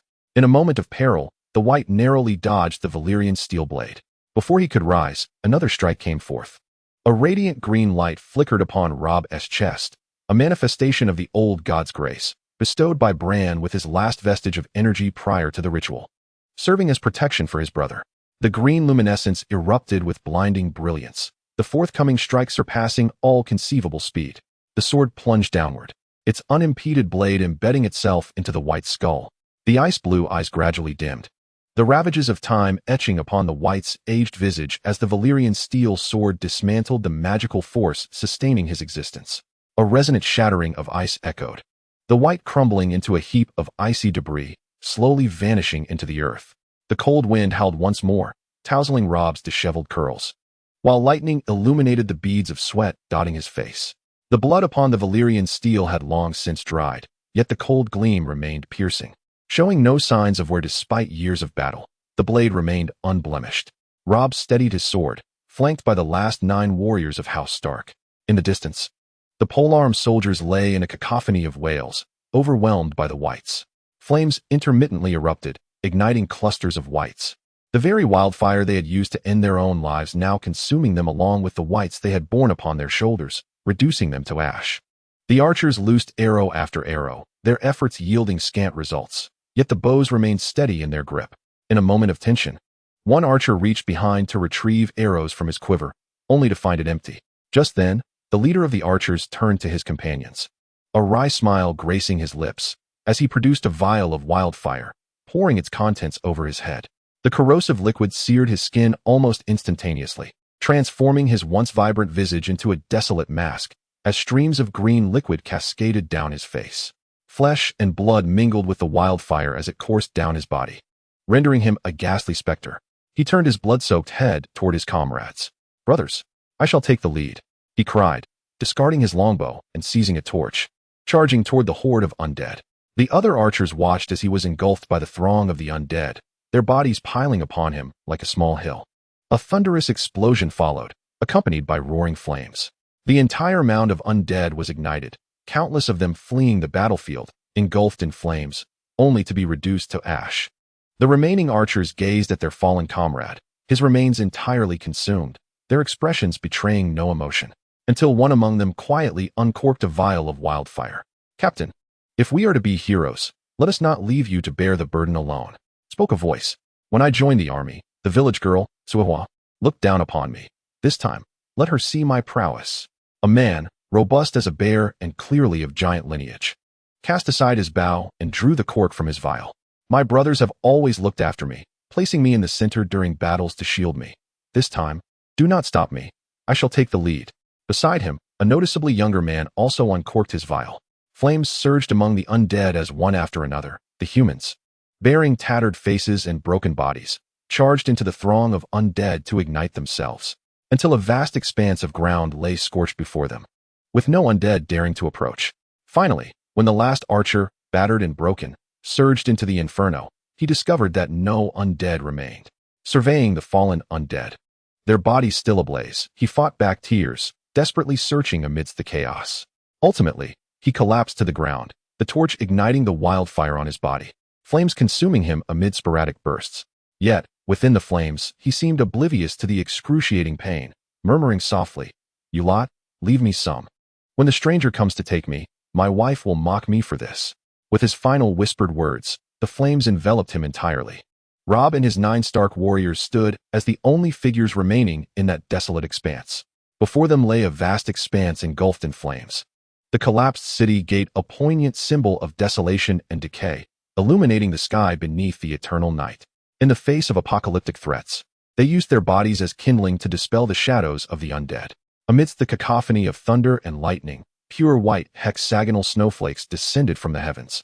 While in the distance, the ruined gate remained, besieged by a relentless horde of the undead, a dark tide with no end in sight. At this moment, 9 warriors of House Stark, each bearing wounds and bloodied swords, stood resolute. Yet, the flames that once danced upon their blades had long since extinguished, rendering their weapons incapable of inflicting harm upon the undead. They turned their gaze toward their lord. Robb Stark's sword was plunged into the earth, and he sat beside it, gasping for breath. The green light emanating from his chest flickered weakly, almost imperceptible. As the eyes of his companions fell upon him, Robb, with a grave expression, rose to his feet, his legs protesting from prolonged exertion, veins bulging painfully. Pain coursed through him, yet the sensation felt numb. His face contorted in anguish as he struggled to rise and surveyed the only remaining 9 warriors of the north around him. In the fan-shaped direction before them, countless undead surged closer, an impending tide.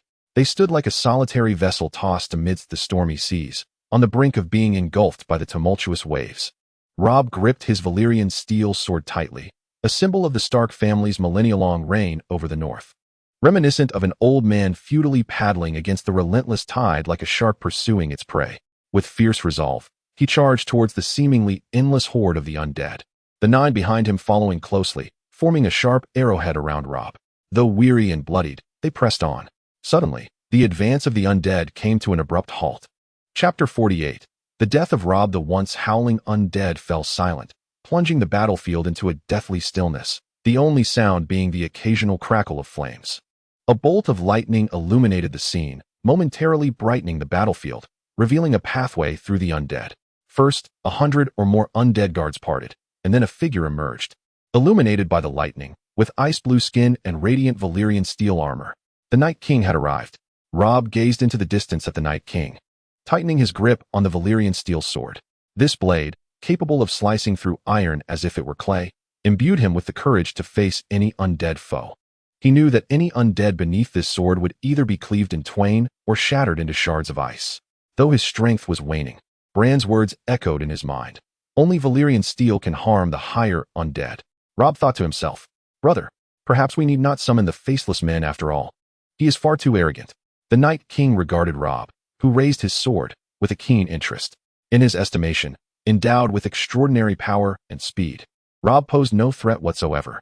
Yet, the ability to keep the army of the dead at bay outside Winterfell, along with the willingness of so many to bravely sacrifice their lives for House Stark, spoke volumes about the Stark family's influence in the North over the millennia. If circumstances permitted, the Night King would not hesitate to spare Robb, provided he surrendered Bran. Under the night sky, the 10 men ceased their advance, swords raised and huddled together, warily observing the Night King from a distance. "Mortal." A single word from the Night King astonished Robb. He had not realized that the undead could engage in communication. He had always assumed these beings, despite their semblance of intelligence, acted solely on instinct, and that the collapse of the wall was solely due to Todd's interference. "I am the ruler of the frozen wastes, the king of the dead, the architect of night. You may call me the Night King," he declared, offering a simple self-introduction. Robb had only glimpsed him beyond the wall, yet even now, in this dire situation, he maintained the decorum befitting one of the highest nobility in Westeros. With his sword pointed downward, he executed a modest bow. "The North knows nothing of your Night King. The North only recognizes you as invaders of our homeland. Your words hold no significance at this moment," he retorted. "I shall say this. As long as even a single soul survives in the North, it will be the North that brings about the annihilation of the undead. It has been so in the past, it is so in the present, and it shall remain so in the future." His tone was resolute, having endured so much. He was prepared to face death with valor. Yet, within, he felt an acute anxiety, uncertain of when Bran's spell would be ready or its potential efficacy. He had already arranged for his mother to take Rickon and the elderly and vulnerable of the North by boat to safety. Now, he merely sought to buy them precious time for their escape and for Bran. The undead guardians surrounding the Night King bore fierce expressions, brandishing their ice spears and preparing to charge.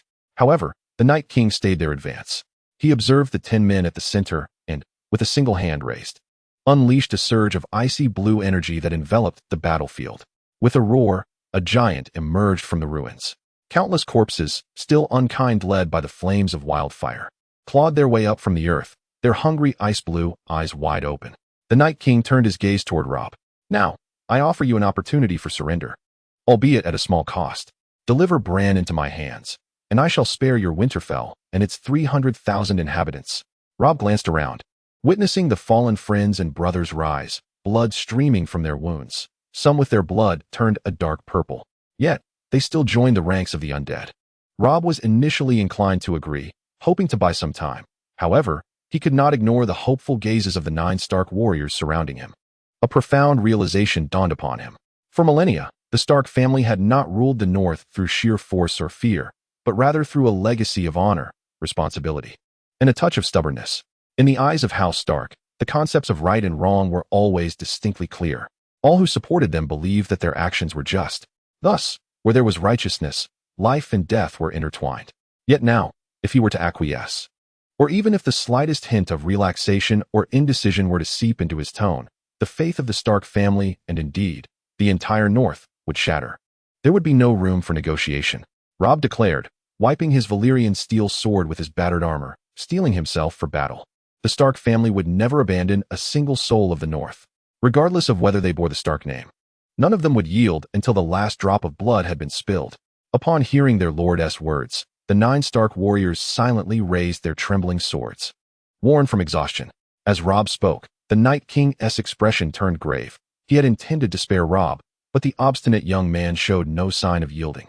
The undead sentinels once again cast their eyes towards the Night King, seemingly inquiring if they should proceed to eliminate them all. The Night King gently shook his head, a frost-covered spear materializing in his hand. "You are worthy of dying by my spear." With the spear in hand, the Night King advanced, as one Stark warrior lunged forward, aiming a strike at his unprotected head with a common steel sword. The Night King recognized it as nothing extraordinary. He did not flinch nor evade. The warrior felt as if his blade had struck a solid wall. His arm went numb, and his palm bled. The Night King swung his spear, driving it into the warrior's chest before kicking him away. The spear was pulled free, and the remaining 8 exchanged glances. "My lord, we shall take our leave. My lord, the Northmen never surrender. My lord." In that year of heavy snowfall, when we reaped nothing, it was under the Stark family's porridge tent that we survived. Now I return this life to you. We are even. The Night King approached step by step, like a demon from the depths of hell, his calm, ice-blue gaze fixed upon them all. As he scrutinized everything before him, he drew ever closer, until he stood at the very edge of combat. One vial after another of wildfire essence was opened by the Stark warriors, who doused themselves with the liquid. The corrosive substance instantaneously ravaged their scarred bodies. Pain enveloped them entirely, yet it did not hinder their advance. They ignited themselves in flames and charged forward. In an unavoidable confrontation, the Night King's expression transformed into one of terror and disbelief, as if he had never anticipated that these individuals would dare to act in such a manner. The first assailant charged at him, and he thrust his spear into the man's body, attempting to withdraw it, only to discover that the man clung desperately to the icy weapon. With no other option, he wielded the spear like a club, repelling another fiery adversary. However, he soon found himself ensnared by 6 others who clutched his arms, legs, and waist, rendering him momentarily immobile. "Master, kill him. Our lives will have meaning." Robb, tears welling in his eyes, raised his Valyrian steel sword and aimed it straight at the Night King's chest. In the next instant, a resounding clang echoed through the air as the sword, capable of slicing through any armor and severing any weapon, was thwarted by the Night King's armor and sent flying. The Night King raised his arm, 2 charred corpses still clinging to him, while his hand encircled Robb's neck, lifting him effortlessly as Robb struggled in agony to break free. At that moment, the Night King's fear and disbelief vanished, replaced by a mocking smile, as if he were taunting Robb. "I have fallen into your trap. My apologies. I was merely feigning." With a slight motion of his hand, a sickening crack resounded as Robb's neck was twisted, his arms falling limply at his sides. While his warriors were cast aside like mere debris, the Night King extinguishing the flames still flickering on his own body with a casual gesture. Suddenly, the earth trembled, and a tempest roared. A colossal surge of green energy cascaded from the heavens, enveloping the entirety of Winterfell. The visage of the old gods manifested upon the weirwood tree, their blood-red eyes wide open in sorrow, as the surrounding trees began to sway ominously. The sound of roots snapping echoed as tendrils emerged from the earth, transforming rigid branches into supple yet resilient forms. The weirwood was awakening. Countless weirwoods stirred to life, emerging from the forest. As enraged treants tore apart every undead in their path. A head with ice-blue eyes gazed mournfully upon its scattered body. Bran's magical array was established. Chapter 49. The Emergence of the Old Gods. Ding. The system detected a reduction of the undead to 900,000, sensing a diminishment in power. Ding. The system detected a reduction of the undead to 800,000, with teleportation waning. Ding. The system detected a reduction of the undead to 700,000. Extraordinary creation diminishing. Ding. The system detected a reduction of the undead to 200,000. Special task, the Sorrows of Night initiated. Task objective, a barren north. Task description, extraordinary strength increased by 100. Extraordinary speed increased by 100. Special weapon granted, Godslayer bronze sword. Extraordinary hardness activated. Extraordinary hardness. Every part of the body possesses twice the hardness of the original form. The snowstorm has commenced, allowing the host to summon a vast blizzard within a 50-meter radius, bestowing each snowflake with the lethality of a blade. As Night King listened to the chimes echoing in his mind, he raised his gaze to behold the sky, which had turned a pale gray, illuminating the night despite its lingering darkness. The eternal night had been shattered. Suddenly, a thought struck Night King: extraordinary hardness. He sensed his body, and his expression fell instantly. "Move a little, will you? What is wrong with you?" With a myriad of complex emotions, Night King strode directly towards Bran. At that moment, Bran, wielding a slender staff carved from the fishbeam wood and clad in a black robe, waved his staff, causing a vine to sprout from the ground. Swiftly ascending to support him, he was enveloped in a visible aura of green energy. The giant roared as it charged forward, but with a gentle flick of his staff. A wave of green light sent the giant flying. The giant landed as if unscathed and charged again, only to retreat soon after. Infuriated, the giant picked up a frost spear as thick as a bowl and hurled it with all its might. Bran, staff in left hand and with his right hand raised, watched as a beam of green light swiftly grew nearby. The frost spear advanced only a short distance before being obstructed. Bran frowned slightly as the green light illuminated the path ahead. Cracking sounds erupted from the frost spear, and with a resounding bang, it shattered into fragments. The giant attempted to advance again, but was blocked by Night King. A message from the Hive Consciousness commanded the giant to lead the undead guardians to confront the one wielding the tree. Their sole directive was to delay those tree guardians. Night King observed the radiant Bran, his cheeks seemingly coated with frost. Are you now the young boy Bran? Or the Green Seer? Perhaps. I should call you by another name? The Old God. At that moment, the vine had lifted him high, and Bran, or the Old God, looked down at Night King and spoke slowly. Bran is the three-eyed crow. The three-eyed crow is the Old God. This is the choice of fate. Everyone exists within the system of destiny. There is no escape. Night King's expression shifted, a smile forming at the corners of his mouth, as the eternally frigid aura dissipated with the emergence of his grin. Ha ha ha. You speak of fate. A fierce snowstorm erupted around him, snowflakes slicing through the air like blades, touching every piece of earth and every dwelling. Night King laughed heartily, his cold demeanor illuminated by the sunlight filtering through the snow. Fate. Merely something to be trampled underfoot. A bronze sword manifested in his hand, the sharp glint of its patina reflecting upon his face. With extraordinary creation coupled with extraordinary speed, a series of icy ladders emerged on the ground. As his foot hung above the ground, the air around him was filled with an abyss of emptiness. Where his toes met the earth, an ethereal staircase of ice and snow emerged, leading directly to Bran's location. In a desperate rush towards Bran, the Night King leaped forth, propelled by extraordinary speed intertwined with unfathomable strength, his sword aimed straight at Bran's position. The omnipresent green awareness surrounding Bran erupted with frantic warnings, alerting him to the imminent danger.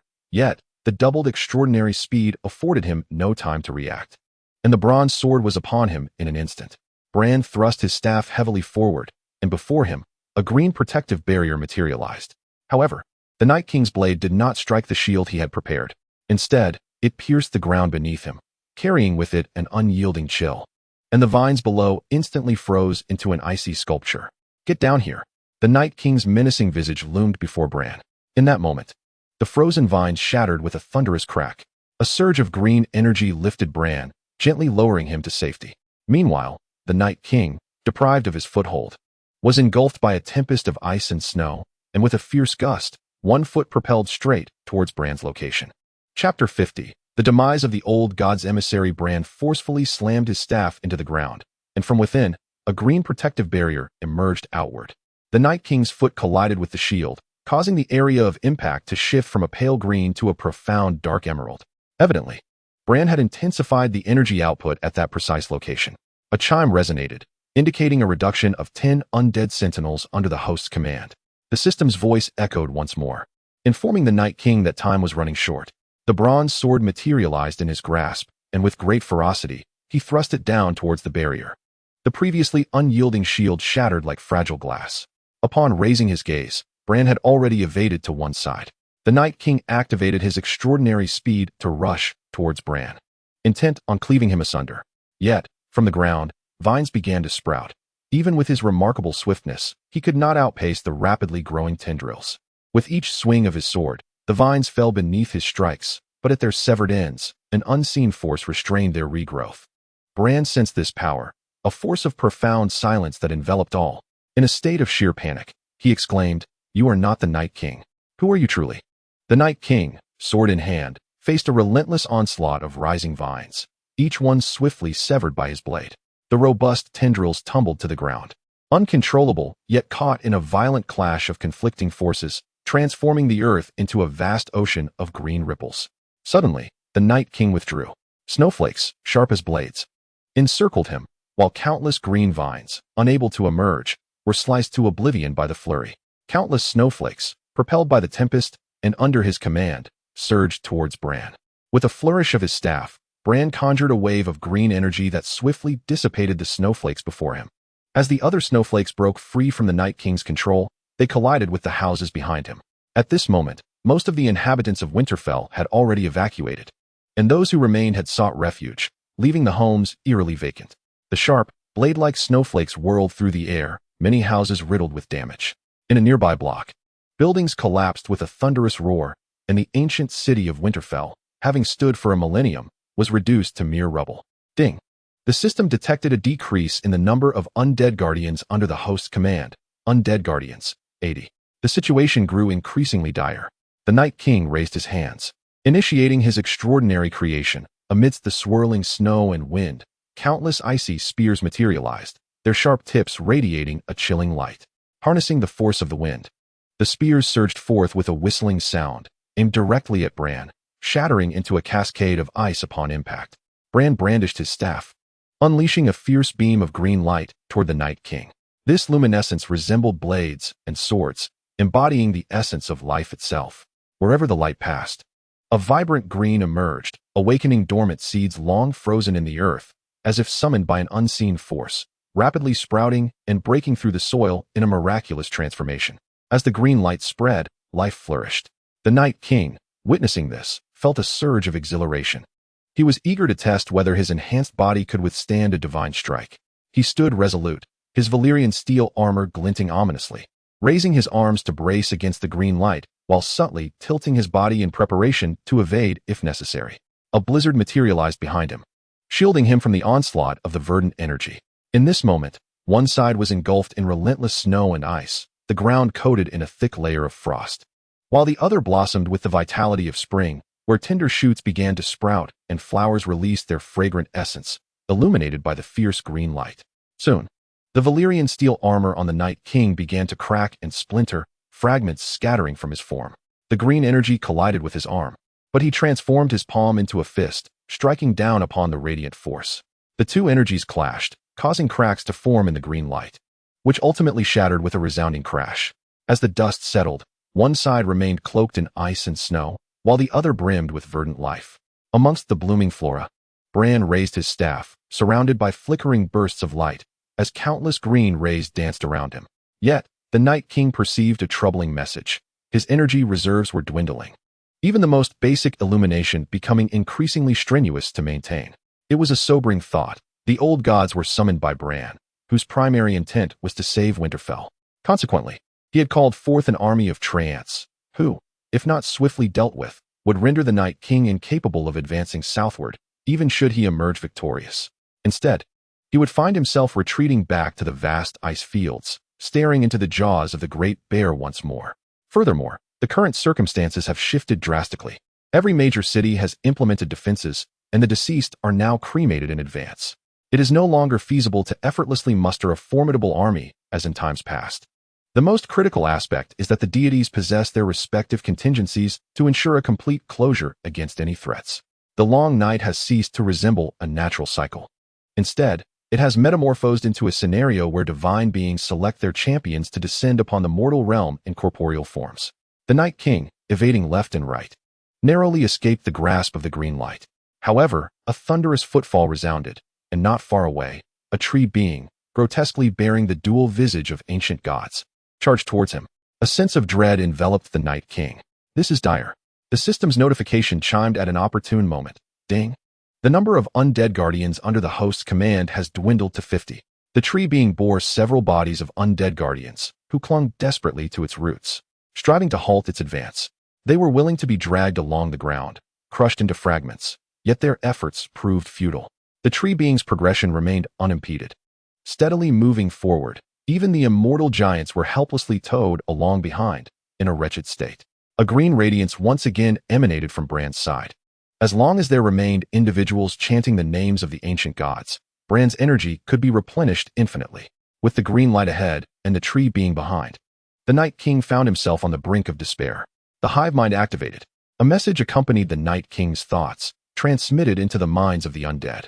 A beam of green light coursed through the Night King's body, propelling him away, while the bronze sword crashed onto the frigid ice surface. In an instant, the tree being loomed before him, enveloping him in layers of paper and roots, rendering him immobile. Simultaneously, at Bran's location, an even more brilliant green light was coalescing at the tip of his staff. In a fleeting moment, the vast green luminescence reached the Night King. Yet Bran sensed a peculiar disturbance. The two adversaries, previously evenly matched, suddenly revealed a stark disparity, with the Night King's life hanging precariously in the balance. Suddenly, an intense feeling of danger surged behind him, leaving Bran no time to maintain the green light's existence. He thrust his hands backward, emanating a faint green glow. Behind him stood a ragged figure, clean in appearance yet bleeding profusely, with haunting blue eyes, clearly one of the newly emerged undead soldiers. Wielding a god-slaying bronze sword aimed at him. The sword's tip was mere inches from his nose, but fortunately, it was deflected, lacking the extraordinary power of the Night King to sustain it. Thus its force was diminished. Just as Bran exhaled in relief, the Night King, ensnared in layers, perceived the bronze sword's perilously close proximity to Bran. The cold wind howled, coalescing into a vortex, violently striking against the bronze sword. The fragile green luminescence shattered in an instant, as the bronze sword, stained with a hint of crimson, soared back into the hands of the Night King. Propelled by the fierce winds, the Night King pivoted, unleashing a strike that cleaved the treant in two, accompanied by a chilling frost. In the distance, Bran collapsed to the ground, a gaping wound in his head, utterly defeated. And at that moment, the heavens transformed. Chapter 51. The Transformation of the Heavens. The sky turned a deep crimson, as blood rain fell amidst the scarlet hue. The divine had fallen, and the heavens wept. Across the world, all trees and flora, everything related to the plant kingdom, seemed to have their vitality drained, instantaneously succumbing to lifelessness. The plants withered, seeds deteriorated, fruits and trees met their demise. At this moment, the followers of the ancient gods felt a jolt in their hearts. An overwhelming sorrow surged from the depths of their souls, and tears flowed uncontrollably. All the fish and mulberry trees began to decay and wilt. The omnipresent power of the ancient gods commenced a complete retraction. The concept of vitality became ephemeral, and the growth of all beings came to a sudden halt. The vessel of the gods had perished. Perhaps the notion of the ancient gods still lingered. Yet under the destructive force of the god-slaying bronze sword, the physical form of the ancient gods was annihilated. Millennia of memories, millennia of faith. Everything in the mortal realm associated with the ancient gods began to decay and wither. The stars dimmed, and above the divine realm, a tempest roared through the heart of the heavens, heralding its decline. A tender sprout emerged from the depths of the divine realm.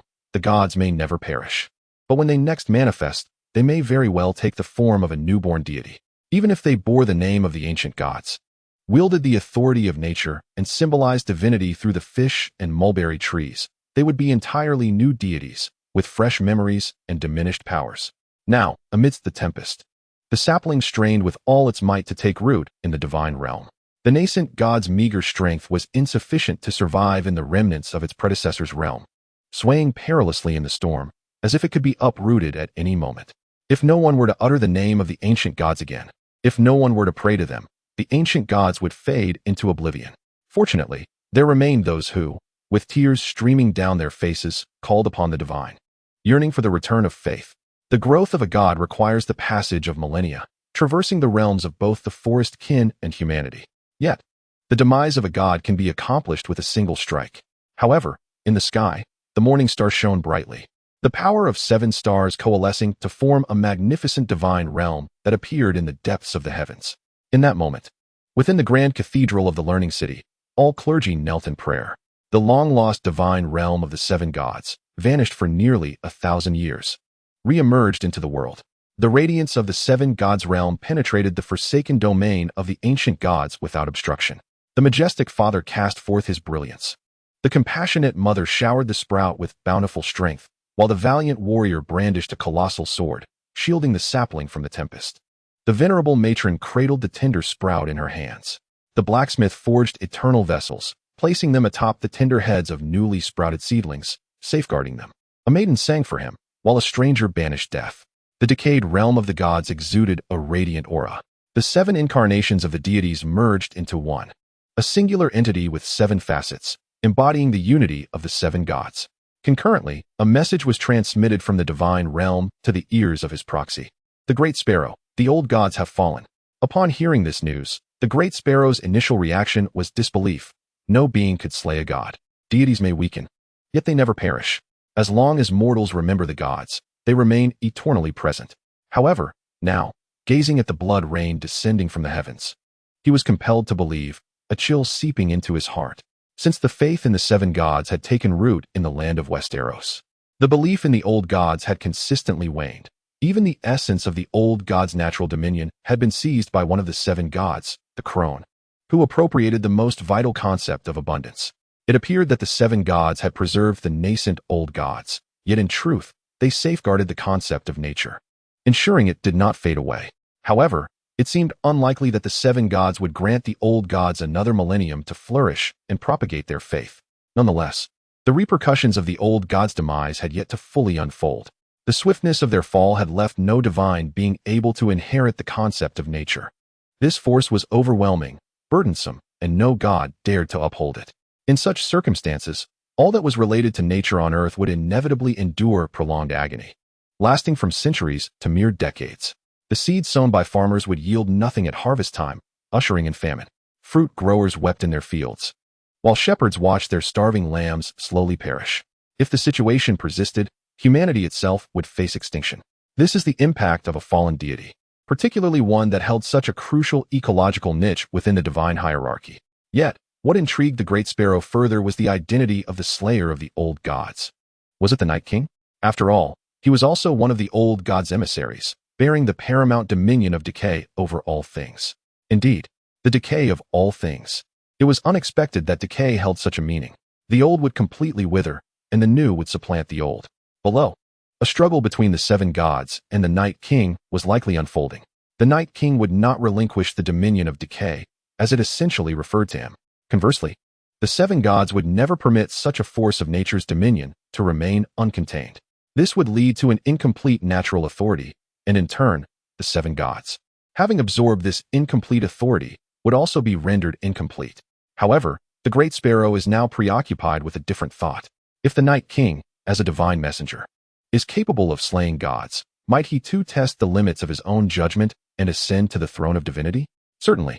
He comprehends that his current strength is woefully inadequate, merely a blade wielded by the seven gods, who require this very weapon to strike against the Night King.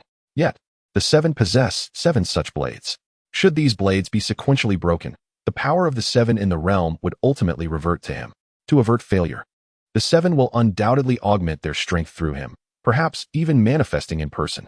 At that moment, he may find himself powerless to resist. The Great Sparrow is a lowly cleric nurtured within the Citadel, and during his tenure as a novice cleric, he exhibited a deep concern for the impoverished populace. While other clerics reveled in the opulence of noble castles and fraternized with the lords of Westeros, he frequently ventured into the slums to offer alms. Observing the frail children and their milkless mothers, he extended whatever help he could muster. He stands as an anomaly within the clerical community.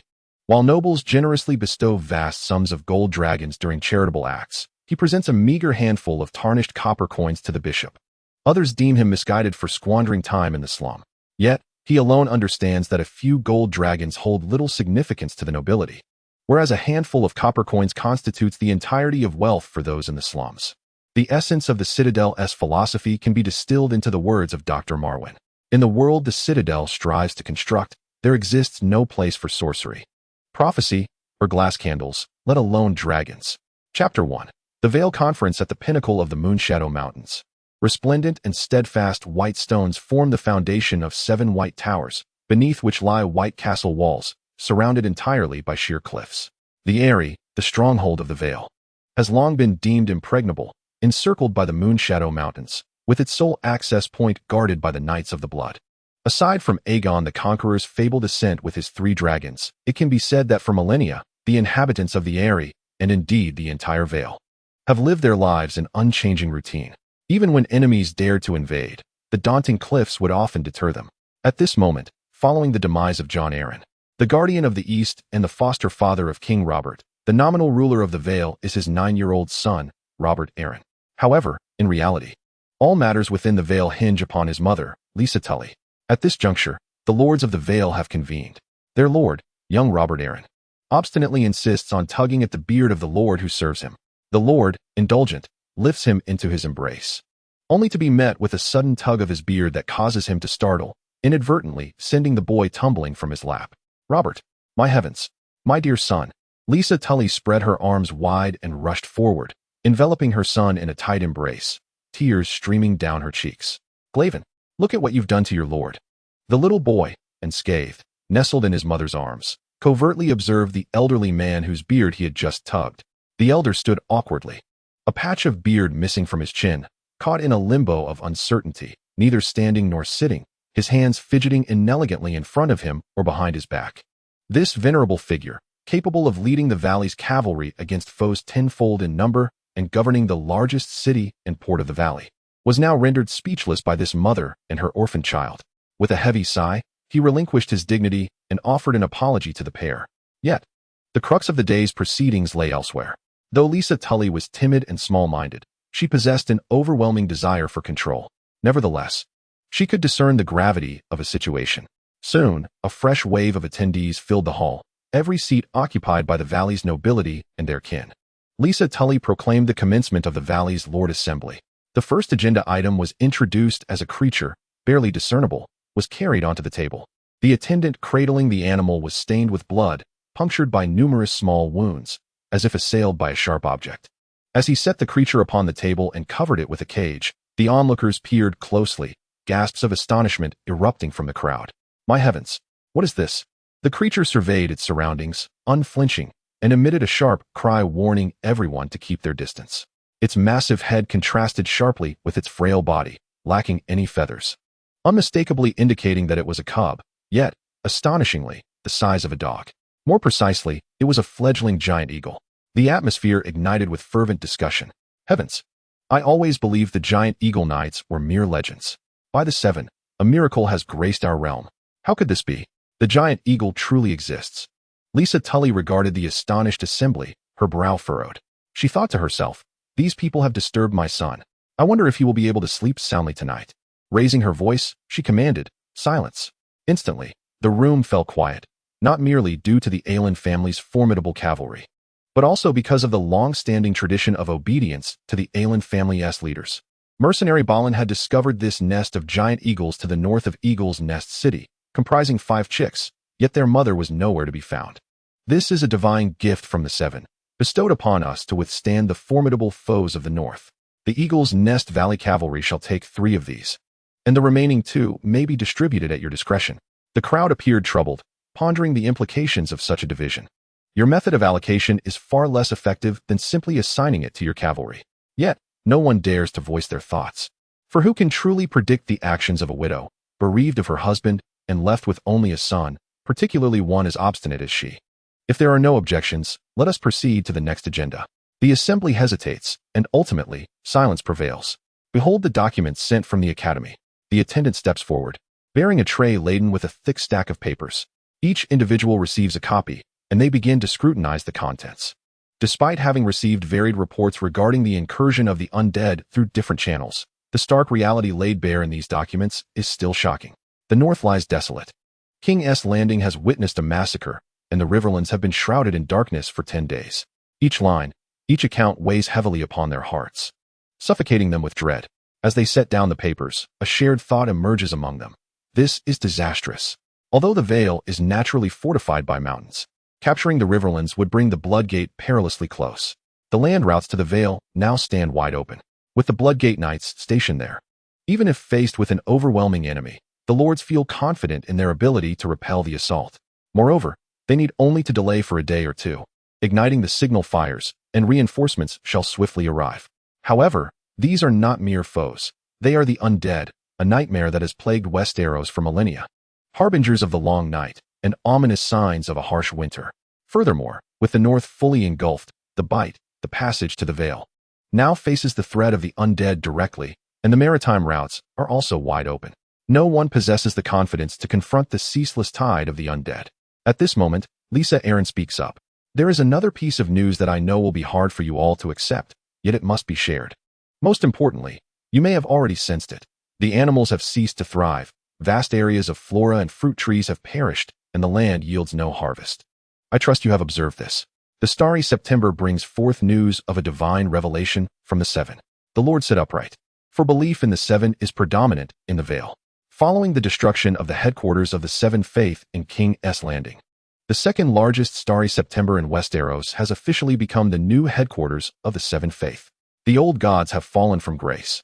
A tempest brews within the hearts of the lords, each one silently screaming, This cannot be true. This is impossible. This madwoman is deceiving us. Chapter 2. The return of Caitlyn. Yet, before the shock within the assembly could dissipate, another revelation escapes from the lips of this woman. Facing the stunned silence of the crowd, she gently clears her throat and declares, "It was the Night King who has wrought this havoc." At last, the lords awaken from their stupor. "How can this be?" murmurs Lord Grafton, his white hair disheveled, having just lost a tuft of his beard in disbelief. The astonishment among the others was palpable. Imagine, if you will, the people of Westeros, who had once been engaged in fierce battles with swords and daggers, suddenly being told one day, "Lay down your weapons. The divine war has commenced." How could the valiant lords of the Vale possibly accept such a proclamation? "My lady, Lady Arryn," a somewhat younger lord rose and bowed. "Have you perhaps received some erroneous news? While I do believe that the faith in the old gods has waned, after all, we in the Vale have always worshipped the Seven. There is still a vast following of the old gods throughout Westeros. Of course, I do not mean to imply that your message is incorrect. I merely suggest that proclaiming the demise of the old gods, particularly in light of the Night King's actions, may be somewhat premature." Unexpectedly, a victorious smile graced Lysa Tully's lips. With a clap of her hands, a frail figure, leaning on a cane and with hair as white as snow, emerged from behind the screen. The lords, bewildered by the identity of this person, were startled when they heard the exclamation from Grafton. "Good heavens! Lady Stark, how have you come to look like this?" The figure raised her wrinkled face, revealing dim eyes devoid of any spark. As the crowd strained to recognize her, they discerned the faint outline of a once familiar visage. The eldest daughter of House Tully, the flower of the Riverlands, the wife of the North's protector, Ned Stark, she was but a mere shadow of her former self. However, what was most unsettling was that this hunched old woman bore little resemblance to the esteemed lady of one of Westeros's foremost noble houses. Rather, she appeared to have toiled in the fields for decades. No, given her age, she could not be merely a long-time laborer, but rather an elderly matron. This was entirely unexpected, a shocking revelation for the lords of the Vale. Meanwhile, her sister's face was adorned with a triumphant expression, seemingly unperturbed by the looming threat of the undead, finding delight instead in her sister's disheveled appearance. "Caitlyn, Caitlyn, how splendid you are! Ned loves you. Father loves you. And so does Peter. Do you know, that day, I got Peter intoxicated and shared a bed with him? He called your name all night long, did you know? That was my first time, and I gave it to him, yet he spent the entire night uttering your name. How deeply he adores you." Lysa clenched her fists, her nails nearly piercing her flesh. "If it weren't for that incident, I would not be known throughout the Riverlands as a tarnished woman, devoid of virtue. Why must I endure this wretched existence in the Moonlight Mountains, wed to an octogenarian like Jon Arryn? Caitlyn, you are truly cursed. Fortunately, the Seven Gods have not been unkind to me, bestowing upon me a son, a guardian of the East, the heir of the Vale, the sole bloodline of House Arryn. Now, let those lords of the Vale, who once adored you in your youth and now tremble with excitement at the news of your marriage to Ned, behold your current state. Observe your disheveled appearance." Lysa's heart surged with exhilaration, her chest heaving against the constricting fabric of her gown. Yet, as Caitlyn uttered her first words, she found herself momentarily stunned. "I am Caitlyn, but here, I would prefer you to call me by another name, the embodiment of the Seven Gods, the Old Crone." A radiant force emanated from Caitlyn, a visible light illuminating all present. This power, gentle as a summer breeze, swept over everyone in attendance, causing the elderly, slightly hunchbacked lords to miraculously straighten their spines. The younger lords felt themselves invigorated with newfound strength. Those who had long suffered from battle injuries, plagued by sleepless nights since returning home, astonishingly discovered that their old wounds healed under the glow of this light. In an instant, the entire council chamber, save for Lysa, who remained seated upon the imposing throne, her nails digging into her flesh, witnessed all the lords rise from their seats. Regardless of age, they knelt upon the ground, fervently praying to the proxy of their lord. At last, the radiance faded. Lysa forced a grimace that resembled a cry more than a smile. Descending from the throne, she reached out to pat Caitlyn's shoulder, inquiring when she had become the agent of the Seven Gods. Suddenly, Caitlyn turned to glance at her, her piercing gaze momentarily rendering Lysa speechless. The other lords also directed their scrutinizing eyes toward her, as if appraising her worth. Reluctantly, she withdrew her hand, her mind a tempest of confusion. What were these rascals of the Vale up to? For millennia, to whom had they pledged their loyalty? Who had ensured their safety all along? Who was the true guardian of the East? These fools had forgotten. It was merely a trivial deception, a flicker of light. And here was Caitlyn, the charlatan. They believed her so readily. Despite her lack of genuine reverence for the seven gods, she failed to perceive the tenderness beneath that light, akin to a mother gently caressing her son's hair. Rather, her steadfast conviction led her to believe that her sister was nothing but a consummate fraud. Even though Caitlyn had always indulged her, loving her, and giving her the best since their childhood. Then Caitlyn spoke. "Gentlemen, the most perilous moment has arrived. It is the time of humanity's survival or demise. The undead have utterly obliterated the north, and my son Bran." At this, a hint of sorrow flickered across her face, but soon, a flash of white light silently coursed through her heart, and absolute rationality seized her consciousness. He had been possessed by the malevolent old gods, forced to battle against the uncontrollable creation of the Night King. Ultimately, this led to the demise of my son Bran, resulting in his very existence being extinguished. Now, under divine decree, I embrace the will of the seven gods and accept the power of the crone. I shall eradicate the Night King and punish all blasphemers. I will safeguard the Vale from invasion and ensure the perpetual existence of the human realm. Chapter 3. The Desolate North. The North, Winterfell. The clash between the two adversaries has rendered Winterfell a mere ruin. Once magnificent edifices and humble abodes now lie in tatters. The conflict between deities and gods layers wreaking havoc even in its aftermath, leaving the entire city in shambles. An unrelenting, frigid wind sweeps through, as eternal night envelopes every inch of the north. In this moment, the Night King, weary and burdened, bears the evident toll of slaying gods.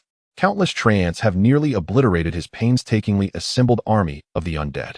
The remaining undead number fewer than 100,000, with over 50 guardians missing limbs and bearing wounds. Only the giants, as advanced undead, remain active.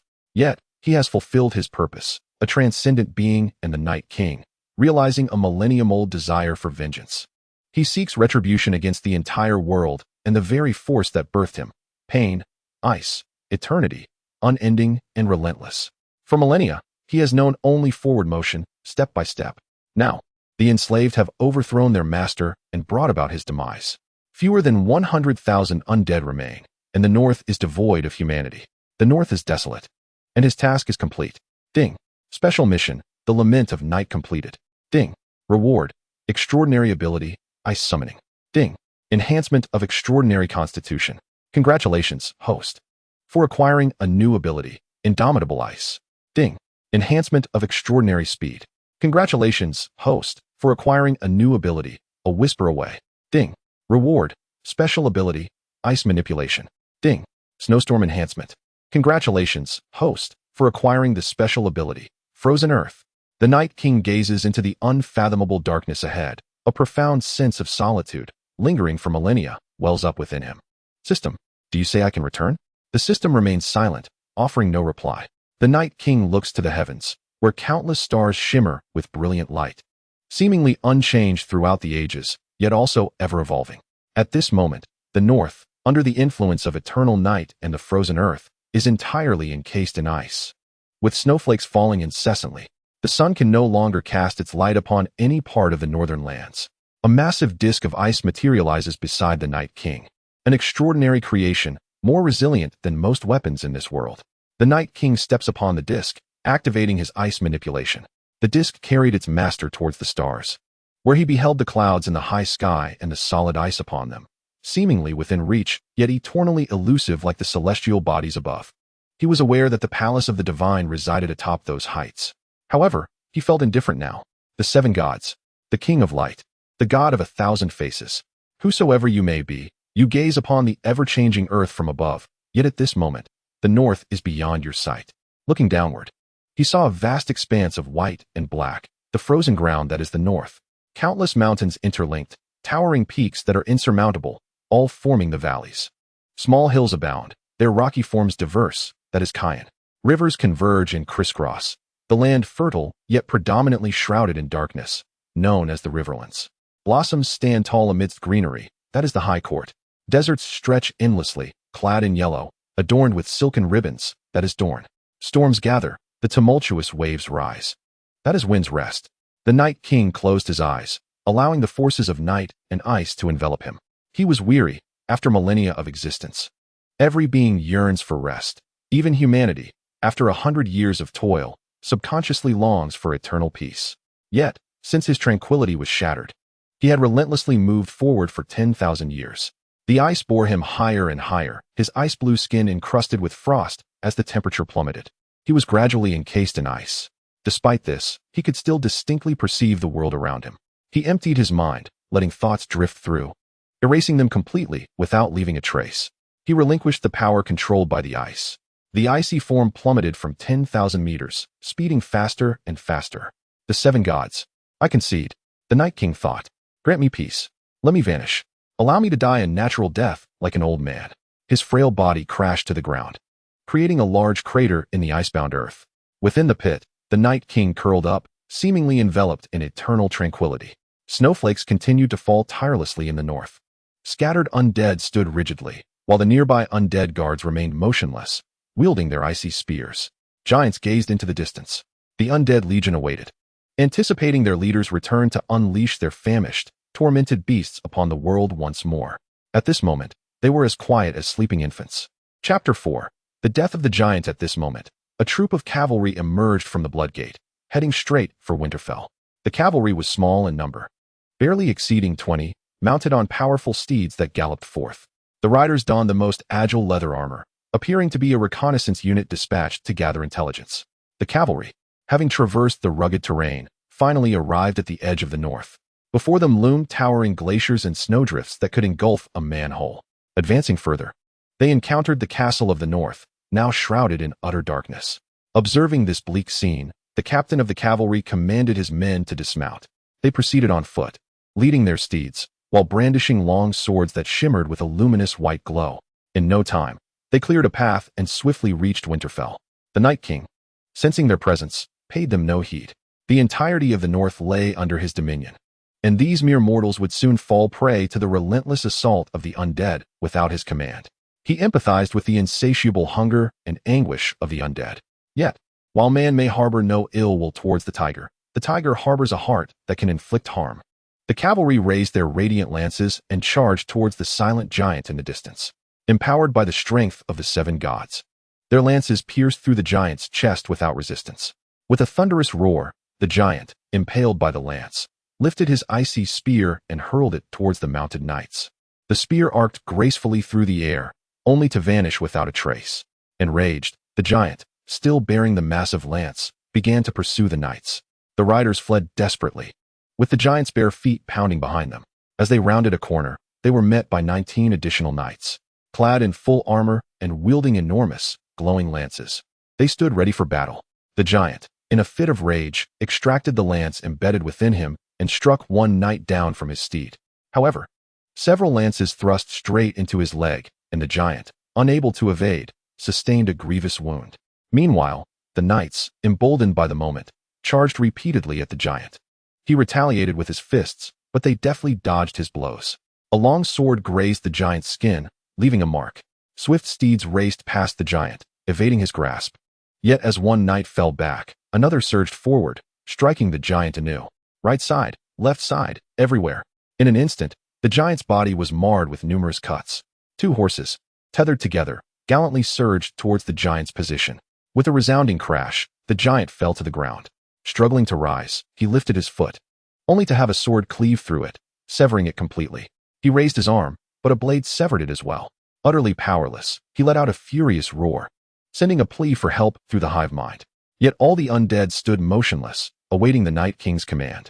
Only the wounded giant could mount a defensive response at this perilous moment. The danger had indeed arrived.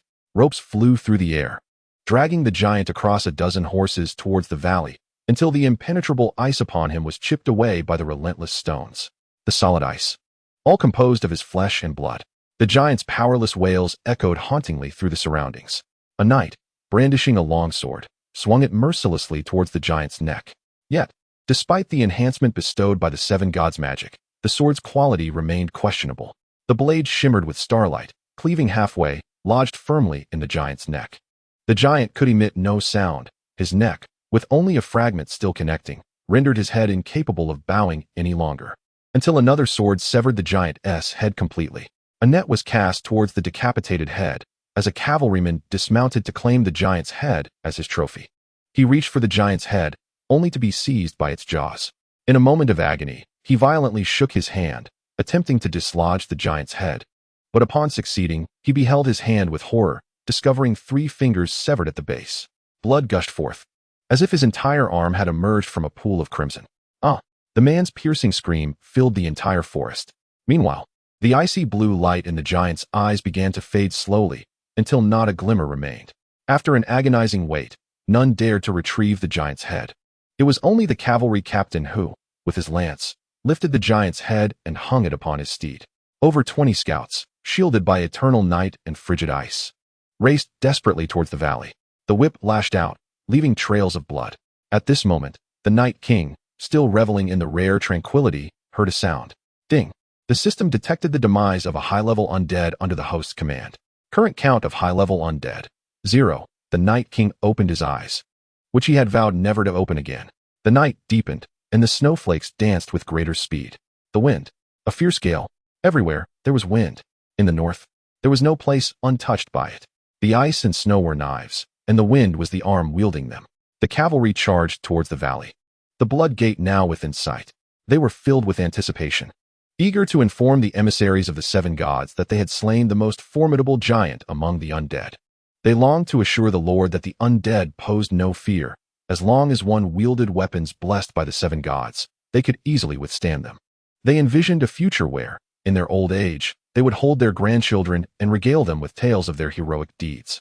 They yearned for the distant maiden, who had forever occupied their heart, believing that after receiving the Lord's reward, they would finally have enough to win her hand in marriage.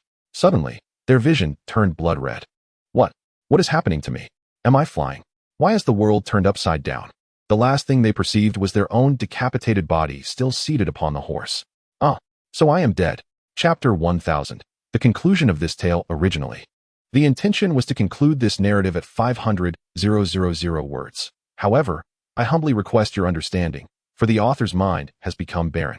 The Night King, awakened by the demise of the giants, comprehends that once the annihilation of the world commences, it cannot be halted, even if he wishes to cease.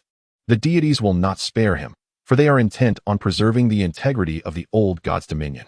Thus begins the siege of the cities, starting with Eagle's Nest. The narrative of Eagle's Nest unfolds through 2 perspectives.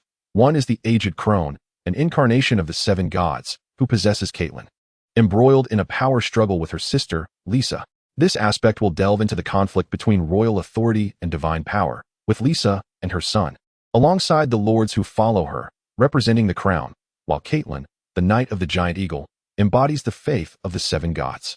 Ultimately, Caitlyn resolves her sister's plight, only to discover that the Night King's undead forces are already at the gates.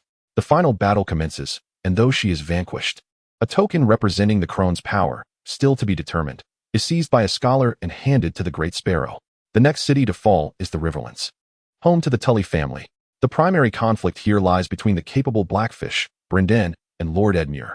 This narrative will explore issues of inheritance, which holds greater significance, legitimacy, bloodline, or capability. The climax reveals a confrontation between the heavily armored cavalry backing Blackfish and Edmure's loyal soldiers, with war on the horizon. Blackfish, having relinquished family glory in his youth, now seeks merely to protect his nephew and the Riverlands.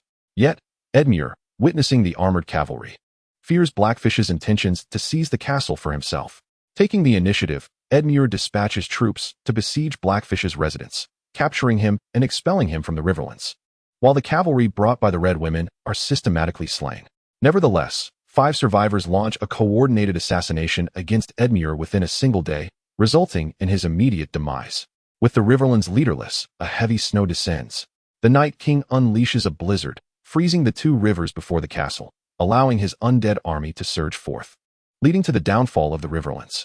In these sequences, the Night King's only involvement is through the mercenary, Boron, who aligns himself with the Night King and is dispatched to execute a scheme of subterfuge. Under this ruse, Boron continuously incites Edmure, ultimately causing a bitter feud between him and Blackfish. Next, we turn to Casterly Rock, where 3 factions emerge. The first is Cersei's return to Casterly Rock, as previously mentioned. She will inherit the abilities of the Frog Witch, wielding the power of prophecy. The second is the Old Lion, Tywin, the traditional lord with the most followers and the largest army. The third is the Imp, Tyrion, serving as a mediator between the 2. Cersei will maintain her image as the beautiful yet deranged figure. The storyline concerning Casterly Rock will lack overtly surreal elements, focusing instead on meticulous military strategy. With the constant ability to foresee the movements of the undead forces, allowing for precise deployments and counterattacks, humanity, relying solely on its own strength, engages in the most tragic of resistances. Ultimately, the fate remains the fall of Casterly Rock and the demise of Tywin. Following this, Cersei, after uttering the words, "I gradually understand it all," is reduced to ashes. Tyrion sets sail, seeking the Mother of Dragons. Subsequently, in Storm's End, epic enhancements are bestowed. As the Lord of Light grants the Red Priestess the gift of fire magic, and Tommen receives the allegiance of the Resurrector, Qyburn. Qyburn possesses the ability to revive the deceased, not one by one through incantations, but en masse under his staff, restoring vitality and healing wounds instantaneously. The Red Priestess and Qyburn propose a coalition to jointly resist the Undead, leading to a unification of their armies under the pressure of the Undead. However, neither has established dominion over the other, resulting in a lack of unified authority. Disagreements and conflicts arise between them over trivial matters. Within a month, the alliance disintegrates, with both parties pursuing their own agendas, although their armies remain allied. Ultimately, Tommen seeks to forge a marriage alliance with the Riverlands, intending to wed Margaery and inviting Stannis, who is already on edge, to the wedding in an attempt to ease tensions. Stannis, misled by false intelligence, believes Tommen has prepared 1,000 soldiers for an ambush, intending to lure him to the wedding and eliminate him to seize control of Storm's End. On the day of the wedding, Stannis mobilizes his entire force and encircles the venue. The Red Priestess unleashes her fire magic, incinerating the entire wedding, resulting in the demise of nearly all the nobles from both Storm's End and the Riverlands present. Tommen meets his end, while Margaery, on the brink of being consumed by flames, awakens the power of one of the Seven's incarnations, the Maiden. Ultimately, she breaks free and returns to the Riverlands. Meanwhile, Qyburn is captured and delivered to the Red Priestess. Upon receiving a message from Stannis, the Night King leads his undead army and, amidst the chaos in Storm's End, swiftly conquers the region. In the midst of an epic confrontation with the Red Priestess, the conclusion reveals that the power of fire is rooted in life and sacrifice. After exhausting all offerings, the Red Priestess and Qyburn become sacrifices themselves, their life force intertwining with the essence of death, ultimately invoking the Lord of Light. This also marks the awakening of the second form of the Lord of Light, with his left hand wielding the power to heal all and resurrect the fallen, embodying the dominion over immortality and time. His right hand commands the flames, capable of incinerating all. This narrative spans approximately 3 chapters, culminating in the Night King, empowered by the system, slaying the Lord of Light. From that moment onward, fire vanishes from the world, and sunlight no longer brings warmth to the people. Following the fall of Storm's End, the Riverlands meets a similar fate. Margaery, embodying one of the Seven, emerges as the Maiden, while Olenna, representing the Mother, appears, capable of transforming soldiers from Storm's End into relentless berserkers, unwavering in their resolve. A representation of wisdom, compassion, and abundance. The Bay of Rivers once again flourishes with the scent of ripe fruits. Ultimately, the resolution sees both forces uniting against the Night King. The Old Rose is slain, while the young Rose escapes to Old Town with her sacred relic, seeking the power of the awakened father, the Great Sparrow. Though he feigns comfort, he wields a dagger imbued with judgmental power and fatally betrays her. At this juncture, the Great Sparrow possesses 4 sacred relics of the 7 gods, Caitlyn's crone, the Old Rose's Madonna, the Young Rose's Maiden, and his own father. As the Bay of Rivers meets its demise, multiple conflicts arise.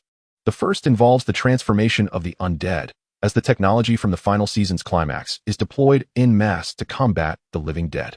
The second pits them against the Illusionist Witch, the third against the Alchemist, and the fourth sees the great crossbows equipped with Valyrian steel tips brought to the battlefield. Meanwhile, Dorne's Red Viper, an embodiment of one of the 7 gods and the awakener of warrior's power, develops a neurotoxin capable of paralyzing the undead, rendering them immobile. In the midst of victory, upon hearing of an assault on King's Landing, the Viper murmurs to himself, reflecting on the Night King's slaying of the mountain. He takes up his spear, harnessing the power of the warrior, and charges toward the Night King under the cover of his comrades, ultimately blooming a vivid red flower upon the stark, white ice. Dorne falls.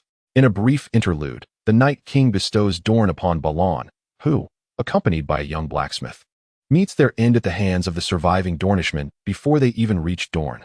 With the assistance of the Ravens and the faith of the 7, the Great Sparrow completes the collection of 6 embodiments of the 7 gods. Suddenly, he discovers that the seventh relic belongs to the Night King. The power of the others was granted to the Night King by the seven gods in ancient times, which also explains his liberation from the old gods. This was the Seven's grand design aimed at weakening the old gods, but the intervention of a traveler has caused the scheme to collapse, enabling the Night King to successfully defy the deities. Thus, on one side stands the Night King, freshly victorious over the Lord of Light, while on the other is the Great Sparrow, endowed with 6/7 of the seven gods' power. They engage in a fierce battle, ultimately culminating in the Night King's triumph over the Great Sparrow. Next comes the drowned god of the Iron Islands, who unleashes tidal waves as the Night King freezes the surface of the sea, creating a direct ice pathway to the Iron Islands, through which the army of the undead marches forth, annihilating the Iron Islands.